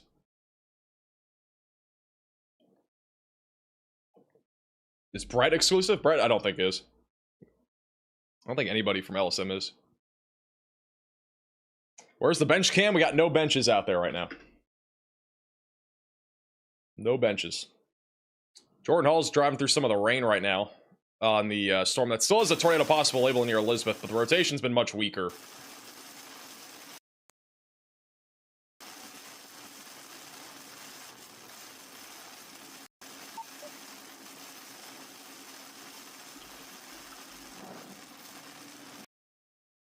It's a little bit laggy right now, but he's driving through this area of storm activity. He might actually be going away from this at this point, but there is still a little bit of rotation over Elizabeth. Moving towards 165 in Glenmore. It's been pretty broad here for a while. We did have at least one brief tornado out of that storm. The Houston storms have been pretty weak. Still have a tornado watch here for another 25 minutes for Houston. I would expect that to be canceled. I don't think they're going to reissue a new one. Tornado watch also goes for a little over an hour for most of western and central Louisiana, and then another 5.5 hours for Louisiana and Mississippi. We do have a line of thunderstorms that is approaching Jackson right now. We can check out the live cameras near Jackson, see if there's anything popping here. This is back over the Hinds County EMA on the radar Omega Cyclone port. I'm going to put this up on one of our cameras just so we have a view of this. I don't know what camera slots we have open right now. Let's see. We could put one in. We probably do that 1 or 2. And then we'll do this on 1. And then 3, we will do... Jordan's going through a little bit of flooding, by the way. The flooding threat is going to definitely be increasing here.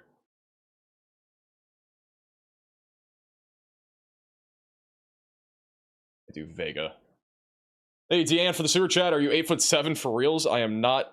I am 8'7", according to Google. Thank you also, Zachary, for the super chat. What are my goals now? Just to keep providing life-saving weather information. That's the goal. I really, like, my biggest thing is just continue to grow the weather space in general on YouTube. I think that's, like, the end goal at this point. Like, keep making it a better place. Make it so that we're all collaboratively working together. That's always been the goal. And we've been doing that for a long time. It's obviously changed, it seems like, in the last week. But that's the goal. Just to be able to continue to provide life-saving weather information. Keep it also increasing, like, or even improving what we're doing on this channel. Like, just keep improving our weather coverage, improving, you know, the technology that we use, the overlays, like everything. I want to make it more friendly to the end user, the people that are watching, the viewers, and all that. So, hey, Mary, for the super chat. Do you have a favorite season, and what's your favorite type of weather to report on? Severe weather season's honestly my favorite to cover. Like, I like covering severe weather. It's one of the more interesting things that can happen. There's so many things that can happen in severe weather. So, like, you can have storm mergers, all that sort of stuff. Like, you know, winter storms, it's just a lot of snow. And then if we're talking about like a hurricane, like it's a lot of just covering a lot of the storm surge and what's happening in real time. There's also a lot of like forecasting to it, which I do enjoy doing the forecasting of it. But hurricanes are honestly probably one of the biggest challenges, I'd say. But severe weather, I'm just really used to doing. It's kind of like the Weather Channel. Like, I always watch the Weather Channel for severe weather stuff, and that's just kind of how I got that kind of vibe. Thank you, Lily, for the $20 super chat. I don't think we're doing a bobblehead collection. I do appreciate the super chat. Not a bad idea, though. Thank you, Morgan, for becoming a Maximum Velocity member.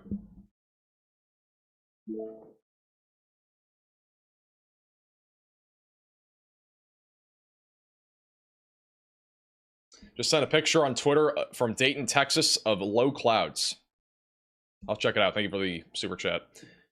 Yeah, again, the lifting condensation level, which is essentially where clouds start bubbling up from, is very low today. I'm just going to draw like a little example here. We're going to do a little whiteboard stuff. All right, so this is your surface right here. All right. This is about 1,000 feet. Let's just do 1K feet into the atmosphere. This is 2K feet, etc. All right. Our lifting condensation level today is probably around 1,000 feet, if I had to guess. I haven't really looked, but it's probably around 1,000, right? So that's where our storms are bubbling up from. And so that will create a more surface-based supercell that bubbles up into this big storm. And these are the ones that usually produce the threat of tornadoes, all right? Or hail, wind, all this sort of stuff. If we go any higher than that, though, let's just say the storm forms from 3,000 feet off the ground. That's where our storms are starting to bubble up from. That is what we more than likely call more of an elevated storm.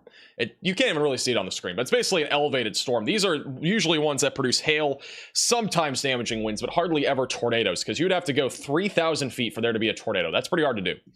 So, generally speaking, most of our storms today have been surface-based. We've had some elevated ones that have formed out in front of the line, and even in front of our discrete cells that try to fire up, but yeah. That's mostly what we've been seeing. Like, this storm over Elizabeth is surface-based. And honestly, we're right back to having a couplet on this. There's actually a tightening again over Elizabeth. So maybe a little small weak tornado over Elizabeth right now. We don't have a debris signature. This is, again, Louisiana, Elizabeth. If you're in Elizabeth, definitely stay in your safe place. At the minimum, we're talking about 60-mile-per-hour winds. There is a tornado possible label on this. The latest scan is now weaker, but could have maybe just had a brief tornado there over Elizabeth or on the west side of Elizabeth. Didn't get any debris signature, but doesn't mean we didn't have a tornado there.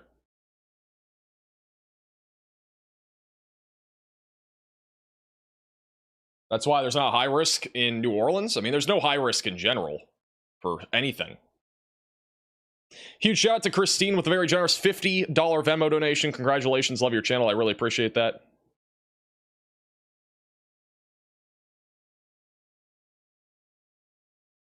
By the way, if I know some of you guys know who John is. He's been on our channel before. This is at graduation. John graduated as well. Yes.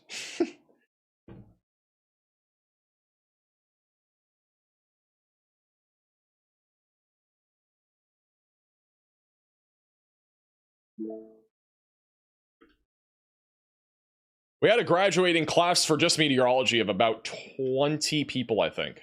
So.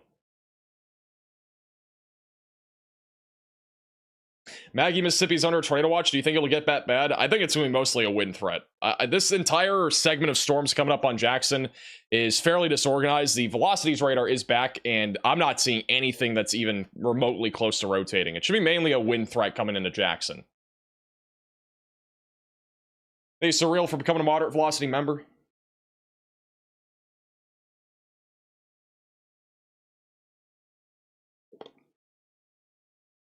What app do we use? We use Radar Omega. You can again download it with the top link in the description below. Thank you, Heather. Yeah, again, I'm not going to really talk much more about it, but it's been a very stressful week. So, that's all it is. Just got to deal with what we can deal with. I was so reluctant on even coming out and publicly talking about anything about this whole entire thing, but sometimes you gotta say stuff. Just trying to be transparent. I'm not in this for the money by any means. I'm just in it to provide life-saving weather information.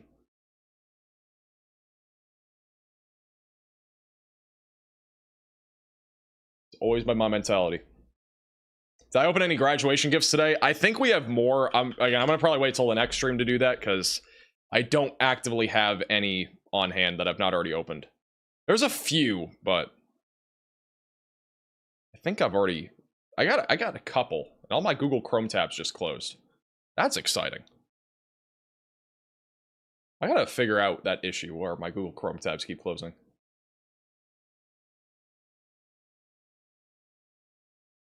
Have I ever experienced a tornado? I have not. I'm hoping to at some point, like this year or next year, go on like a chase where it's like a, high plains risk where there's not a whole lot, in the general area like that we can actually go live for. So I'm kind of hoping for. Maybe something out like New Mexico or something like that. We don't usually go live for New Mexico stuff. It's usually really rural. So that'd be kind of like the main thing I'd want to go for. Either that or like, I could probably do Colorado too. It just has to be east of Denver.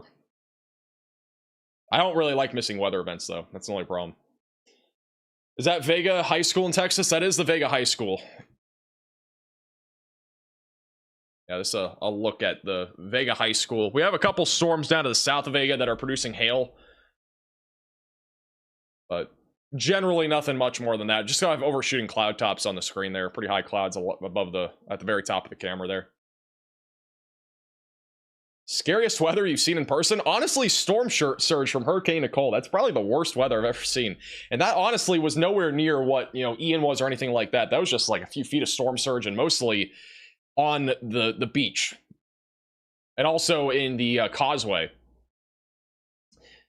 I don't know where the exact area was. It was somewhere over here though. But it was one of these like causeways. Hurricane Nicole, if you guys remember, it was a couple years back.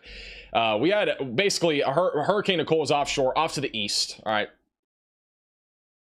This is where, let's just say that's the hurricane. Basically, all the wind was coming out of the north, and I was under one of these bridges. I think it might have been this one. And all the storm surge was coming from one area. And then on the other side, it was just calm water. It was like the weirdest thing ever.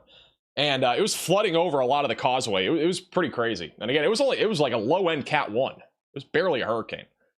So... yeah, that's I'm pretty sure that was the general area of where I was. I can't honestly remember, but it was kind of fun to chase it. It's fun to chase it. I've never been on like an actual legit tornado chase, but I've been on a chase for like a hurricane, which was pretty cool. Wasn't a big hurricane, but it was a hurricane. So.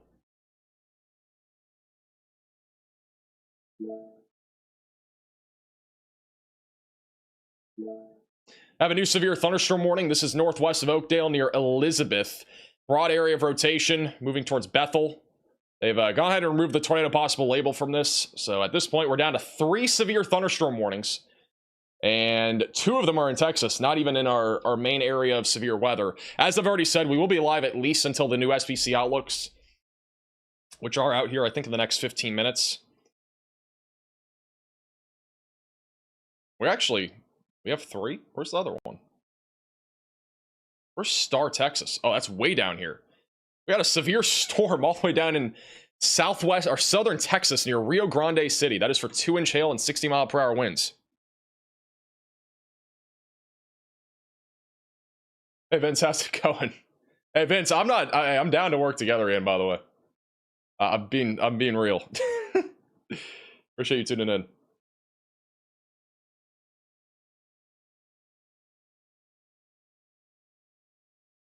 Totally open to it.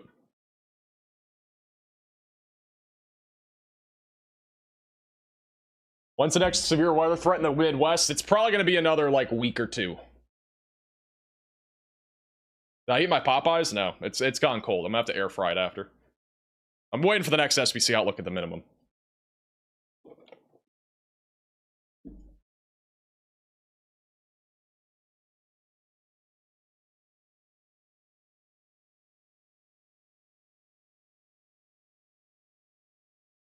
I cover wildfires. I don't usually cover wildfires, no. I actually almost went live for the LA wildfires, but it's hard to cover. Like, I mean, I could probably cover it. It's just you also have to get access for all the cameras, so that's honestly a pain. I'm not sure who you're going to go through for those. Thank you, Madison, for becoming a member. Welcome to the Velocities. Also, thank you, Rain, for the super chat. Appreciate that.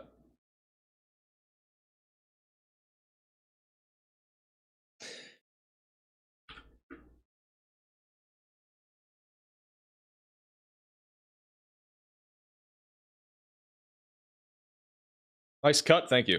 Yes, my haircut is, again, it's temporary. It'll hopefully fill in more. I'm hoping like my side of my head fills in more so it actually blends better. The goal is to have this blend more. I want like longer hair on top, and then like I want my hair to grow on the sides too, like a bit longer, but like my goal is to have the hair on the top longer. I've never done a haircut quite like this. Like I don't usually have it this long on the top with it this short on the side because I got a high fade. So, yeah, we'll see what happens. I just watched 2 short clips of your Hurricane Nicole coverage. It reminded me of Jim Cantori. Yeah. It's basically what it is. I try my best. Best impersonation of Jim Cantori. Not actually, but. Hey, Chase for the super chat. Get a low taper fade. I got a high fade. Did I say low fade? I meant to say high fade. It was a high fade.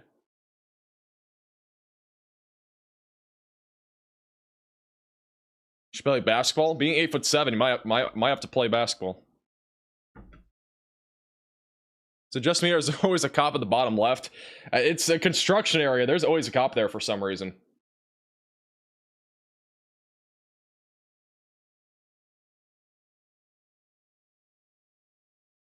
Have I ever covered a Canadian or other country severe event? Not really. We've never gone live specifically for Canada. I have briefly touched on Canada weather though, whenever it looks more significant. If we ever do get tornado warnings in Canada, we'll definitely talk more about them, as long as the weather in the United States is not as significant. Bro said, what's a Canada? Honestly, you know what's crazy is we could legitimately cover Germany. They actually have radar coverage. If there's ever a day where there's an outbreak in Germany, you never know. Maybe it happens sometime. We could always go live for that. There's radar coverage over there.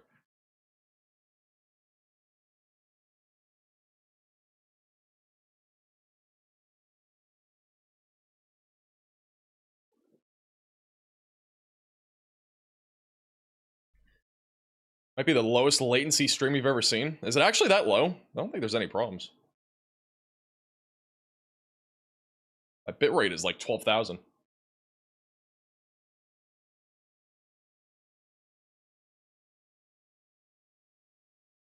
What about Finland? I don't think there's any radar coverage, at least publicly on here. Hey, Tyler. Wait, is low latency a good thing? I kind of forgot. Or is it high latency? I think low latency is a good thing, right? Hey, Tyler, for the $5 super chat. Love your content. Can you check out some broad rotation in Arizona? Anyway, we got rotation in Arizona, right? If you're talking about this storm... Wait, that's a different radar site. It's the one near Prescott. Yeah, I mean, this isn't really anything that's going to produce. If we got anything, it'd be a really weak tornado. So I'm not concerned about that.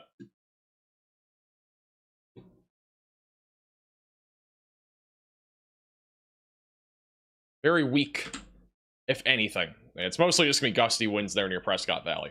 Highly doubt we're going to get a tornado with that storm. All right, next SPC outlook should be in the next 10 minutes. Awaiting that.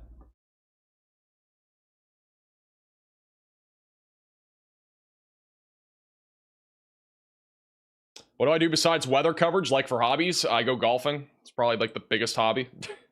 other than golfing, not really a whole lot. Golfing's probably the main like hobby that I do though. I haven't golfed though in like 4 months. It's just I've been slammed with weather and stuff, so can't wait to get back into golfing. It's been a while. We have no longer any severe warnings in Mississippi. We're back down to 3. We got 1 in Texas, or 2 in Texas, sorry, and then we also have 1 in Louisiana. So we should see at least the enhanced risk go away. I wouldn't be surprised if they even remove the slight risk for most of this region.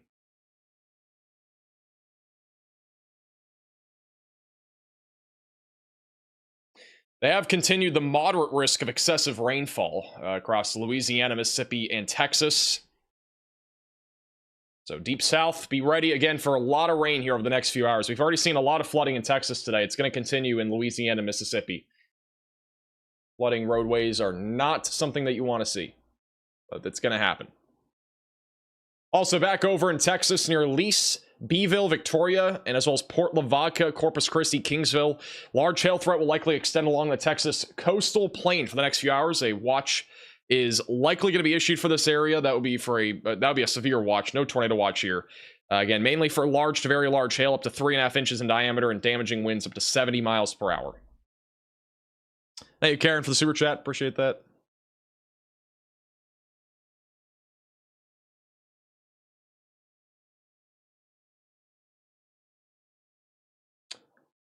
There is a drone view of the tornado back over near Ditter, Louisiana earlier. I'm going to retweet it on Twitter at MaxVelocityWX if you want to check it out. Jordan Hall and Jaden Peppenheim were there, but it was Jaden Peppenheim's drone. You know, I've got to say that it's kind of crazy, but I think every 10% hatch tornado risk this year has just not panned out, including today. I don't know if we've had a single 10% hatch risk this year that's actually panned out for strong tornadoes. If you're asking about Houston, the severe storms over near Houston, or any storms, excuse me, near Houston are not even severe. Very low chance of any severe weather right now in Houston. The tornado watch expires in 6 minutes. So we got 1 storm off to the west and northwest of Houston that's producing some gusty winds and small hail. Not really seeing a whole lot of severe weather here, though.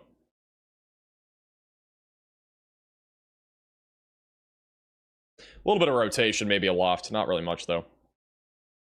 Nice lightning. There might be some lightning. There's definitely lightning there. It's not a lot. There's a hammer in Dickinson, Texas. Keep an eye on that.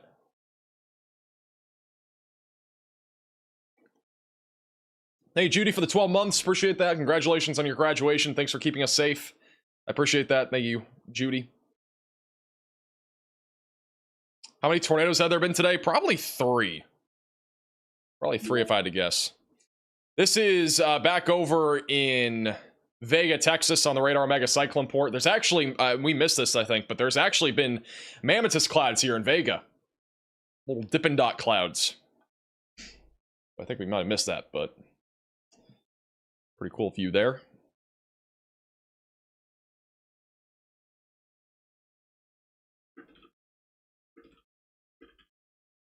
Congrats on becoming a meteorologist. Appreciate that. You talk a little about Little Rock? I can talk about Little Rock. There's some light rain, and it's about to be moving out, so you're pretty much done. I mean, there wasn't even any severe weather forecast for Little Rock today, so you guys are chilling. Thank you, Jen, for the $30 super chat. I appreciate that. All right, the latest SPC outlook has just come out. We don't have the probabilities yet, so this is not like fully in, but this is the general risk outline. We have a slight risk of severe weather in place for Mississippi, Louisiana, Texas, and a marginal threat from Florida back into Texas and also across Louisiana, Mississippi. Little marginal threat as well back over in in Texas. Bro, does this not look like a pig that is screaming or something? Am I going crazy? It literally has that kind of look to it. Like, this looks like the eyeball right here. Does that nobody else see that, or is it just me? Looks like a cartoon figure.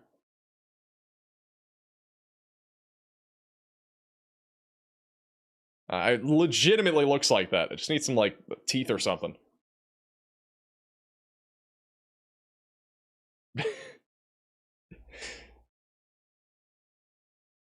Like a screaming chicken? Chicken jockey?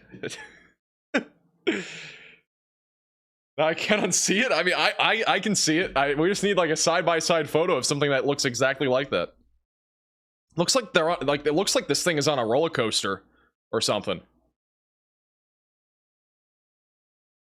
I don't know if I can draw a roller coaster cart. I don't even think I can. I can't do art, so I don't know what I'm trying to do here. But we're trying to make like a little roller coaster thing right here. You know? I can't draw. I don't know why I'm doing this. Let's get like those little, like a little effect back there though. You know, the things going down the track. Need Riley. Riley did not even agree. He was shaking his head when he saw that, so I don't think he's on board with what I'm seeing.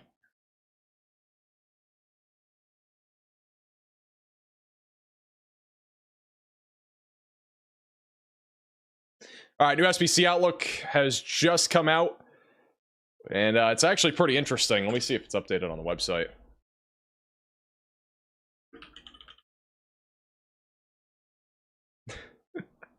Bro, it even looks more like it from this angle. One second, I'm trying to pull it up. It literally looks like that. I don't know how you can't see it. Like, I mean, it literally looks like a pig or a chicken screaming or something. But nonetheless, the tornado risk has been condensed. They still have a 5% tornado risk in southern Louisiana, just outside of Houston and southwestern Mississippi, and a marginal tornado risk that goes back over into southern Alabama near Mobile, and also into South Texas. And then damaging winds, still the main concern, even though the risk has not been updated here. Those other risks have not been updated yet. But I think the wind and hail threat are still the main concerns. 5% tornado risk still in place. Mickey Mouse, honestly, I mean, you can make that comparison, I think. What's that, like, big pig in, like, the Mickey Mouse shows? Anybody know? I can't remember the name. Honestly, it reminds me of that. I don't know what the name is, though. It's like I think it's a pig. I don't know what it is. It's got a damage report back over in Grand Coteau. In Louisiana, emergency manager reports numerous trees down between Sunset and Leonville. Porky Pig? All right, it might be Porky Pig. I gotta look that up. No, it's not Porky Pig. No, it's not a pig. It's like that. It's the big mean guy in the cartoon show, like Mickey and Minnie. I can't think of the name though. It's also not Goofy.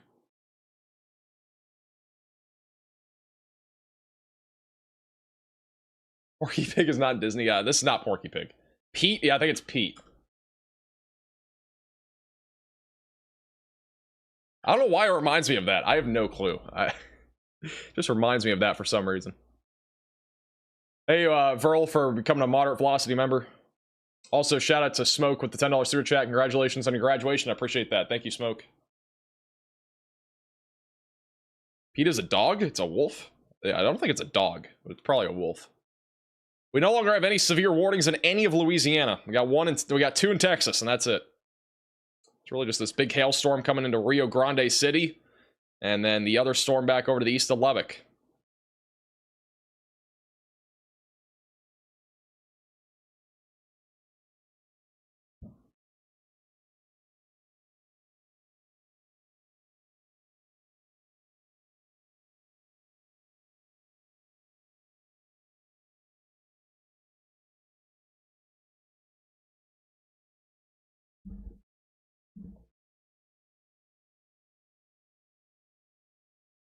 Slow day? I mean, this usually at the end of streams go anyways. Talking about random stuff. I mean, but honestly, I don't know how else I can describe it, but it literally looks like something on a roller coaster, like an actual cartoon animal.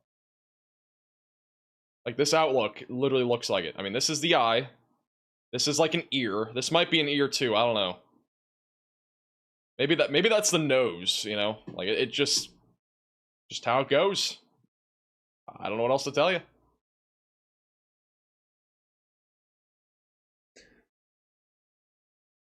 You show the bats on radar? I would have to stay live for at least another 15 minutes. Oh, actually, no, they already came out. Look at that. The bats already took off? Are we early? These bats took off really early. The sun doesn't set for like another 20 minutes. Look at all the bats taking off out here to the west of Austin.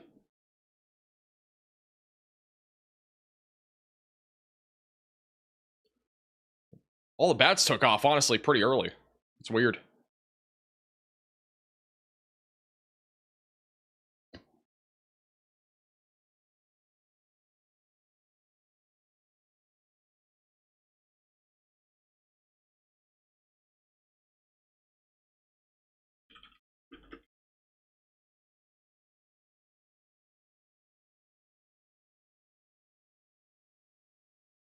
Where did the bats go? I don't know. Probably going hunting for the night. I wonder if we can ever see the bats coming back in. That's the one thing I do wonder. I don't think we can. It'd be kind of cool if we could see all the bats coming in or something like that. Heads up, by the way, if you're in Houston, Texas, not really too concerned right now about like a tornado threat, but we probably will get at least some strong winds in Houston. Maybe an isolated damaging wind patch here.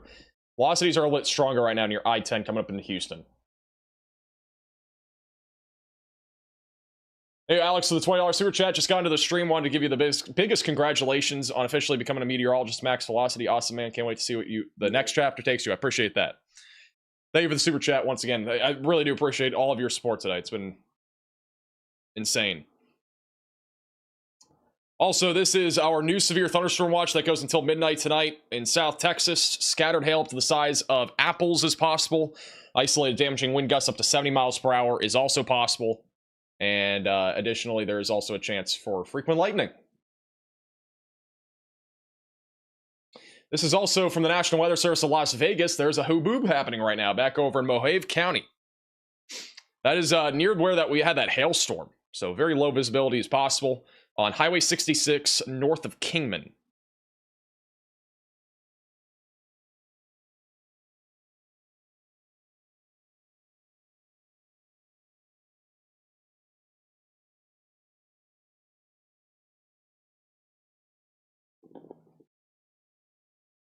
Cheese curd reveal? Bro, she's still sleeping. She's been sleeping basically this entire stream.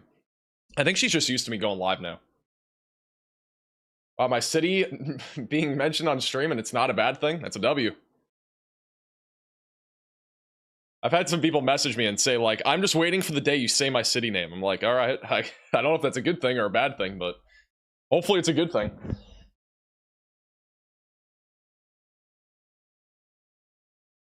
Did I miss the severe weather, or is it still developing? It's pretty much over. I mean, there might be another isolated tornado tonight, but it's going to be very isolated. Am I under a tornado watch? I am not. I am not in Louisiana. I'm in Florida. Got a better live pick of Shreveport? What do you not like about a shaking camera? This thing shakes all the time. This camera's been loose for I think at least a year now.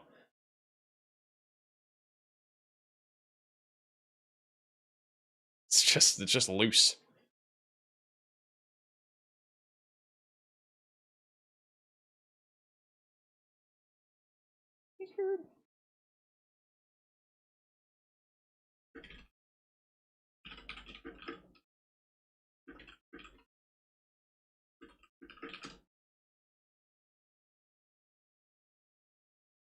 Cop's still there? Yeah, I don't think that cop car ever moves.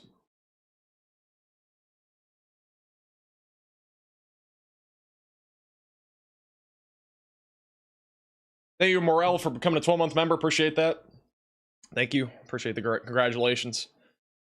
Once again, if you guys have not already gone to either my Twitter or Facebook page, which is @MaxVelocityWX, definitely recommend you go check out the video that I posted last night Again, I can't put it on the stream because it has copyrighted music, but Jim Cantori made a congratulations video. It's pretty cool. Had a lot of meteorologists do this, but really cool that Jim Cantori made a video. I, again, had no clue he was doing this. I've never even had contact with him, so really crazy surprise in addition to all the other meteorologists that sent me congratulations videos about graduating. Really do appreciate that. Daniel Niles, Harvey Leonard, and Tim Kelly. Really appreciate all of them. Very fun day yesterday. I know I missed severe weather, but I don't know if I can take back what happened yesterday. It was incredible. It was a great day.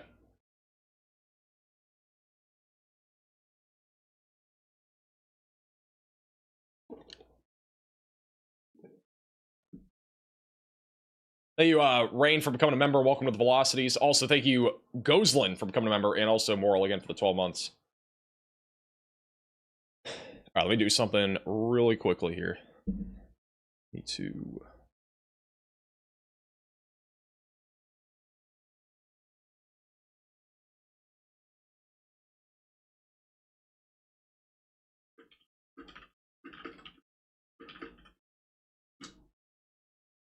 All right. Thank you, Evan, for the raid. Appreciate that. Hope you're doing well. Please check Houston. Houston's gonna be fine. Again, just a strong storm. A little bit of gusty winds, some lightning, small hail possible. That's really about it.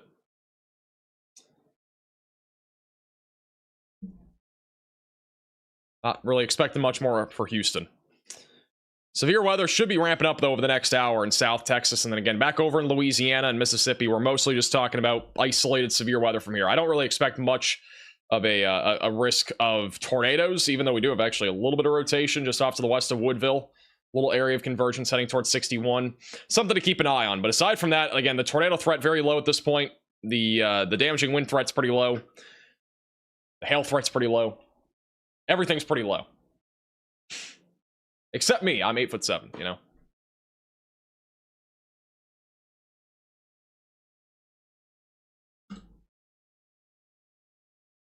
Anything happening tomorrow? There is a marginal risk of severe weather, also a slight risk, but pretty much just a large marginal threat across the southern plains.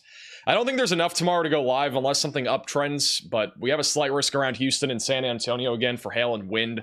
Low tornado risk along the Gulf Coast, and then a marginal threat that goes back up into Oklahoma and as well as western Arkansas. So just be ready for isolated wind, hail, and a very low tornado risk. Aside from that, I think tomorrow is going to be kind of chill.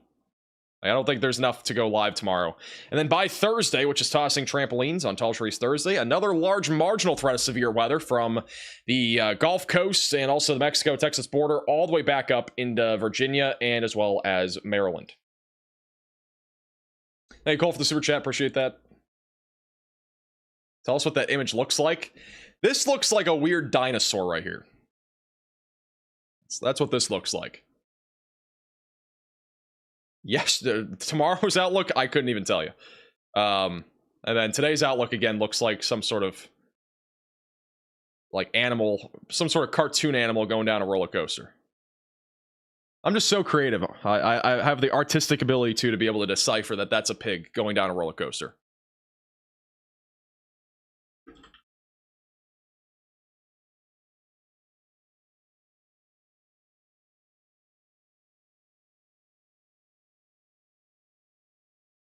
Might be some rotation north of New Roads, Louisiana. Let me look real quick.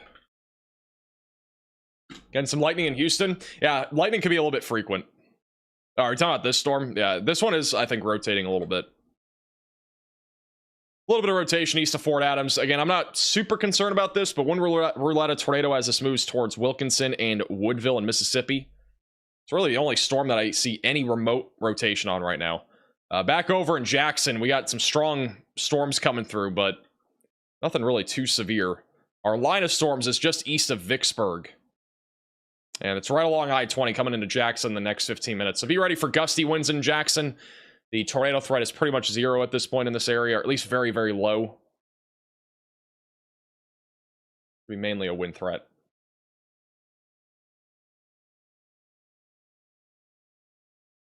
Shout out to Melissa with the PayPal donation. I appreciate that. Congratulations on graduation. Buy yourself some celebratory cheese curds on me. I appreciate that. I definitely will tomorrow.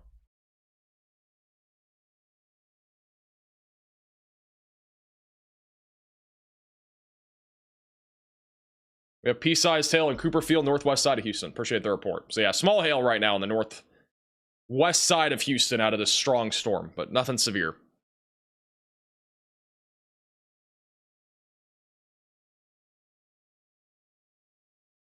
Thank you, Weathercat, for becoming a member.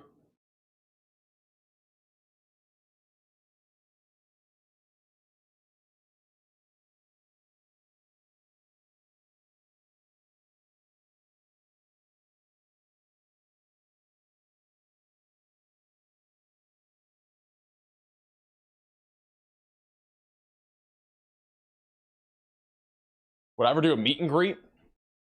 Who knows? Maybe. I gotta change my YouTube channel name. I want to remove the Severe Weather Center part from it, but I'm not sure if I'm gonna add Meteorologist to it, to be honest. If I did anything, it'd just be staying max velocity. But I do have on most of my socials, at least in the description, saying that I'm a meteorologist now. Because I am officially a meteorologist. Is Riley getting his meteorology degree? He is getting a degree in water. So, I mean, that's not far from weather. It's not really related, but it's a little related. You got water. It's like that's basically what comes out of the sky, you know? It's a very different kind of water, though. I think he does like a lot of like mineral stuff. I don't know. I don't even know what he does. Probably ask him.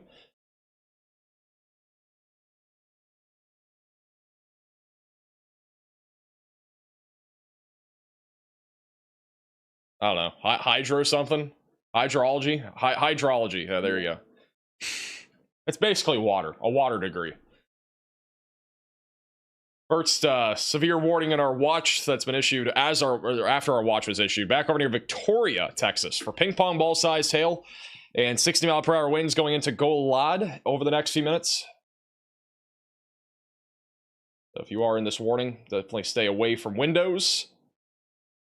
Heading towards Victoria in Texas. If you're a meteorologist, you should study meteors. It's probably one of the biggest jokes I've ever seen. I get it, but like it's like the most common thing. Everybody's like, you should study meteors if you're a meteorologist. Are you that space guy? No, I'm not.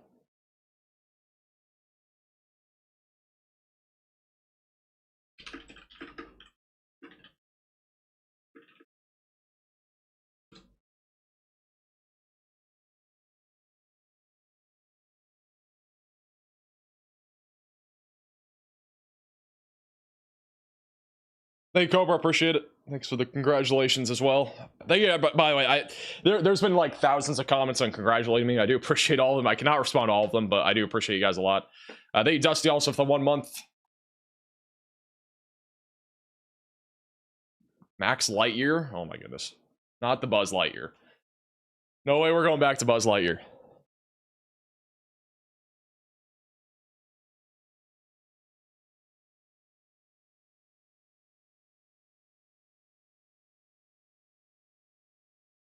This is cool. Can you shout me out? Oh, I guess I am, Evan. Congrats.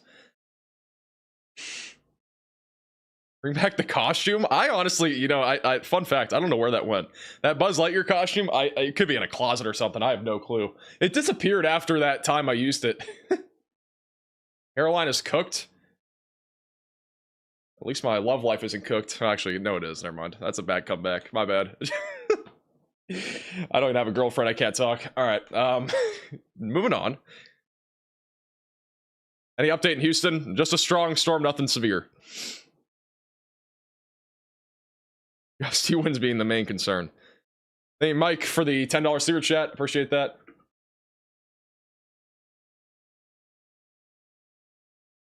Pro roasted himself. Yeah, that was pretty terrible. It was basically a double roast of myself right there.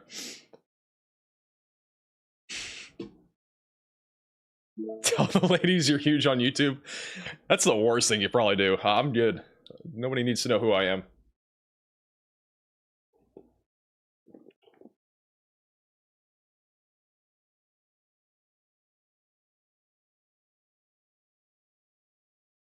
My haircut's fine. Again, I don't know what anybody has with my haircut. It looks great. I mean, this is a 10 out of 10 if I've ever seen one. It's actually a good haircut. At least it's not like the time where I basically was bald. I mean, I almost went bald earlier this year when I got my haircut. This is way better than that one. At least I'm not bald. It's a step up from our last haircut. Weather needs to chill so Max can get out more. That's the goal. Hopefully we can here after today. Hopefully it's a bit quieter. Thank you, Gawk, for the super chat.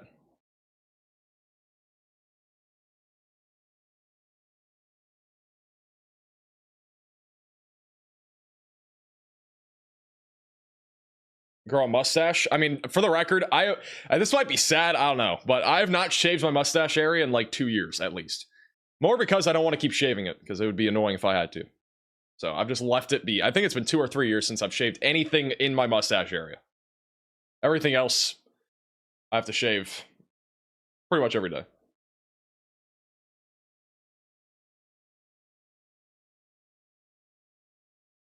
How's Georgia look tomorrow? Should be fine. Just a lot of rain. Not really much severe weather. As a reminder, if you're not already, make sure to follow us or subscribe to us on here on YouTube. Make sure to follow us on Facebook and Twitter. Links are down below. Also, don't forget, if you have Discord, join our Discord server, link down below. And also a huge shout out to Radar Omega for sponsoring today's stream. If you want a weather app to stay ahead of the storms, you can download Radar Omega with the top link in the description below on iOS and Android.